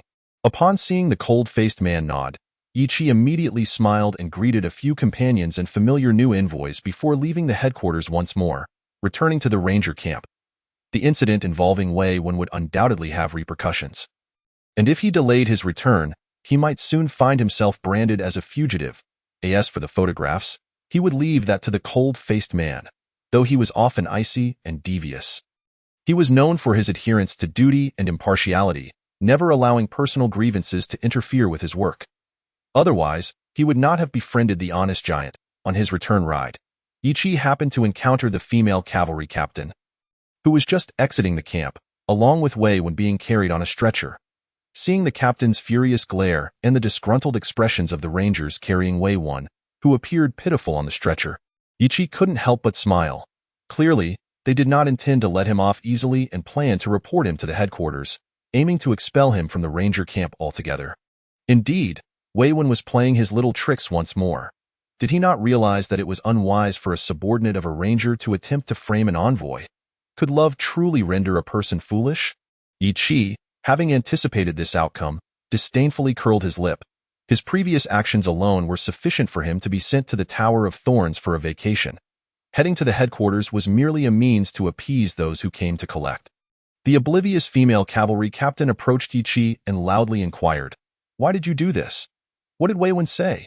Ichi countered her question, then looked at the captain with a smile, saying, "Regardless of what he claims, do you wish to believe me? Captain, don't listen to his nonsense. We should head to the headquarters." Wei Wen, lying on the stretcher, shouted, and it was hard to imagine that the person who had just appeared so weak could produce such a powerful roar. "Ah, the armor is quite sturdy." Ichi interrupted his shouting directly. "I thought you would be gravely injured, however. If you have the strength, you might as well save your energy for the Tower of Thorns. They could use your vigorous cries in there." Chapter 29. Night Raid in the Tower of Thorns. What did you say? I do not understand. As Ichi regarded him with the eyes of a jester, Wei Wen's jealousy-clouded mind began to clear, and he immediately turned to the female cavalry captain, saying, "Heirs, you must believe me." The captain looked at Wei Wen with suspicion. Although she had initially believed him due to his injuries, Ichi's mention of the Tower of Thorns now led her to question the veracity of Wei Wen's claims. While the Tower of Thorns was indeed a source of dread, its reputation for impartiality was well known, at least to those who had not encountered the secrets concealed by the higher-ups. Ichi, having heard tales from unscrupulous merchants, was aware of this, but would not divulge it for Wei Wen's sake. Clop, clop. The crisp sound of hooves suddenly shattered the oppressive atmosphere as the cold-faced man arrived with the headquarters guards.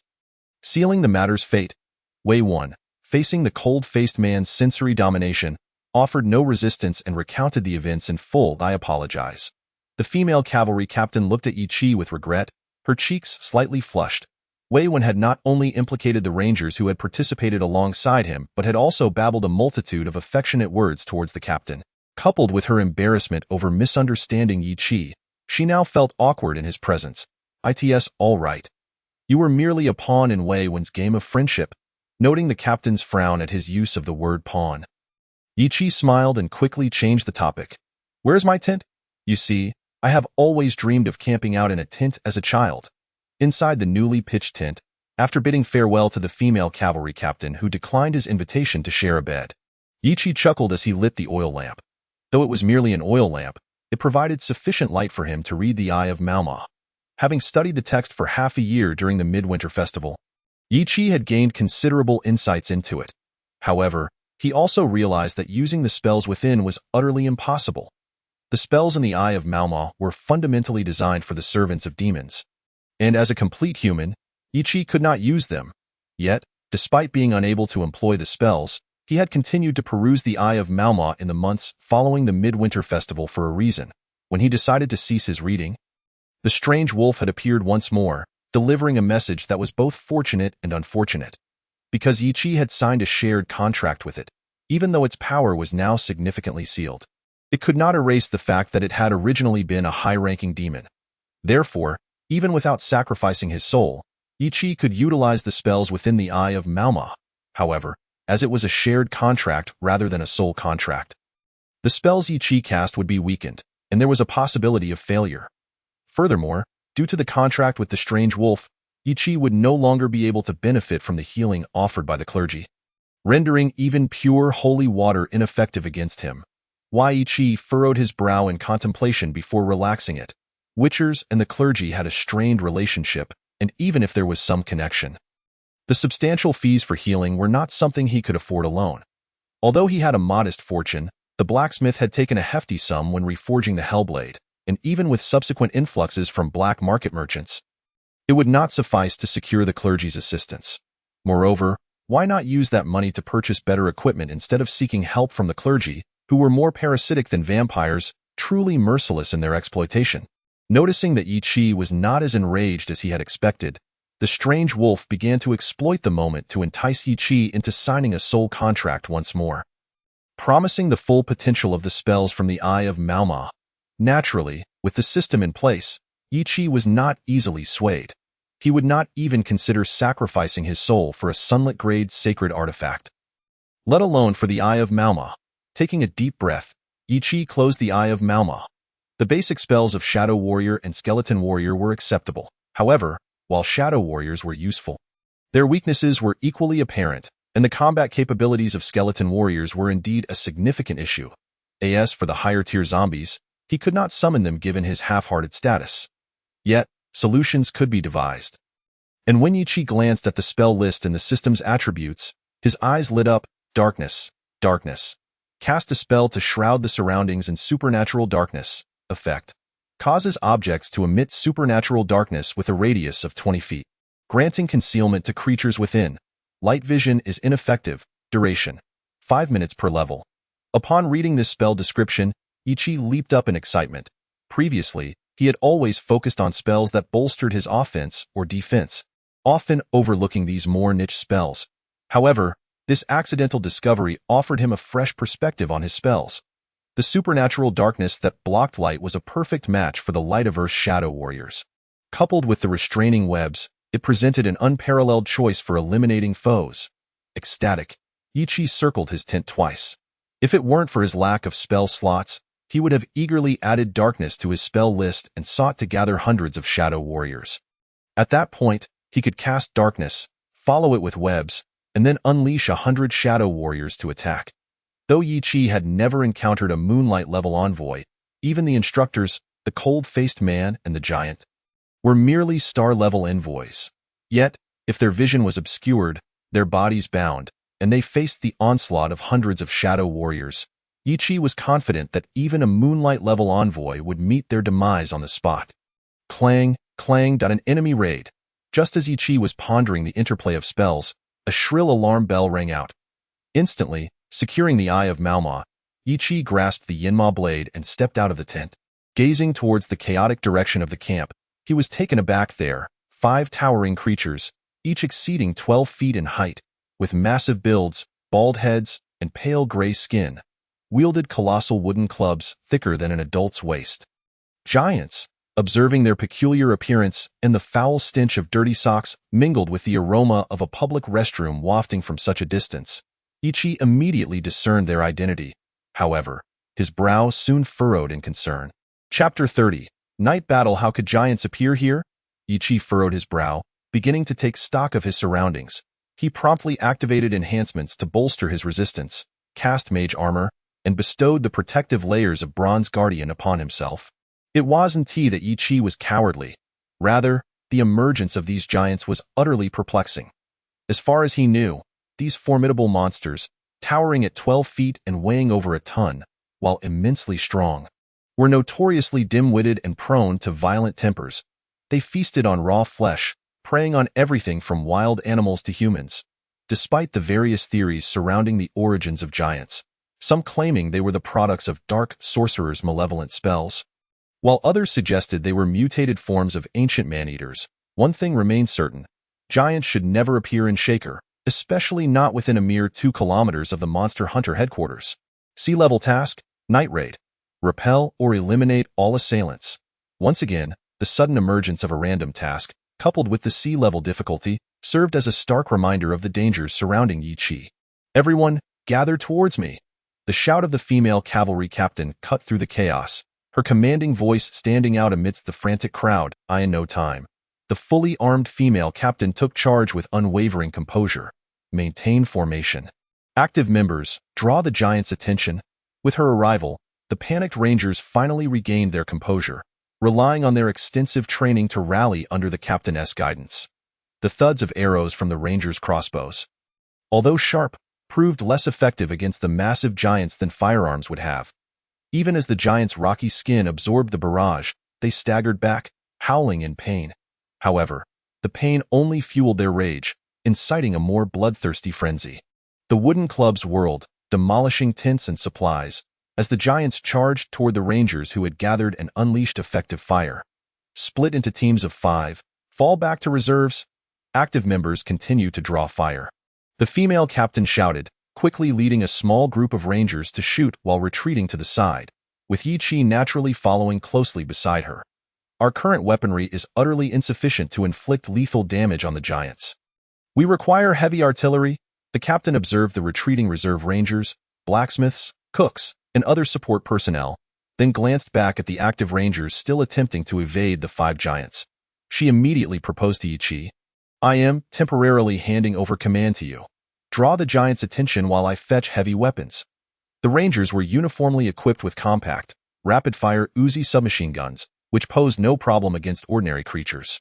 However, against the giants, such small-caliber bullets would merely prick like toothpicks. While a multitude of toothpicks might be lethal to a human, attempting to slay a giant with them was akin to chasing a fool's errand, not to mention the challenge of sourcing such a vast quantity. "Wait, I can buy you a minute," Yi Chi interjected, halting the captain's imminent action. "Leave these 5 giants to me for now. You take your team to retrieve heavy weapons." Though he had learned about team coordination in the arena of competition, commanding such a multitude of rangers was somewhat daunting for Yi Chi. Moreover, he had a superior strategy, Bronze Guardian. As the female captain looked on in astonishment, the bronze bracelet on Yi Chi's wrist emitted a greenish glow. And within the radiance, a colossal silhouette began to materialize. The newly summoned Bronze Guardian, standing 15 feet tall, commanded the attention of everyone in the camp, including the 5 giants, its stature rendering the giants somewhat inferior in comparison. Boom! The newly materialized Bronze Guardian immediately obeyed Yi Chi's command, delivering a powerful punch to the face of a nearby giant, sending it reeling. The other 4 giants, with their low intelligence, shifted their focus to the even larger Bronze Guardian. Charging toward it with reckless abandon, smack! A massive wooden club struck the Bronze Guardian's back, yet it merely swayed slightly before retaliating with a punishing blow to the head of the attacking giant. Sending it crashing to the ground, boom, smack! The combat became a fierce exchange, as the Bronze Guardian and the giants engaged in a relentless battle, each blow met with a counterstrike. The impervious and immensely powerful Bronze Guardian matched the 5 equally strong and resilient giants, proving to be a formidable adversary.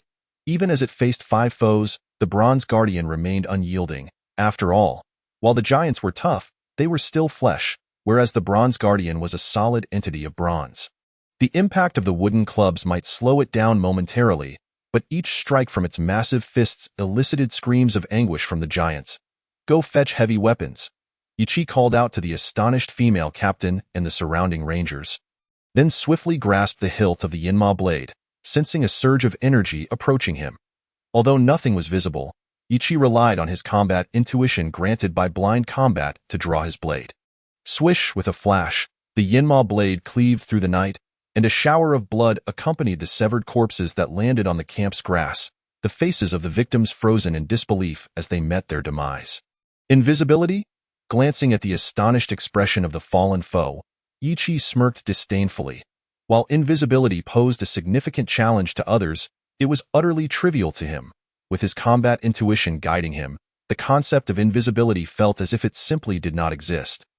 Aside from the giants, there were other ambushers. The female captain, upon witnessing the bisected corpse, immediately alerted the surrounding rangers, intending to return to Yi Chi's side to confront the enemies together.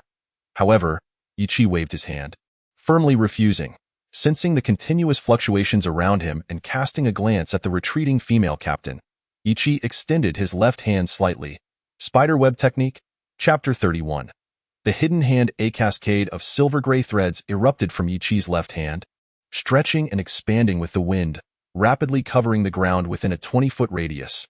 The symphonic web, imbued with incredible stickiness, ensnared both the ground and any enemies caught within it. Boom, boom, boom. The roar of the M500 erupted once more. As the enemies ensnared by the spider web technique became stationary targets, each marked for elimination by Yi Chi, the remaining stragglers were swiftly mowed down by the rangers positioned at a distance, turning them into mere sieves. More? Just how many have come? After dispatching another group of foes, Yi Chi furrowed his brow upon sensing more approaching presences. Indeed, their numbers had exceeded his expectations.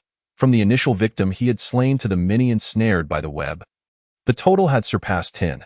Since the giants began their assault, the subsequent assassination attempts indicated that the attackers had meticulously planned their approach.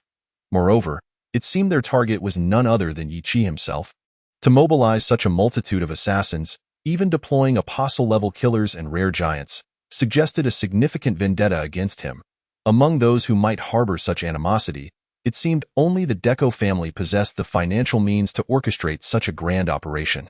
Yet, was the Deco family truly so reckless as to create such a commotion near the Monster Hunter headquarters? Alternatively, was there another party instigating these assassins? But who among them bore such a deep-seated grudge against him? While the Deco family was a formidable entity to ordinary monster hunters, they paled in comparison to the Monster Hunter Guild, which could obliterate the Deco family with but a breath. Therefore, unless the Deco family had collectively lost their minds and were willing to gamble their lives, it was implausible for them to dare cause a ruckus near the headquarters. However, aside from the Deco family, Yi Qi could scarcely fathom who else might hold such a grudge against him. Regardless of whether this attack was a mere coincidence or a targeted strike against him, Yi Qi was resolute.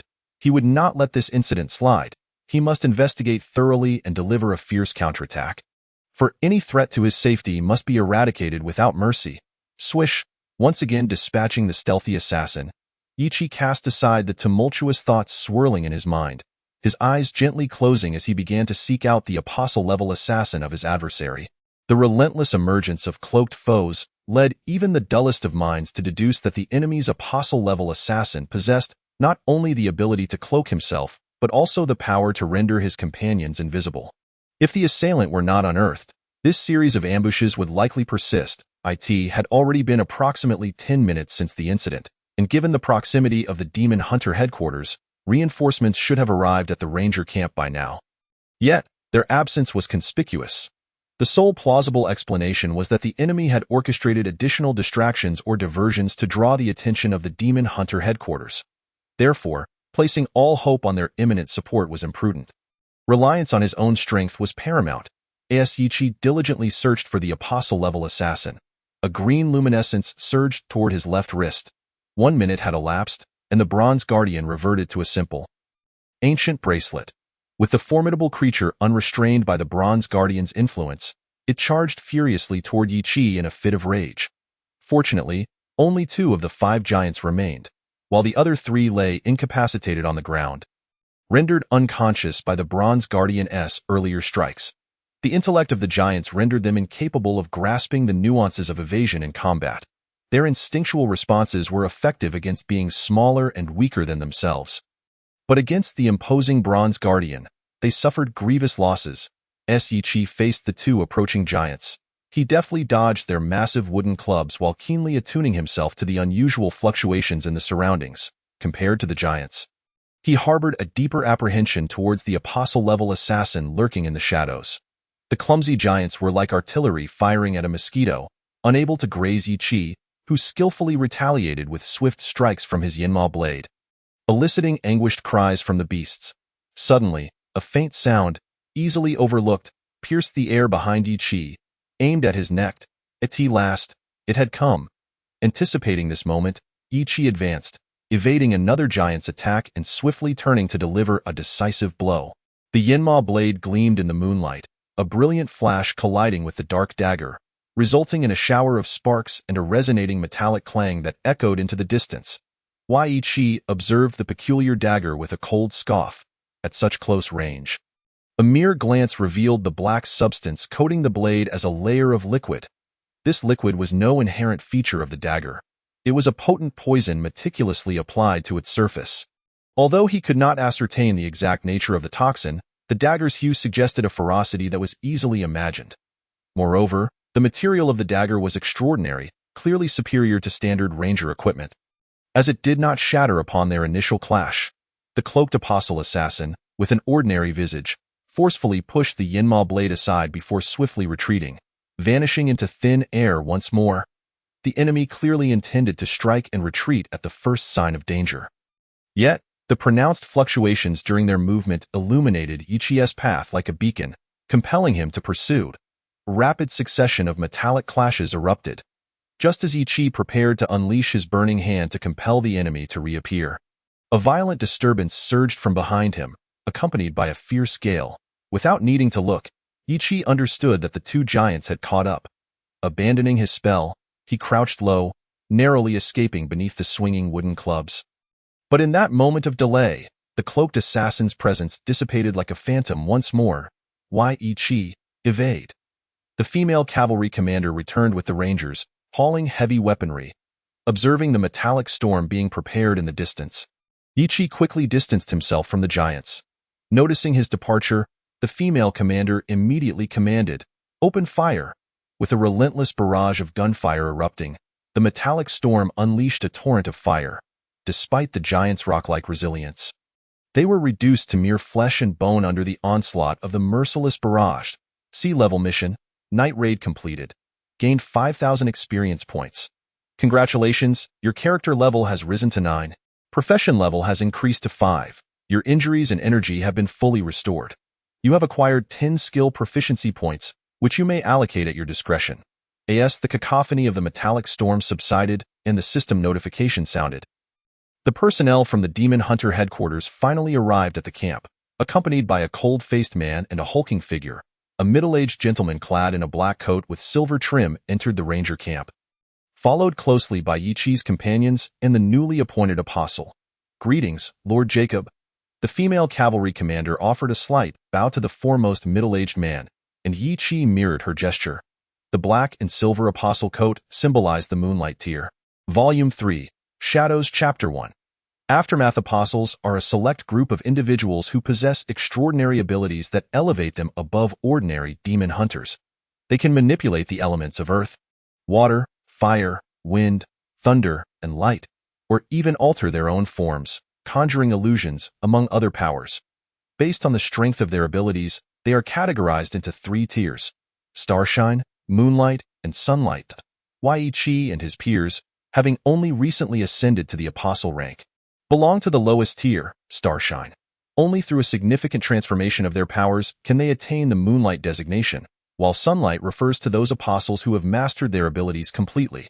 Though the distinctions between Starshine, Moonlight, and Sunlight may seem straightforward, the chasm between each tier is as vast as the heavens and the earth. Transitioning from Starshine to Moonlight requires a qualitative change in one's abilities, a feat that most Starshine-level apostles will never achieve in their lifetime. Only a select few with exceptional talent have a chance to ascend. Reaching the Sunlight tier is even rarer, a phenomenon that occurs only a handful of times. Due to the disparity in strength, any apostle who attains the Moonlight tier can assume control over all matters within a designated area, as the Demon Hunter Guild would promptly appoint them to oversee all affairs. Unlike the mercenary-like positions of task issuers, they wield genuine authority over the operations of the guild within that territory, akin to provincial governors. However, despite such lucrative conditions, Moonlight tier apostles seldom take on the role of area leaders. They prefer to live according to their own desires, leaving ample opportunity for opportunistic individuals like merchants to flourish. From the moment he became a demon hunter, even upon arriving at the so-called headquarters in Shak, Yi had never encountered a Moonlight tier demon hunter. Thus, he immediately scrutinized the individual before him. Beneath the apostle coat was a high-neck black sweater, and the middle-aged man's visage exuded a mature charm rather than signs of aging. Yi's attention was particularly drawn to the black and white dual pistols at his waist. Although only the grips were visible, their antiquated design hinted at an illustrious origin. "Commander of the cavalry, what is the casualty report?" 9 active duty rangers have perished, and 25 reserves have fallen. Jacob's voice, raspy and hoarse, inquired as he approached the female cavalry commander and Yi.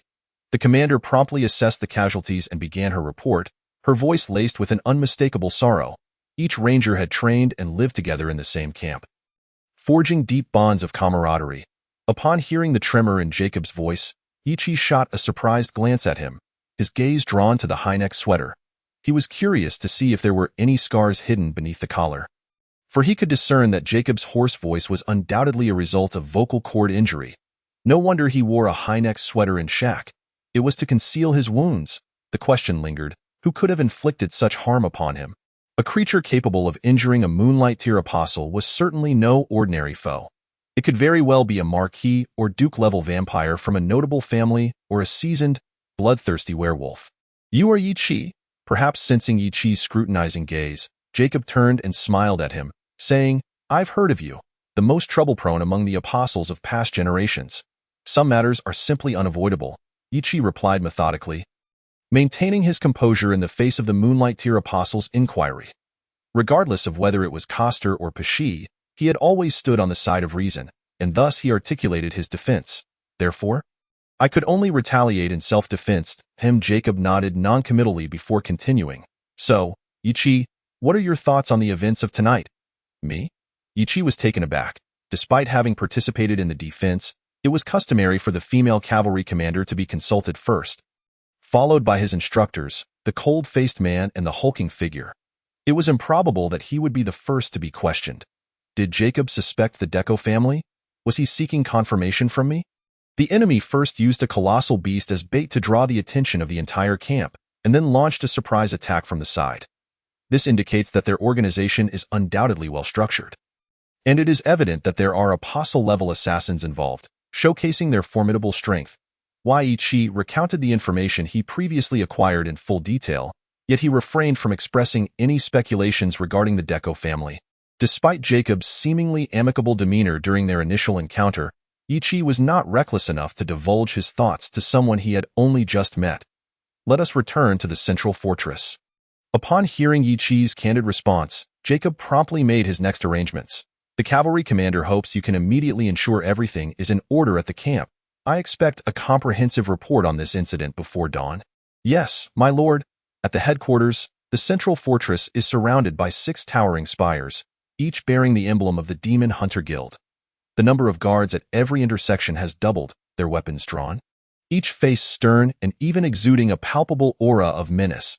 A suffocating atmosphere pervades the entire headquarters of the Demon Hunters. In the decision-making tower, 6 thrones are arranged in a circular formation, each occupied by an individual. Amidst the oppressive silence, one of them suddenly spoke. Pydanage, what is your take on this matter? Pydanage gently stroked his long hair, his fingers resting on the azure mark upon his forehead. After briefly closing his eyes, he reopened them, smiling softly.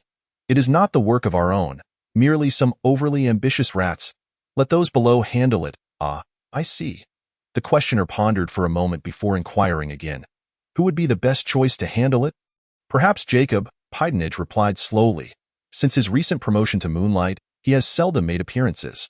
This will be an opportunity to assess his capabilities. If all goes well, he may be reassigned to the Gulf region to oversee matters there. Agreed. In the desolate woodlands, the sky remains shrouded in swirling yellow sand. John traverses the layers of withered trees, advancing towards the patch of greenery within the desolate woods.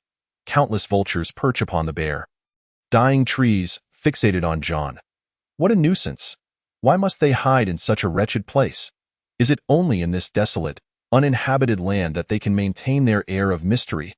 After swiftly dispatching a venomous snake that had launched an attack from a crevice in the rocks, John couldn't help but mutter under his breath, Damn those bastards! Not only do they prefer to strike from the shadows, but their choice of dwelling is equally unsightly. Crushing another scorpion that dared to emerge in search of food, John's figure gradually faded into the swirling sands. Chapter 2. The investigation team in the brightly lit assembly hall, newly appointed apostles, along with the previous elite apostles and numerous senior demon hunters, were dispersed throughout the hall according to their respective factions, attentively listening to the report given by the female cavalry commander to Jacob. The atmosphere between the newly appointed apostles and the senior demon hunters remained relatively amicable. Whereas a palpable tension brewed between them and the previous elite apostles, the earlier incident involving Jargos had severely deteriorated their relations. Moreover, during the past 6 months, Yi Chi and the newly appointed apostles had frequently clashed with the previous elite apostles. After all, there was only one competition tower, resulting in a high likelihood of encounters between the two groups. The outcome was predictable. With Yi Chi's participation, the previous elite apostles had consistently found themselves at a disadvantage. Tonight, we received assault alerts from 8 ranger camps simultaneously. The other 7 were merely feints, while only the one you visited faced a genuine attack. The diminutive figure squatted on a chair, quietly elucidating the situation to Yi Chi. lowering his voice to a whisper by the end. Could it be the work of the Deco family? It remains uncertain. Ichi recognized his companion's quick wit, stemming from a merchant background. Yet he hadn't anticipated such a swift reaction. Nevertheless, he could not draw conclusions regarding the Deco family. Amidst the myriad of intertwined factions across various worlds, interests often dictated the alliances and rivalries among countless powers. It was entirely plausible that these assassins were hired by other factions to undermine the Demon Hunter Guild, and Ichi was merely collateral damage, receiving special attention due to his status as an apostle. Thus, he gestured towards Jacob in the assembly hall. Let us observe the developments. Those above will handle it, understood. The small figure nodded and squinted his eyes once more, while the tall one continued to wear a sincere smile. Ava leaned against Ichi's chair, silently polishing her crossbow. The headquarters will entrust this incident to my oversight. Upon concluding the cavalry commander's report, Jacob rose and addressed the others in the hall. Based on the information we currently possess regarding the enemy, while we have obtained some images of their personnel, we cannot ascertain their exact faction or identity. Therefore, I declare an immediate and thorough lockdown of the entire Shack station, airport, and hotels. Every individual entering or leaving Shack must undergo stringent checks based on the provided images. Once the official announcement was made and most individuals were dispatched, Jacob approached Ichi and his companions, whom he had specifically requested to remain. Although the Deco family harbors animosity towards you, they would not orchestrate such a grand scheme merely out of spite. Of course, I do not intend to absolve the Deco family, as there are always plenty of lunatics in this world. Jacob's voice, deeper than that of an ordinary person, was further accentuated by his hoarse tone following his injuries, creating a distinctive timbre. Thus, until we uncover any concrete evidence, you must refrain from taking any rash actions. If you agree, I will permit you to participate in this investigation. The previous inquiry was indeed a test. Now it was a matter of laying all cards on the table. Ichi astutely refrained from questioning the consequences of dissent and promptly nodded in agreement. The Thorn Tower housed numerous empty cells, and Ichi had no desire to share a dungeon with the recently incarcerated Wei One, even if only temporarily. Excellent, Jacob nodded with satisfaction. I hereby appoint the newly promoted Apostle Ichi to form a specialized investigation team to probe the incident involving the attack on the Ranger camp. Team members may be chosen at your discretion and will report directly to me. B-level task. The Hidden Hand. Investigate the attack on the Ranger camp, identify the mastermind behind it, and eliminate the threat. B-level. As he observed the task prompts ranking, Ichi felt a slight tightening in his chest, prompting him to meticulously recall the events before and after the attack in hopes of uncovering useful information for this mission. However, after reviewing the sequence of events, he still found himself at a loss. What shall we do now? After exiting the assembly hall, the tall figure looked at Ichi, who was deep in thought. With confusion, shall we investigate the station and airport? Or the inn? Jacob's earlier mention of team members being chosen at one's discretion implied that he had granted Ichi the autonomy to assemble his investigation team. Unsurprisingly, the tall figure and his companions were naturally included in Ichi's considerations.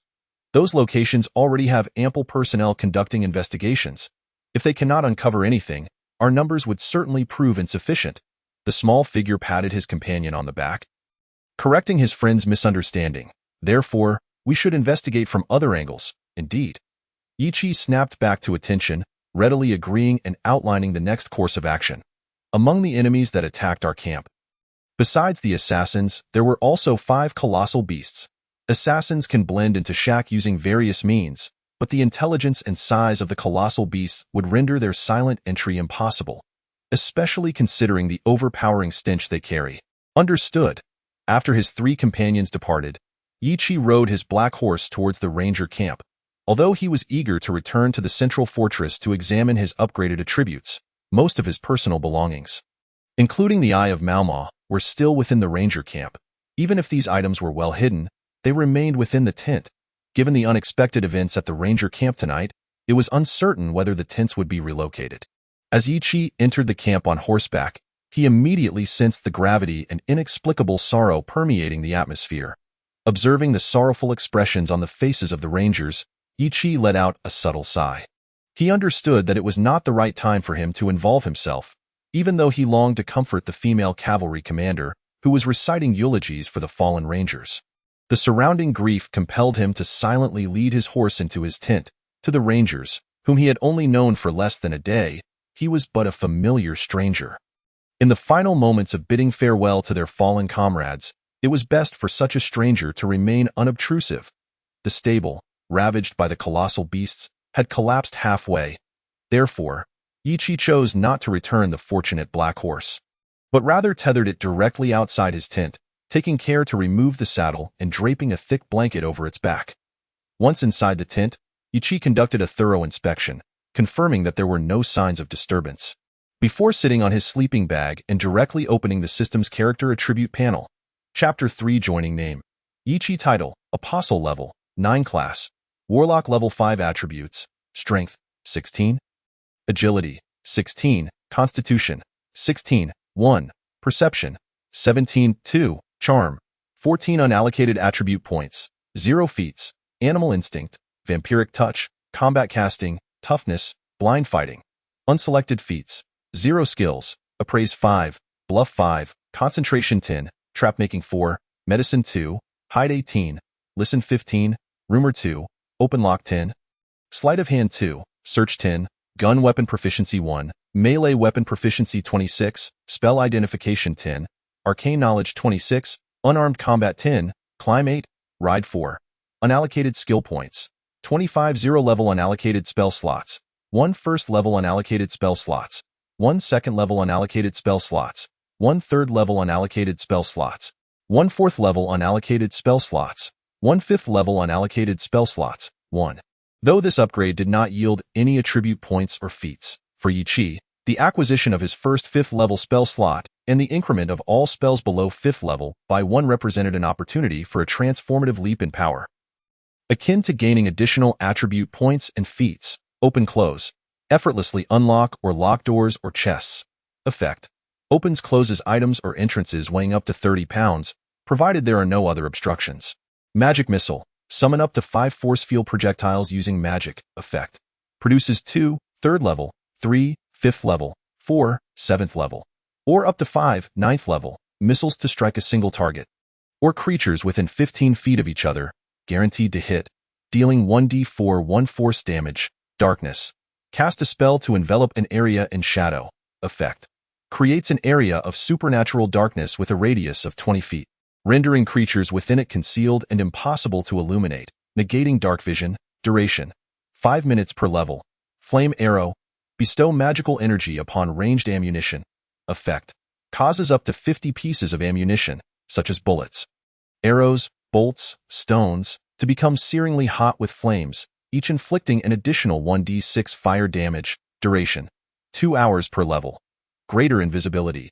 Utilize the power of magic to conceal oneself. Effect: functions like invisibility, but attacking does not dispel the effect. Duration: 30 seconds per level. Cloud Kill. Summon a toxic mist resembling a cloud of dark green.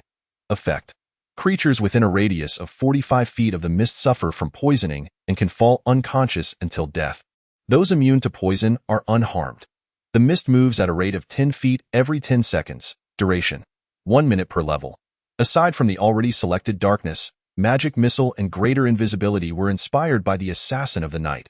Spells with tracking abilities and stealthy attacks are indeed the quintessential choice for ambushes.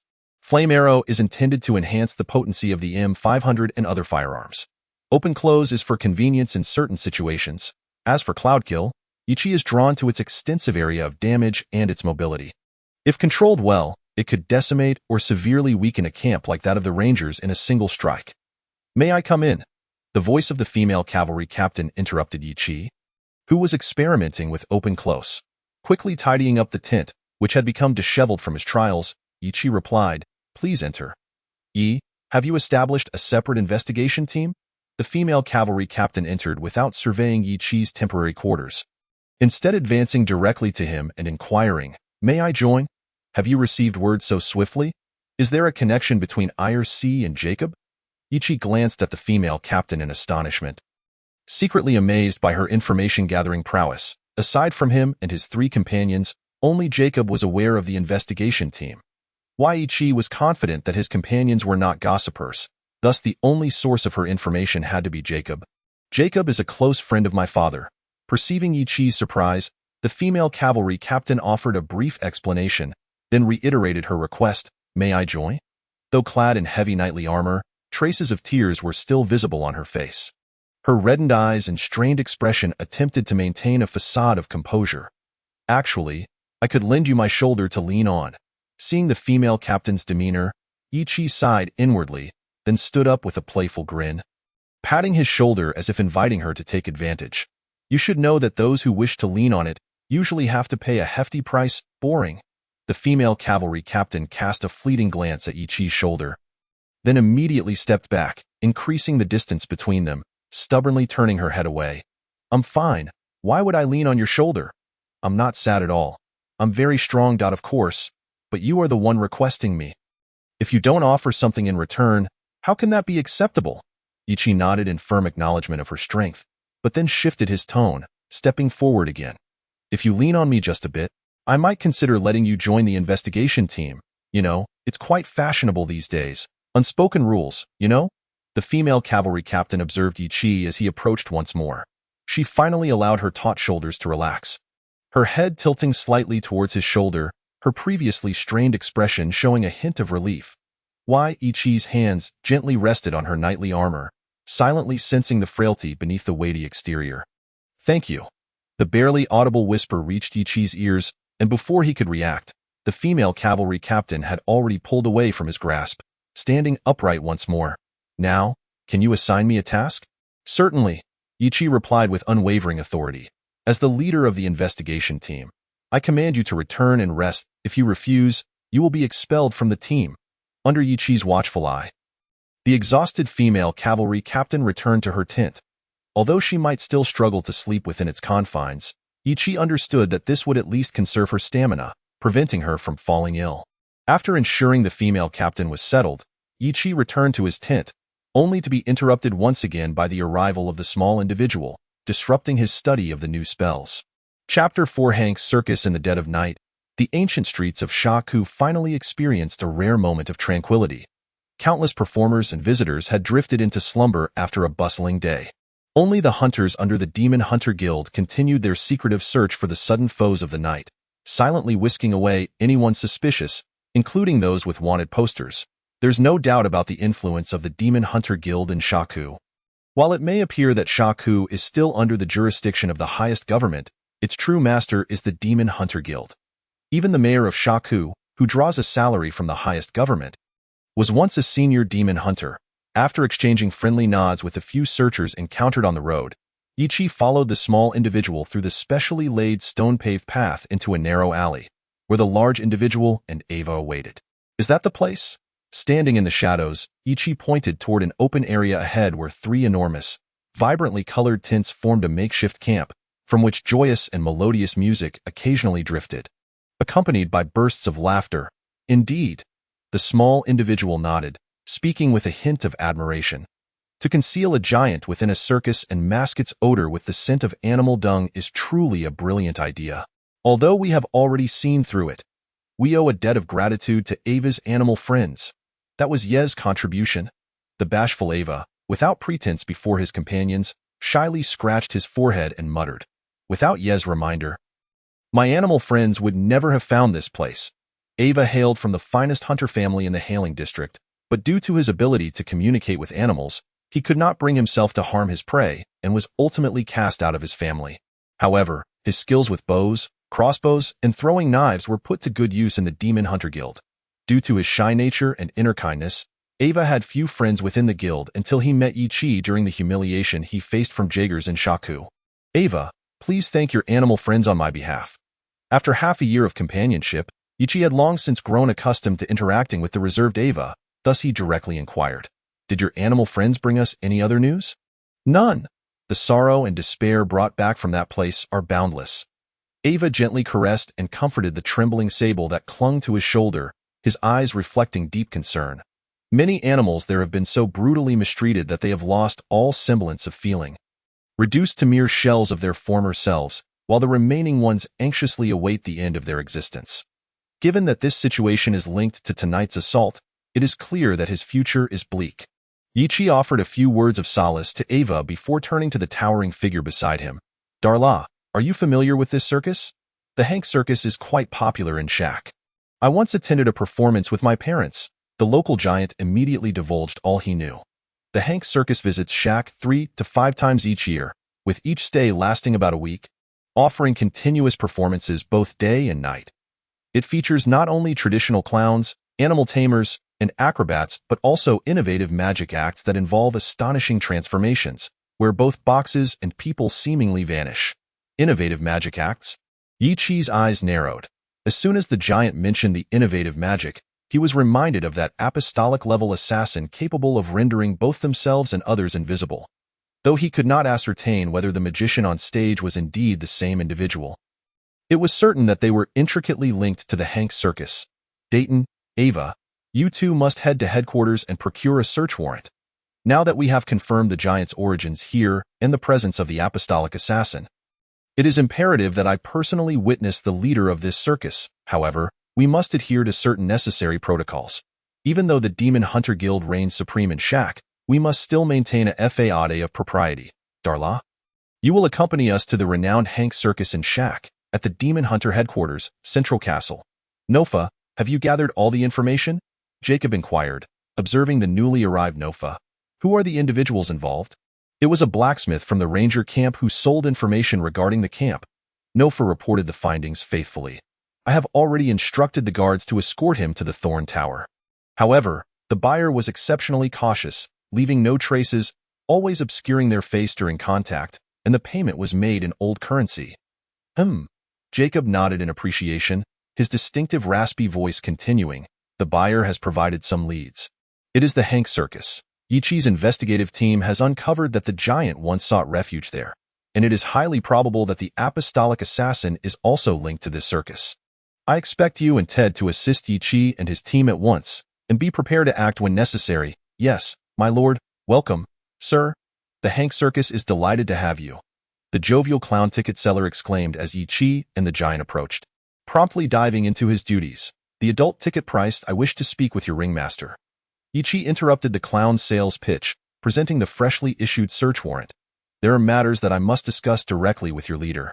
Of course. Upon seeing the search warrant, the clown's painted face momentarily froze before quickly leading the way. Please follow me, sir.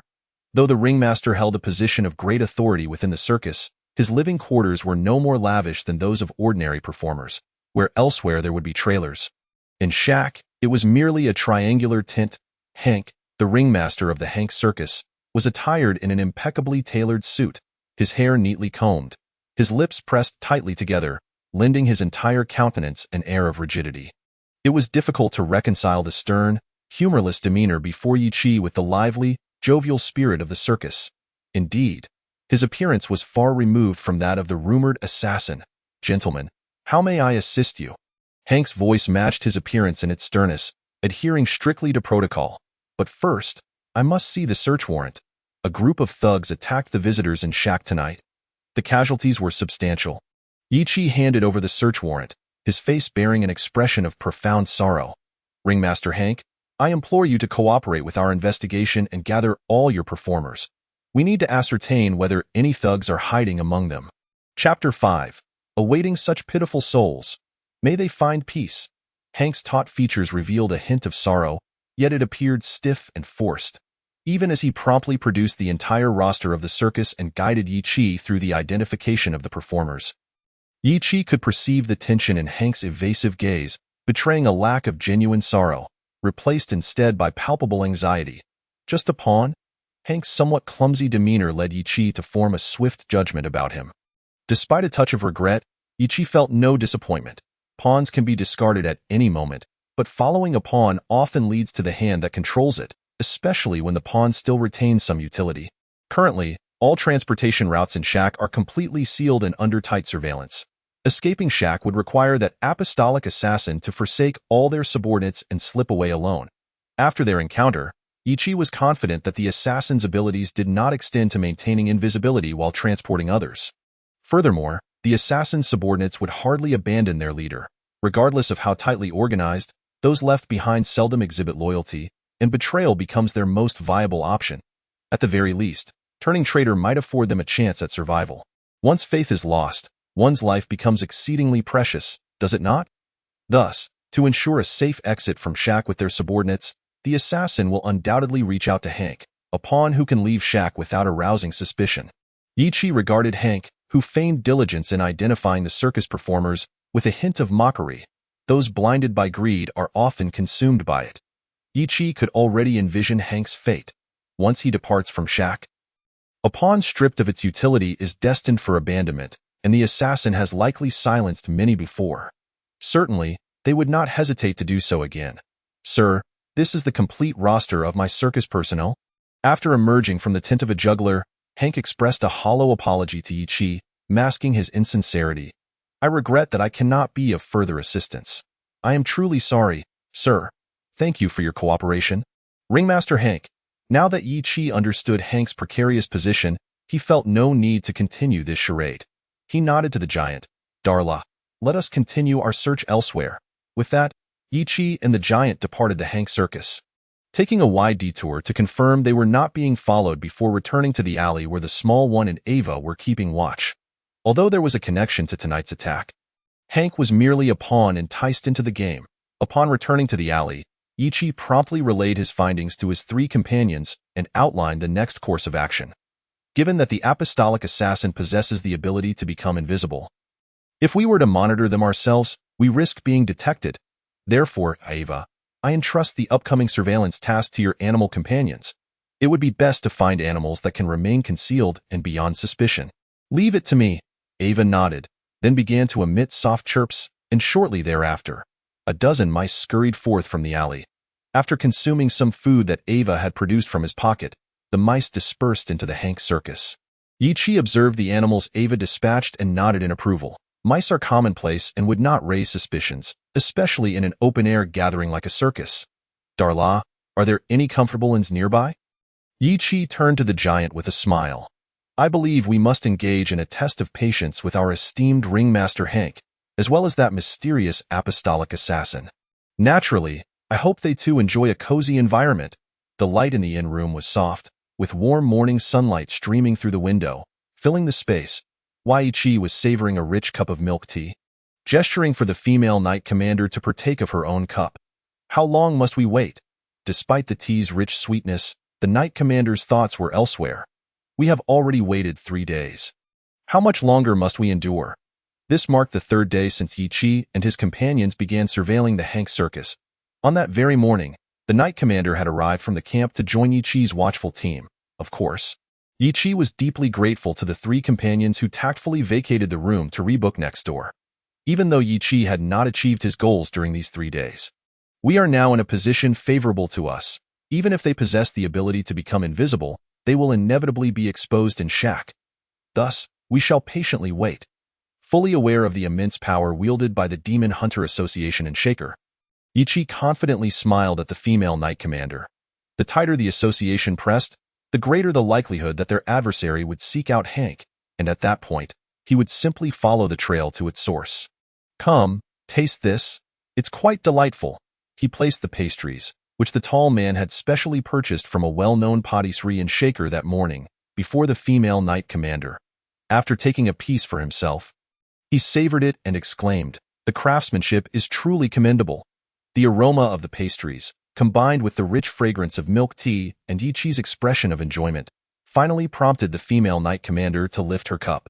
Meanwhile, Yi smiled as he brought forth a vase adorned with purple tulips and set it upon their dining table. Although the female knight commander noticed his action, she did not intervene. The pleasant and slightly warm atmosphere of their breakfast persisted until the small man entered later that morning. I hope I'm not interrupting your meal. The small man, upon seeing the purple tulips on the table, immediately exchanged a knowing glance with Yi before declaring, "Our Captain Hank has finally made a move." The morning at the Hank circus remained bustling. Evidently, Yi's previous search had not adversely affected the business here. The clown selling tickets had been stationed at the entrance early, diligently hawking the tickets housed within his chest box. This marked the 6th day of the Hank circus's stay in Shaker, and according to their usual schedule, they were set to depart either today or tomorrow for their next performance venue. If they did not strive to earn commissions now, it would be uncertain when they might receive such generous returns again. It was worth noting that this time, Their captain had raised the commission rate by 2 percentage points. While that might seem modest, it was still sufficiently significant to ignite a greater passion among them. "Captain, I'm stepping out for a moment. I'll be back soon." The clowns, of course, did not pry into their captain's whereabouts, their greeting stemming merely from the courtesy owed to the one who paid their wages. However, behind a distant trash bin, a pair of small eyes were intently observing Hank as he exited the circus. Chapter 6. Following the Dasslik Grand Theater boasts considerable fame, not only in Shaker but also in various locales. Every year during the Moon Festival, the theater invites performers from all over to showcase their talents, offering exceptionally generous rewards to the victors. Coupled with the resultant fame from winning, the Dasslik Grand Theater undoubtedly serves as an attractive venue for both renown and profit. Consequently, in the lead-up to the Moon Festival, throngs of artists flock here to vie for glory. However, aside from the festival itself, the theater remains a popular tourist destination, with many visitors arriving to take photographs, often tracing the footsteps of their idols. Additionally, the theater's staff regularly schedules plays and operas to enhance the atmosphere. Naturally, any performer capable of gracing the stage, regardless of their level of fame, possesses at least a modicum of renown. This, in turn, generates a substantial sum in ticket sales for the Dasslik Grand Theater. Today happened to be the premiere of a new play, and thus, Ichi, who had stealthily followed Hank to this location, begrudgingly extracted enough money to cover 3 months' living expenses for an average family in exchange for 5 admission tickets. The tall and small men had exhausted their savings during the inaugural gathering of the new apostles. Although Ava had not paid, her care for her animal companions had left her purse nearly empty. Coupled with months of training and no tasks undertaken, they had no income to speak of. As for the female knight commander, having grown up in a ranger camp where her needs were met by designated suppliers, she was largely oblivious to the concept of money. This place must also be affiliated with the demon hunters. Right? I wonder if it could be reimbursed? Ichi glanced at the balance on his card, acutely aware that his finances were on the brink of a deficit, and cautiously tucked the ticket stubs into his pocket. Since crafting the infernal blade and spending a hefty sum of Gimpton, his savings had dwindled by half, and with half a year of extravagant expenditures, his funds from the black market were nearly depleted. Without further income, he would soon find himself in the same impoverished predicament as his companions. There, Ava pointed ahead.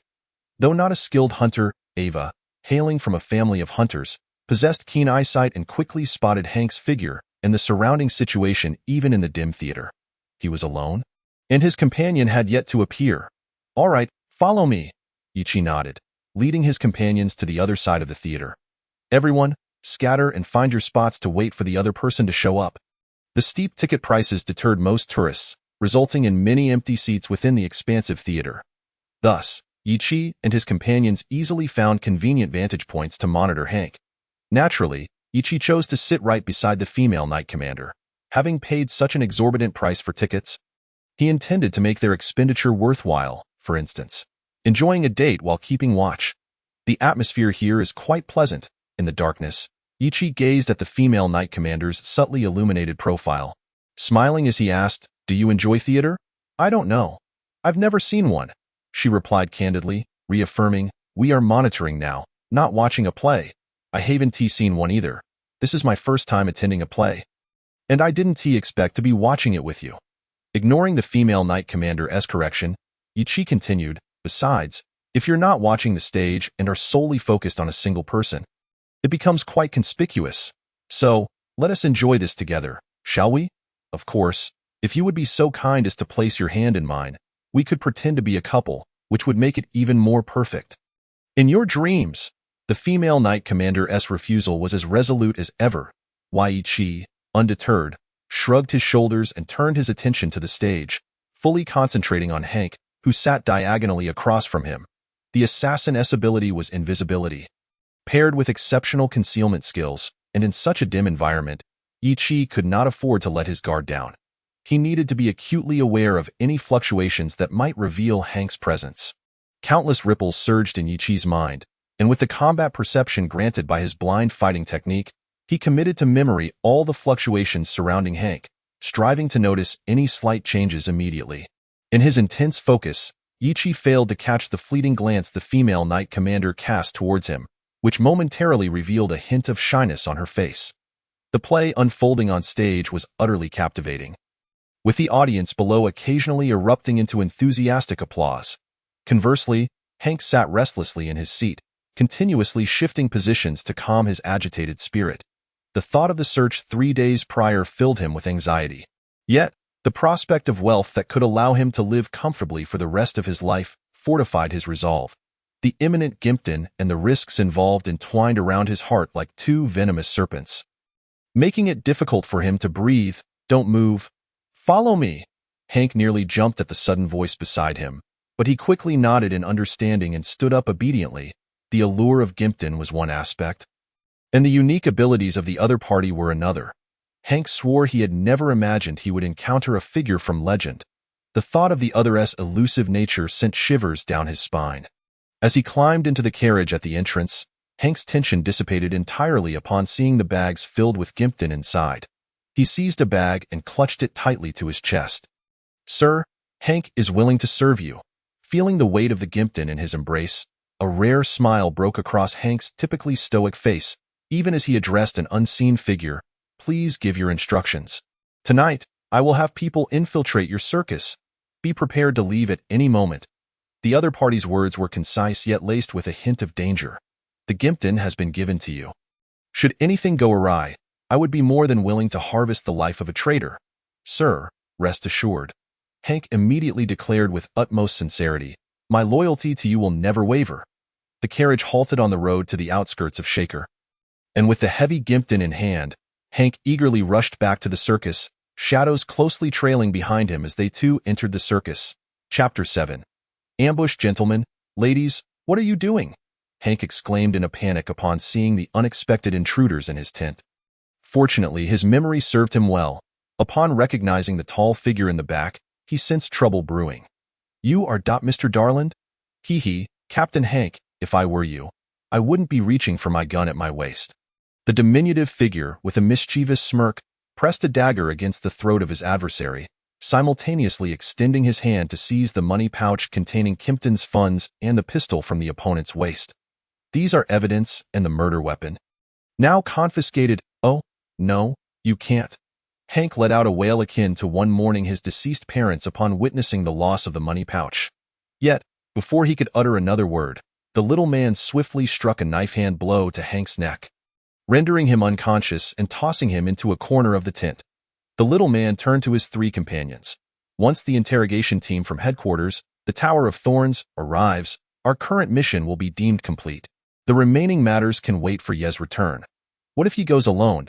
The giant and Ava exchanged worried glances with the little man, but before they could finish, he interrupted. "You will undoubtedly be fine. He is the strongest among us." Meanwhile, the female cavalry captain silently clasped her hands together in prayer. Endowed with superior stealth techniques, Ichi stealthily tracked the carriage from a relatively safe distance. Upon witnessing Hank alight from the vehicle, Ichi immediately instructed the others to return and subdue Hank, while he trailed behind the carriage. His curiosity about the assailants' identities had intensified since the attack 3 nights prior. During these 3 days of waiting, he had pondered their identity, but ultimately, due to a lack of clues, he had come up empty-handed. Thus, upon spotting them again, Ichi pursued without hesitation, even with the risk of alerting the enemy. He was determined to uncover their true nature. After all, no matter how ferocious a lion or tiger might be, they pale in comparison to the peril posed by a serpent lurking in the shadows. The carriage continued its journey through the outskirts of Shaku, eventually arriving at a lavish estate. Upon seeing the carriage enter the estate, Ichi's expression turned peculiar. As a popular tourist destination, Shaku's real estate was exceedingly expensive. It was remarkable for an ordinary wealthy individual to acquire even a modest home here. Those who possessed estates in Shaku were invariably part of a significant conglomerate or a prominent family. Although Ichi was not well versed in the intricacies of these conglomerates or families, he had a faint understanding of the estate's owner, for they bore the surname Decade. It truly was the Deku family. Indeed, there has never been a shortage of lunatics in this world. The riddle that had perplexed Ichi for days was finally unraveled. Yet he felt no joy. The insanity of the Deku family had exceeded his expectations. They had indeed resorted to extermination to deal with him alone. One could only imagine the depth of the Deku family's animosity towards him. Madness? Then let you perish in your own insanity. A cold smirk played on Ichi's lips, Faced with such a deranged foe, he would not hold back, for he was not merely fighting for himself. Yi was determined to protect his loved ones and friends, thus ensuring that one side would inevitably face obliteration. Casting one last icy glance at the estate ahead, Yi altered his plans and turned to leave, confronting that apostle-level assassin and their subordinates alone. Along with the estate's guards, was clearly unwise. Yi was not as deranged as the Deku family. Moreover, he distinctly recalled what the Moonlight-level apostle had said.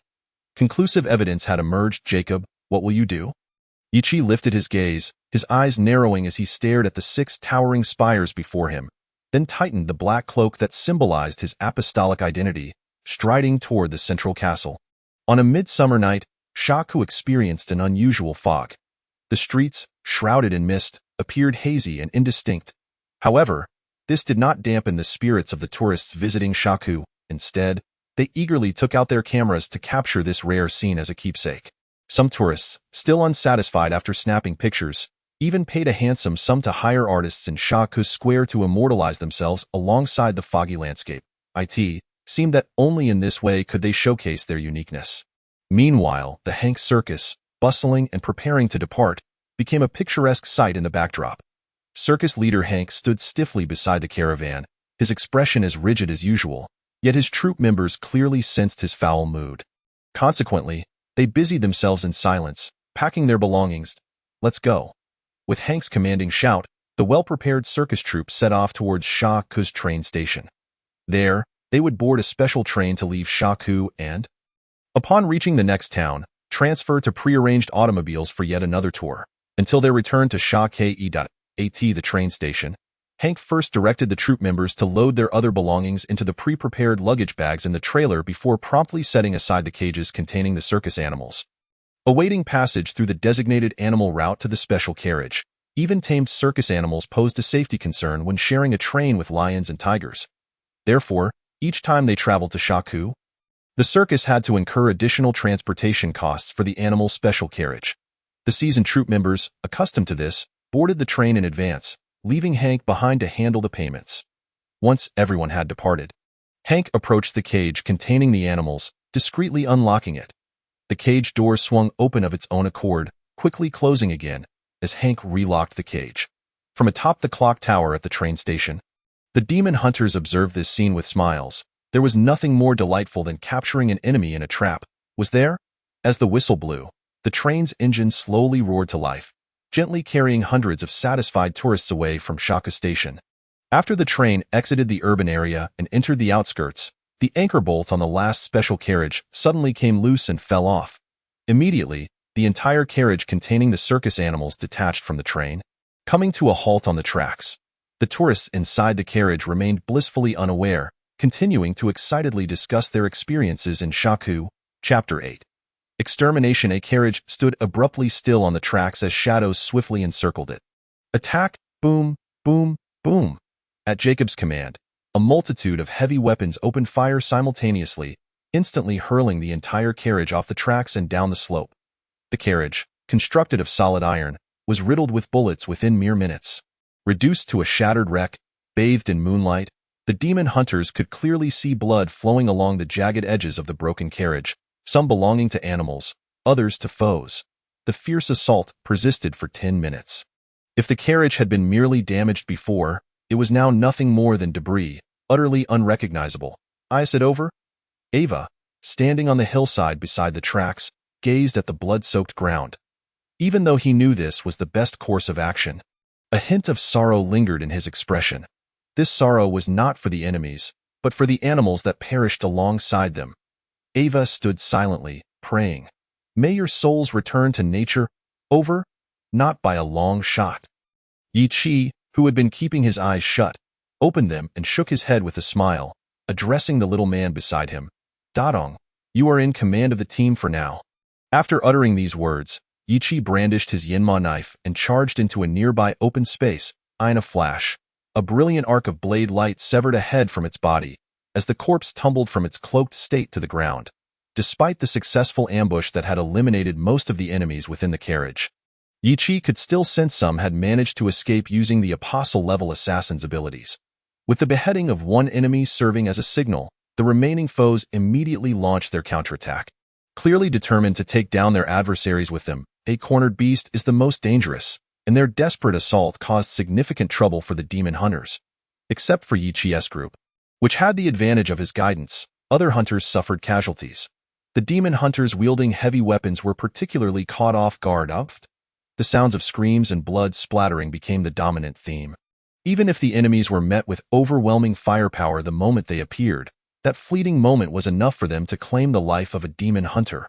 Even if they could not achieve total victory, they would inflict severe injuries. Within half a minute after the assault ceased, no fewer than 10 demon hunters had lost their lives, and 7 or 8 were grievously wounded. This was a substantial, unignorable loss for the high-level demon hunters who had cornered their foes and believed victory was assured. Fortunately, the newly appointed apostles serving as auxiliary forces were unarmed, thus avoiding the brunt of the enemy's retaliation. Bang, bang! The emergence of casualties on our side finally compelled Jacob to take action. His black firearm materialized in his left hand, the muzzle swung, and bullets traced a dazzling arc, instantly striking the foreheads of 2 concealed enemies with unerring accuracy. The powerful impact of the bullets obliterated their heads, leaving only 2 headless corpses collapsing to the ground. Bang, bang. Following the black gun, the white firearm erupted with a rate of fire that would put submachine guns to shame, reducing several enemies who had just rushed beside him to mere riddled forms. Was this the prowess of firearms? Indeed, they were sacred artifacts. In the distance, Yi Chi had retained a sliver of focus on Jacob since the onset of the battle. Upon witnessing the simultaneous shooting of the black and white guns, he promptly labeled them as sacred artifacts. For the bullets arcing from the black gun and the dense rain of shots from the white gun had far exceeded the realm of ordinary weaponry. Especially after firing, the black and white guns astonishingly left no shell casings and required no reloading. Such capabilities were not characteristic of conventional firearms. Do you desire his dual guns? The strange wolf re-emerged, immediately attempting to entice Yi Chi. Kill him, and those guns will be yours. You must know they are renowned throughout the annals of sacred artifacts. That young man is merely tapping into a fraction of their true power. As long as you can seize them, I can assure you that you will unleash their real potential. Is that so? And what follows after eliminating him? Although the strange wolf was knowledgeable and possessed a wisdom that Yi Chi lacked, this did not alter the fact that he was a demon. Particularly given the blatant and clumsy temptation, Yi Chi felt even more disdain. In facing the relentless pursuit of the Demon Hunter Guild, you propose I can obtain more from you, perhaps even my very soul? Heh. The strange wolf's characteristic laughter betrayed no embarrassment at being unmasked. Instead, he continued with fervor. What if I told you that I could ensure your escape from all the hunts of the Demon Hunter Guild without any transaction with you? Would you be so kind? Having been deceived multiple times in the past, Yi Chi found himself not only unmoved by this tantalizing proposition but increasingly vigilant. Based on previous experiences, any entanglement with the strange wolf, even if initially sweet, would inevitably lead to bitter consequences. Therefore, even if Yi Chi was tempted, he resolutely rejected. I refuse. What an unreasonable little brat. With Yi Chi's firm refusal, the strange wolf retreated into silence. Meanwhile, the battle entered its final moments. The apostle-level assassin finally revealed himself before Jacob, a black dagger striking towards him like a bolt of lightning. Although the dagger remained sharp, the opponent, having forsaken his greatest advantage, found himself ineffective against the barrage laid by Jacob's white gun, sustaining injuries despite narrowly evading a fatal blow. The senior demon hunters, carrying their wounded companions and the bodies of their fallen, gradually withdrew from the vicinity, leaving the final moment to the leaders of both sides. The night breeze, tinged with the scent of blood, gently swept through, and the moon, partially obscured by clouds, seemed to be adorned with a crimson edge. Casting an eerie glow, under the dimly illuminated moonlight, the figure of the opponent grew hazy, not entirely vanishing, but shrouded as if by mist, rendering it difficult to discern. Obscuring the view, Yi Chi furrowed his brow. Sensing something amiss, he vividly recalled the opponent's cautiousness during their previous encounter, where a failed strike led to an immediate retreat. But why now, in the face of overwhelming odds, did they choose to fight to the death? Given the opponent's strength, they could have easily escaped once their subordinates were vanquished. Even upon returning to their organization, they would have an excuse. So why target Jacob, the strongest among them, narrowing his eyes. Yi Qi's hand instinctively rested on the hilt of his Yinma blade. Chapter 9. Decapitation. Bang, bang. In response to the unfolding situation, Jacob's black gun spat fire, 2 bullets arcing left and right toward the opponent's hazy form. Clang! The bullets struck true against the indistinct figure, producing a crisp metallic sound. 2 bullets effortlessly passed through the opponent's body, colliding together and igniting a flurry of sparks in the obscurity. Clearly, this was not the true form of the opponent, but rather an illusion. The indistinctness was due to the opponent's inability to reach true moonlight-level capability. Otherwise, it would not have manifested as a mere hazy phantom, but as a perfect replica of the original. Even a projection devoid of lethality, when combined with the opponent's invisibility, would pose a formidable challenge. Everyone, be cautious. Whoosh. Realizing the deception, Jacob immediately raised his voice as the true form of the opponent revealed itself before Yi Qi. The dagger lunging toward his chest like a striking serpent. So, I am indeed the target. Yi Qi regarded the swiftly approaching dagger with a hint of amusement. Clearly, from the outset, the goal had been to eliminate him. This piqued Yi Qi's curiosity. What organization had cultivated such unwavering resolve, or what had the Decker family sacrificed to ensure their relentless pursuit? Yi, be careful. The sudden peril prompted a cry from his comrades behind him. The fastest among them, a small figure, leaping forward, while Ava's throwing knife was already aimed and released, yet neither could match the speed of the dagger. As the dagger neared Yi Qi's chest, the female cavalry commander let out a sorrowful cry. Her knight's sword poised for a thrust toward the enemy. The most taciturn member of the 5-man team unleashed a roar, his eyes wide and muscles taut, causing the ground beneath him to tremble with his bellow.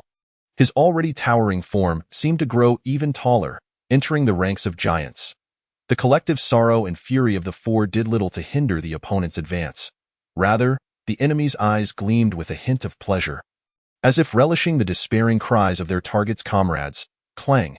At the last moment, the Yinma blade appeared in the path of the dagger's assault, firmly blocking the attack. Yi Qi fixed his icy gaze upon the opponent. Mere inches away. You appeared to revel in that moment? The opponent offered no response, swiftly retreating, their form once again poised to vanish. Yet Yi Qi would not let them escape so easily. He had bided his time to prevent just that. The distance was sufficient. Assessing the space between them, Yi Qi gripped the sheath of the Yinma blade with his left hand, his right hand resting on the hilt, his body slightly crouched. Yinma slash. The Yinma blade was drawn in an instant, faster than any previous strike Yi Qi had ever executed. The blue-purple crescent of light shone brilliantly, slicing through the distance, separating him from the opponent. Thud! With no obstruction, the opponent was cleaved in 2 by the Yinma slash, their stunned expression, tinged with disbelief, collapsing into a pool of blood. A splendid blade. As Yi Qi's companions gathered around him in inquiry, Jacob approached, gazing at the Yinma blade at Yi Qi's waist. What is its name? Yinma. Yi Qi replied directly, then turned his gaze to the dual guns in Jacob's hands. And what of them? Black ebony, white ivory.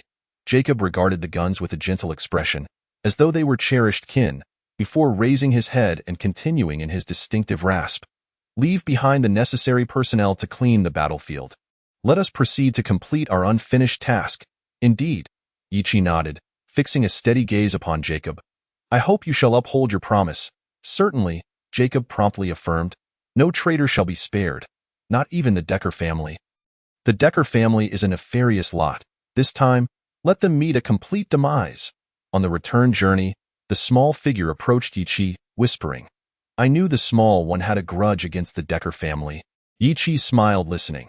I suspect the people of Qilin District will rejoice as if celebrating the midwinter festival, even if the Decker family meets an untimely end.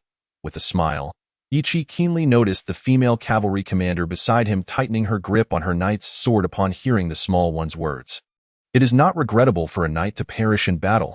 Yi Qi spoke softly, and upon seeing the female cavalry commander's gaze turn toward him, he quickly leaned closer. IRC, were you just concerned about me in that moment of despair? No. As she met Yi Qi's close smile, the female cavalry commander instinctively took a step back, shaking her head in denial. It was merely the concern of an ordinary friend. Is that so? Yi Qi stepped in closer, whispering into her ear. Did you know that whenever you lie, your eyes instinctively dart to the lower right? As Ichi's breath brushed against her ear, the female cavalry commander's face flushed crimson, and she awkwardly sidled away, quickly darting toward Jacob at the front of the group. Instantly, the remaining 3 companions erupted into knowing laughter, while Ichi shrugged nonchalantly as the team hurried back to the city of Shake. They were met by a guard from headquarters rushing towards them. Upon spotting the group, he called out urgently, "My lord Jacob, a grave matter has arisen. Mr. Nofa requests your immediate presence at the Deco Manor." With haste, Jacob made his way towards the suburban road leading out of the city. Ichi caught sight of a fully armed contingent of approximately 50 cavalrymen, accompanied by 2 small squads of 10 elite demon hunters each. Upon Jacob's arrival, the leading cavalryman waved his hand, and the knights behind him promptly made way for Jacob and his companions to mount their steeds. Ichi and his comrades quickly found a few unoccupied horses and mounted them. Although not as adept as on a black steed, they managed well enough for the journey. Under Jacob's command, everyone swiftly galloped towards the outskirts of the city. After a brief moment of riding, they reached the Deco Manor that Ichi had trailed earlier that morning. As they approached the small manor in the suburbs, a chilling wave of negative energy assaulted them, causing everyone to shudder in unison. Chapter 10. Deco Manor. Amidst the pervasive negative energy, the accompanying elite demon hunters' MS devices erupted into a cacophony of alarms. Standing there, they could clearly see the ground in front of the manor littered with corpses bearing marks of flames and frost. Some were enemies, while others were armored cavalrymen and cloaked apostles. "That is Mr. Cutts," someone exclaimed. Indeed, at the base of the manor's wall lay a man in an apostle-esque cloak, lifeless, his lower half strewn 20 feet away from his torso. The wound between them exuding a familiar aura of negative energy that sent a chill down Ichi's spine. This negative energy was eerily reminiscent of what he had encountered in the Winterwood area at the town of Wyatt. He immediately signaled his companions to be cautious and summoned the monstrous wolf within his mind. Indeed, the presence of a demon lingered. The monstrous wolf soon materialized, affirming Ichi's suspicions and correcting him. "However, what you faced last time is nothing compared to this. The demonic ritual has been completed. Ichi's brow furrowed. The terrifying aspect of demon servants lay in the bizarre powers they gained from demons once their rituals reached fruition. Though every appearance of a demon servant was met with extermination by demon hunters, the cost to the hunters was often several times greater. This reckless individual had launched a surprise attack on the Deco family while on surveillance duty. The cold-faced man explained the sudden turn of events to the frostbitten Jacob, his tone unusually irate. Clearly, his anger stemmed from his own oversight. "Nofa has failed. I implore you to report the truth." Nofa willingly accepts punishment. Cutts, the dismembered apostle, was the same elite apostle who had battled Ichi alongside Jargos last time. He had been dispatched by Jacob to monitor Deco Manor, but, feeling aggrieved by the continuous suppression from the current apostles and the fact that Ichi had uncovered such crucial information, he aimed to eliminate Deco Manor before Jacob's arrival. The outcome was evidently disastrous, leading not only to his own demise, but also to the peril of his companions, with the cavalrymen caught in the crossfire as well. Ichi merely cast a dispassionate glance at the fallen corpses, devoid of any sorrow. After all, Cutts was the apostle wielding the power of corrosion. It was fortunate enough that Ichi didn't find amusement in the situation. As for sorrow, he was not a crocodile, shedding tears over its prey. Moreover, Ichi harbored some skepticism regarding the cold-faced man's words, based on his understanding of the man's capabilities and efficiency. Such a fundamental error as losing control over his subordinates was implausible, regardless of how regretfully furious he appeared now. Of course, if the one speaking were the giant, Ichi would be more inclined to believe. "Nofa, what trickery are you up to?" Ichi narrowed his eyes at the cold-faced man's icy visage. Due to Cutts' blundering actions, the Deco family had already prepared, and their attempts at a counteroffensive had been thwarted. Upon Jacob's arrival, Nofa immediately ceded command to him. "Please, my lord, give your orders." The elite demon hunters and apostles were deployed in waves, launching a full-scale assault. A swift resolution was imperative. After being alerted, a silent capture of the manor was no longer feasible. Although a strong offensive would likely increase casualties, the longer they delayed, the more unfavorable their situation would become. Despite the Demon Hunters Guild wielding immense power in Shake, certain areas demanded their utmost caution, such as the numerous noble families and affluent clans in the Manor District. even if most of these manors were merely maintained by servants while their masters were absent. Having even a small number present would complicate matters for the Demon Hunters Guild. Thus, the process needed to be expedited. Bang! Under the command of an elite demon hunter, the gate of Deco Manor and a section of the wall exploded into the air with a thunderous sound. And Jacob was the first to charge inside. The other elite hunters followed suit, while at Ichi's signal, his team and some well-acquainted newly appointed apostles brought up the rear. Those who charged in first would likely meet the swiftest demise. For demon servants were no trifling matter. Leading his team, Ichi entered Deco Manor, immediately assaulted by a wave of nauseating blood stench mixed with the oppressive negative energy, while the previous negative energy had merely been uncomfortable. The heavy odor of blood was utterly revolting. Ichi exhaled softly, releasing a white breath into the chilling negative energy. Such dense negative energy, coupled with the overwhelming stench of blood, what kind of demonic ritual had the Deco family completed? His internal inquiry soon found resolution. The hall of the main manor was littered with bodies, numbering over 100. Yet what drew everyone's attention was a massive altar constructed entirely from these corpses. At the apex of the pentagram, human skulls formed a tower. The grotesque features were filled with resentment, hatred, and fear. Blood spilled from the skulls, converging along the lines of the pentagram, amidst the cruel, bloodied outlines. The cold negative energy hummed with delight. At the center of the altar stood a towering figure, enraptured, with a stunning visage, a bare chest, and 6 gleaming arms adorned with gems of various hues, while a serpentine lower body coiled around, signaling the identity of the being, a 6-armed serpent demon. All elite demon hunters retreat. Though the 6-armed serpent demon was not the highest echelon of demons from the abyss, nor did it rank as a lord, it was far beyond the capacity of ordinary armed demon hunters to confront. Only magical weapons, or even holy artifacts or apostles, could inflict harm upon it. The emergence of a 6-armed serpent demon spelled trouble. Having sensed the overwhelming negative energy and blood prior to entering, Ichi had prepared himself, yet upon witnessing the 6-armed serpent demon at the altar, he was still taken aback. He hadn't anticipated that the Deco family would go so far as to sacrifice over 100 lives to fully summon the 6-armed serpent demon into the material realm. With this number, it was likely that they had offered up everyone in the manor, including relatives and servants. Even without the intervention of the Demon Hunters Guild, the Deco family was effectively doomed. However, facing the challenge left by the Deco family, the 6-armed serpent demon. With the current strength of the Demon Hunters Guild, victory would require the loss of at least half their forces. Among them, his companions were likely to be included. Heh, kid, it seems you're in a bit of trouble again.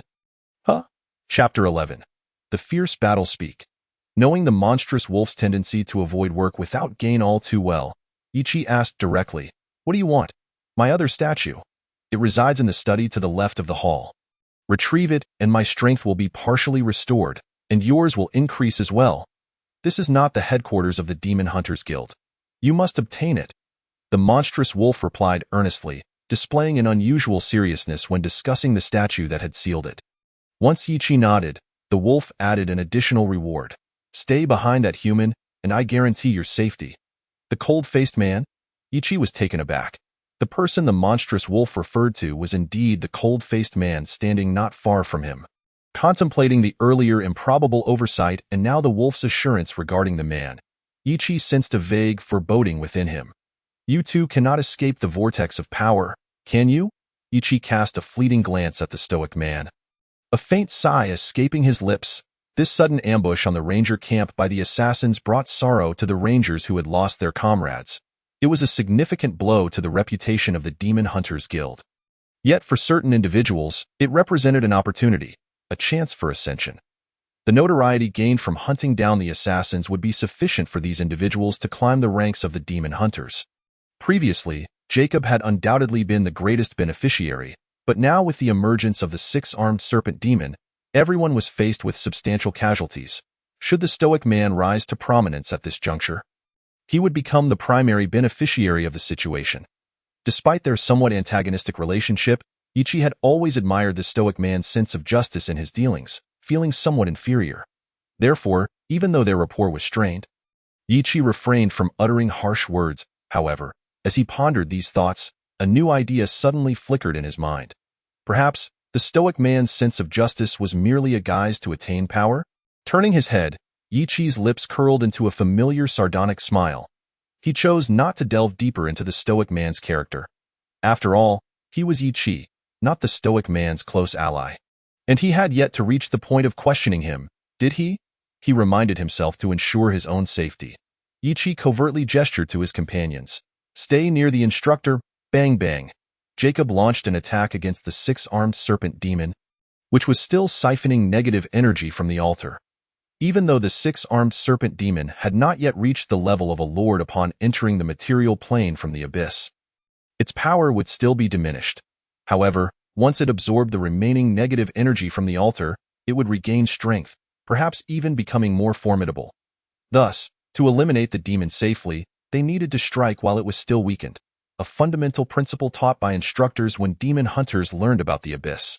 The bullets fired from the black gun were filled with potency, maintaining their impressive power even against the six-armed serpent demon. Two shallow pits, roughly the size of a child's finger, were marked on its massive form. While these wounds were insignificant against a creature towering over 9 feet and measuring 20 feet in length, the unexpected assault clearly provoked its ire. Despite its colossal size, the six-armed serpent demon was remarkably swift. Its serpentine body lunging towards Jacob in an instant, unleashing 6 consecutive thrusts of its long swords, creating a barrier of blades that enveloped Jacob. Additionally, its serpentine form twisted to secure its rear. Clearly embodying its kind's fervent love for battle and tactical prowess, unwilling to miss any opportunity. Bang, bang, a bang. Clang, clang, clang. The surrounding blades failed to harm Jacob, as the barrage from the white gun was faster and more numerous than the swords of the six-armed serpent demon. Meanwhile, the newly appointed apostles unleashed their abilities, flames, ice, storms, and thunder coalescing around the serpent demon. Paralysis rays, gravity barriers, and mental shockwaves ensnared the six-armed serpent demon with various special abilities. Bear's tenacity, increased resistance, mage armor, berserk. Hesitating for a moment, Yi Chi gazed at the silhouette of the six-armed serpent demon, gritting his teeth as he cast a 4th-level spell, Stone Skin. Though bolstered by Bear's tenacity, the casting of 4 consecutive spells left Yi Chi feeling as if a colossal weight pressed upon his chest, making it hard to breathe. Especially after invoking the 4th-level spell, the sensation intensified, as if a mountain had settled upon him, squeezing the last breath of oxygen from his lungs. His physique remained too inadequate. He needed a swift resolution. Within the magical aura visible only to him, he slightly adjusted his breathing and calculated his approach towards the six-armed serpent demon. Under the enveloping energies, the upper half of the six-armed serpent demon appeared nearly obliterated. With only the lower segment of its serpentine body still visible, however, the rapid flicks of its tail made it apparent to everyone in the hall that the six-armed serpent demon had not sustained any substantial damage. It was merely being restrained. Thus, rushing in now would be exceedingly perilous. Amidst the shouts of Yi Chi's companions and familiar newly appointed demon hunters, he swiftly approached the six-armed serpent demon. The Yinma blade in his hand drew forth at the very moment he reached the demon. Buzz! The swift draw of the blade sliced through the air with a piercing sound. The gleaming 4-foot blade, concealed beneath a billowing black cloak, cleaved through the surrounding energies with the precision of a tempest. Aiming directly at the demon's midsection, clang, hiss, 6 long swords materialized before the Yinma blade, their tips pressing against the blade's edge, yet the force of the blade's swift motion carried a gale that could not be halted. The unleashed winds grazed the 6 pristine white arms of the serpent demon, leaving behind streaks of crimson. Whoosh, whoosh, whoosh. In furious abyssal tongues, the 6 swords in the serpent demon's grasp retaliated with alarming speed. Each sword followed the last in a relentless flurry, akin to the deadly blades of a meat grinder, determined to shred Yi Chi into pieces for daring to injure it. Despite the rapid and fierce onslaught, Yi Chi remained undeterred, utilizing various defensive spells to momentarily withstand the assault, while the Yinma blade surged forth like a tiger leaping a chasm, aiming directly for the demon's vital points. Clang, clang, clang. The clash between the blade and the swords ignited sparks, the resounding echoes reverberating throughout the grand hall. Yi Chi's companions, the newly appointed apostles, the stoic man, and Jacob all stood momentarily stunned. When had Yi Qi's swordsmanship become so formidable? Had he been holding back all along? Chapter 12. Within Reach. Why had Yi Qi's swordsmanship suddenly surged in strength? The answer lay with the system. Yi Qi's skill in melee weaponry had transcended from mere proficiency to expertise.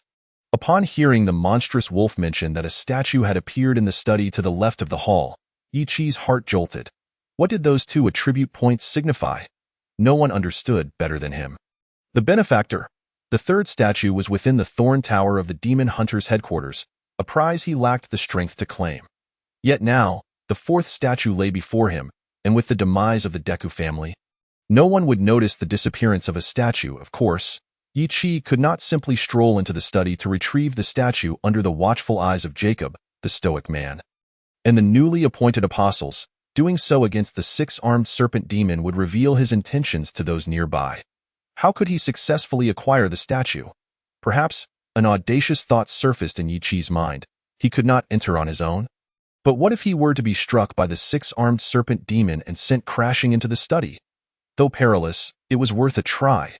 After a moment's hesitation, Yi Qi swiftly resolved, if he did not act now, the aftermath would see the entirety of the Deku family's possessions catalogued by the Demon Hunters Guild, and the statue would inevitably be returned to their headquarters. The reappearance of this statue might inadvertently lead the denizens of the Thorn Tower to uncover its secrets, having intertwined his fate with the statue and the monstrous wolf. He could not allow such a scenario to unfold. Even if the Demon Hunters were obsessively driven by power, they would not accept one of their own who had made a pact with a demon. For the Demon Hunters, those once kindred souls had become their current targets. Furthermore, Yi Qi understood that if his secret were to be unveiled, the consequences would be dire.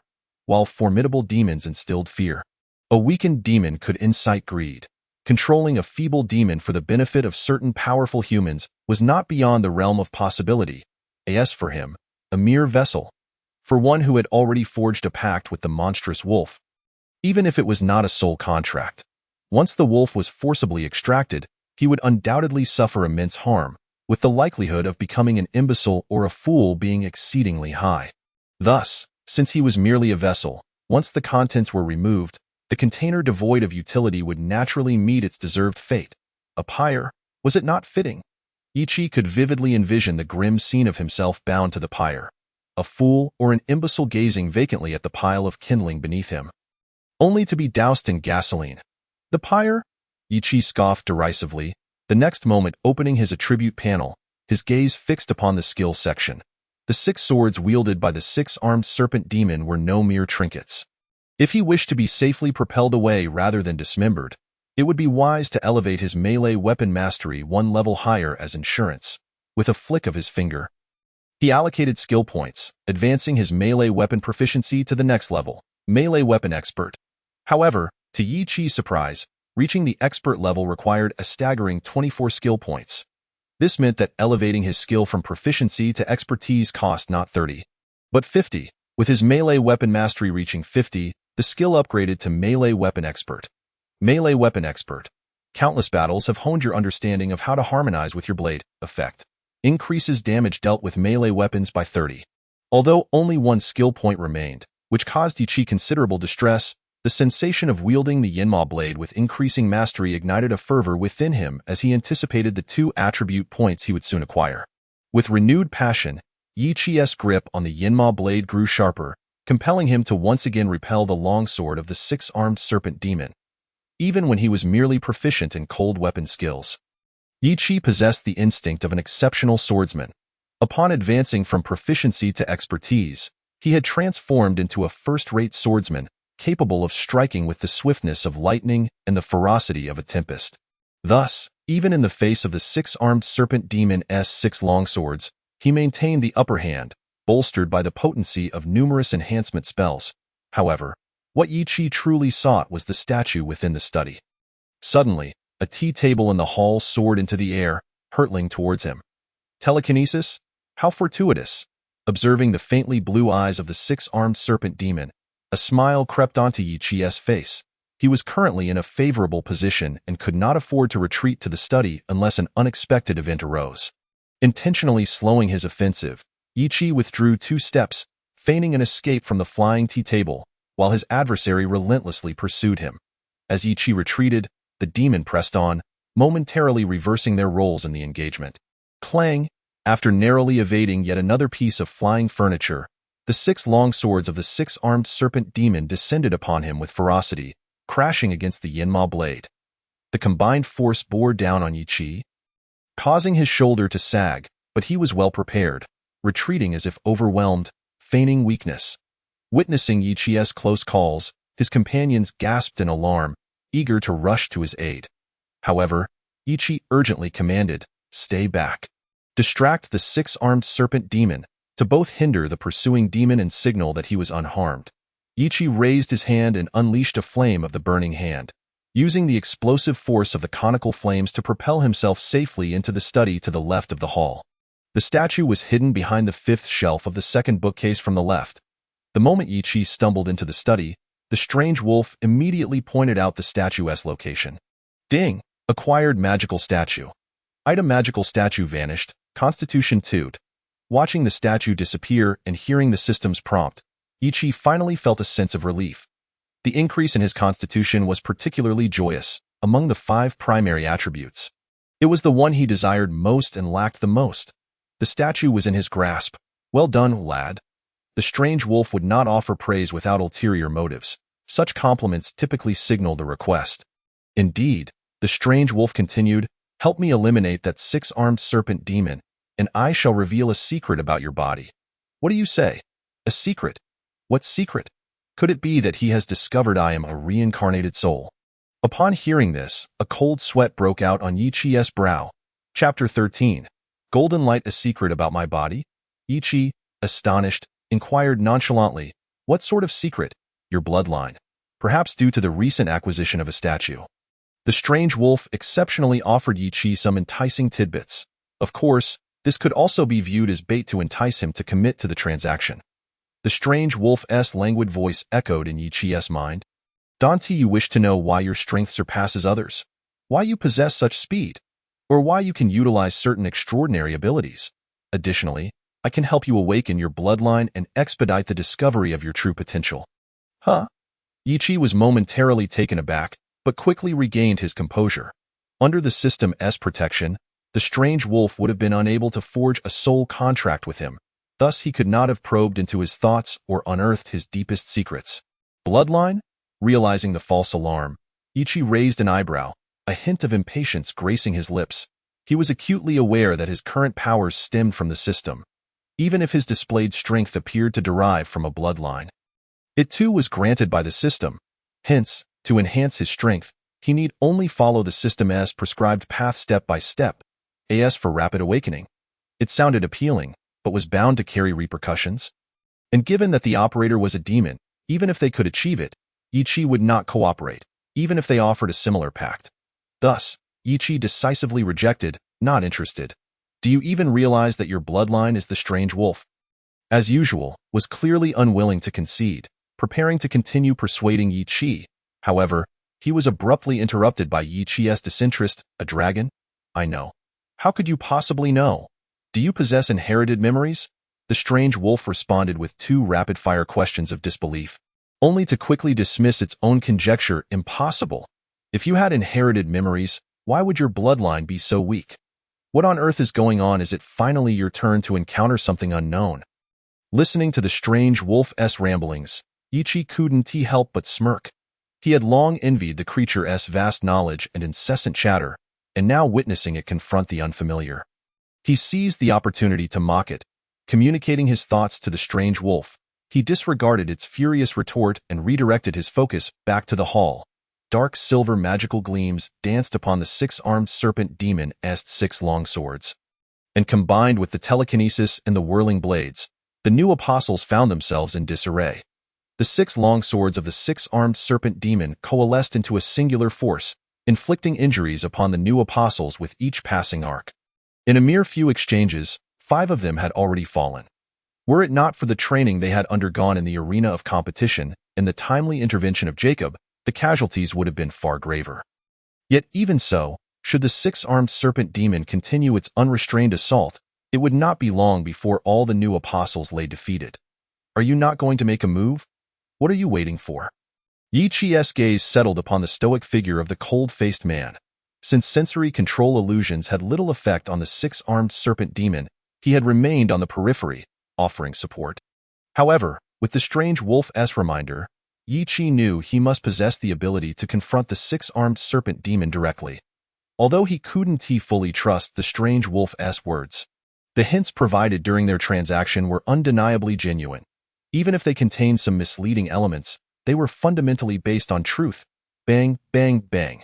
Amidst a flurry of gunfire, Jacob swiftly maneuvered beside the six-armed serpent demon, alternating between ebony and ivory weapons to suppress it. Understanding the disparity in their strengths, Jacob, a moonlight-level apostle and this operation's commander, was acutely aware that even a minor misstep could lead to irretrievable losses.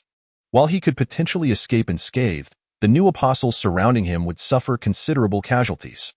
Despite knowing such an outcome was inevitable, Jacob still wished to try once again evading an attack from the demon's rear. A white light began to coalesce at the gun muzzles of his ebony and ivory firearms, rapidly illuminating the entire hall. Boom! With a resounding crash, a white shockwave surged towards the six-armed serpent demon, enveloping the hall in a tremor, obscuring everyone's vision with a blinding light. Have we won?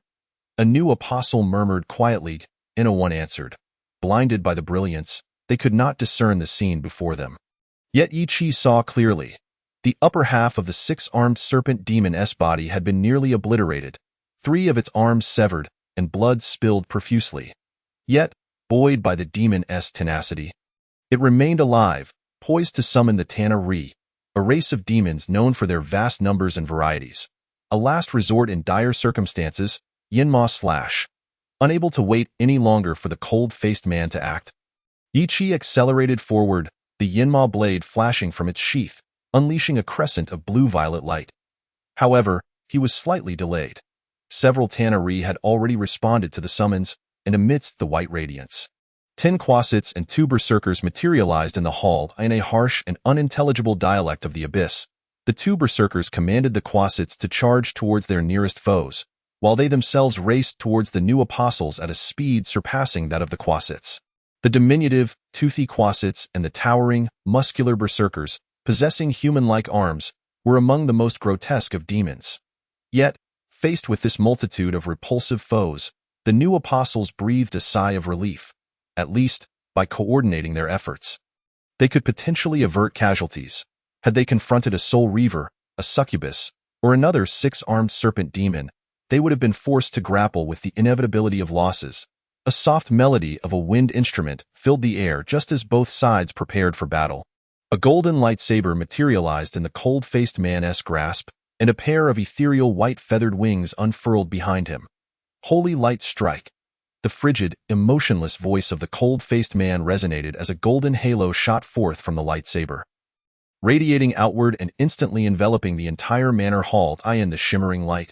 The fearsome demon and the frenzied warrior seemed as if they had been drenched in concentrated sulfuric acid, with wisps of green smoke rising from their bodies, quickly vanishing into thin air. Damn sand. Just sand, nothing but sand. Casting a glance at his phone, which still showed no signal, John spat vehemently at his feet. Wasn't it said that one could connect anywhere? Cursed profiteers, scoundrels! He vowed to settle the score when he returned. In the desolate forest region, amidst the swirling yellow sands, John ambled back with an easy gait while fiddling with his mobile device. Behind him, a black castle adorned with a triangular flag bearing a venomous serpent slowly crumbled into ruins. Chapter 14, Dragon Veins. The silvery moonlight shone brightly, enveloping the central castle and the tranquil 6 towers. The night breeze was piercing, and the heavy rains from yesterday and today had left the entire shack submerged in a veil of water. Yet, it was precisely this that made the warmth of the room and the comfort of the bed exceedingly alluring. The quarters of the newly appointed apostles in the central castle were not spacious, yet they exuded a cozy charm. Leaning back in a recliner, Yi Chi gazed upward through the window, marveling at the night sky. Washed clean by the rain, the multitude of stars blanketed the heavens, but alas, with no knowledge of astrology, Yi Chi could not discern their patterns. Despite possessing a mystical knowledge level of 26, he remained a novice in astrology. which offered no assistance in his current desire to accurately identify the constellations. Was there truly magic in divination and stargazing? He shook his head, exhaling softly as he withdrew his gaze from the celestial dome, focusing instead on the sleeping figure of the female Knight Commander, who lay nestled under the covers, deeply immersed in the softness of the bed, her rhythmic breathing rising and falling gently with her chest. With a tender hand, Ichi gently brushed aside her bangs and bent down to place a light kiss upon her brow. It was already the second day since their return from the Decker Manor. After attending to the camp's matters, the female Knight Commander had remained in the central castle to care for Jacob, who, after unleashing such a powerful attack, had not emerged unscathed, left both drained and injured. It was only after nightfall that he had finally regained consciousness from his stupor. Though still weak, his state was far more reassuring than before. The female Knight Commander, having gone several days without rest, finally relinquished her worries and, under Ichi's insistence, was brought to his room to rest. "You always make me worry," Ichi murmured, observing the weary expression on the sleeping Knight Commander, sighing softly. "Why not lean on me for once? My shoulder is quite sturdy." Tucking the covers around her once more, Ichi donned his trench coat from the hanger and quietly exited the room, thanks to his performance at the Decker Manor. He had been granted the privilege to freely browse and transcribe all the books on the first floor of the Tower of Knowledge for a week, even though the cost of transcribing remained exorbitantly high. The prospect of accessing hidden knowledge filled him with joy, albeit it was but a small fraction, yet sufficient to keep him occupied in the limited time ahead. Naturally, transcribing was a luxury he could not afford at present. Thus, he could only peruse the Tower of Knowledge. Fortunately, the tower was open to him all week without time restrictions, a stroke of luck for Ichi, who had been quite busy these past 2 days. "Please follow me," the transcriber, who had been waiting outside the Tower of Knowledge, bowed respectfully to Ichi, then turned to open a small side door for him. There was no need for the grand entrance, as only Ichi would be present throughout the night. The transcriber dutifully led the way. Though Ichi did not require such assistance, the transcriber remained committed to his role. This respect was not merely due to duty, but stemmed from Ichi's display of strength against the 6-armed serpent demon at the Decker Manor, alongside some changes within himself. Shortly after all the demons had been vanquished, the notification of task completion echoed in his ears. B-level task. Mastermind completed. Gained 20,000 experience. Congratulations, your character level has risen to 10, and your class level qualifies for advancement. Your injuries and stamina have been completely restored. You have gained a free attribute point. You have acquired 10 skill proficiency points. You have been granted an opportunity to select a specialization. Please make your choice. Yes, no to advancement. Yes. Without a moment's hesitation, Ichi chose yes. Instantly, the familiar darkness enveloped him once more. And beneath the infinite starry sky, a black square card descended from above, its antiquity concealing intricate, resplendent patterns that rippled like waves of dark golden hues. The central design featured a dragon with outstretched wings, its majestic form shifting colors and shapes, red, blue, green, black, and white intertwined, with metallic crystals and stars swapping places. Ultimately, when the transformation ceased, the dragon depicted on the black card bore little resemblance to its former self. The dragon remained a dragon, yet its scales had turned a charcoal gray, lacking a pronounced skeletal structure, imparting a smooth impression. Hourglass-shaped black scales covered its eyes like a mask, while 12 unevenly spaced circular black scales radiated outward from its back. Reminiscent of tree rings, a protrusion akin to a solar needle extended from the back of its skull, seemingly doubling the length of its head. Its triangular wings emerged and unfurled from a narrow point on its back, giving it an overall hourglass shape. The tips of its tail ended in 2 protrusions of varying lengths. Dragon vein alignment confirmed. Awaken? Yes. Drawing upon his previous experience during his class change, Ichi was much wiser this time. Upon returning to his chamber in the castle, he initiated this advancement. The agony was far more intense than before, erupting from the deepest recesses of his being. His soul, sweat instantly drenched his entire body. In the throes of pain, Ichi felt his consciousness wavering, and he was beset by a hallucination. 2 parallel lines, never intersecting, stretched across everything, and he lay upon the midpoint of these lines, slumbering deeply. Dragon Mage advancement successful. After what felt like an eternity, The system's notification liberated Yi Qi from his torment, prompting him to open his attributes and gaze upon his new advanced class. Dragon Mage. It is rumored that the magical powers of mages and bards are linked to their inheritance of dragon blood. Some dragon mages were once mages, while others were bards. They harnessed their arcane abilities to activate their inherited dragon bloodline, unlocking its fullest potential. Their chosen way of life encompasses both adventure and seclusion. Due to their profound understanding of magic, many among them seek out adventures, especially those that allow them to delve deeper into their studies of their dragon heritage. They are often drawn to regions inhabited by dragons. Class features. Each level grants 3 skill points. Gain a specialization every 3 levels. Gain an attribute point every 3 levels. Class level 1, Dragon Might, Wormling. If the opponent's willpower fails, they will succumb to fear, panic, or fainting. Dragon Scales, Wormling. Natural Armor 1, Dragon Strength, Wormling. Strength 1. Class level 2. Gain 1 level 6 spell slot. Increase 1 level 5 spell slot. Class level 3, Dragon Breath, Wormling. Requires physical contact. Unleashes a linear breath of plundered time and a conical breath of banished time. Class level 4, gain 1 level 7 spell slot. Increase 1 level 6 spell slot. Class level 5, Dragon Constitution, Wormling. Constitution 1. 20 reduction in various elemental damage. Class level 6, Dragon Might, Adult. Doubles the difficulty for the opponent's willpower. Dragon Breath, Adult can perform a breath attack. Distance varies with level. Dragon Strength, Adult. Strength 2. Class level 7, gain 1 level 8 spell slot. Increase 1 level 7 spell slot. Dragon Legacy. Upon reaching adulthood, the dragon inherits the combat memories of its lineage through blood. Class level 8, Dragon Scales, Adult. Natural Armor 2. Dragon Constitution, Adult. Constitution 2. 40 reduction in various elemental damage. Class level 9. 1 additional spell slot below level 8, Dragon Wings. Adult dragons can fly. Agility 3. Class level 10. Gain 1 level 9 spell slot. Increase 1 level 8 spell slot. Human Dragon Transformation, Dark Vision, Immunity to sleep paralysis.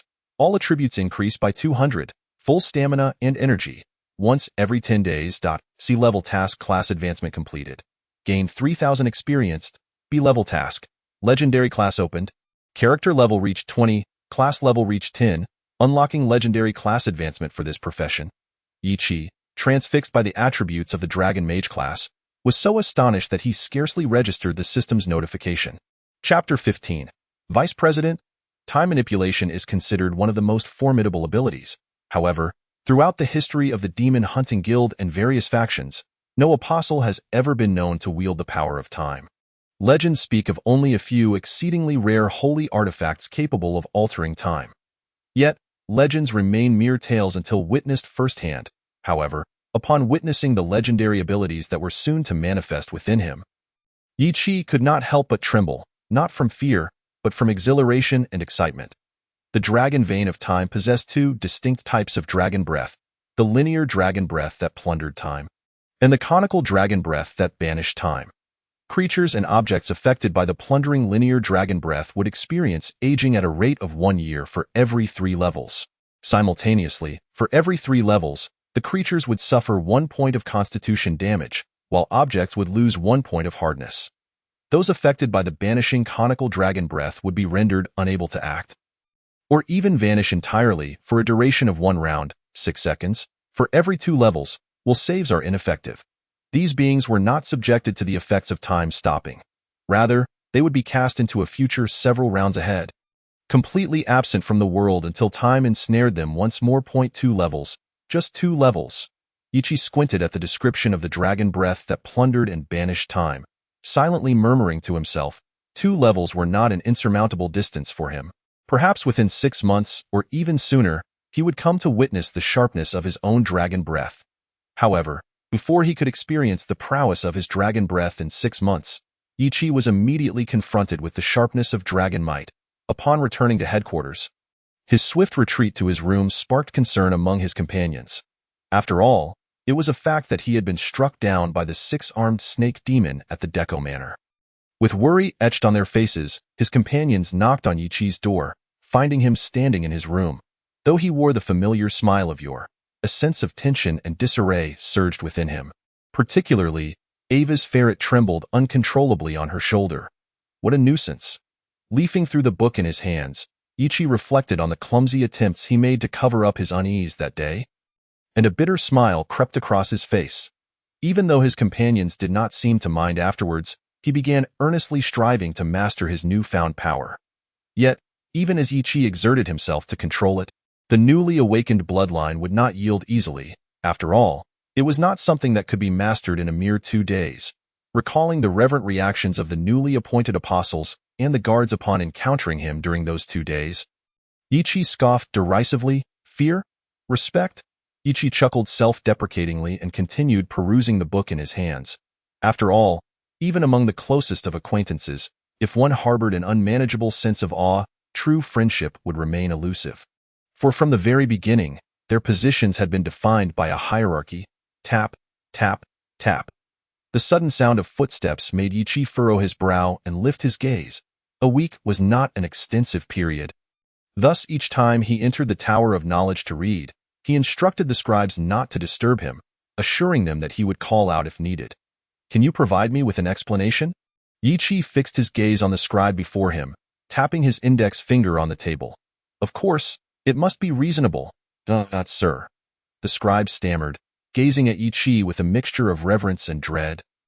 As though he were facing a lion. No, not a lion, but a beast 1,000 times more terrifying. The oppressive aura emanating from Ichi compelled him to flee, yet aware of his responsibilities. He could not succumb to such impulses. The scribes of the Tower of Knowledge enjoyed enviable work hours, salaries, and vacations. For the sake of himself and his family, he had to fulfill his duties. Even when faced with the most daunting of entities, even if that entity were a dragon. With this thought in mind, the scribe managed to speak without stuttering. Nua Fa sir is looking for you. Me? Yes. Upon hearing the scribe's inquiry, Ichi nodded. Please let him in. Had he finally grown impatient?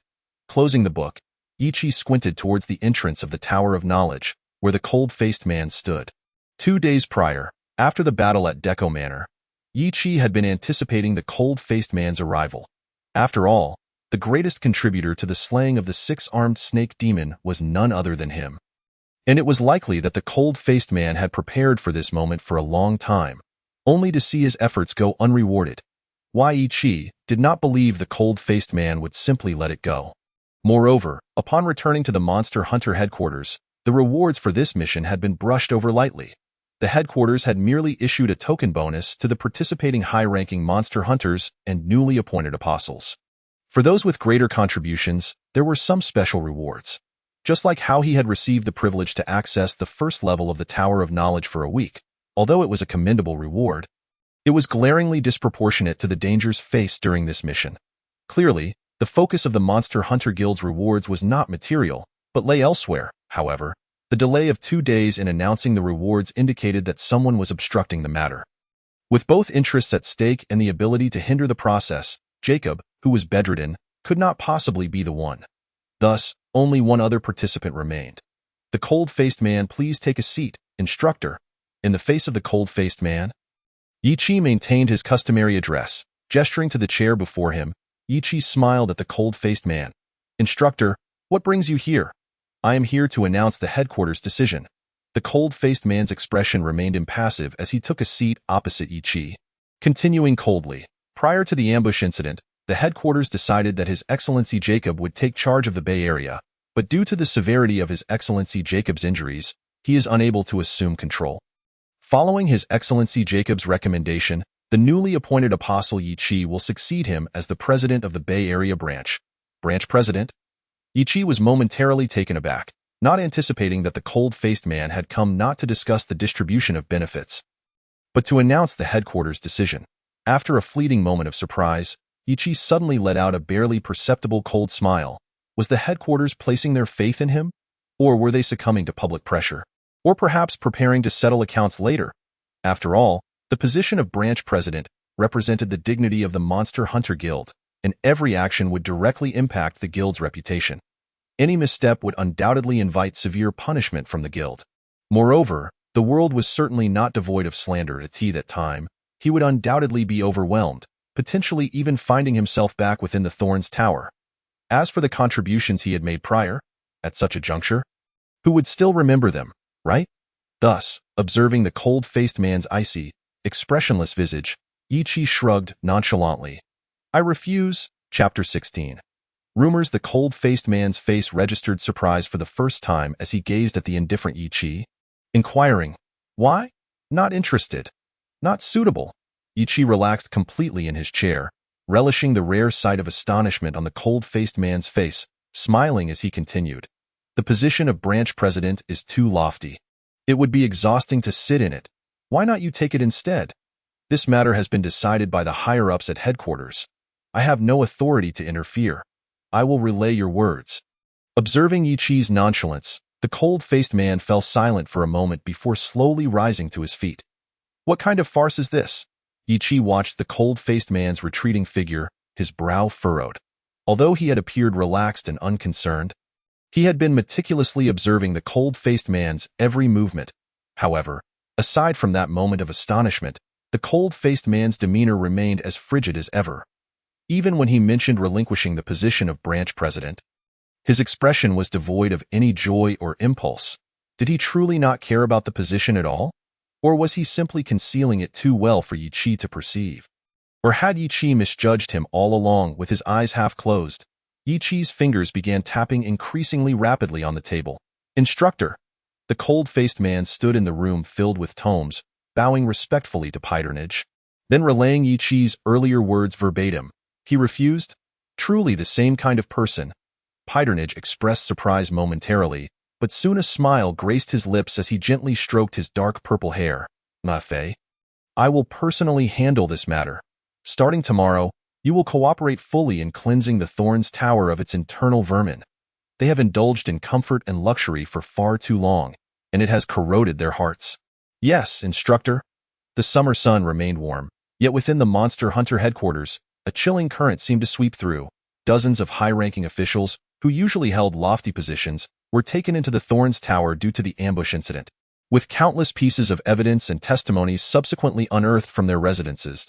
The criminal evidence against these high-ranking officials was conclusively established. Numerous individuals were implicated. Even those who were not directly taken to the Thorns Tower would be scrutinized by the cold-faced man and the guards. During this investigation, the cold-faced man's illusions shone brilliantly, leaving a lasting impression. However, now, when everyone encountered the cold-faced man, they avoided him even more fervently, as if he were a harbinger of plague. Of course, the cold-faced man was not the only one eliciting such aversion. There was another. The origin of all these events, or rather, the source of the calamity, Ichi. If the cold-faced man was seen as a plague, then Ichi was regarded as a calamity. As the headquarters investigation deepened, the enmity between Ichi and the Deco family, from the life-and-death struggle in the Tarline district to the life-and-death contest at headquarters, as well as the subsequent apostle trials, gradually came to light, swiftly spreading throughout the entire headquarters, from the peripheral figure of Tade within the Deco family to the direct lineage of Coast and Pashi, culminating in the swift demise of the entire Deco clan. All transpired in a mere span of less than a year. This turn of events has led many to lament the misfortunes of the Deco family while simultaneously speculating about the role of Yi Chi in this unfolding saga. Yi, do you not feel the need to offer an explanation for yourself? Ava and her companions sat in Yi Chi's chamber, their anxious gazes fixed upon his seemingly indifferent demeanor. The sudden surge of rumors over the past week had left him feeling unnerved, and it appeared that a majority were all too eager to believe these tales, resulting in Yi Chi's reputation soaring, though it was a notoriety steeped in negativity. For instance, he has been labeled as a vengeful schemer. Even this could be considered a gentle description, while more malicious insinuations likened him to a demon's bloodline or the offspring of the devil, terms that would have condemned him to the stake a century ago. Of course, in this day and age, there are no public stakes, and without substantial evidence, it is impossible to condemn him to such a fate privately. Nevertheless, this does not prevent others from casting aspersions behind his back, even among the newly appointed apostles who have begun to avoid him. Explanation? Ichi regarded the anxious Ava and the calm little one beside her, as well as the ever-smiling big fellow, with a grin. Why should I feel compelled to explain myself? Because, Ava stammered in response, but despite several attempts to articulate a reason, she faltered. Meanwhile, Ichi patted Ava's shoulder and continued with a smile. Because of reputation? Perhaps? Reputation is indeed a valuable asset. Yet, I am not a politician who requires a good reputation to garner achievements, am I? Therefore, the quality of my reputation matters little to me. Those who truly know me will never misunderstand me. And as for those who do not, why should I feel the need to explain myself to them? Moreover, if explanations were effective, misunderstandings would not exist in the first place. Ichi lifted his cup of milk tea. A smirk playing at the corners of his mouth, due to the brevity of the week and to make up for the busy days prior, he had spent the remaining time in the Tower of Knowledge poring over a plethora of esoteric tomes after the departure of the cold-faced man. By the time he emerged from the Tower of Knowledge, rumors had already taken flight, and at this point, attempting to halt them would be futile, only serving to draw more attention to the matter. Thus, Yichi chose to disregard the whispers circulating outside, and aside from visiting the female Knight Commander and his companions, he remained in his room studying the Eye of Malamode. As for those rumors, Yichi had no intention of concerning himself with them, for this was the headquarters of the demon hunters, and it was not his turn to take action, was it? What they say matters little to us. Now, shall we go for a drink? Suggested the little one, quickly adding, of course, it should be on Yes tab, indeed. The big fellow chimed in.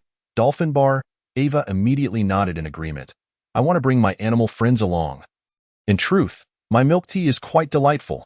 Ichi raised his hand holding the cup of milk tea as a suggestion. How about we enjoy some milk tea? 3-1. The little one's proposal naturally passed. And Ichi, of course, bore the cost of a rather painful sum of Gimpoten. One must not underestimate the drinking capacity of the big fellow and the appetites of Ava's animal friends. After bidding farewell to his companions, Yichi returned to the central castle, carrying takeout from the restaurant opposite the Dolphin Bar. This food was certainly not intended for his own supper. Jacob's injuries had healed, but he remained quite weak, and the female Knight Commander had been taking care of him during these days. Naturally, the place where the female Knight Commander rested was his room. Would you prefer red tea or milk tea? Yichi placed the basket of food on the table, smiling at the female Knight Commander. Or perhaps a glass of red wine. Chapter 17. A night the female Knight Commander declined Ichi's suggestion of red wine, opting instead for milk tea. After taking out the food from the basket and arranging it on the table, Ichi lit a candle he had prepared in advance. Is this a premial surprise? The female Knight Commander pointed at the candle, glancing at the smiling Ichi, as she pulled out a chair to sit down. Was it too soon for me to refuse the red wine offer? Regardless of whether it be red wine or red tea, there is no such thing as too late. Ichi retrieved red wine and red tea from the basket, placing them before the female Knight Commander. To speak candidly, this is what I consider to be your surprise. Although the female Knight Commander did not laugh aloud, Ichi could see the corners of her mouth subtly lift. After several days of caring for Jacob, the female Knight Commander had been spending her rest periods in his room and had not returned to the ranger camp, not for any other reason, but because she was currently under scrutiny. Although an investigation by the cold-faced man had cleared her of any wrongdoing, the revelations of trafficking discovered during the raid from the ranger camp had cast doubt on her position as commander, particularly regarding her relationship with Ichi, leading some to question her ability to continue to lead the rangers correctly. Thus, the female Knight Commander temporarily remained at the headquarters castle, while her duties as commander were assumed by her deputy. Ichi could not claim to fully understand the female Knight Commander's feelings for the rangers, but he empathized with her. After all, they were comrades, partners, and akin to family, much like he and John. Have you ever seen the ocean? Ichi closed the lights in the room, gazing at the female Knight Commander in the flickering candlelight. I think we should take a trip to the bay and witness the grandeur of the sea. Of course, apart from the sea, there are other places we could explore as well. No. The female Knight Commander shook her head, her expression somewhat dim. I grew up in the ranger camp. Well, then let us go see the sea. Ichi propped his chin with one hand, pondering for a moment before making a decision. Trust me, it will surely leave us with unforgettable memories for a lifetime. Ichi's candid words instantly caused the female Knight Commander to shyly lower her head, falling silent. Meanwhile, Ichi smiled and rose to pour a cup of milk tea for the female Knight Commander, gently placing it before her eye in the soft glow of the candlelight. Ichi stood beside the female Knight Commander, quietly admiring her expression, which was distinct from her usual demeanor. A faint blush graced her sun-kissed skin, and the resolute lines of her face could not mask the beauty of her shyness. rendering her even more enchanting, captivating him entirely. Leaning down, Ichi pressed a gentle kiss to her cheek. Clang! A crisp sound rang out as the knife and fork in the female knight commander's hand clattered onto the plate. Her head turning in astonishment to gaze at the still leaning Yi Chi. Yet, in the face of her surprise, Yi Chi did not falter, continuing to lean forward. The next morning, the room was suffused with soft light. The rays of the rising sun streaming through the floor-to-ceiling windows, filling the entire space. Jacob was savoring the fragrant bacon before him and gestured for Yi Chi to partake in his share. Thank you. Despite the temptation of the beef bacon, Yi Chi had no desire to indulge, instead locking his gaze onto Jacob and inquiring earnestly. Can you provide me with an explanation? Explanation? Jacob looked up in astonishment and then replied with a puzzled expression. Why should I give you an explanation? Oh, is that so? It seems that it was you who interrupted others while they were working last night, was it not? Ichi's hand rested on the hilt of the Yama sword, his eyes narrowing. Perhaps we could find a different venue for this explanation. How about the Tower of Competitions? Is this the demeanor of the newly appointed chief apostle? To challenge someone utterly defenseless to the Tower of Competitions? Jacob regarded Yi Chi with disappointment, shaking his head in exasperation. Truly a cruel heart. Do you truly possess the blood of a demon? Are you, perhaps, the child of a devil? Yi Chi found himself more loathsome of Jacob's raspy voice than ever. Last night, just as he and the female knight commander were about to enter a more intimate moment. It was this annoying voice that had interrupted them, and then, under the pretext of a matter, summoned him to the current room, engaging in a tedious and roundabout conversation all night. Even now, the other party continued to deflect. May I see your M500? Casting a glance at Jacob, fully aware he was deflecting once more, Ichi pulled out the M500 and tossed it over, having already removed the bullets, although Jacob was a familiar face. He was not John, a merchant, or a companion. Unintentionally, many had met their demise at the hands of acquaintances, had they not? Well maintained, Jacob praised, being one of the few apostles of the moonlight level wielding a sacred-grade firearm. He indeed had the right to comment on the M500's power. It's just a tad underwhelming, Ichi shrugged. Among ordinary people, the M500's power was undoubtedly astounding, but once one entered the ranks of apostles, the firearm's effectiveness began to wane against the increasingly intense battles. To compensate for the weapon's diminished power, Ichi had deliberately chosen to enhance his bullets with the third-tier spell, Fire Arrow. However, the duration and the limited number of flame arrows inevitably prevent Ichi from engaging in prolonged combat. Unless Ichi considers the suggestion of the monstrous wolf to eliminate the opposing Jacob and seize their ebony or ivory, or perhaps fortuitously acquires a Saint-grade firearm, this situation is unlikely to change for the time being. I know a gunsmith. Perhaps you should pay him a visit. Jacob returned the M500 to Ichi, simultaneously pulling out a piece of paper on which he wrote an address and handed it to him. This is the address of the other party. You can mention my name for a 20% discount. Is this my compensation? Ichi folded the note and tucked it into the lining of his trench coat, looking at Jacob and inquiring, is there any other form of compensation? Having received a repacked breakfast directly from Jacob, Ichi hastened towards his room. Being a moonlight-level apostle, Jacob not only resided in a room one tier above his own, but also had a dedicated chef. Such are the benefits that accompany formidable power. Are they not?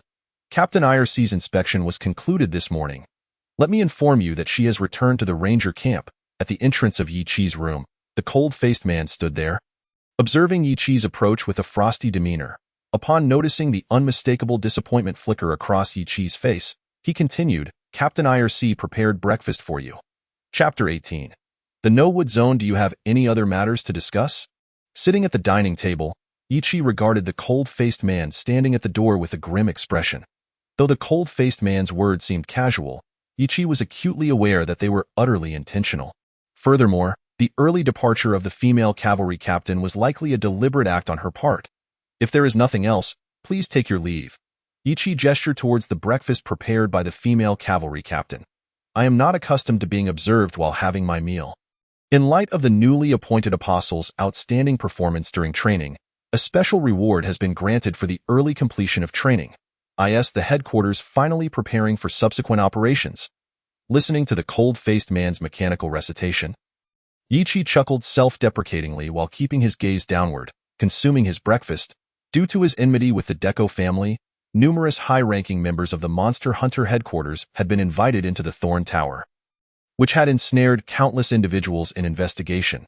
If this were the case, it would be utterly preposterous for him to continue enjoying the remainder of his apostolic life in Shaker. Even if the Monster Hunter headquarters refrained from seeking excuses to transfer him, others implicated would surely find ways to squeeze him out. However, the order from headquarters arrived much sooner than he had anticipated. In his estimation, the headquarters would wait until the rumors about him reached their peak before transferring him, using him to placate the anxious hearts amidst this turmoil. After all, it would be a shame not to utilize such a convenient scapegoat, would it not? The limits of mercy? Or is my weight insufficient? With a sardonic smile playing on his lips, Yi accepted the headquarters order regarding him and tucked it into his trench coat, tied with a golden silk ribbon. This lambskin scroll was his guarantee of safe passage out of Shaker. If lost, those implicated at headquarters would certainly not hesitate to brand him as having left during training without authorization or discipline, or even worse, as harboring sinister intentions, a title that would evoke a sense of profound guilt. Upon the issuance of the command, Apostle Yi was to leave immediately. The cold-faced man conveyed the final departure date and handed over the train ticket for the return journey to Talon. Then he turned and walked out of the room. Just as he was about to exit, the cold-faced man whispered, "Wishing you a smooth journey. Thank you." Yi did not engage in many formalities, as most of his belongings were merely personal items, allowing him to pack swiftly after breakfast. With a black satchel slung over his shoulder, he cast a glance at the room he had occupied for the past 7 months and stepped outside, closing the door behind him. By now, this was the longest he had resided in one place. Earlier, while packing his belongings, Yi had already bid farewell to his companions, promising to meet again in Talon in 5 months. And he had declined their offers to see him off, as he still needed to visit another location before departing. The barriers and tents at the ranger camp that had been attacked had long been repaired, and amidst the fluttering banners, the sounds of training from both active and reserve rangers resonated, breathing life back into the camp more swiftly than the somber central castle. Among the rangers, the spirited shouts of the female cavalry captain added a vibrant touch to the entire camp. Clad in knightly armor and wielding a long sword, IRC was truly the most captivating sight. Observing the rejuvenated female cavalry captain, Yi smiled and shook his head, dismissing the idea of personally bidding farewell. Tearing a sheet from his notebook, Yi pinned a parting message, his contact information, and the address of the merchant bar in Talon. Parting does not signify a permanent farewell, and Yi was immensely grateful for the relatively advanced communication methods available in the world he inhabited. "Please deliver this to IRC. Thank you." Seated in the VIP carriage, Yi tossed his satchel onto the luggage rack and leaned back, allowing himself to relax in the confines of the carriage. The thick wooden panels muffled the surrounding clamor, and the drinks and fruits on the coffee table, coupled with the soft carpet, made him appreciate the distinction between a VIP ticket and a regular one. Clack, clack, clack. The train gradually set off with the sound of the whistle, and Yi heard the hurried sound of galloping hooves. Outside the window, on the platform, the female cavalry captain, riding a white horse, drew her long sword and gently tapped it against the shield on her arm. Ding, ding, ding. The ringing of bells tied with red ribbons intertwined with the sounds of the shield and sword striking, resonating clearly in Yi's ears amidst the train's whistle. Then, just as they reached the end of the platform, the female cavalry captain swiftly removed the bell tied to her temple and tossed it to Yi. Ding, ding. The crisp sound of the bell, imbued with the essence of the female cavalry captain, was caught deftly by Yi. "Remember to return." At the platform's edge, the female cavalry captain shouted her heartfelt thoughts as she turned her horse around, leaping over the gathered crowd and galloping away. Clad in a black trench coat, Yi walked along the streets of the No-Wood Zone, though the destination indicated by headquarters on his ticket was Talon. Once he exited Shaker, the headquarters would not inquire further about his mid-journey disembarkation. The No-Wood Zone was a small town nestled between the Spring Forest Zone and Talon, renowned for its mechanical craftsmanship. The entire zone was so diminutive that it barely constituted a third of other zones. The No-Wood Zone was designated as a separate area primarily due to the presence of the most famous watch workshops on the entire Laurent continent, with its inhabitants being individuals of exceptional skill and dexterity. Consequently, the No-Wood Zone was humorously referred to as the Mechanical Town. Why Ichi's arrival here was naturally to procure his M500. The address Jacob had provided was located in the No-Wood Zone. As he stepped forward, accompanied by the melodious chime of the bell attached to the hilt of his blade, Ichi raised his gaze towards the sign of the shop before him. Pursuit of Perfection? Ichi was momentarily taken aback by the name on the sign. Pushing open the shop door and observing the empty counter, he gently tapped the glass and politely inquired, "Excuse me, is Mr. Dakaise Colt available? Mr. Dakaise Colt?" A high-pitched voice resonated from the back of the shop. "Here, we only have Master Dakaise Colt." With that piercing tone, a gaunt figure emerged from the back, a disheveled old man with hair and beard resembling overgrown weeds. Sporting a monocle and clad in a white lab coat stained with oil and scorch marks from gunpowder. Following the old man was an individual cloaked in a cape. Upon seeing this person, Ichi instinctively placed his hand on the hilt of his blade. The faint aura of negative energy emanating from the figure could not escape his keen senses. Upon noticing Ichi's gesture, the figure promptly produced a uniquely designed bright purple handgun, aiming it directly at Ichi. The hidden animosity between the two threatened to erupt at any moment. Chapter 19. An encounter stop. "Both of you, cease at once." The high-pitched voice intervened, as Dakaise bellowed. "Regardless of whether you are righteous or wicked, light or dark, this is my territory. If you wish to resolve your differences, do so outside. Here, we only have guests, as you wish." Ichi slightly bowed, yet his hand resting on the hilt of his blade remained tense, his eyes fixed on the figure opposite him. The other party snorted lightly. Lowering their gun, to Ichi's astonishment, the voice was melodious and pleasant. It turned out to be a woman, a vampire, or a dark sorceress, or perhaps another demon servant bound for some reason. The negative energy surrounding the figure clearly indicated their presence in the dark realm, and the unique firearm ruled out the possibility of a wolf who preferred close combat and cold weapons. With a physique resembling that of a human, the only contenders were vampires, dark sorceresses, or yet another demon servant who had sacrificed their soul for a certain cause. Regardless, caution was paramount. Surviving in the dark realm was inherently challenging. The bloodier and more direct nature of the dark realm adhered to the jungle law of survival of the fittest. The woman capable of thriving in such an environment must possess sufficient means. "Who are you?" Dakaise tugged at his disheveled beard, scrutinizing Ichi from head to toe. "Who introduced you?" "I am Ichi. It was His Excellency Jacob who recommended me." "Jacob? So, he is the demon hunter." Hearing that name, Dakaise momentarily paused, then turned his head away, reciting mechanically, "The cost for firearm modifications starts at 200 gold punsi tons." Why Ichi nodded decisively and handed over the M500 from his waist. Even though that 200 gold punktons was nearly all that he had left, after all, for a demon hunter, money paled in comparison to the life-sustaining value of weapons. M500. Dakaise, surprised, took another look at Ichi's not-so-brawny physique. Yet he refrained from further inquiries, simply stating the time. In 2 days, bang, bang, bang. A tremendous noise erupted, followed by a violent tremor that interrupted Dakaise. The meticulously crafted shop door and the 3 surrounding walls were shattered into fragments amidst a cloud of dust. While the precariously hanging ceiling began to plummet, Ichi swiftly grabbed Dakaise and retreated towards the back of the shop, with the woman from the dark realm closely trailing behind. Boom! Amidst the sound of the collapsing ceiling, a system task notification promptly arrived. C-rank task, ambush. Repel or eliminate all assailants. Damn it. My shop. Dakaise muttered under his breath, cursing the unseen assailants.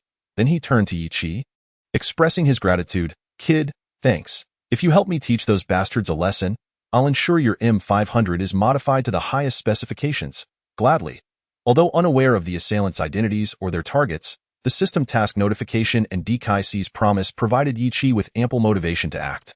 Moreover, considering the sheer chaos they had already caused without revealing themselves, it was evident they intended to leave no one in the shop unscathed. Allowing others to strike him without retaliation was not part of Ichi's life principles. Bear S resilience, resistance boost, mage armor, stone skin. With 4 consecutive enhancement spells empowering him, Ichi made his way towards the now collapsed front hall. having gained an additional 2 points of constitution from the demonic statue and 1 from the newly chosen feat of resilience. He reached a total constitution of 19, enabling him to wield 4th-level spells with ease. Resilience. This innate trait ensures you never yield in the face of adversity. Effect: Constitution 1. Gain a 4 bonus on any checks and saves. Prerequisites: must possess the sturdy feat, Constitution of 16 or higher. Capture the sorceress, eliminate the others without mercy. Amidst the ruins of the front hall, 6 men clad in black suits, their faces pale, stood in a semicircle. Upon seeing Yi Qi emerge, their leader immediately spoke. Swish, swish. As the cold voice fell, 2 crossbow bolts, one from the left and one from the right, soared towards Yi Qi with glimmering silver tips. A sorceress? Silver bolts? Yi Qi narrowed his eyes. This peculiar designation for the dark which in the silver arrows led him to form a rough conjecture about their identities. The Holy See, with that answer echoing in his mind. A sardonic smile crept onto Yi Qi's lips.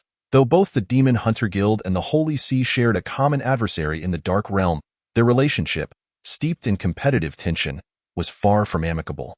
If the rapport between the Demon Hunter Guild and the Special Operations Bureau could be described as merely unfriendly, then their relationship with the Holy See was summed up in 2 words: hostile. Unlike the hierarchical obedience expected within the military of the Special Operations Bureau, the Holy See, grounded in faith, appeared to the freedom-loving demon hunters as a band of fanatical lunatics. Conversely, the rebellious demon hunters were viewed by the Holy See as pitiable non-believers sacrificing themselves to the divine. And the favored pastime of those within the Holy See was to rescue wayward lambs and guide them back into the embrace of the divine. Those who returned to the fold were welcomed, while the unyielding were subject to eradication. After all, tainted souls had no place in this world and ought to descend into the abyss. The most expedient means to achieve this, undoubtedly, was through the pyre or the guillotine. Thus, it was only natural that some inevitable frictions arose. Based on the arcane documents Yi Qi had perused in the Tower of Knowledge, the conflicts between the Demon Hunter Guild and the Holy See could be traced back a millennium to the Age of Darkness. The most significant clash between them nearly caused the collapse of both the Demon Hunter Guild and the Holy See. 1,000 years had not dulled the grievances born of countless deaths. Rather, the continuous skirmishes had only intensified their animosity.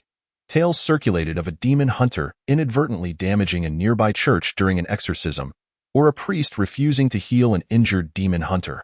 Of course, the situation was not entirely absolute. If one possessed sufficient wealth or could offer a worthy price, it was not impossible for a priest to heal a demon hunter, or for the Demon Hunter Guild to accept a task from the Holy See. After all, in the face of 2 colossal powers, personal grudges were trivial. Profit was the ultimate concern, was it not? Ding, ding. Yi Qi's Yama blade remained sheathed, merely using the scabbard to deflect the incoming trajectory of the crossbow bolts, effortlessly sending them into the earth beside him, leaving only their quivering tips exposed. Meanwhile, aside from the 2 who had fired the bolts, the remaining 4 drew their longswords and charged at Yi Qi. Chapter 20. The Steward. The 4 wielded their swords with no extraneous movements, their strikes simple, direct, and effective. Their positions indicated they had undergone extensive training. Just 4 straightforward slashes from the front and back had ensnared Yi Qi within a tightening circle, leaving no avenue for retreat. Clang, clang, clang. With 4 successive clangs, the longswords made contact with Yi Qi's body, only to be repelled upward. The sharpness of the swords was indisputable.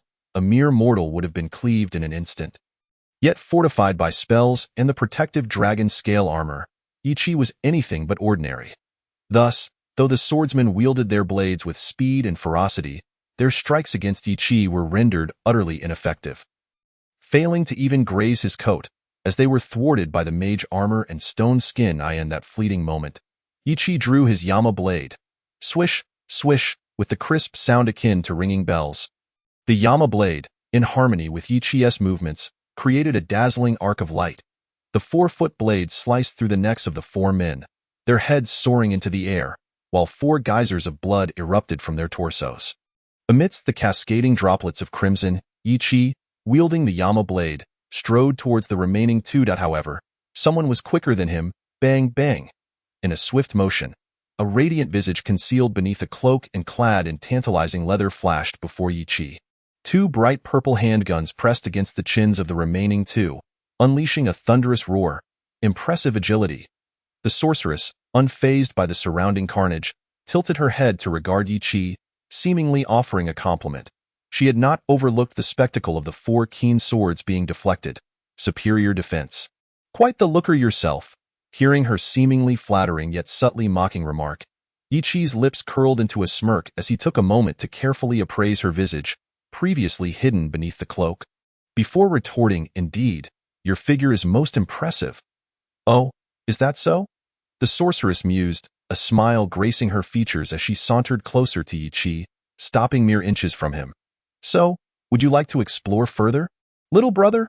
Yi Qi was momentarily taken aback, then burst into laughter, stepping forward to close the distance between them.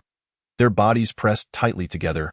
With a playful smile, Yi Qi boldly asserted, "In truth, mine is substantial, and yours is indeed quite ample." Yi Qi's playful grin and overt gesture failed to intimidate the sorceress. Rather, it piqued her interest further, the beauty mark on her smile becoming ever more alluring. Yi Qi, in turn, leaned closer, intensifying their proximity. Amidst the 6 headless corpses and the blood-soaked ruins, the two appeared as lovers, intimately entwined. Yet, despite their suggestive movements and the charged atmosphere, neither relaxed their grip on their weapons. Hey, if you two wish to continue, I wouldn't mind stepping aside." In a boisterous tone, Dekai Si, burdened by a backpack taller than himself, appeared before them, gesturing emphatically at their surroundings. "But could you please pay attention to your environment?" What had once been a bustling street upon Yi Qi's arrival was now eerily deserted. The streets, buildings, benches, and lampposts remained intact, yet the most vital embellishment, the people, were conspicuously absent. The early autumn leaves danced gently on the breeze, drifting across the street, casting an even more desolate pall over the lifeless mechanical town, akin to a dead city in a desert, evoking a profound sense of oppression. That was fast. Yi Qi, turning his head, disdainfully scoffed at the scene around him. The Holy See, while brutal, undoubtedly excelled at maintaining appearances. At the very least, they ensured that ordinary citizens did not witness their darker side. Naturally, should anyone catch a glimpse, the Holy See would take necessary measures to mitigate the fallout. After all, with so many missing persons each year, losing 1 or 2 more was hardly unusual, was it? "Can you delay for 3 minutes?" Dekusi observed the emerging silhouettes along both sides of the street, his expression grave as he inquired.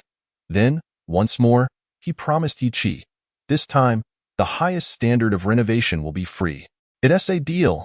Naturally, the prospect of saving an amount equivalent to his entire fortune on renovation fees was something Yi Qi could hardly resist. Turning to the sorceress beside him, he smiled and suggested, "How about we each take a side? Baby's big sister is here to lull you to sleep." In response to Yi Qi's proposal, the sorceress dashed forth like the wind, her enchanting voice ringing amidst the gunfire. "Party time." As she charged forward with evident excitement, Yi Qi shrugged and made his way to the other side of the street. A figure clad in a black suit, with a pallid complexion, walking with mechanical precision. Were it not for the slight differences in appearance, Yi Qi might have mistaken him for a brother of those he had previously vanquished. Were these the so-called deacons of the Inquisition? Faced with the utterly lifeless deacons, Yi Qi showed no hesitation. A fiery orb, brimming with explosive energy, began to take shape in his hand. An embodiment of the religious tribunal, the church's clandestine cleaners. They were known to adopt and train young orphans from around the world, instilling unwavering loyalty to the church's ideology, ultimately transforming them into the foundational combat strength of the Inquisition, deacons.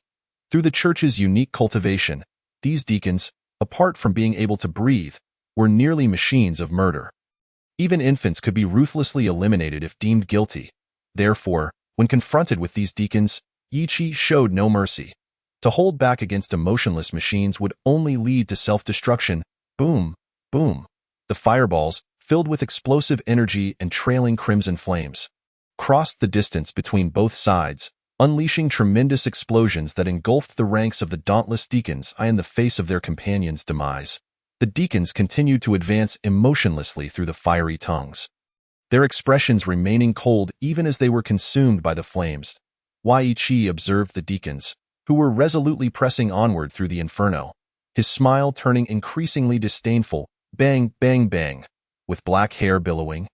A beauty mark at the corner of her mouth, a mysterious smile, and an elegant figure.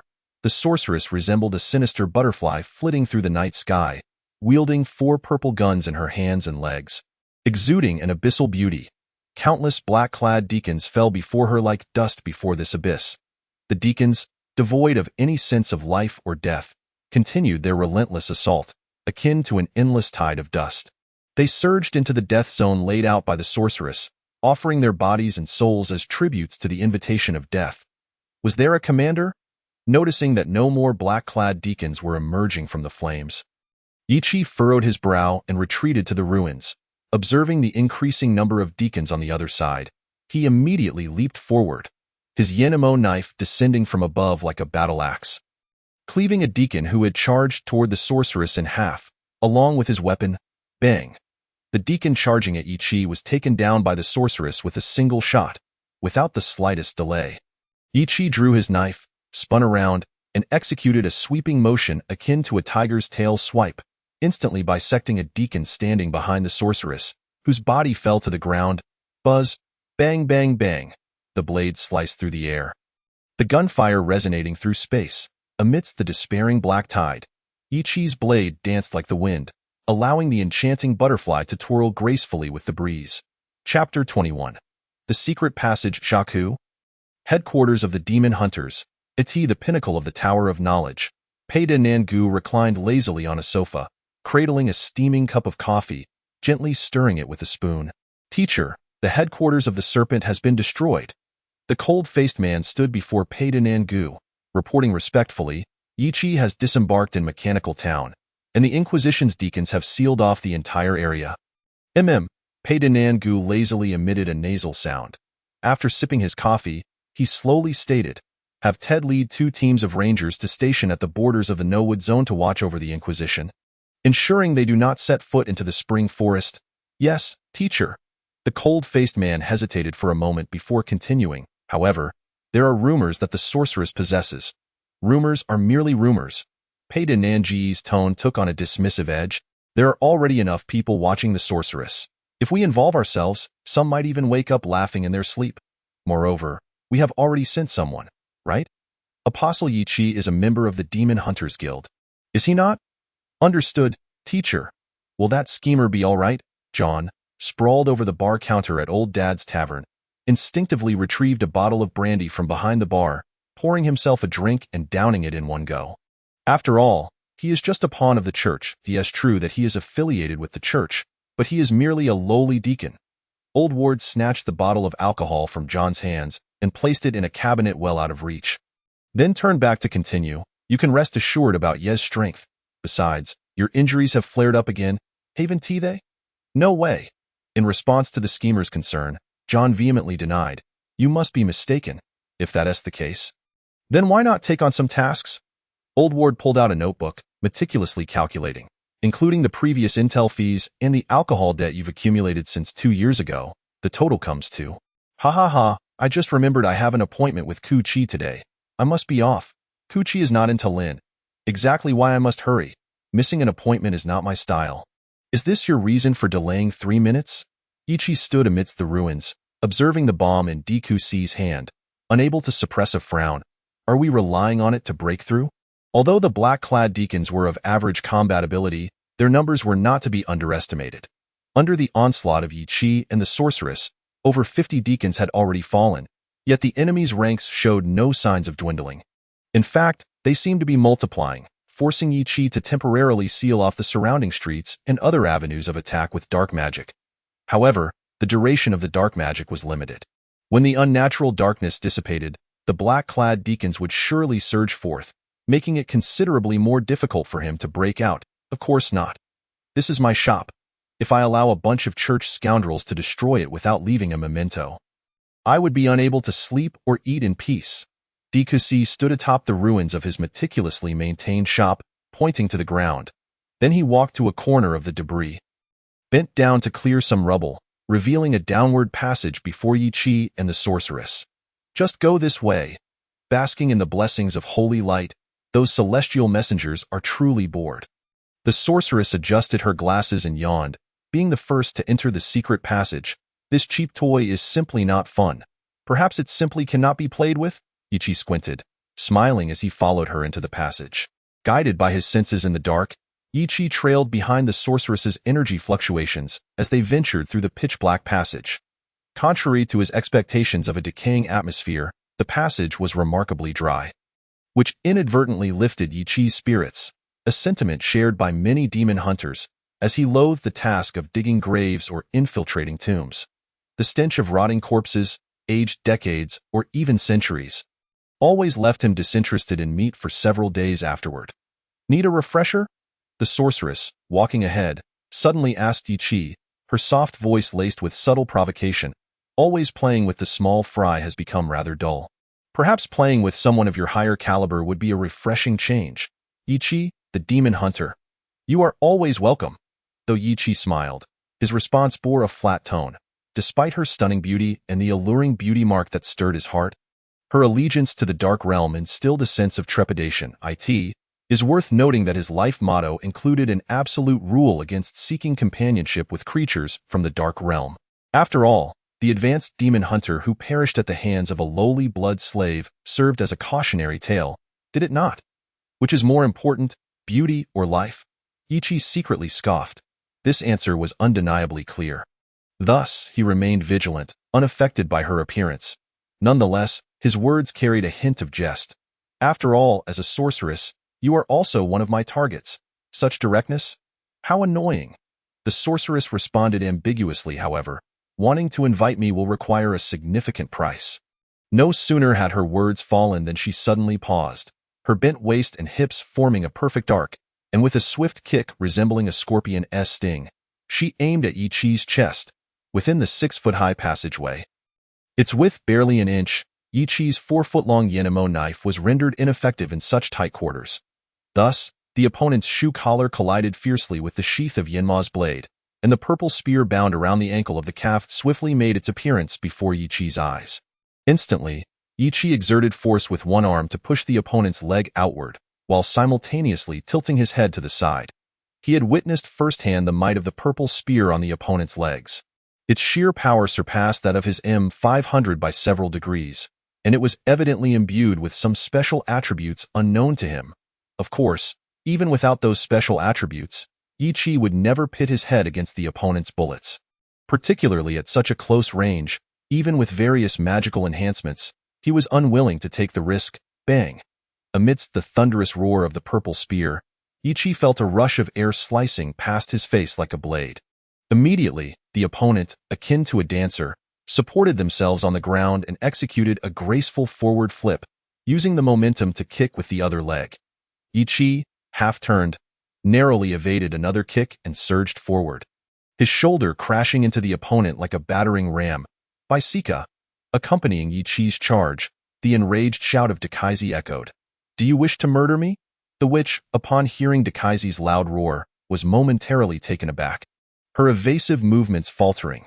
Likewise, Ichi struggled to regain his momentum, but was ultimately toppled onto the witch due to the force of his charge.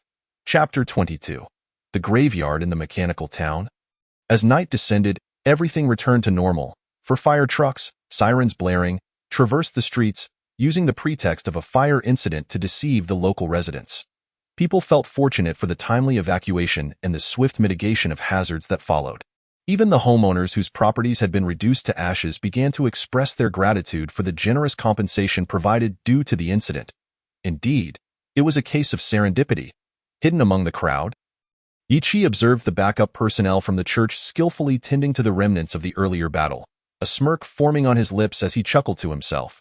While the Demon Hunter Guild also had backup personnel to address various incidents arising from hunters' battles, they were nowhere near as proficient as the church, which seemed to achieve near perfection in their efforts. After all, exorcism was one aspect, but more importantly, maintaining a benevolent facade to embrace the world was paramount for them. To redeem more believers in their divine cause, Ichi believed that if killing one person could yield an additional follower, the church would not hesitate to eliminate half the world's population. Sometimes religion, too, is about maximizing benefits, is it not? Stepping forward, Ichi observed the fire trucks driving toward the end of the street and followed closely behind, not in pursuit of trouble with the church, but rather seeking the contents contained within those 4 fire trucks, corpses. The research on the Eye of Malma had remained theoretical, as Ichi lacked the experimental materials necessary to attempt the spells documented therein. Yet today, an opportunity had arisen. Though the black-clad attendants had been stripped of emotion due to their unique training, they still possessed human bodies, and freshly deceased corpses served as the ideal raw material for shadow warriors. After the fire trucks slowly departed the streets of the mechanical town, their speed gradually increased, prompting Ichi to quicken his pace, though the sharp pain in his abdomen made him furrow his brow. Tumbling onto the which had certainly come with an extraordinary price. Had he not dodged quickly, the opponent's knee strike would undoubtedly have jeopardized his future happiness. However, having felt the witch's formidable chest against his face, Ichi deemed it worth the cost. Nevertheless, upon exiting the secret passage, after agreeing with Dakaise on a time to retrieve the weapon, Ichi wisely chose to depart. Naturally, during their conversation, he expressed the appropriate apologies for nearly being shot by the bullet fired from the witch's purple spear, albeit merely verbal ones. The graveyard, the most suitable location for handling corpses. The 4 fire trucks entered the cemetery in succession. The seemingly indifferent caretaker had evidently received sufficient benefits to bury his own duties. Just like emptying sardine cans, the corpses were unloaded. 4 professional backup personnel from the church lifted the gasoline from the fire trucks and, upon opening the barrels, collapsed to the ground, graced with a high-level invisibility spell. Ichi found dealing with the church's reserve personnel, who were hardly combatants, to be a mere formality. Once the hindrances were removed, Ichi swiftly began selecting from the corpses, though the Shadow Warrior was merely a basic spell within the Eye of Malma. It came with its own strict requirements. The required corpses must be intact. Amon, are you certain your method is effective? After selecting around 30 relatively whole corpses, Ichi began to draw a pentagram on the ground. This was the reward conferred by the monstrous wolf after harvesting the 6-armed snake demon. A method that could save the wandering souls and inscribe runes onto the possessed souls and corpses. However, as he prepared for the first use, Ichi felt a twinge of unease. Surely, there would be no side effects? Though this isn't my area of expertise, you shouldn't doubt my vast knowledge. The monstrous wolf replied in its perpetually lethargic tone. What your book records is merely foundational, while what I have imparted to you is the upgraded version. If the several necromancer lords from the Dark Ages had summoned the undead as your book describes, perhaps they would have failed to build their armies even after falling into the abyss. So, what do you say? Do you wish to acquire more knowledge? With such knowledge, you might become the next generation's necromancer lord. Not interested, Ichi scoffed, rejecting the notion outright. Necromancer lord? It appeared formidable, yet was ultimately vanquished by the church and demon hunters. Was it not? Moreover, the era of darkness and bloodshed had long passed. Facing countless skeletons, there were far too many methods to combat them. A simple flamethrower could reduce a small squad of skeletons to ashes. Could it not? Arranging the 30 corpses in groups of 5 at the center of the pentagram, Ichi began to chant the upgraded Shadow Warrior summoning incantation taught by the monstrous wolf. His low, resonant voice echoed like a midnight funeral bell in the dark cemetery as a layer of white mist, reminiscent of morning fog, slowly rose from the ground, gathering toward the pentagram, as the mist coalesced. Contorted faces became discernible. Souls, tormented by the passage of time, had lost their memories, leaving only the most primal disdain and contempt for the living. The corpses stacked within the pentagram radiated a potent, deceptive vitality, drawing countless wandering souls to surge forth wildly. Whoosh! A searing flame erupted from the pentagram, the fierce fire instantly engulfing the corpses at its center, while the surrounding wandering souls scattered in fear. Retreating into the shadows, a wooden ring materialized in Ichi's hand, and as the flames extinguished within the pentagram, a group of dark silhouettes slowly rose, their forms merging with the power of the incantation into the wooden ring, crafted from the trunk of an ancient tree that had stood in the graveyard for decades. This ring served as the ideal vessel for the Shadow Warriors. They're here so quickly. Stowing the ring away, Ichi hadn't yet had a chance to experiment with controlling the Shadow Warriors when he noticed the flickering headlights of vehicles approaching the cemetery gate. Prior to summoning the Shadow Warriors, he had roughly estimated the church's response speed, which is why he had hurriedly selected the corpses, yet he hadn't expected their reaction to be swifter than his calculations. Immediately, Yi began to erase any traces he had left behind. Concealing himself nearby, while he had encountered many black-clad attendants from the church, he had yet to see the one commanding them. Missing the opportunity would be a shame, of course, if the individual possessed average strength. It would be a perfect chance to test his spells in conjunction with the shadow warriors. As Yi observed the figures drawing near, he found himself momentarily stunned upon recognizing one of them. How could she be here? Chapter 23. Cunning. Among a team of approximately 20 black-clad attendants stood a middle-aged man draped in a priestly robe. However, the originally white and pure garment was now a chilling black. Yet, what captured Yi's attention was one of the 4 nuns following behind these men. Despite donning a nun's attire, sporting glasses, and clutching a Bible, he immediately recognized that it was the witch he had only recently parted with. Had she come to gather intelligence, or to assassinate him, or perhaps why? Yi squinted, contemplating. The awakened backup cleanup personnel approached the black-clad priest. Regarding the church's reserve personnel, who possessed little combat capability, Yi refrained from taking lethal action. Not out of kindness but rather disdain.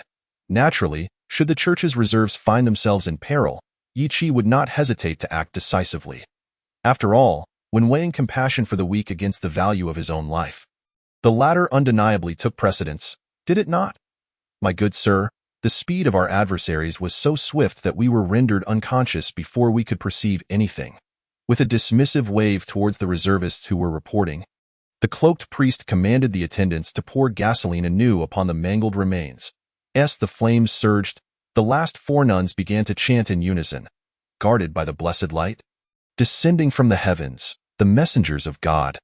Oh, Lord of light, we shall grant the redemption of souls. Observing the witch among them skillfully intoning the hymns of the Holy See, Yi felt a sense of absurdity rising within him.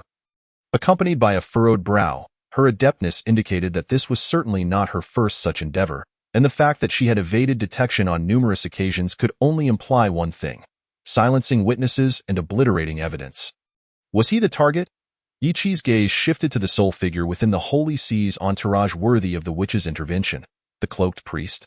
Typically, priests within the Holy See donned white robes, exuding kindness as they healed and saved lives. However, there were exceptions. Those of the Inquisition were clad in black, tasked not with healing but with exterminating heretics. They were the superiors of the cloaked attendants, leading them into battle and taking the field themselves when necessary. As the flames gradually extinguished, Yi observed the cloaked attendants meticulously placing the ashes into an urn, handing it over to the 4 nuns. And he could not suppress a scornful smile. Despite the cloaked attendants being the basic combatants of the Holy See, their sacrifices would still be handled with care. After all, as orphans, the cloaked attendants required no compensation. Merely an urn and a sanctified hall to house it. The Holy See had always reveled in such cost-effective means of winning hearts. Even the divine would be pleased with such economical measures. Would they not? Once the 4 nuns bearing the urn vanished into the cemetery, the cloaked attendants immediately began to search the surroundings. Within the Holy See, the Inquisition remained an organization best kept in the shadows, maintaining a facade of piety before the common faithful, provided it did not interfere with their affairs. Though hurried, Yi's efforts to erase traces were relatively thorough. At the very least, the present cloaked attendants had not uncovered any lingering clues aside from the palpable aura of negative energy. A middle-aged cloaked priest furrowed his brow, the chill on his face intensifying, and he cast a menacing glance over the entire cemetery before preparing to depart. Just then, a nun staggered back, her habit torn by branches, revealing her fair skin beneath. "What is it?" asked the cloaked priest, hastening towards her. The nun's rapid panting and sudden fear rendered her words indistinct. There, who are you?" The cloaked priest instinctively stepped closer, only to be met with a swift kick from the nun. In his haste, he could only manage a reflexive defensive motion before being propelled several meters away, landing in a disheveled heap.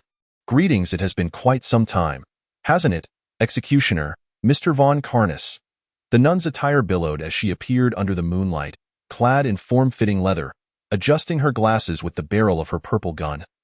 Smiling down at the incapacitated cloaked priest, she then aimed her weapon at the surrounding cloaked attendants.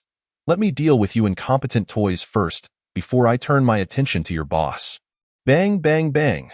The purple gun erupted in a series of thunderous booms, her strikes elegant yet fierce, as the witch danced through the midnight air, reaping the lives of the cloaked attendants. Just as she shot one through the head, a massive iron claw, the size of a carriage, materialized from the void, reaching directly for her. Each fingertip of the claw was tipped with sharp barbs, gleaming ominously in the moonlight, resembling a monstrous steel beast poised to devour its prey. With a swish-swish, the claw converged, and the witch suddenly transformed into a swarm of bats, evading the sudden onslaught. Von Karnas, you are ever so treacherous. Resuming her human form, the witch maintained her smile, unfazed by the ambush. Casually, she flicked her purple gun to send a cloaked attendant flying, then turned her gaze towards the unharmed cloaked priest standing at a distance. But the big sister is even more cunning than you. Buzz! Ah! A flash of cold light sliced through the air, severing the cloaked priest's left arm, and despite his anguished scream, he reached for the stump, but someone was swifter. Amidst the rustling of his black coat, Yi Chi seized the priest's arm, simultaneously drawing his scythe to parry an attack from another hidden assailant. The moment the iron claw appeared, he had noted the glint of metallic sheen from the glove on the assailant's left hand, an artifact. Yi Chi immediately concluded, moreover, in this desolate cemetery, the sudden emergence of this artifact was as if it had been delivered unto him. Of course, obtaining this artifact required dealing with two minor inconveniences. Miss Bloodline, might I request that you retract your weapon for the time being? After removing the artifact glove from the severed arm and donning it upon his own, Yi Chi turned his attention to the Bloodline figure, whose bat wings fluttered as she wielded a colossal scythe. He gazed at her with a smile. Otherwise, I would not hesitate to add another pair of bat wings to my collection. Chapter 24. The Maiden and the Great Scythe. The moon illuminated the cemetery, and beneath the moonlit sky, the withered leaves and grasses danced in the autumn breeze, casting flickering shadows and shattered light, lending the desolate graveyard an air of eerie foreboding. The black coat rustled in the evening breeze as Yi Chi smiled at the Bloodline figure before him, resembling a girl of 14 or 15. Yet, when facing a race as long-lived as the Bloodlines, outward appearance alone could not accurately ascertain age. Perhaps the seemingly youthful figure concealed a history stretching back centuries. Detestable demon hunter, her melodious voice revealed her true feelings. Withdrawing the scythe slightly, the Bloodline maiden brushed aside the strands of hair lifted by the night wind, revealing a smile that blended youthful sweetness with a butcher's sanguine charm, exuding an otherworldly allure. She fixed her gaze upon Yi Chi. Whom do you seek? Just passing by. Yi Chi shrugged, the bells on the hilt of his scythe chiming. However, it was evident that his words did not satisfy those present. The witch sauntered forward. You were following me? Following? You might be overestimating your allure, Yi Chi retorted, observing the witch's smile, which gradually turned steely, her eyes piercing even beyond her glasses. He gestured toward the cloaked priest lying on the ground. His earlier search had already confirmed Yi Chi's statement. Even if you do possess a charm that attracts men, it cannot negate the fact that I arrived here first. Do you know each other? The Bloodline maiden cast a surprised glance at the witch, then suddenly chuckled. So, Basaika, you fancy this type, do you? And a demon hunter at that. I dare say many will be heartbroken. The world of feelings for big sisters is not something a little girl like you can comprehend. The witch swayed her voluptuous figure, accentuating her curves in contrast to the Bloodline maiden's comparatively slender form. Upon witnessing the maiden's expression stiffen slightly, she triumphantly tossed a palm-sized wooden box to her. The goods have arrived. Do you require my assistance with the accompanying items? I shall pay you the remaining reward. As for the accompanying items, the Bloodline maiden inspected the box for its seal's integrity, then, still gripping the scythe taller than herself, approached the cloaked priest. An alive executioner is far more valuable than a dead one at employment? Yi Chi narrowed his eyes, surveying the two maidens before him, piecing together their relationship and gradually discerning a narrative thread. This witch's appearance in the mechanical town was not merely for her weaponry, but rather to fulfill the Bloodline maiden's commission. The agents of the Holy See pursuing her were likewise after that wooden box, yet evidently had been outmaneuvered. What, then, lay within the box? Was it clandestine information? Or an artifact?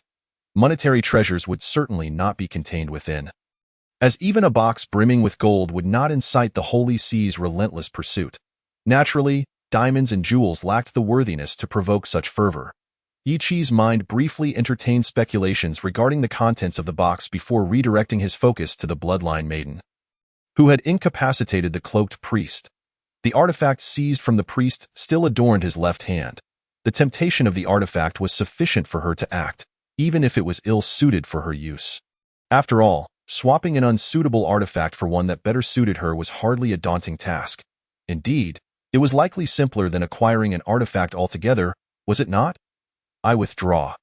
Contrary to Yi Qi's expectations, before the bloodline maiden could respond, the witch interjected. Shaking her purple gun, she nonchalantly shook her head. Such second-rate toys are beneath me, since it now rests upon my hand. I shall not yield without a fight. Yi Qi declared with unwavering certainty, casting a glance at the sorceress while maintaining his guard against her, despite her earlier insistence that she no longer desired to continue in the realm of darkness. Deceit is hardly an unforgivable sin. If it promises the greatest gain, one can trust they would utter 1,000 lies without a second thought. Turning his gaze to the bloodline maiden, he smiled and inquired, "What is your stance?" With a flourish, the colossal scythe's movement conveyed Yi Qi's intent with clarity.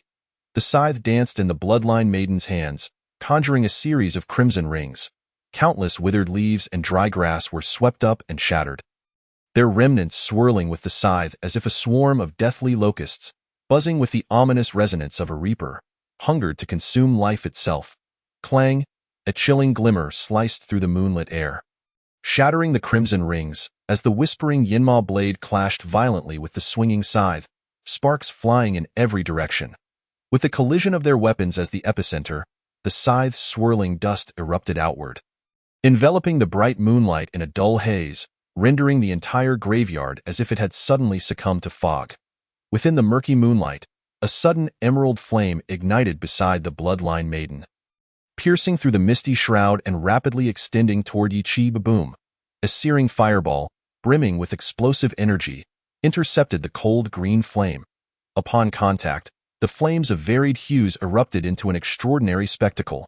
Red and green waves of fire devoured and merged, reminiscent of entwined lovers, unleashing a heat that threatened to dissolve everything in their vicinity. "What? Have you conceded?" Yi Qi raised an eyebrow as he summoned another fireball, observing the bloodline maiden abruptly leap outside the fray. He scrutinized her. "Are you prepared to commence the second round? This time, I have matters to attend to. Consider it a concession on my part." The bloodline maiden, despite her hasty retreat, did not admit defeat. "But next time, I shall reclaim my due with interest. Whenever you wish."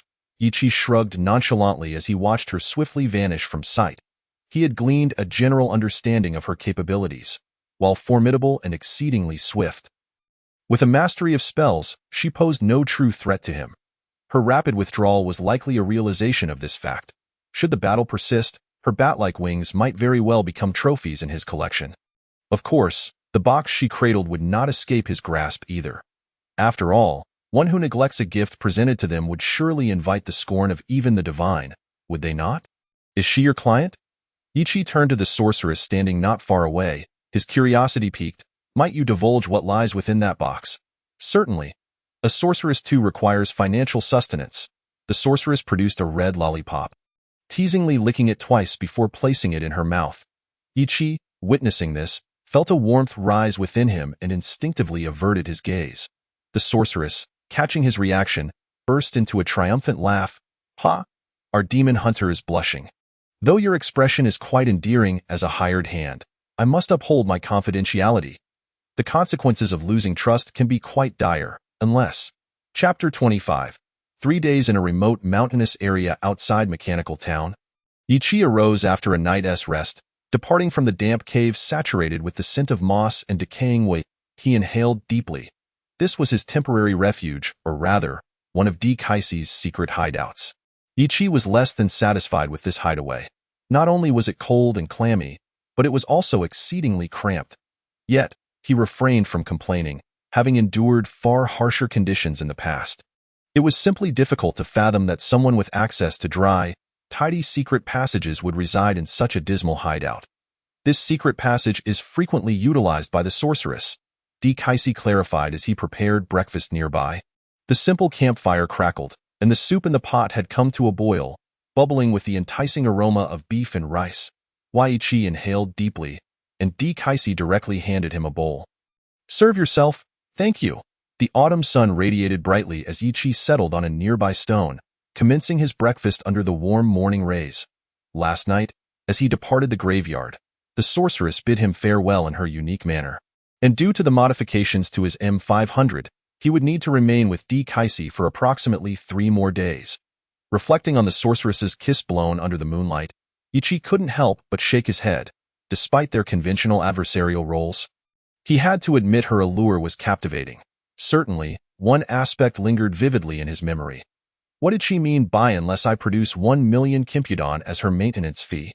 It was merely information regarding the contents of a box. Recalling her extravagant demand, Yi felt a twitch at the corner of his mouth. 1 million Kimpudon equated to 200 million, unless he were to rob the central bank of the highest government. Such a hope seemed utterly futile. He wiped his face with a damp towel, casting aside the impractical thoughts, and turned to Kaisi. "Is there anything you require my assistance with?" "Assistance?" Modifying firearms is no simple task.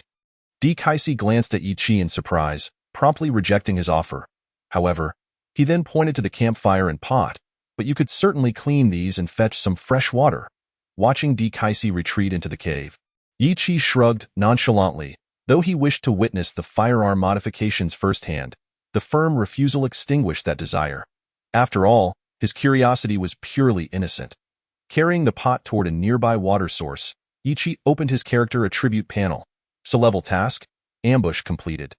Gained 3,000 experience. Claw of the prisoner, stellar radiance crafted from leather imbued with vengeful souls, impervious to blades. Effect: void hand twice per day, void hand. Summons a massive hand of vengeful souls to seize enemies. Accompanied by paralysis. Duration: 2 minutes. The task completion prompt had appeared after the black-clad priest was knocked unconscious by the bloodline maiden, and the stellar radiance grade sacred artifact, Claw of the Prisoner, was activated for Yi to use after he promised the monstrous wolf he would hunt and slay 2 demon servants of the same level as Furika within a specified time frame. Naturally, Yi was quite displeased with the monstrous wolf's sudden demand, yet to freely wield the new sacred artifact, he had no choice but to comply. However, as Yi summoned the void hand to crush a rock the size of a grinding stone, his discontent dissipated with the dust that scattered into the wind in the sacred forest district, cathedral. In a chilling, dark chamber beneath the ground, a figure cloaked in black listened intently to the reports of his subordinates. The black-clad priest Fong Canis and his aides have lost contact near Mechanical Town. They are presumed annihilated. The reporter paused, glancing at the cloaked figure before continuing. The sorceress has established contact with the Vantro family. During this time, the Demon Hunter Guild's apostle was seen alongside the sorceress, slaying the black-clad aides Dumim. A faint nasal tone emanated, sharp as a sword plunged into ice. Even as he spoke, the cloaked figure remained statue-like, motionless. Increase the bounty on the sorceress. Keep a close watch on the Vantro family, but disregard the rest. As for the Demon Hunter Apostle, who is he? It is the newly appointed Apostle Yi. The reporter cautiously revealed details about Yi. He is this session's chief apostle. An apostle capable of wielding 2 abilities? The voice from within the cloak sharpened slightly. Send someone to make contact with him. If he shows interest in joining the church, if not, let the word of his collaboration with the sorceress spread.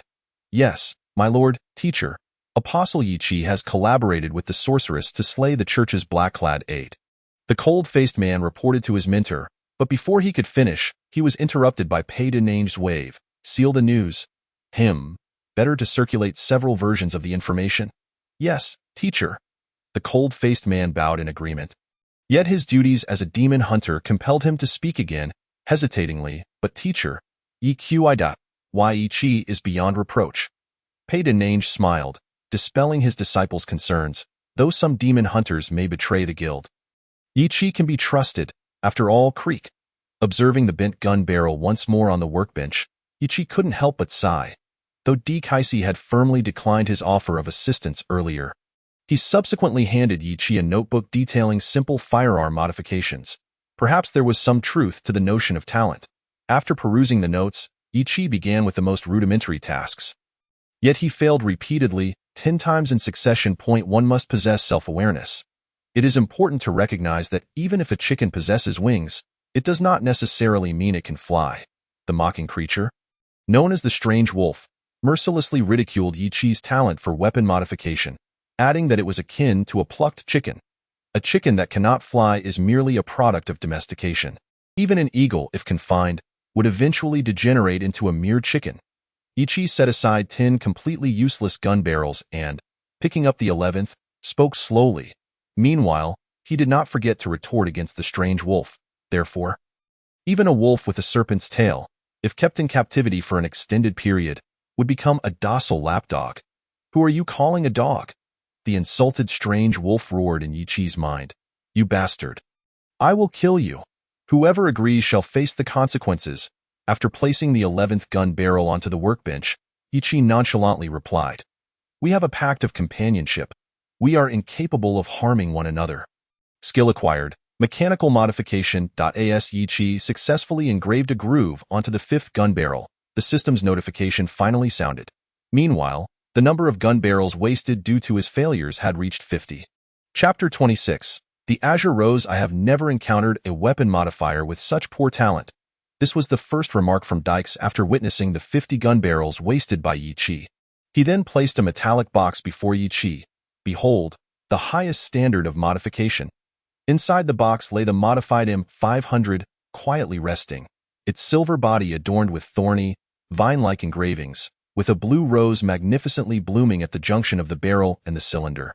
The modified cylinder boasted a 6-round capacity, and the double barrels could simultaneously fire 2 bullets. Dykes demonstrated the modified M500 for Ichi, pointing to the blue rose. Here lies an adjustable trigger.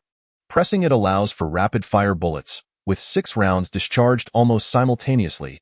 Ichi reached for the modified M500. The wooden stock enveloped in a layer of fine wood made the grip and shooting experience remarkably comfortable. Its nearly unchanged weight allowed him to quickly reacquaint himself with the familiar feel of the firearm after a slight adjustment. Bang, bang, bang.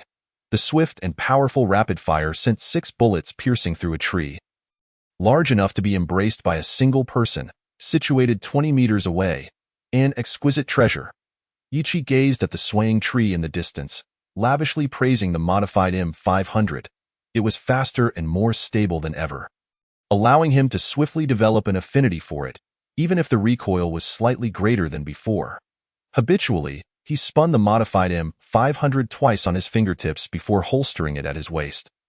Turning to Dykes and inquiring, What is its name? The Azure Rose. Dykes replied with a smile, revealing the new name of the modified M500, while simultaneously presenting a box of bullets to Ichi. These are special bullets designed to complement the Azure Rose. A total of 12 rounds. After nearly 50 miles of trekking along mountain paths, Ichi boarded a train at the border station of the no-forest zone. Returning to Talon, a carriage filled with empty seats afforded him the tranquility of a first-class compartment. Despite possessing only an ordinary ticket, naturally, the ordinary seats could not be compared to the luxurious sofas of first class, yet even so, Ichi felt quite satisfied at this moment, despite being penniless. Even with the title of a master modifier, Ichi could not help but acknowledge Dykes' exceptional business acumen. 12 special bullets to accompany the Azure Rose had completely drained his remaining funds for weapon modifications. Even an ordinary ticket back to Talon was cobbled together from his thorough search of his belongings. Nevertheless, upon observing the system's evaluation of the Azure Rose and the 12 special bullets, Ichi still felt he had received exceptional value. Azure Rose, originally the M500, painstakingly modified by master weapon modifier Dykes. It possesses power and firing speed that surpasses that of ordinary handguns but requires immense arm strength to wield. Explosive bullet. A bullet independently developed by master weapon modifier Dykes, capable of easily penetrating armored vehicles, but can only unleash its full potential when used in conjunction with the Azure Rose. The previous M500 was classified by the system as a powerful ordinary enhanced handgun, whereas the current Azure Rose boasts power and speed that transcend ordinary handguns, with its enhancement effect being quite evident. As for the 12 special explosive bullets, they can penetrate the armor of the so-called strongest mobile combat unit.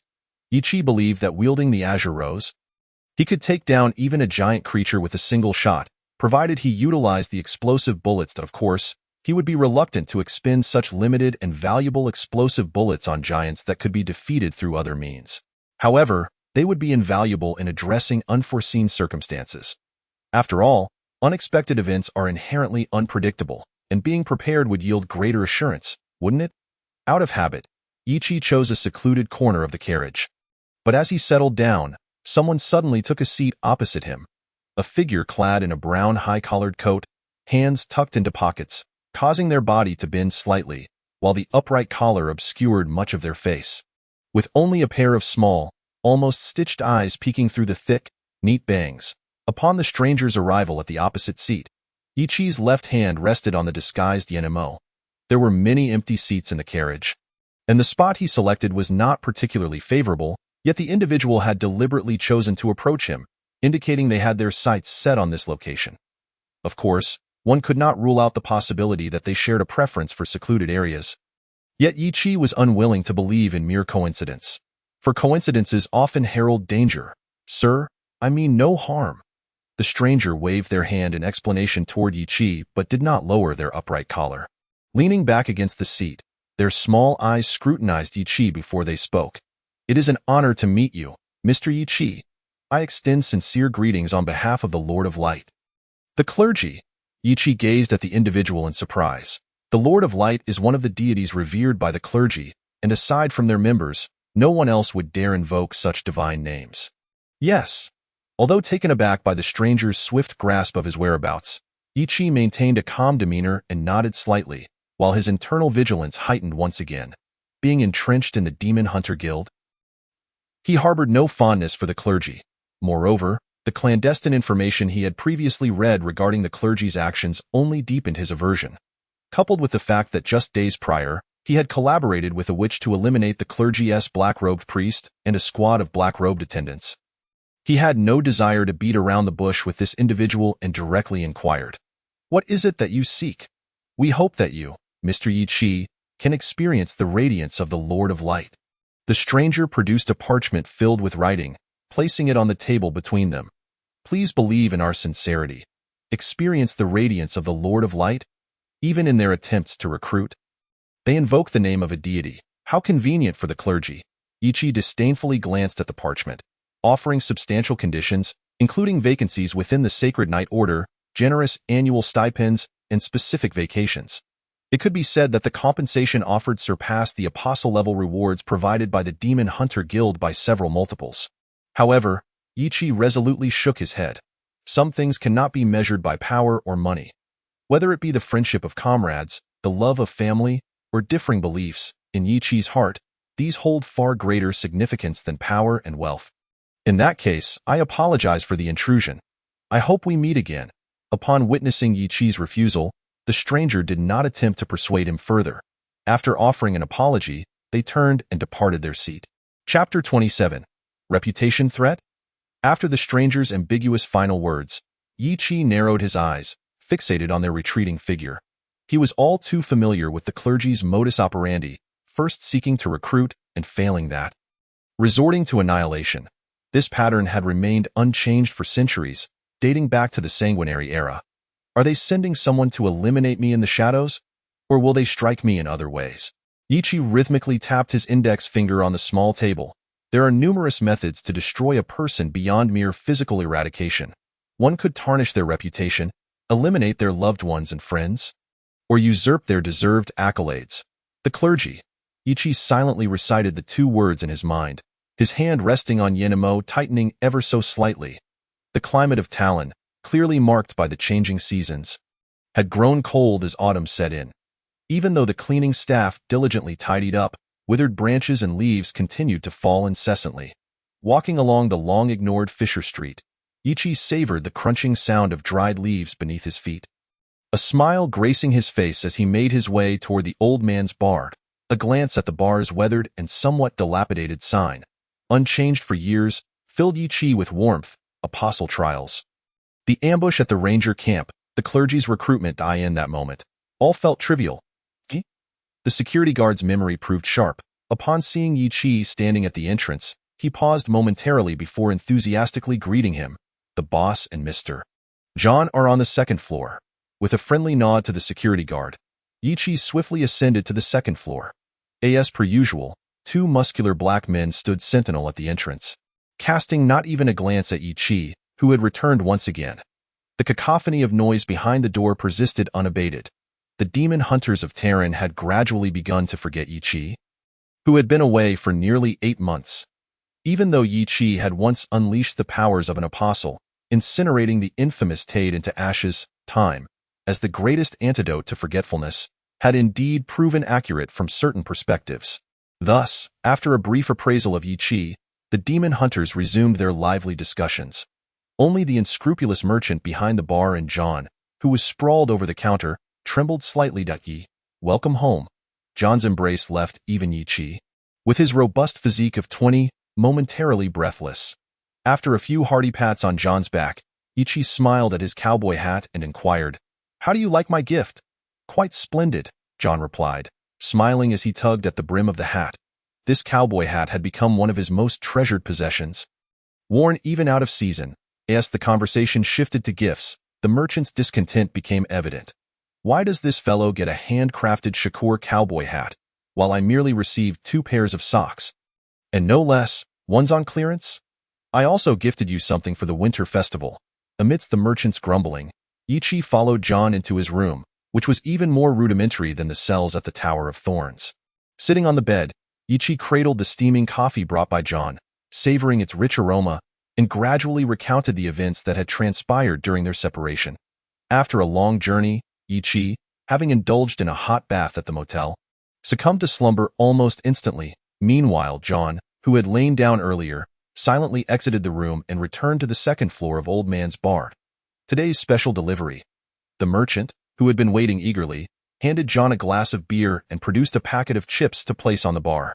After pouring himself a beer, he took a sip and remarked, "The church has released news about ye collaborating with the witch to hunt down the black-clad deacon.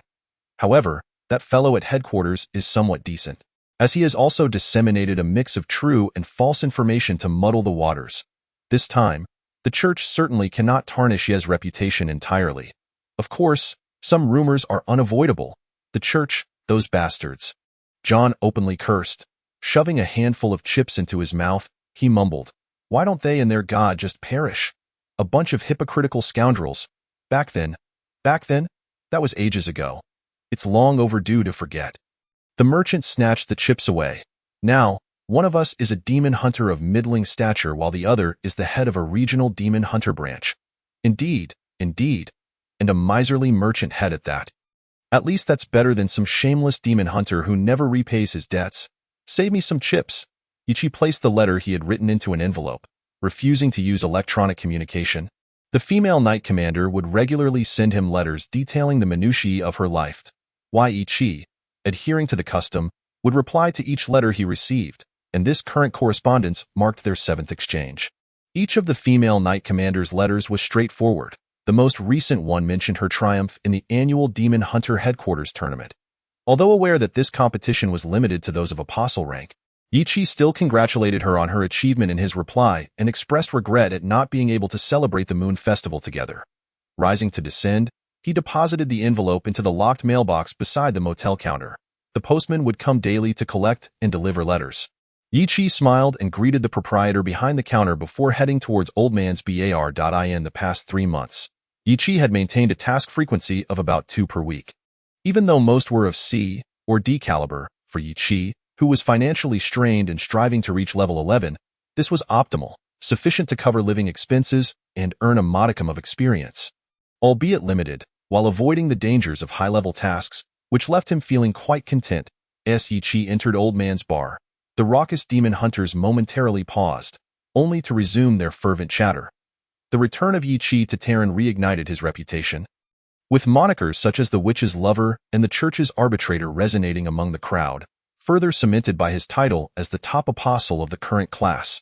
Without needing to eavesdrop, Yi-Chi could surmise the discussions around him, primarily revolving around the fabricated romantic escapades with the witch and the grotesquely distorted tales of his merciless slaughter of the Church's black-clad priests and deacons.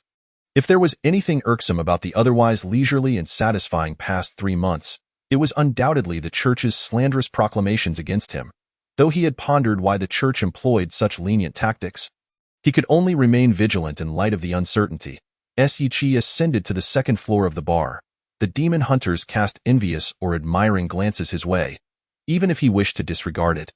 He still felt an undeniable self-consciousness. The great romantic returns to take on more tasks? The merchant teased from behind the counter. Ever since the distorted tales of Yichi had circulated, this had become an indispensable source of amusement for him. Each time he witnessed Yichi's exasperated expression, the merchant felt a sense of satisfaction. We have plenty of tasks suited for a person of your stature. Just then, as Yichi was about to accept a mission, his phone vibrated incessantly. Glancing at the caller ID, he answered, "Dadong, is there something urgent?" Chapter 28. Contemplation. Yi, we've encountered some complications here. Our plans to go to Terran will need to be postponed. The voice on the other end, belonging to the petite figure, carried an unmistakable sense of helplessness. Changing an already established agreement would hardly please anyone. Moreover, the petite figure's tone was tinged with confusion. Headquarters has deemed our capabilities exceptional. After the apostle training period, I am to assume the role of acting branch leader for the Gulf region, with Ava and Dallin as my deputies. Additionally, Ailey will be dispatched to the Gulf region as the branch's defense officer. Those bastards at headquarters! Yichi cursed vehemently after hanging up. Such a move was likely a ploy to draw him to the Gulf region, yet under the current circumstances, with the church keeping a watchful eye on him, sending his companions to what was ostensibly the only safe haven filled him with profound discontent.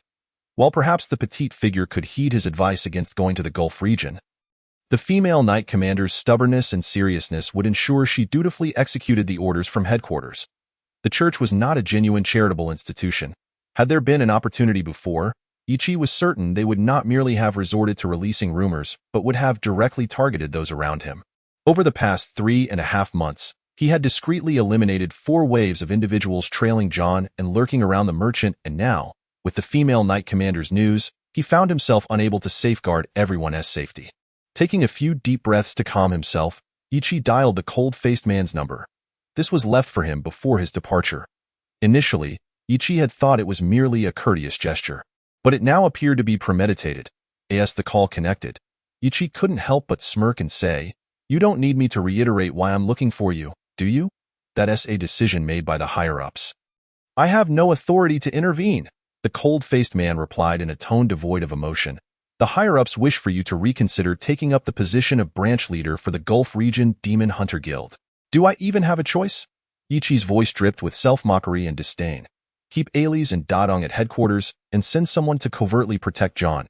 As for the Gulf region, I'll set off tomorrow." "Understood." The cold-faced man responded in a businesslike manner. "Your appointment letter will arrive in Terran tonight, along with other relevant documentation." "Teacher, he has agreed." The cold-faced man stood before his desk, glancing at his mentor with a hint of confusion, and hesitantly asked, "Teacher, why is it essential for Yichi to go?" "Because he is the most suitable candidate." Paydunange did not raise his gaze, continuing to peruse the book in his hands, speaking as he read. "Revoke the previous appointments of Datong and the others. Let them remain at headquarters to undergo elite apostle training. As for Ailey, she is this year's tournament champion, is she not? Promote her to the captain of the Rangers." "Teacher, what about John, whom Yichi mentioned?" Although still unclear about the implications of his teacher's words, the cold-faced man dutifully reminded him. Paydunange, however, smiled and shook his head. "No need to worry about John. He is certainly not in a position that requires protection. Now, go and issue the new orders." "Yes, teacher." The headquarters boasts remarkable efficiency. As the night descended upon Talon, the appointment letter and other pertinent documents had already materialized before Yichi. Casually tossing several papers into his satchel, Yichi rested his chin on his crossed hands, seated quietly on the hotel sofa, deep in contemplation. "Is my strength still feeble?" His eyes narrowed slightly. Today's call from the diminutive figure had rekindled within him an uncomfortable sense of constraint and a long-forgotten urgency. Has the childish youth begun to reflect? The cunning wolf always emerges at the most inopportune moments, each time clutching the same objective. "Let us forge a new pact. It will grant you the power to disregard all." "The power to disregard all?" Yichi scoffed, curling his lip in disdain. It seems more akin to a mere puppet devoid of purpose. If one seeks to gain, one must inevitably pay a price. The cunning wolf elaborated. There is absolutely no such thing as getting something for nothing in this world, is there? Not necessary. Ichi's tone was resolute and unquestionable. I will not relinquish my soul for the sake of power. I prefer my current self over being a powerful marionette. Power. Ichi's gaze instinctively drifted towards the character attributes panel visible only to him. Equipped with the system, he possessed ample means to continuously grow stronger, even though such growth demanded sacrifices and could entail peril to his life. Yet, it was far superior to the power acquired through selling one's soul. However, the current circumstances no longer permitted him the luxury of gradually strengthening through the system. He required alternative resources to secure his position until he became sufficiently formidable. Dear Mori, long time no see. Ichi dialed a familiar number. I require your assistance, and rest assured, the compensation will certainly meet your satisfaction. Ah, old chap, I've discovered that he is far cleverer than you. In the corridor outside the room, the eavesdropping merchant smiled at John beside him. Had you possessed even half of his cleverness back in the day? Oh, no. If you had merely a fraction of his wit, you surely wouldn't be in such dire straits now. I'm doing just fine. At least better than many of those old-timers. Leaning casually against the wall, John shrugged off the merchant's jibe. Yet, as his gaze drifted towards Ichi's room, a flicker of concern crossed his eyes. I feel I ought to check on those eccentric old geezers at headquarters. It has been far too long since I last saw them, and I find myself missing them. What difference would it make if you went? Do you truly believe you stand a chance against 6? The merchant rolled his eyes.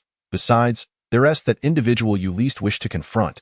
And do you not think that the reason headquarters made such a decision is precisely to lure you in? Thus, we shall remain mere spectators. Rest assured, he is not one to be trifled with. He will undoubtedly astonish everyone. John nodded thoughtfully, then extended his hand towards the merchant. Hand it over? What?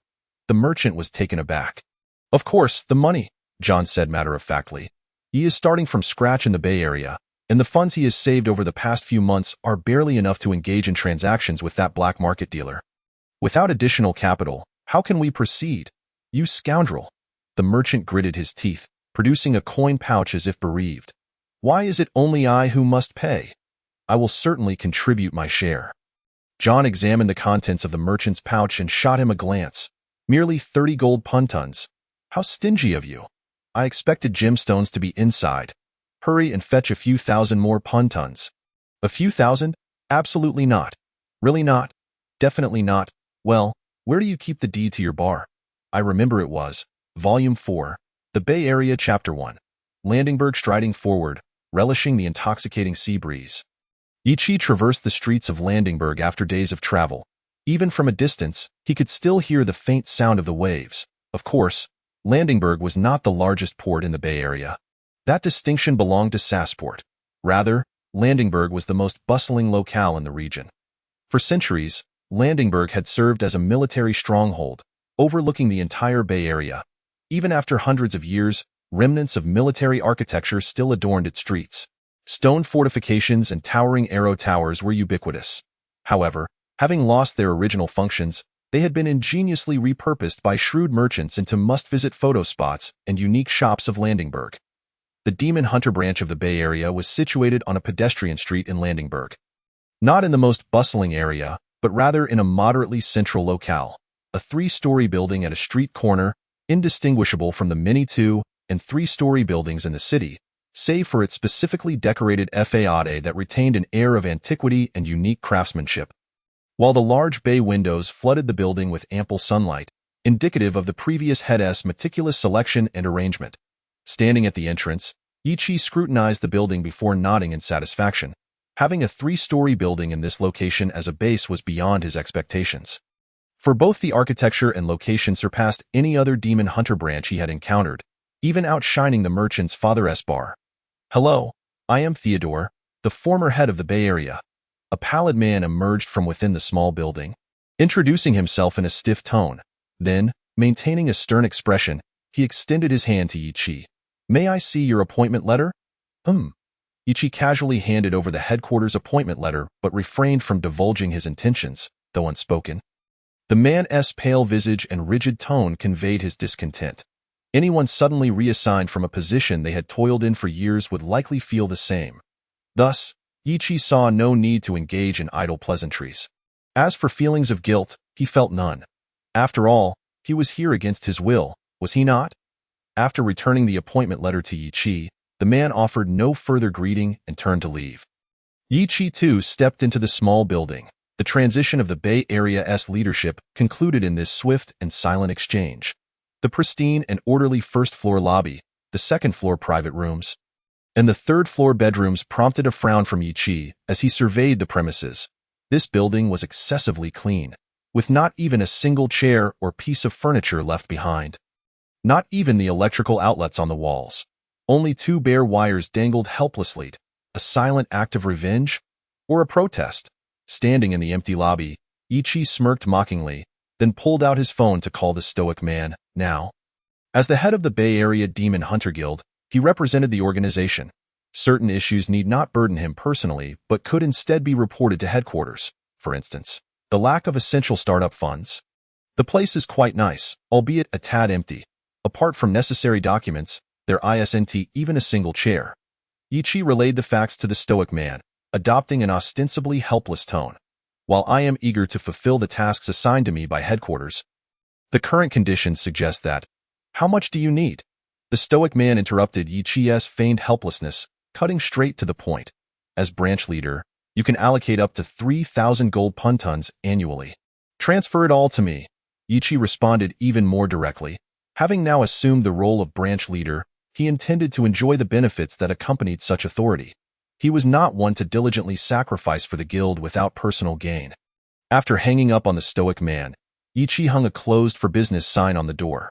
Without tables, chairs, or supplies, even the typically unfussy demon hunters would likely express their discontent vocally. Knock, knock. Apologies, we are closed today.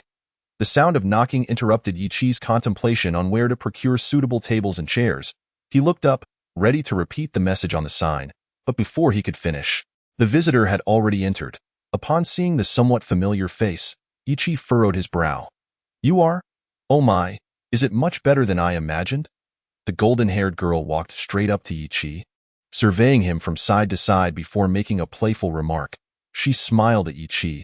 Have you truly forgotten me so soon? If that were the case, I would be quite heartbroken.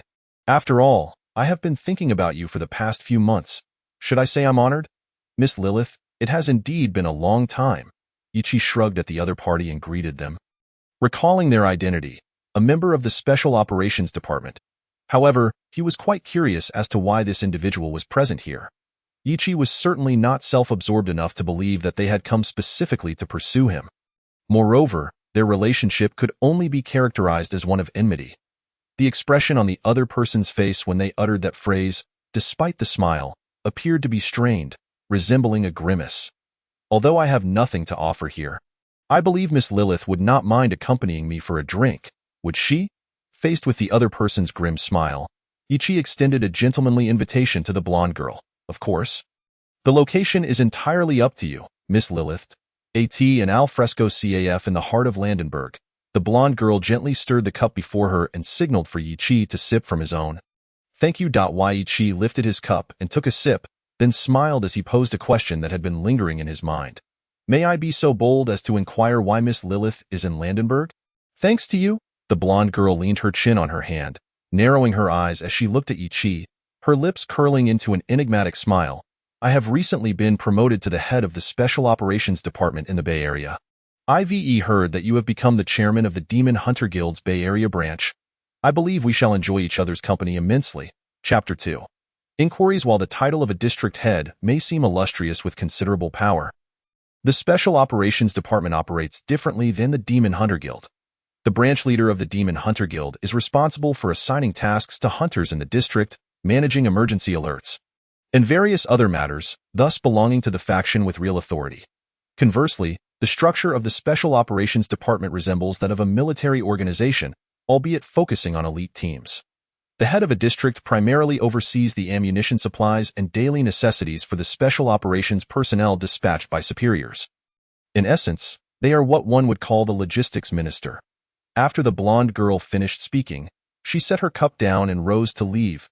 Yi Chi, however, chuckled wryly as he shook his head, then turned back towards the street he had come from. He had just passed by a rather large furniture supermarket. As for the blonde girl, he decided to put that aside for the moment.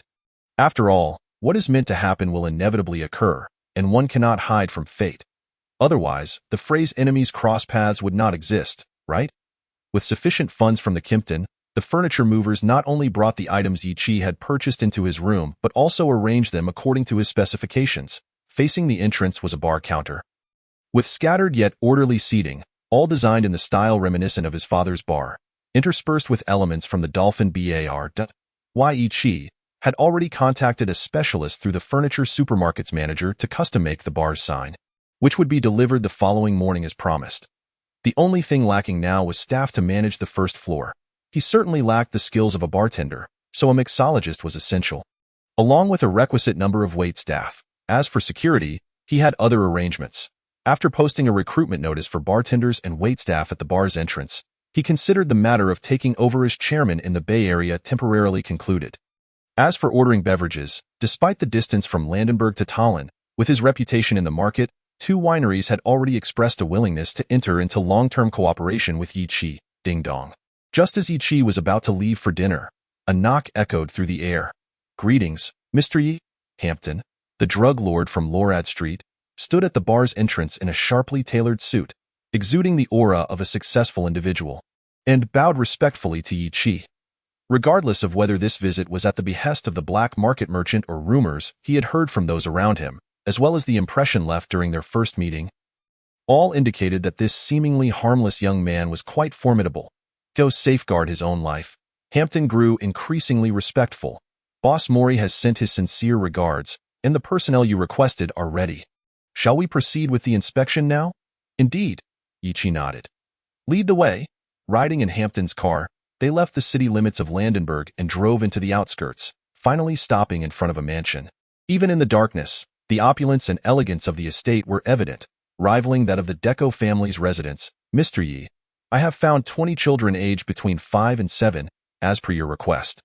Upon entering the mansion, Hampton led Yi Chi directly to a side hall, pointing to a group of children who had been waiting, while also gesturing to 3 burly men nearby. These 3 are skilled mercenaries hired for you from the mercenary market by Boss Mori. While Hampton introduced the mercenaries to Yi Chi, his gaze remained fixed on the children. These were the individuals who would be truly useful to him in the future, his genuine foundation. As for the mercenaries, they would merely serve as temporary instructors for the children and security for the bar. However, Yi Chi's approach evidently displeased the 3 mercenaries. Though they did not voice their discontent, their expressions unmistakably conveyed it. Are you dissatisfied? Yi Chi turned with a smile, approaching the mercenaries with measured steps. Hampton wisely chose to distance himself, aligning himself with the bewildered children. Without unnecessary movements, Yi Chi swiftly drew his blade, delivering 3 rapid strikes that sent the mercenaries sprawling to the ground. Looking down at the fallen mercenaries, Yi Chi maintained his smile as he stated, I am the one who has hired you, which makes me your employer. Remember, this is your first warning. If there is a next time, it will not be the sheath that strikes you. The 3 mercenaries silently rose, their previous discontent replaced by respect. Mercenaries, unlike the polished hunters of the Demon Hunter Guild, believed solely in strength and were thus far more straightforward. Send them, along with these children, to my bar. Yi Chi instructed Hampton from a distance. Then, after a moment's thought, he added, help me find a house near the bar. No need for anything extravagant, just sufficiently spacious. Understood, sir. After the children had their dinner, they were soon asleep on the 3rd floor, while 2 of the mercenaries began their duties as nighttime security. Earlier, Yi Chi had effectively arranged a rotation schedule for the 3, with 2 responsible for bar security while the other taught the children, followed by a switch and so forth. Since the bar only operated at night, this would not conflict with the daytime instruction.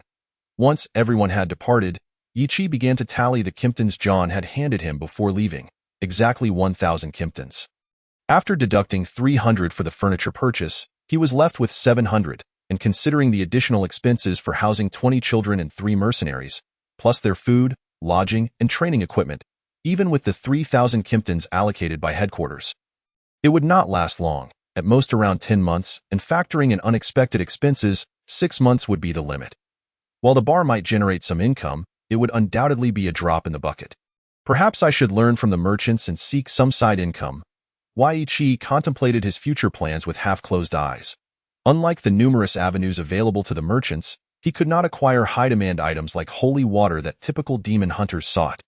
Aside from that, the only skill he possessed that could generate ongoing revenue was mechanical modification, which had just reached the dismal level of 1, rendering it practically useless. Unless he achieved a proficient level with systematic fine-tuning, his 10% success rate meant even a mountain of gold would not suffice to cover his losses. Mori, I am quite satisfied with this transaction. I hope we can continue our pleasant cooperation. Ichi dialed the phone, exchanging pleasantries with the black market merchant before swiftly transitioning to the main topic. What major underground factions are operating in the Bay Area? Chapter 3. The Grand Opening in the Deep Night. Along the desolate mountain road leading from Landenberg to Sassport, foot traffic was sparse, with the occasional vehicle belonging to local residents. The mountain forests flanking the narrow road appeared ominously dark. Even a sliver of moonlight filtering through the branches would be swiftly scattered by the gusts of wind, transforming into ephemeral dots of light. This flickering moonlight rendered the surrounding woods and road even more profound and shadowy. A van slowly traversed the mountain path, its headlights failing to pierce the encompassing darkness, especially since the vehicle was currently moving without illumination. Perched upon a branch of a large tree, Ichi, clad in a black apostle's trench coat, stood with his hands tucked into his pockets, quietly observing the van as it passed beneath him. Like a nimble cat, he leapt from the tree and quickly followed the van, at its leisurely pace. The vehicle was utterly incapable of evading the agile Ichi, whose speed was unmatched. Keeping a distance of several meters, he maintained his focus on the direction the van was headed. Bang! The sudden sound of a tire bursting startled a flock of birds, scattering them throughout the tranquil mountain forest. Accompanied by the driver, 5 burly men clad in black suits, each wielding firearms, descended from the vehicle, cursing vehemently. Damn it! Why does this wretched car always malfunction? The leader among them stood beside the van and kicked the blown tire with force. Then, lighting a cigarette, he impatiently urged, "Hurry and fix the vehicle. If we miss the deal arranged by the boss, we're all done for." As he took a deep drag of his cigarette, he intended to vividly express just how dire the consequences of such a failure would be. However, before he could utter a word, a sharp pain pierced his neck, and in the fleeting moment before losing consciousness, he was horrified to discover that his 4 subordinates had also slowly collapsed to the ground.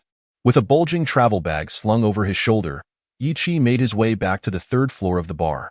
Hampton's sought-after location had been found 5 days prior, but the establishment remained closed due to the absence of a bartender. Leaving only him and 2 mercenaries still performing security duties, with a flourish, he opened the travel bag, dumping the contents of 10,000 Kimptons and 5 M1911 pistols onto the bedroom floor. Having meticulously counted the Kimptons while transferring them from the opponent's box, he had ensured there was exactly 10,000, which, when converted to cash, amounted to a full 2 million, and of course, he could not retain the entire sum. According to the rules, a portion of the lucrative intelligence provided to the black market dealer would certainly be taken. Roughly around 1/5. Nonetheless, even with that deduction, the remaining Kimptons, coupled with his existing funds, would suffice for his developmental needs over the next 2 years. After securing the Kimptons, he set aside the portion meant for the black market trader and turned his attention to the 5 M1911s. Robbing was merely an occasional endeavor. If he made a habit of it, even with his superior strength compared to ordinary gangsters, he would inevitably leave traces behind. It was imperative to remember that the Demon Hunters Guild had stringent regulations against targeting civilians. Should his actions tonight come to their attention, the Tower of Thorns would be his only refuge, and the prospect of ever seeing the light of day again would be exceedingly bleak. In a market with a continual demand for demon hunters, mechanical augmentation was the legitimate path to generating wealth. Yi was even contemplating allocating half of his reserves for the next 2 years to purchase the tools and materials necessary for practicing mechanical modification. Naturally, these items would be procured from black market dealers, who, after receiving a substantial fee for the information, would likely be more than willing to engage in another transaction. Are you interested in this position? With ample funding in hand, Ichi raised the bartender's salary by 30%, resulting in today being the 5th bartender he had interviewed since breakfast. He smiled at the candidate. Now, please showcase your unique skills.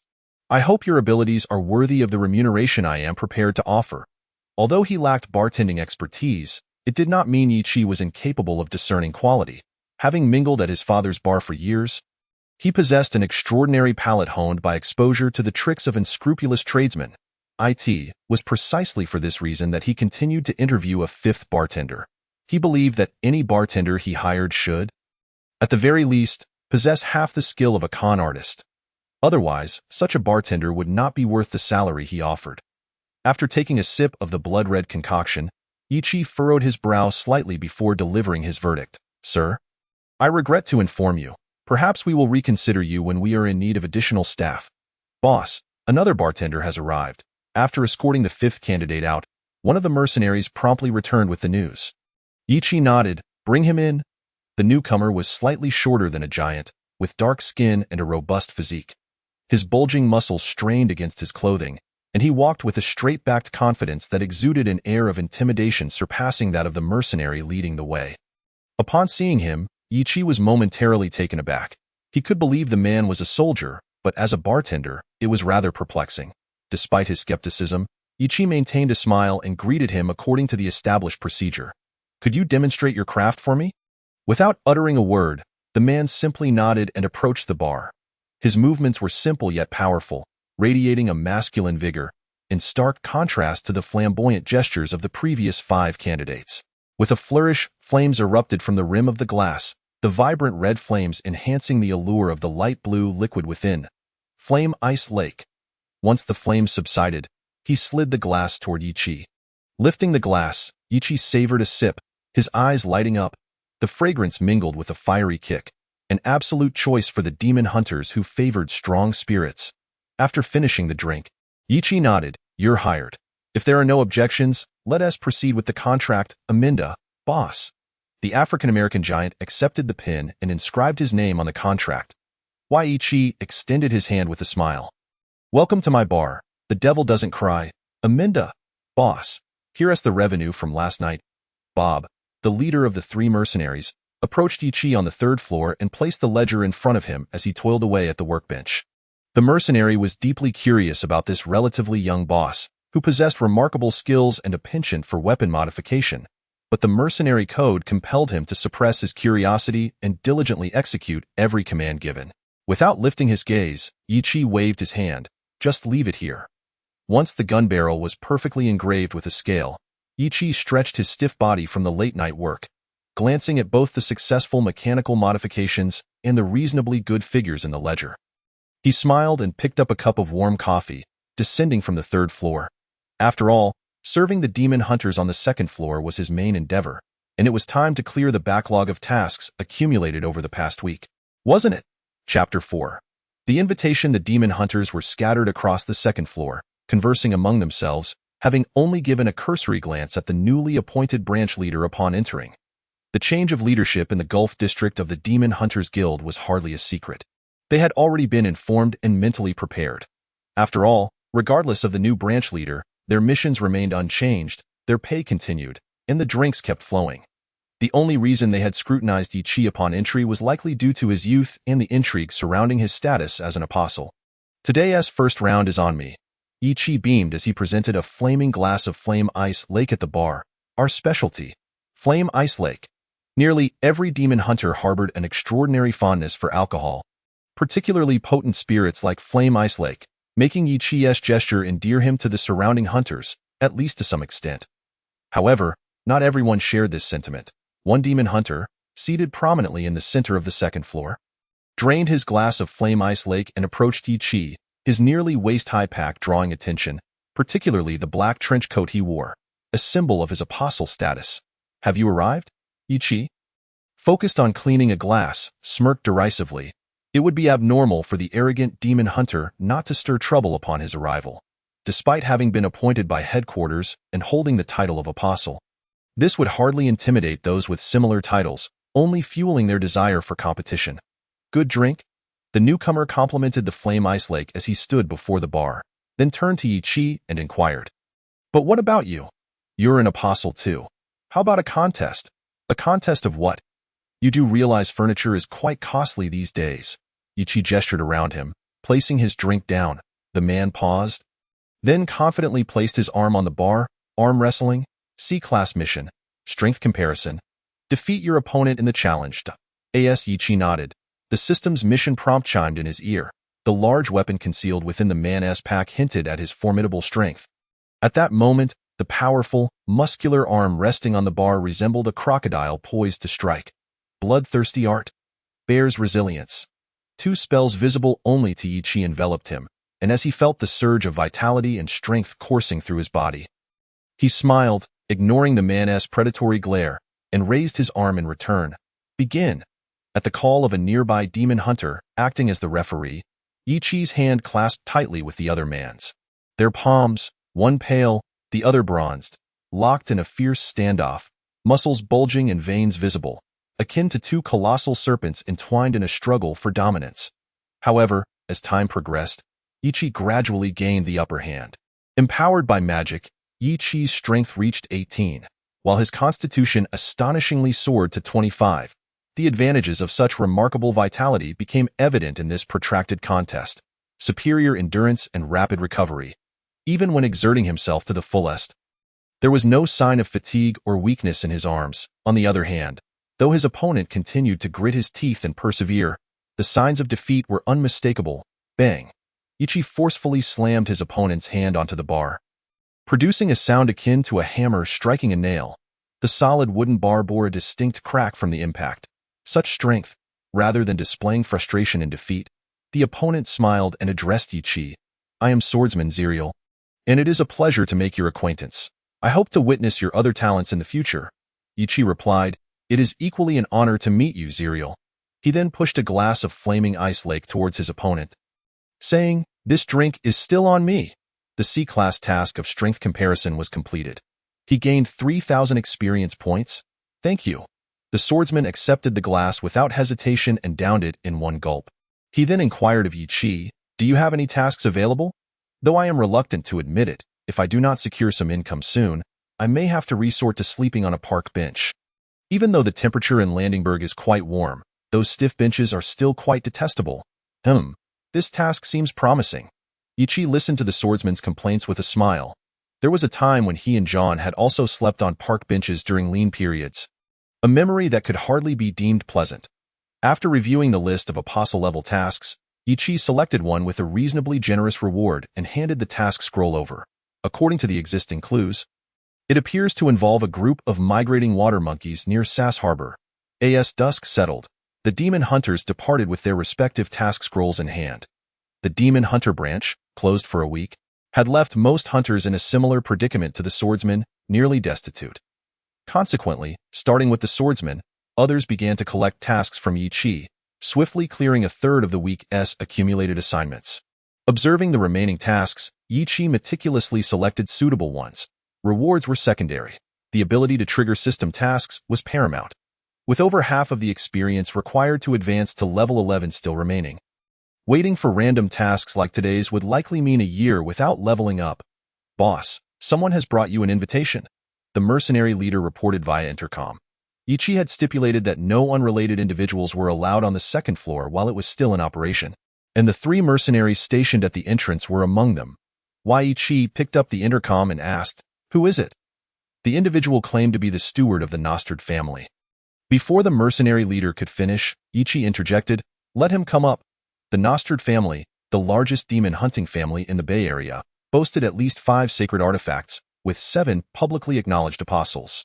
They controlled approximately 50% of maritime trade in the Bay Area, making the Deeker family, who had once opposed Ichi, seem like mere provincial landowners in comparison. Nostard family.an invitation. Ichi pondered, lightly tapping his fingers on the table. Since becoming a demon hunter, the only family he had any connection with was the Deeker family, which he had brought to ruin. He had never interacted with other families, especially not with a behemoth like the Nostard family. It is an honor to meet you, Mr. Yi. A well-dressed elder in a tailcoat, with a blue silk handkerchief peeking from his left breast pocket, bowed slightly as he presented an invitation adorned with flowing patterns to Yi. Y Master invites you to attend the Nostard family's banquet. Your presence would be greatly appreciated. Chapter 5. Admiration and Disdain. 2 kilometers from the city center of Landingburg, the Nostred estate was bustling with activity. Several kitchen maids were busy preparing food, and an enticing aroma wafted through the air. In the center of the kitchen stood a long table laden with freshly cut meats, kneaded flour, and thoroughly cleaned vegetables. Under the steward's direction, the maids transported the prepared dishes to the dining table in the grand hall, while waiters slowly drew back the curtains of the floor-to-ceiling windows. In the hall, a nearly 100-meter-long crimson velvet carpet was being unfurled from the entrance to the fountain in the garden. On the second floor of the hall, several children of the Nostred family were also occupied, engaged in games of billiards and fencing while donning thick protective gear. "GFA, you lost again," one of the boys exclaimed with a triumphant chuckle during a fencing match. "That's the second time. If you lose once more, you'll have to hand over your entire allowance for this month." "Humph. I simply made a momentary mistake. Nothing more," the boy named GFA said, waving his sword in annoyance. "Let's have another round. This time, I will definitely win." Using the same excuse twice is not an option. It was evident that the boy who had spoken first was unwilling to continue a game devoid of challenge, one that would earn him rebuke from the elders. GFA, favored by the family elders, was not someone a mere branch family member could defeat. If it were merely a harmless jest, it could be overlooked. However, should this ruse of winning a month's allowance be discovered, he would surely face punishment, even if he had won fairly. The clever branch family member quickly shifted the conversation to a topic that would pique GFA's interest. He removed his protective mask and whispered conspiratorially, "GFA, did you know? The guest list for tonight includes the rumored leading apostle, Mr. Yichi. That is no longer a secret." Although he claimed it was not a secret, GFA lowered his voice in tandem with the branch family member, whose appropriately curious expression only heightened GFA's sense of pride. "I just asked the steward, and Mr. Yichi has agreed to attend tonight's birthday banquet. I wonder what kind of person Mr. Yichi will be." FA's eyes sparkled with anticipation, and even the boy accompanying him displayed a hint of curiosity. Apostle leading figure, a schemer as cunning as a serpent, the lover of a sorceress, the executioner of the Inquisition. Countless titles were sufficient to ignite the imaginations of these 14- and 15-year-old boys. However, not everyone shared the same subjective fascination with Yichi as these two boys. Linda, stepping into the entertainment room, overheard her brother discussing the blood-soaked young man and frowned, expressing her dissatisfaction in a low voice. "GFA, stop bringing up that detestable person. Come with me to change your clothes. The banquet is about to start, dear sister.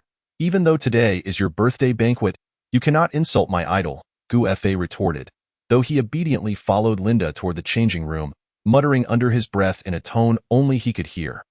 "Your eyes only see your illusory Prince Charming. Patriarch, why invite that Yichi to Linda's birthday banquet?" In the third-floor study, a steward from the branch family looked questioningly at the patriarch. Tonight was the 18th birthday of the Nostred family's young lady, Linda Nostred, the jewel of the entire Bay Area. In large families, turning 18 signifies adulthood, bringing corresponding rights and responsibilities, as well as the opportunity to choose a suitable candidate for engagement. Thus, this 18th birthday banquet not only announced her coming of age, but also carried an underlying significance. As a result, all the prominent figures and young talents from the Bay Area were invited, including the steward's son. Having preemptively assessed all potential rivals and intentionally excluded some, he felt quite confident in his son's prospects. However, upon receiving news that the patriarch had specifically invited the recently renowned Yichi to the banquet, he could not help but feel anxious. As a member of the Nostred family, he understood the family's esteem for apostles and sacred artifacts all too well. No matter how exceptional his son might be, he could never be compared to an apostle. The original plan had been unexpectedly disrupted, and despite his usual composure, a sense of agitation began to rise within him. As the president of the Bay Area S branch, Yichi represented the entire Demon Hunter Guild. His status was more than sufficient.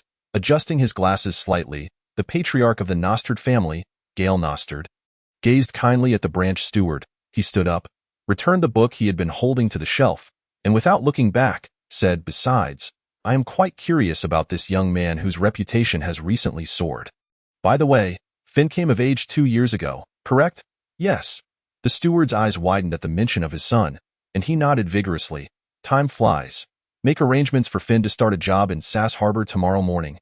After a brief pause, Gale cast a glance at the branch steward and continued slowly. One person cannot represent the entire Nostard family. Do you understand? Understood, Patriarch. I understand. The first utterance from Gale caused the heart of the collateral steward to sink, and a mere glance thereafter left him utterly astonished. By the time the final words were spoken, he could already feel a chill creeping down his spine. Excluding his son's competitor was simply beyond the capacity of a mere collateral steward. Naturally, certain necessities required the esteemed name of the Nostard family. Find and his father were both highly capable, yet their ambition outstripped their abilities, which was indeed a pity. A voice tinged with sentimentality emanated from behind Gale, who seemed to have anticipated the presence of another, merely polishing his glasses with a velvet cloth. Ambition that does not align with ability only leads to ruin, does it not? Ammon, must this be so troublesome? Yechi, hastening towards the Nostard estate, clutched the special gift he had procured from the black market merchant, having expended 200 gold puntons on it. He could not help but grimace at the thought. Expressing his dissatisfaction to the strange wolf beside him, the creature responded languidly. Just do as I say, otherwise, you shall be the one to suffer embarrassment. Chapter 6. The Imitation of Etiquette, sir. May I see your invitation? Despite Yechi arriving on foot amidst a throng of luxury vehicles, the servants of the Nostard family remained impeccably courteous, gesturing politely towards him. Upon presenting the invitation bestowed by the family, the servant bowed deeply, gesturing for him to follow. Please, this way. The hall for the gathering is just ahead. The servant pointed towards the crimson velvet carpet before bowing and withdrawing. Should you require any assistance, feel free to summon the nearby attendants. I am certain they will serve you diligently. As Yechi advanced, he beheld the grand and opulent edifice in the distance, adorned with rows of crystal ornaments and various statues, evoking the sensation of visiting a royal palace, especially with the soft and comfortable velvet beneath his feet. According to Yechi's knowledge, such luxuries were imported from distant eastern lands, exorbitantly priced. Typically, the affluent would utilize them for clothing, while the more extravagant would adorn their master bedrooms with them as curtains or canopies. However, it was his first instance witnessing a family like the Nostards laying out nearly 100 meters of velvet as a welcoming carpet. Do you not feel the excess of such opulence in a grand family? The voice of the strange wolf echoed in his ears. This is the benefit of wealth. Remember to adhere to my instructions, lest you become the laughingstock of the entire Bay Area's elite. Why do you assist me so unconditionally? What is your motive? After entering the expansive hall, reminiscent of a football field, Yechi settled into a corner and pondered. He could not believe the strange wolf would be so altruistic, especially without any apparent benefit. The only plausible explanation for such behavior was that the other party harbored greater schemes or expected larger gains. The strange wolf's dry laughter rang out. How could that be? We are comrades, in honor and disgrace. We share all, comrades, Yechi scoffed, curling his lip. Whenever anyone uttered such a phrase, he would contemplate the veracity of their words, but when it came from the demon known as the strange wolf, he would dismiss it without a second thought. Had it not been for the protective measures of the system, he might have already been bound by a soul contract, reduced to a mere puppet with thoughts. Even though subsequent transactions had proven beneficial to him, the other party had equally reaped rewards. He had come to understand the strange wolf's self-serving nature, and the notion of comrades spoken by such a demon was typically a guise for betrayal. Was it not? Fingers tapping lightly on the armrest, Yechi reclined comfortably in his chair, contemplating the ulterior motives of the strange wolf. However, his ruminations were abruptly interrupted by the demon's sudden exclamation. You fool! What are you doing? Do you recall what I said before coming? How utterly embarrassing! The strange wolf's sharp mockery pierced through, tinged with a sense of disappointment. This is someone else's birthday banquet, not your personal lounge. Though it is merely a private gathering, it presents an opportunity for invited guests to showcase themselves to the inner circle. What was that gesture just now? Have you already entered your twilight years, requiring the chair's back for support? Now straighten your back and conceal that disdain upon your lips. It is exceedingly impolite and shall be perceived as a provocation. Lift the teacup before you. Do not be so overt. Observe the illusions in your mind, emulate their manner of drinking tea, and pay attention to their movements. Sip slowly, maintain a relaxed demeanor. Do not fixate on the cup. Rather, use your peripheral vision. Suddenly, an image resembling his own visage materialized in Yechi's mind, meticulously demonstrating various actions. Though he was reluctant to heed the strange wolf, upon noticing the curious and disdainful gazes from those around him, he found himself compelled to mimic.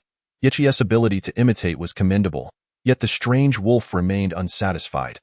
For now, let it be yes, smile subtly at those observing you, imbue it with pride. Fool, not a smirk. Do you wish to incite a duel before the banquet? That's right, just like that. Maintain your gaze level with theirs. As Yechi smiled, the onlookers nodded in acknowledgement, redirecting their attention back to their own circles. Once unnoticed, Yechi leaned slightly forward, conversing with the strange wolf. Fool, idiot, it seems you hold this banquet in high regard. Pray, tell me why. While I detest becoming a laughingstock, I would not mind departing early. The surname Nostard, in ancient parlance, signified the sea. Just as the strange wolf's explanation commenced, it was abruptly interrupted. Someone approaches. We shall discuss this later. Even without witnessing the strange wolf's expression, Yechi sensed a note of relief in his tone. He understood that after this opportunity to press the other for answers had passed, extracting the truth in the future would not be easily accomplished. Although the other had yet to exhibit any malevolent behavior, it did not imply they would refrain from doing so. Greetings, are you Mr. Yechi? A youth stood before Yechi, gazing at him with curiosity. May I take a seat? Indeed, of course. The mental image of etiquette continued to play out in Yechi's mind as he nodded at the youth. Wonderful, Mr. Yechi. Do you know?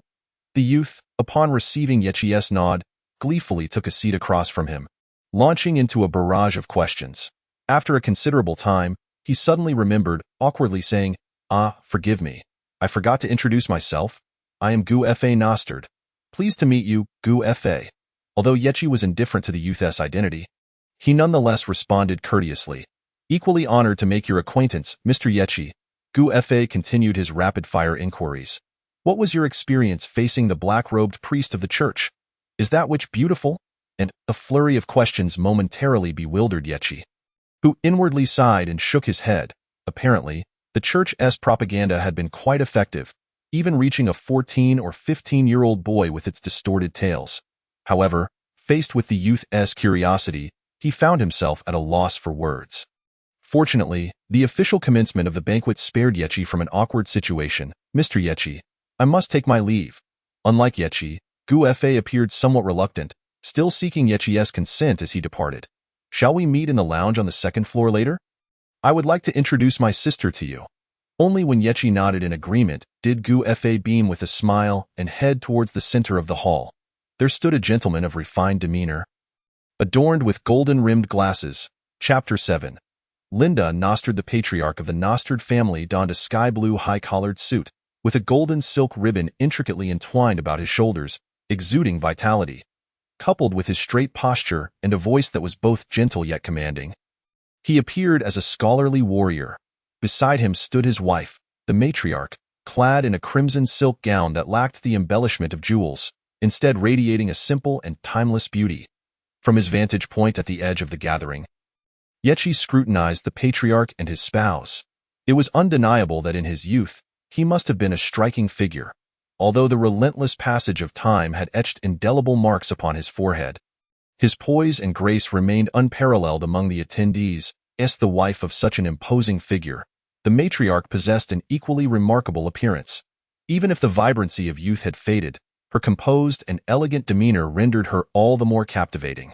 Observing the simplicity of the other party's attire, as well as the lack of ostentation in his wife's appearance aside from a delicately thin gemstone necklace around her neck, Yechi couldn't help but steal a few more glances out of curiosity. Despite not having meticulously counted, he was acutely aware that every guest who passed by him exhibited a far more lavish style than the two before him. Even those who maintained habits of frugality should not be expected to compromise their family's dignity in such a grand occasion. Compromise dignity? Young man, you truly are woefully uninformed. The cunning wolf, ever eager to seize any opportunity to mock Yechi, interjected. Do you see that slender gemstone necklace? Though it resembles the kind embellished with gold, it is, in fact, handcrafted from pure golden threads, worth 10 of those gaudy necklaces. Moreover, this piece boasts a history of no less than 300 years. classifying it as an antique. And what of the attire worn by the head of the Nostard family? You could likely sell all your possessions at that tavern and still only afford the fabric for a single sleeve of his garments. Or perhaps a pant leg. Although Yi Qi longed to retort, he found himself at a loss due to his profound ignorance on the subject, resulting in nothing more than a frustrated snort. Yet this mere sound seemed to invigorate the cunning wolf, who began to incessantly critique the attire of those surrounding Yi Qi. Following the wolf's incessant chatter and the head of the Nostard family's polite opening remarks, the main event of the evening finally made her entrance, the eldest daughter of the Nostard family, an undeniable beauty who had inherited the finest traits from her parents. Her expression, tinged with shyness and adorned in a pristine white dress, evoked the image of a startled princess, stirring an instinct to protect within those present, compelling them to step forward as gallant knights, ready to confront any demons. Among the young gentlemen in attendance, many were witnessing the elusive Nostard heiress for the first time, and an involuntary spell of enchantment seemed to befall them, captivated by her exquisite visage and bashful demeanor. Even those who remained unaffected could not fully suppress their admiration and awe. Only Yi Qi bore no signs of admiration or infatuation. Instead, he wore a look of astonishment. How could it be her? Yi Qi's eyes widened in disbelief. Although a year had passed, he still held a vague recollection of that timid girl who had approached him on the train. Her stunning beauty etched in his memory. Little did he expect that she would turn out to be the daughter of the Nostard family. Humph! Did you sense her uniqueness when you urged me to pursue her last time? And now, your demand for meticulous preparation is merely aimed at winning her favor, isn't it? Yi Qi silently scoffed, connecting the dots between a year-old memory and recent events, his mind weaving a somewhat hazy narrative. He turned to the cunning wolf with an unceremonious inquiry. Speak, what is it that you truly seek? What does the surname Nostard signify? I merely wish to unravel this seal as soon as possible. Only through loss does one truly comprehend. Nothing surpasses freedom. The wolf's tone was laden with resignation. As for the meaning of Nostard in ancient terms, it translates to the sea, or may also signify one favored by the sea. Or children of the sea. What does this have to do with your seal? Do not tell me that as long as I offer her as a living sacrifice, you can break the seal. Yi Qi remained unmoved by the wolf's lamentations, pressing on with his inquiries. One ought not to place faith in the musings of demons, for such reflections often culminate in deceit, and the ones truly harmed are never the demons themselves. Of course not, the wolf promptly denied, then slyly continued. My affairs are far too intricate for your understanding. Pay attention, they are approaching. Remember the benefits and responses I taught you. While Yi Qi conversed with the wolf, the head of the Nostard family had enthusiastically greeted his daughter and several evidently familiar guests, introducing her to those around them. While Yi Qi, standing at the periphery, was evidently the last guest in need of introduction. Thus, the gazes of both the hosts and guests turned toward the somewhat unconventional Yi Qi, clad in a relatively clean and neat black trench coat and trousers, paired with military boots that bore signs of wear. He had unwittingly become synonymous with poverty, destitution, and even beggary in their eyes. Had it not been for the fact that the event was hosted by the Nostard family, his attempts at decorum would surely have drawn questions regarding his identity. Yi Qi, it is a pleasure to have you here. Gale Nostard smiled, linking arms with his wife and daughter, his face beaming as he addressed the newly appointed head of the Demon Hunters Bay Area Division. Courteously introducing, this is my daughter, Linda, and my wife. Beautiful miss, esteemed madam, it is a delight to meet you. Yi Qi's words were, of course, a direct echo of the wolf's instructions. Upon seeing Yi Qi, Linda Nostard's eyes widened in astonishment, unable to blink. Fortunately, her cultivated demeanor prevented her from exclaiming in surprise, "He has arrived. He truly appeared on my birthday. My wish has come true." At that moment, Linda's mind was flooded with the wish she had made before the window last night while gazing at a shooting star. After a courteous exchange between Gale and Yi Qi, the successful individuals and business magnates present began to lead their children forward to present congratulatory gifts while introducing their sons to the Nostard family head and his wife. Meanwhile, the young men with ulterior motives endeavored to appear cultured or debonair, hoping to leave a favorable impression on the beauty. Yet, it was evident that they would be left disappointed. Chapter 8. Gifts. How could it be him? How could he be Yi Qi? Linda, having come to terms with her initial surprise, found herself engulfed in confusion. the coldness and mystery she had perceived during their first encounter on the train, coupled with a sense of familiarity, had prompted her curiosity to approach him under the encouragement of her classmates.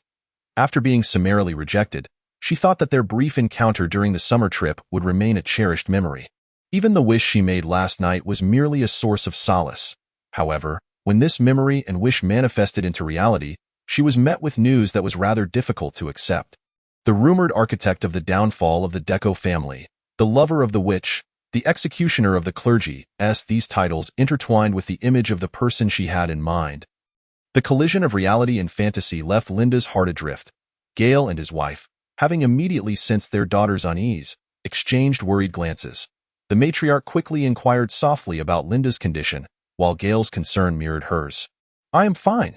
Linda softly shook her head at her parents, attempting to mask her feelings. "I was just reflecting on the regret of not being able to invite my friends and classmates to my birthday banquet. Do not worry. Tomorrow I shall arrange another birthday soiree," Gale assured with a smile. "Of course, it will be at a regular hotel, ensuring it does not interfere with your future school life. Now, dear daughter, let us see what delightful gifts our esteemed guests have brought for you." After receiving her nod of consent, Gale and his wife linked arms once more, resuming their warm exchanges with the surrounding guests. Naturally, this interaction was secondary, as the primary focus was to present birthday gifts to the hostess, especially those that would earn Linda's favor, a coveted achievement for the young gentleman present, excluding Yi-Chi. All attendees were prominent figures within the Bay Area, each possessing substantial wealth and status. Moreover, attending the birthday banquet of the Nostard family's eldest daughter, the quality of the gifts was bound to be exceptional. Among the array of offerings, the emerald bracelet, exuding a soft glow under the lights, was merely one of the more inconspicuous gifts, far overshadowed by pink diamonds or centuries-old artworks in terms of value. Meanwhile, Yi-Chi, who was experiencing the true essence of luxury for the first time, found himself growing somewhat numb amidst the plethora of gifts. Many items could rival the spoils he had acquired during the recent heist, and a select few rare treasures gave him the distinct impression that wealth was merely a numerical concept. Once all the guests had presented their introductions and gifts, Yi-Chi finally stepped forward with the meticulously wrapped present he had prepared from the black market. This gift had cost him 200 gold pimptons, with 150 of that allocated solely for the exquisite packaging. Thus, in terms of packaging's elegance and opulence, it could rival even the finest of the previously presented treasures, as the last to present. The attention directed toward Yi-Chi was markedly more intense than before, and upon witnessing him produce such an elaborately wrapped gift, not only did the guests' gazes shift towards him, but even Gale Nostard showed a hint of surprise. Such an elaborately packaged gift could only suggest a significant value. And aside from one guest who had come specifically to return a favor, only a gift from the Nostard family's own branch could possibly compare. Regarding Yi-Chi, Gale had a vague recollection of him, particularly given the multitude of rumors surrounding the individual of late. Even he had heard whispers about Yi-Chi, which was precisely why he had extended a personal invitation to him for this birthday soiree. Should he encounter a tyrannical branch leader of a demon-hunting guild, even if he preferred not to intervene, he would have to consider the interests of the local family and remove the individual. However, upon witnessing Yi-Chi's adherence to the ancient noble etiquette and his refined discourse, Gale found himself questioning some of the recent gossip. Perhaps there was some merit to the notion of the sorceress's lover. Yi-Chi's handsome visage and elegant manners certainly possessed the allure to captivate any woman. Yet, the other rumors seemed utterly absurd. Despite the keen sharpness lurking in the young man's gaze, Gale could not bring himself to believe that someone who consistently maintained such clarity in his eyes could commit heinous acts that would provoke the wrath of the heavens. When Yi-Chi presented the gift, Gale had already categorized him as a somewhat frivolous young man. Only such an explanation could account for how, after sending the invitation in the evening, Yi-Chi managed to procure such an extravagant gift before nightfall. Unless he had discreetly inquired about Gale's beautiful daughter's upcoming birthday and meticulously prepared, there was little other possibility. After all, in his own youth, he had often acted similarly, and spontaneous surprises typically delighted young ladies. The remarkable achievements of his youth had become a point of pride for the now middle-aged Gale, often paraded before a select few friends. Yet, should his daughter become a trophy for someone, he would not allow it. The attendant behind Gale reached out to receive the gift, and with his approval, carefully unwrapped the silk covering. if the exquisite packaging had piqued the curiosity of everyone nearby regarding its contents. The actual item within was decidedly disappointing. A fist-sized mermaid statue carved from crystal. Though crystal might be considered a rarity to ordinary eyes, to them, it was hardly distinguishable from glass in an instant. The gazes of the surrounding guests toward Yichi involuntarily turned to disdain. Even among the crowd, the once admiring Song Fa could not help but let his head droop in dismay. How could this be? How could this possibly be? In stark contrast to the others, Gale, who usually wore a gentle smile, was now visibly excited as he lifted the statue. The other guests, sensing Gale's unusual enthusiasm, turned their curious eyes toward him. "This is an item I acquired by chance. I hope you will find it pleasing," Yichi said with a smile, observing Gale's eager demeanor. After all, an item procured from the black market would not appear in its present form. It had initially been a complete crystal, and its current appearance was the result of modifications made by the monster wolf. Though reluctant to admit it, Yichi had to concede that the monster wolf had transformed this item, worth 200 gold pudons, into something far more valuable than what others could obtain for thousands. Chapter 9. Unexpected developments. Gale's excitement quickly settled, and with a wave of his hand, a tall attendant, distinct from the other ordinary servants, approached. He cradled both the box and the statue in his arms and carried them into a side hall adjacent to the main banquet area. This action only heightened the curiosity of the surrounding guests. For the previous two treasures, which had left them feeling inferior, had not received such reverent treatment. Among the youthful nobles present, anxiety began to ripple through them, as Gale's special treatment of Yichi made them acutely aware of the threat he posed. In an instant, the atmosphere in the grand hall shifted to one of tension and suppression, fueled by the multitude of jealous and resentful glances directed at Yichi. Gale, as the host, did not wish for his daughter's birthday celebration to devolve into such a state. Despite the myriad questions swirling in his mind, he felt compelled to consider the emotions of the other guests. However, such matters were hardly daunting for Gale, the patriarch of the Nostard family. He graciously accepted a glass of wine handed to him by an attendant and raised it in a toast to the assembled guests. "Ladies and gentlemen, our birthday celebration is just beginning. Let us raise our glasses to our guest of honor today." Once he had successfully diverted the attention of the guests, Gale turned to Yichi and spoke softly. "Yi, your work during the day must have been exhausting. If you wish to rest, you may use the small parlor upstairs. The dancing after the banquet will last quite a while." "Thank you," Yichi replied. Casting a glance at the guest who regarded him as a rival for affection, he smiled and nodded, realizing that it was best to remove himself from the situation where he was regarded as an unwarranted competitor for someone's affections. Accompanied by the attendant, he ascended to the second floor, where the small parlor adjacent to the game room was exquisitely designed. An arched corridor shaped like a crescent moon separated it from most of the rooms on the second floor, and a row of 4 large floor-to-ceiling windows provided ample sunlight and illumination. A row of mahogany bookshelves was positioned near the entrance, clearly reflecting the designer's thoughtful consideration, with various books meticulously categorized for easy reference. Flanking the walls were rows of sofas, and the floor was thickly carpeted with precious furs, while the cotton cushions and backs of the sofas offered a warm and inviting comfort.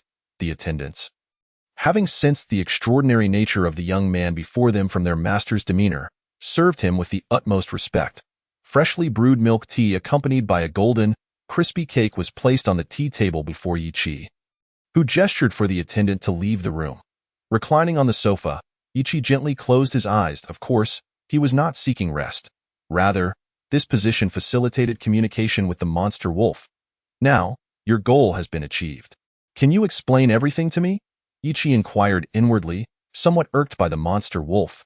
After all, no one enjoys being scrutinized by a throng of people as if they were a foe, especially when unable to retaliate. For the sake of the monster wolf's objectives, Yichi had endured so much and thus pressed on. "Tell me, what is the connection between the Nostard family and your seal? And what exactly is that mermaid statue?" "The Nostard family has no direct connection to me, but those who sealed me do have some ties to them." It was evident that extracting the truth from the monster wolf would be no simple task. Without sufficient pressure, it immediately began to evade the more significant questions while offering vague responses. The monster wolf understood that mere evasion would not suffice for Yichi, and thus, to obscure the core issues, it needed to present enough supplementary information to divert Yichi's attention. The Nostrid family emerged during the twilight of the Dark Ages. At that time, they were merely a common noble, elevated to their rank through military merit. Despite generations of effort, they remained a barony. However, one ancestor of the Nostrid family, out of boredom, staged a heroic rescue of a damsel in distress, thereby winning the favor of the daughter of the Duke of Landing. This ancestor of the Nostrid family not only acquired a beautiful wife, but also experienced a meteoric rise in rank, becoming a count, a feat that had eluded the Nostrid family for generations. Moreover, it must be said that this ancestor was quite remarkable. The Duke of Landing passed away from a horseback riding accident just 3 months after their marriage, leaving no heirs, which allowed the ancestor's wife to inherit the title of Duchess. The mermaid statue serves as her seal and represents the future emblem of the entire Nostrid family. However, it was lost during the tumultuous times of the Blood Age, and while the Nostrid family continues to govern the Gulf region, the emblem simply vanished without a trace. Heroic rescue? Riding accident? No heirs? A faint smirk played on Yi Qi's lips. He had always believed that there were no coincidences in this world. If such coincidences occurred, they were undoubtedly orchestrated by someone. From the entire narrative, it was clear that the ancestor of the Nostrid family emerged as the principal beneficiary.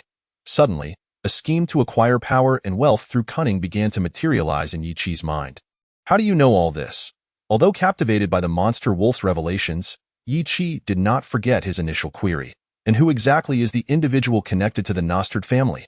Though sealed, I maintained some influence during the Dark and Blood Ages. In response to Yi Qi's probing, the monster wolf revealed additional hidden information to divert his attention. You must understand, at that time, my followers held considerable power around the Gulf region. Followers? Worship. Yi Qi found himself momentarily taken aback by these terms. He, as a demon hunter, understood precisely what they connoted. Yet, it was this very understanding that left him astonished, for it implied that the monster wolf had, at least during those 2 eras, been revered as a deity in the Gulf region, complete with its own followers, churches, and altars. Boss, there's trouble at the bar. In a daze, Yi Qi contemplated the image of the monstrous wolf being enshrined within the church, until the sound of the telephone roused him from his reverie. Listening to the words of the mercenary leader, Yi Qi could not help but frown. Since the bar's opening, the Demon Hunter Guild had already assigned personnel to liaise with various factions and governments in the vicinity. Naturally, the potential influence of the guild would not be easily thwarted by such matters. Hence, Yi Qi had remained quite at ease, even though the mercenaries were originally only meant to instruct the orphan children. However, an unexpected incident had now occurred, causing his eyes to narrow as he asked in a low voice, "What has happened?" Chapter 10. The scapegoat as night fell. The second floor of the Devil Does Not Weep bar, which should have been quiet and deserted, was now bustling with voices, thick with tension. On the southern side of the second floor, the demon hunters regarded their opponents with disdain, while the representatives of the church appeared a mix of sorrow and fury, with a corpse laid on a stretcher between them. At this moment, the body could more aptly be described as charcoal. The white-robed priest, Diao, stood beside the bishop's corpse, his eyes burning with anger as he glared at the demon hunters. The disdainful expressions and scornful gazes from the opposing side had even riled the usually amicable Diao to the point of trembling with rage. Behind him, the similarly furious monks were already brimming with impatience, ready to enact punishment upon the sinners across from them. When night descended, our church suddenly experienced a violent explosion, the blazing flames reducing the entire structure to ashes. And our esteemed bishop perished in the inferno. The priest's voice trembled with grief as he recounted the events, but this was not an accident. It was murder. Many of our monks witnessed a man in black passing by our church. So, you arrogantly presume that the culprit is our branch leader, Mr. Yi? The demon hunters immediately interrupted the white-robed priest, a chorus of jeers erupting. So many people pass by your church daily. Why do you not question them? We even organized a team today to admire the beautiful nuns outside your church. You. The white-robed priest and the monks were rendered speechless, their faces flushed with anger from the demon hunter's remarks. Finally, a tall monk could no longer restrain himself and shouted as he charged towards the demon hunters.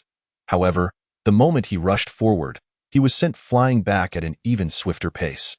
His jaw taking a blow that left him unconscious, blood spilling from his mouth.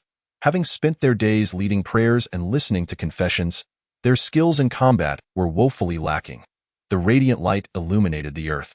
The goddess's mercy. The sight of the monk bleeding and unconscious pushed the white-robed priest over the edge. The hymn of praise resonated. A faint white light began to emanate from the surroundings. Yet, a shadow appeared before him with even greater speed, a searing conical flame dispersing the freshly manifested aura of pure energy. I and the Demon Hunter Guild. It was best if the light of the divine rarely made an appearance. Yi Chi swiftly drew his blade, striking the soft abdomen of the white-robed priest, forcing him to stagger back several steps, only steadying himself with the help of the monks. Eyeing the middle-aged priest before him, Yi Chi smirked disdainfully and taunted, "Is the clergy here to seek our aid in exorcising demons?" Yi Chi held a deep-seated disdain for the church, and witnessing their aggressive manner as they bore the corpse to confront him only fueled his irritation. Although the mercenary leader had only provided a vague overview during their phone call, Yi Chi had surmised the situation. He was certain that someone or some creature was causing trouble for the church, and in the aftermath, he had been scapegoated as the executioner of the church. Or perhaps this was merely another ploy by the church against him. After all, when interests are at stake, what is a mere bishop's life worth? He was now the branch leader of the Gulf Area Demon Hunter Guild, representing the entire guild, rather than a solitary apostle-level demon hunter. Moreover, the system had issued a B-level mission alert, compelling Yi Chi to remain vigilant. B-level mission, the true culprit. Identify the true murderer of the Gulf Area Bishop and eliminate the threat. Cough, cough. Are you the new branch leader, Yi Chi? The white-robed priest coughed twice before boldly questioning Yi Chi. Why were you present in the church this evening? Is the death of our esteemed bishop connected to you? Mr. Butler, please corroborate my statement. Yi Chi disregarded the white-robed priest and turned to address the steward of the Nostard family, who had just entered the second floor alongside him. The steward, evidently familiar with the white-robed priest, stepped forward. Priest Yao, I can attest that Mr.Y was absolutely on the second floor of the bar during the time in question, as I was delivering an invitation to him. The bar's waitstaff and several early guests can verify my account. Furthermore, Mr. Yi had just come from the Nostard estate. Did you hear that? Yi Chi narrowed his eyes at the white-robed priest, gesturing toward the corpse on the ground, and if I were the one responsible, I would certainly not leave behind evidence or witnesses. You. The white-robed priest's expression shifted as he processed the steward's testimony, but upon hearing Yi Chi's words, his face darkened once more. Yi Chi, uninterested in the church's accusations, turned to the staircase of the second floor and extended his hand. Everyone, please leave. I hope we do not meet again. The church representatives departed under the white-robed priest's lead, while the demon hunters offered Yi Chi a nod of acknowledgement before dispersing. The second-floor hall was left with only Yi Chi and the Nostard family steward. Mr. Yi, our Nostard family will vouch for your innocence. The steward, having received Gale's instructions, spoke respectfully. Should you require anything, do not hesitate to ask. Please convey my heartfelt gratitude to Lord Gale. Yi Chi replied courteously, declining the offer. However, I wish to handle this matter myself. Very well, I shall take my leave. The steward bowed slightly and slowly exited the bar's second floor. Who could it be? Yi Chi leaned against the bar, pondering. Though the likelihood of the church framing him was considerable, he could not entirely dismiss the possibility of dark creatures being involved. Yet, with so few leads, even after meticulously piecing together the events multiple times, he found himself without a clue. In his frustration, Yi Chi resolved to inspect the scene, despite his deep reluctance to set foot there. After instructing the mercenary leader and the waitstaff to tidy up the chaos caused by the clash with the white-robed priest, Yi Chi departed the bar alone, making his way toward the church in Landingburg. Chapter 11. The clue. As night deepened, the peculiar thick fog of the Gulf area enveloped the streets once more, the bright streetlights dimming under its shroud. The white-robed priest, accompanied by 6 monks bearing the bishop's corpse, walked towards the church. The previously unconscious tall monk had now regained consciousness and was regretting his earlier recklessness, feeling ashamed as he whispered to the white-robed priest that he would seek penance upon their return. The white-robed priest offered a gentle gesture to assuage him, remaining silent as he gazed ahead. Moving forward in quiet contemplation, the chilling autumn night wind of the Gulf area began to cool his prior anger, gradually revealing a hint of something amiss. Hissed a snake. There are snakes.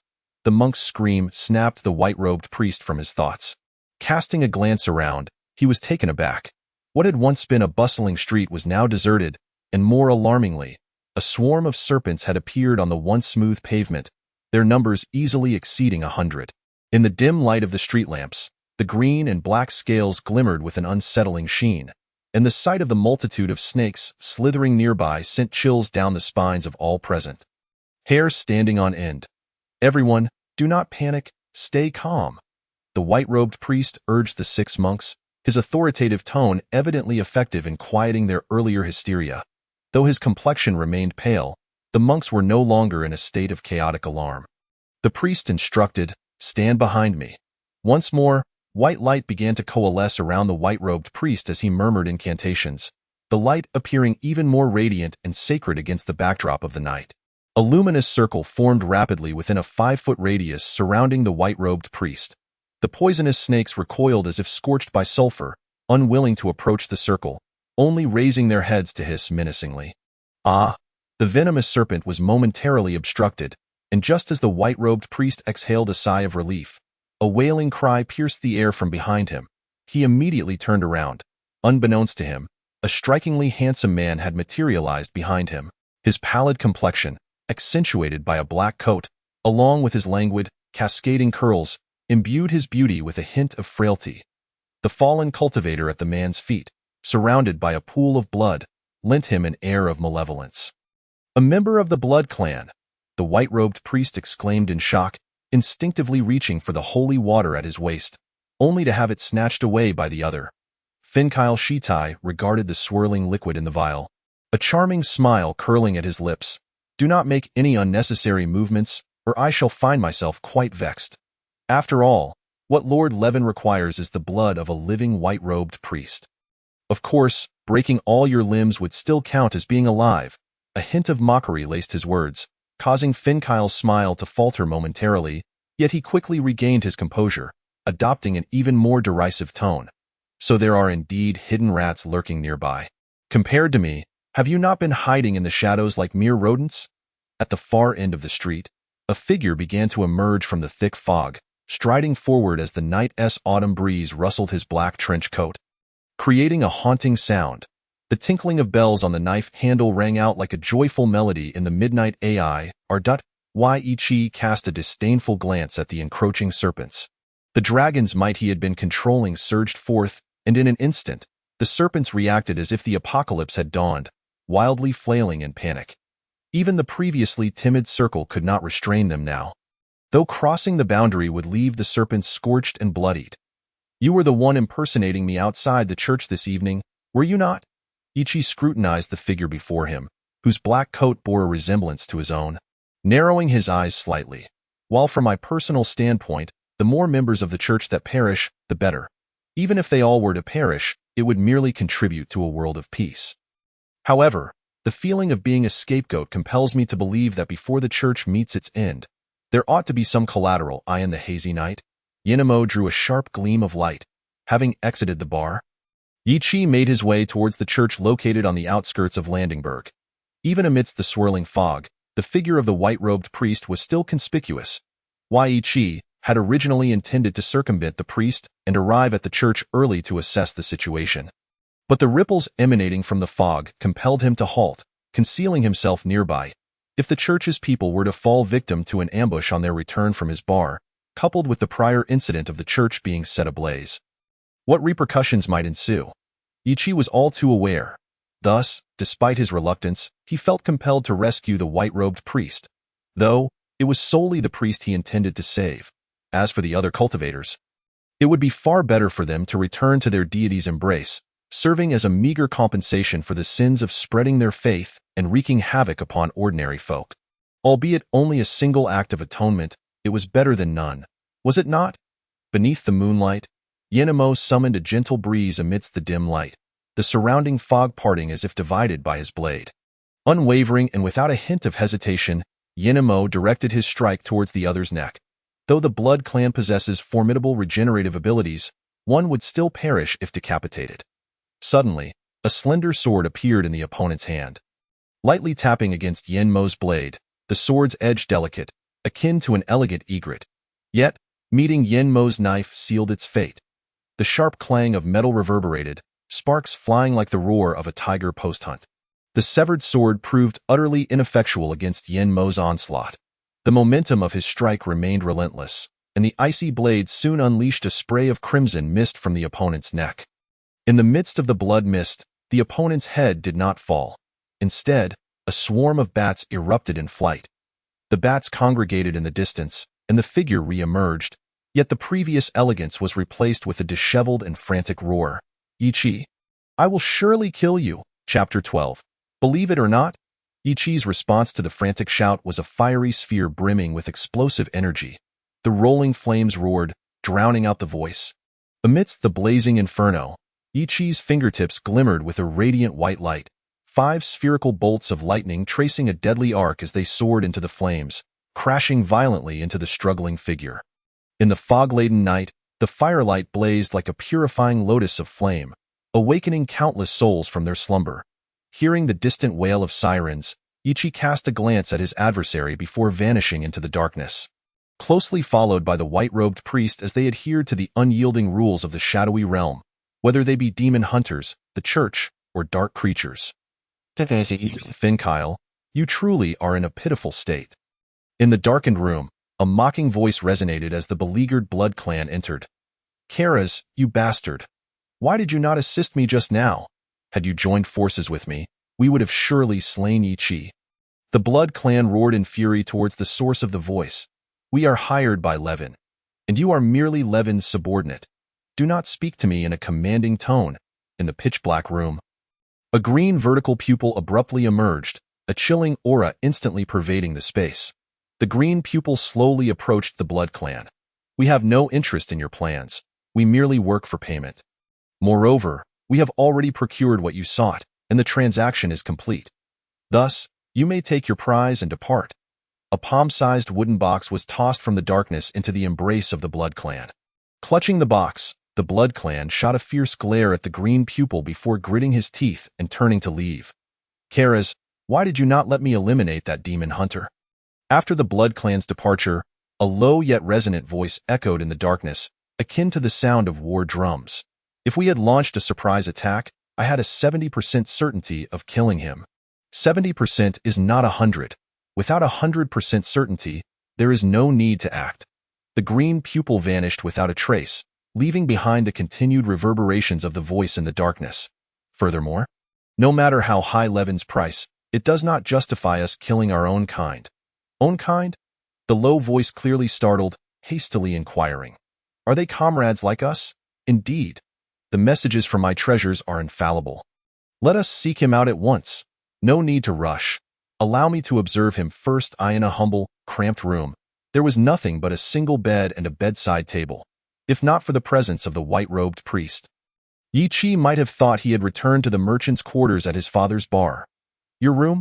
Quite well decorated. Yi-Chi offered a half-hearted compliment, then turned to face the priest, gazing intently. Now, you may disclose the purpose of summoning me, yes? And where is your lair? Previously, when the sirens began to wail, though Yi-Chi had leapt into a nearby shadow, he had not departed. Upon leaving, he had resolved to follow the priest to discover his lair. However, this plan was interrupted by the white-robed priest, who implored him to depart together and informed him that he was aware of the lair's location. I sincerely apologize for mistakenly suspecting you as the perpetrator tonight. I hope you will accept my apologies. The white-robed priest offered a slight bow. Upon seeing Yi-Chi's impatient wave of his hand, he continued. I can assure you that the one controlling the serpents earlier was certainly not the blood clan you engaged with. Hence, there is definitely more than one adversary. Should you act recklessly, it would only serve to alarm the snakes. Are you so certain I would be detected? Yi-Chi scoffed, curling his lip in disdain. The white-robed priest's assertion was not lost on him. While the blood clan's sorcery was indeed treacherous, none possessed the ability to command such a multitude of serpents. Thus, others must be lurking nearby, employing highly skilled concealment techniques, otherwise he would have sensed their presence. Yet, with his advanced invisibility technique, he was confident in tracking their movements. Therefore, Yi-Chi regarded the priest's warnings with derision, even casting a slightly mocking glance. But have you considered that I, too, have recognized this? And since I have discerned this, do you presume I would proceed without assurance? Confronted with Yi Qi's retort, the white-robed priest was momentarily taken aback, rendered speechless. He had genuinely not anticipated such a scenario. He had merely inferred based on his usual experience, only to find that he had inadvertently blundered. "Why, Lord, I am truly most apologetic." The white-robed priest, feeling awkward, cast a glance at Yi Qi before bowing again in apology. Just as he prepared to disclose the location of the opponent's lair to atone for his earlier blunder, a knock echoed at the door. "Sir Priest, several officers are seeking you and Mr. Yi outside." The cramped quarters, already occupied by just him and Yi Qi, could hardly accommodate more individuals. The church's grand hall, which would have been ideal for receiving guests, had been reduced to ashes in the evening fire. Thus, the white-robed priest had no choice but to meet the officers in the church garden. Meanwhile, Yi Qi stood nearby, his curiosity piqued as he observed the officers brought by the monk. Upon recognizing one among them, his brow furrowed immediately. "Yi Qi, it appears we are destined to have a delightful interaction. Would you care to enlighten me regarding the evening's inferno, the recent blaze in the streets, and those unfortunate corpses?" The golden-haired maiden beamed at Yi Qi, gently brushing aside a lock of hair before gracefully approaching him. "Or perhaps you would prefer I escort you to my office for a more detailed discussion?" "Your office? Frankly, I have little interest." Yi Qi shrugged, hands spread wide in a gesture of innocence. "Moreover, I am a law-abiding citizen. Though, if your office happens to be adjacent to your bedroom, I would be more than willing to oblige." "You insolent brat, what are you implying?" The officers trailing behind the golden-haired maiden erupted in indignation. Encircling Yi Qi, one attempted to seize him by the collar, only to be forcefully repelled by Yi Qi. The officer, clutching his hand, shouted, "You better believe I'll charge you with assaulting an officer. Straight to prison you go." "Oh, prison?" Yi Qi smirked, casting a sidelong glance at the officer's insignia, his eyes narrowing slightly. "Do you want to wager that tomorrow I could have you guarding an isolated island for the rest of your days?" Chapter 13. The search. Do you know why she transitioned from an elite team in the special operations to the logistics chief of a district? Yi Qi gestured towards the golden-haired maiden, his gaze filled with malice. "Perhaps I could arrange for you to experience prison life? Not as a guard, of course. You'd fit in splendidly as a prisoner in a facility brimming with unsavory characters. I am certain they would welcome a handsome lad like you with open arms." The maiden recoiled, fear evident in her pale face, her earlier arrogance evaporating. A mere officer could not possibly withstand the malevolent aura that Yi Qi deliberately exuded. Especially when combined with the trepidation instilled by his previous remarks. The surrounding officers, too, stepped back, beads of sweat forming on their foreheads. "Why, Yi Qi?" The golden-haired maiden snapped, her voice laced with displeasure. Being relegated from an elite team to the logistics department was a profound disgrace in her eyes. To hear Yi Qi so brazenly state it, while deliberately distorting the truth, ignited a fierce anger within her, despite her typically composed demeanor. Yet, she refrained from losing her temper outright, instead regarding Yi Qi with a cold smile. "Deliberately twisting the facts to deceive your opponents, such as your customary approach, I see. Remaining a passive observer, reaping the benefits, is it not also your creed?" Yi Qi retorted with a wry smile. "The special operations, answerable solely to the highest government, always prioritizes concealing the truth when addressing incidents caused by dark entities. Eliminating the source of the threat comes second. Thus, they often appear after the demon hunters have exhausted themselves in battle, conveniently assisting in the eradication of hazards.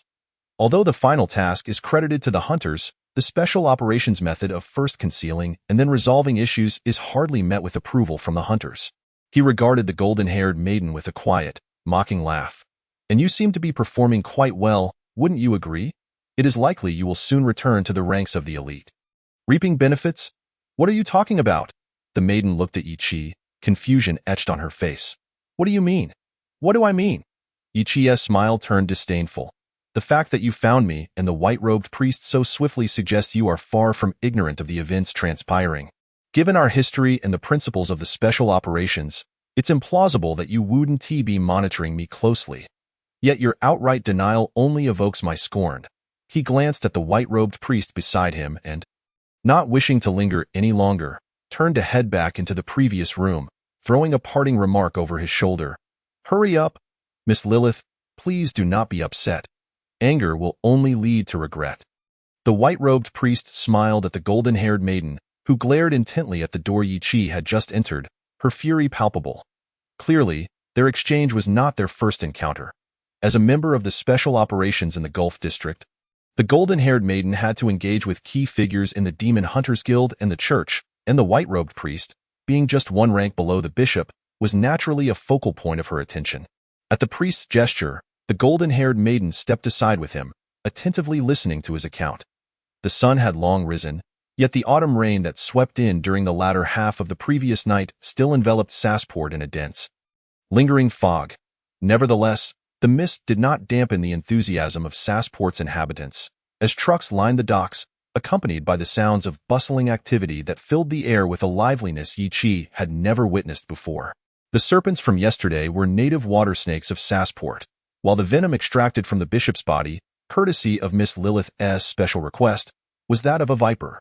The viper's habitat in Sassport was limited to just a couple of locations. The white-robed priest, now dressed in casual attire, walked alongside Yi Qi, speaking in hushed tones. However, when mentioning the deceased bishop, a note of sorrow crept into his voice. It is truly a pity that the bishop met such an untimely end. Doesn't your church claim that the deceased ascend to the divine realm? What is there to mourn? You should be celebrating for the bishop who has long departed. Yi Qi interjected, diverting the priest's melancholy and reminding him of their purpose. We are here to find that vampire from last night, not to listen to your requiem for the bishop. When the white-robed priest informed Yi Qi that the serpents were local water snakes, Yi Qi had been ready to set off immediately. Yet, the need to re-examine the deceased bishop's body consumed the majority of the night, delaying their departure until dawn. Nevertheless, it was not without gains. At least the search area was narrowed down further. The white-robed priest had insisted on accompanying Yi Qi, claiming he could guide him through the treacherous territories, as locals would be reluctant to venture into areas populated by venomous snakes. Without a knowledgeable guide, Yi Qi would undoubtedly waste more time. After deliberation, Yi Qi acquiesced to the priest's company, albeit with conditions, such as deferring to him in case of any unforeseen events, with the priest's role limited to guiding the way. He was not keen on allowing the priest's misguided notions to lead to another escape. Indeed, the bishop has ascended to the divine realm. I should be pleased. The simple-minded white-robed priest failed to detect the sarcasm in Yi Qi's words and nodded enthusiastically. He then pointed towards a nearby car rental agency. We are headed to a hilly region outside Sassport, and it would be wise to secure a vehicle for the journey. Watching the jubilant white-robed priest stride into the agency, Yi Qi couldn't help but roll his eyes as he followed suit. After the priest graciously covered the rental fee, the agency owner presented a well-performing SUV, though it lacked the modifications of Yi Qi's two Mustangs. It was nonetheless sufficient for a typical excursion into the wilderness. Yi Qi took the wheel while the white-robed priest navigated, and the SUV sped towards the hilly terrain indicated by the priest. Meanwhile, a figure in a nearby car observed the swiftly passing SUV, cautiously trailing behind. Chapter 14. A free transaction? After approximately half an hour of travel, Yi Qi's SUV veered off the main road of Sassport, entering the adjacent wilderness. The remnants of last night's autumn rain created puddles that splashed mud high as the SUV drove through. Within minutes, the windows were smeared with grime. Fortunately, Yi Qi had chosen a robust SUV suited for off-road conditions based on the white-robed priest's description of the terrain. Had he opted for a regular vehicle, they would likely have been forced to push it out of a ditch by now. As the white-robed priest continued to direct Yi Qi, he suddenly felt the vehicle jolt as Yi Qi came to an abrupt halt. Puzzled, he turned to the driver's seat, confusion etched upon his face. We're being followed, Yi Qi remarked, glancing back with a sardonic smile. And it seems they've been tailing us since we left Sassport. However, I must admit, this is the most overt surveillance I've ever encountered. Upon hearing Yi Qi's words, the white-robed priest immediately turned to gaze out of the car window. Indeed, about 30 meters behind them, a blue vehicle was parked there. As Yi Qi had asserted, the other party appeared to be quite forthright, slowly approaching them even now. As the distance diminished, the white-robed priest could clearly discern the driver's features. Long black hair cascading down, thick bangs obscuring one eye, and a gentle smile gracing his lips. The individual even waved amiably at the white-robed priest, who was fixated on him. The other party did not appear to be a pursuer. The white-robed priest was evidently beguiled by the other's affable demeanor. Could it be that you are mistaken? Mistaken? Ichi scoffed, disinterested in explaining himself to the white-robed priest, and turned to exit the vehicle. Since departing from SARS port, they had already traversed approximately 40 kilometers, and the other party had been persistently trailing behind their SUV. Even if it were merely coincidental, it was far too convenient. Moreover, Ichi had never been one to believe in coincidence. Striding along the muddy path, Ichi approached the front of the other S-car. The driver slowly rolled down the window, smiling at Ichi. "May we converse?" "Converse?" The driver's words momentarily stunned Ichi. Yet he nodded in agreement, pulling the car door open and settling inside. Of course, prior to entering the other S vehicle, Ichi had already fortified himself with 4 spells: Bear S Resilience, Enhanced Resistance, Mage Armor, and Stone Skin. "Allow me to introduce myself. I am Karaz Ivan. It is a pleasure to meet you, Ichi." Upon noticing Ichi's lack of reaction, the driver smiled nonchalantly and continued. "In fact, we encountered each other last night, albeit through my beloved pets. Those venomous snakes were summoned by you?" Ichi squinted, scrutinizing the gentle youth before him. "You were also responsible for the poisoning of the bishop in the Bay Area?" "Oh, that is merely a beautiful misunderstanding. After all, if someone wields a kitchen knife to commit murder, the seller of the knife cannot be deemed the murderer, can they?" The gentle youth waved his hands dismissively, explaining, "I am merely a provider of poison. It is the one who administers it that is the true culprit. I am innocent." "Innocent?" Ichi scoffed again, refraining from dismissing the other S words, and continued to inquire, "What is your purpose in following me today? Are you here to peddle your poisons?" "Poisons constitute only a minuscule portion of my business." The youth beamed at Ichi. "I believe you are in need of information regarding the whereabouts of that little bat from last night or the location of their lair. Hence, I have made my appearance here and, of course, to ensure our business flourishes, our first transaction shall be complimentary. Here, take this, wishing us a pleasant inaugural trade." The gentle youth produced a note, inscribing his contact information and the location of the blood clan from the previous night, and handed it to Ichi with a smile. Ichi accepted the note and glanced at the address. Having arrived in the Bay Area less than 2 weeks prior, he was unfamiliar with the location written upon it. Nonetheless, he pocketed it, nodding at the other. "I hope this is genuine." "Certainly. I eagerly await our next transaction." After Ichi exited the vehicle, the gentle youth restarted the engine, extending his hand out of the window to wave goodbye. Ichi furrowed his brow, watching the car disappear from view, pondering the youth's earlier statements. "A complimentary transaction?" Ichi smirked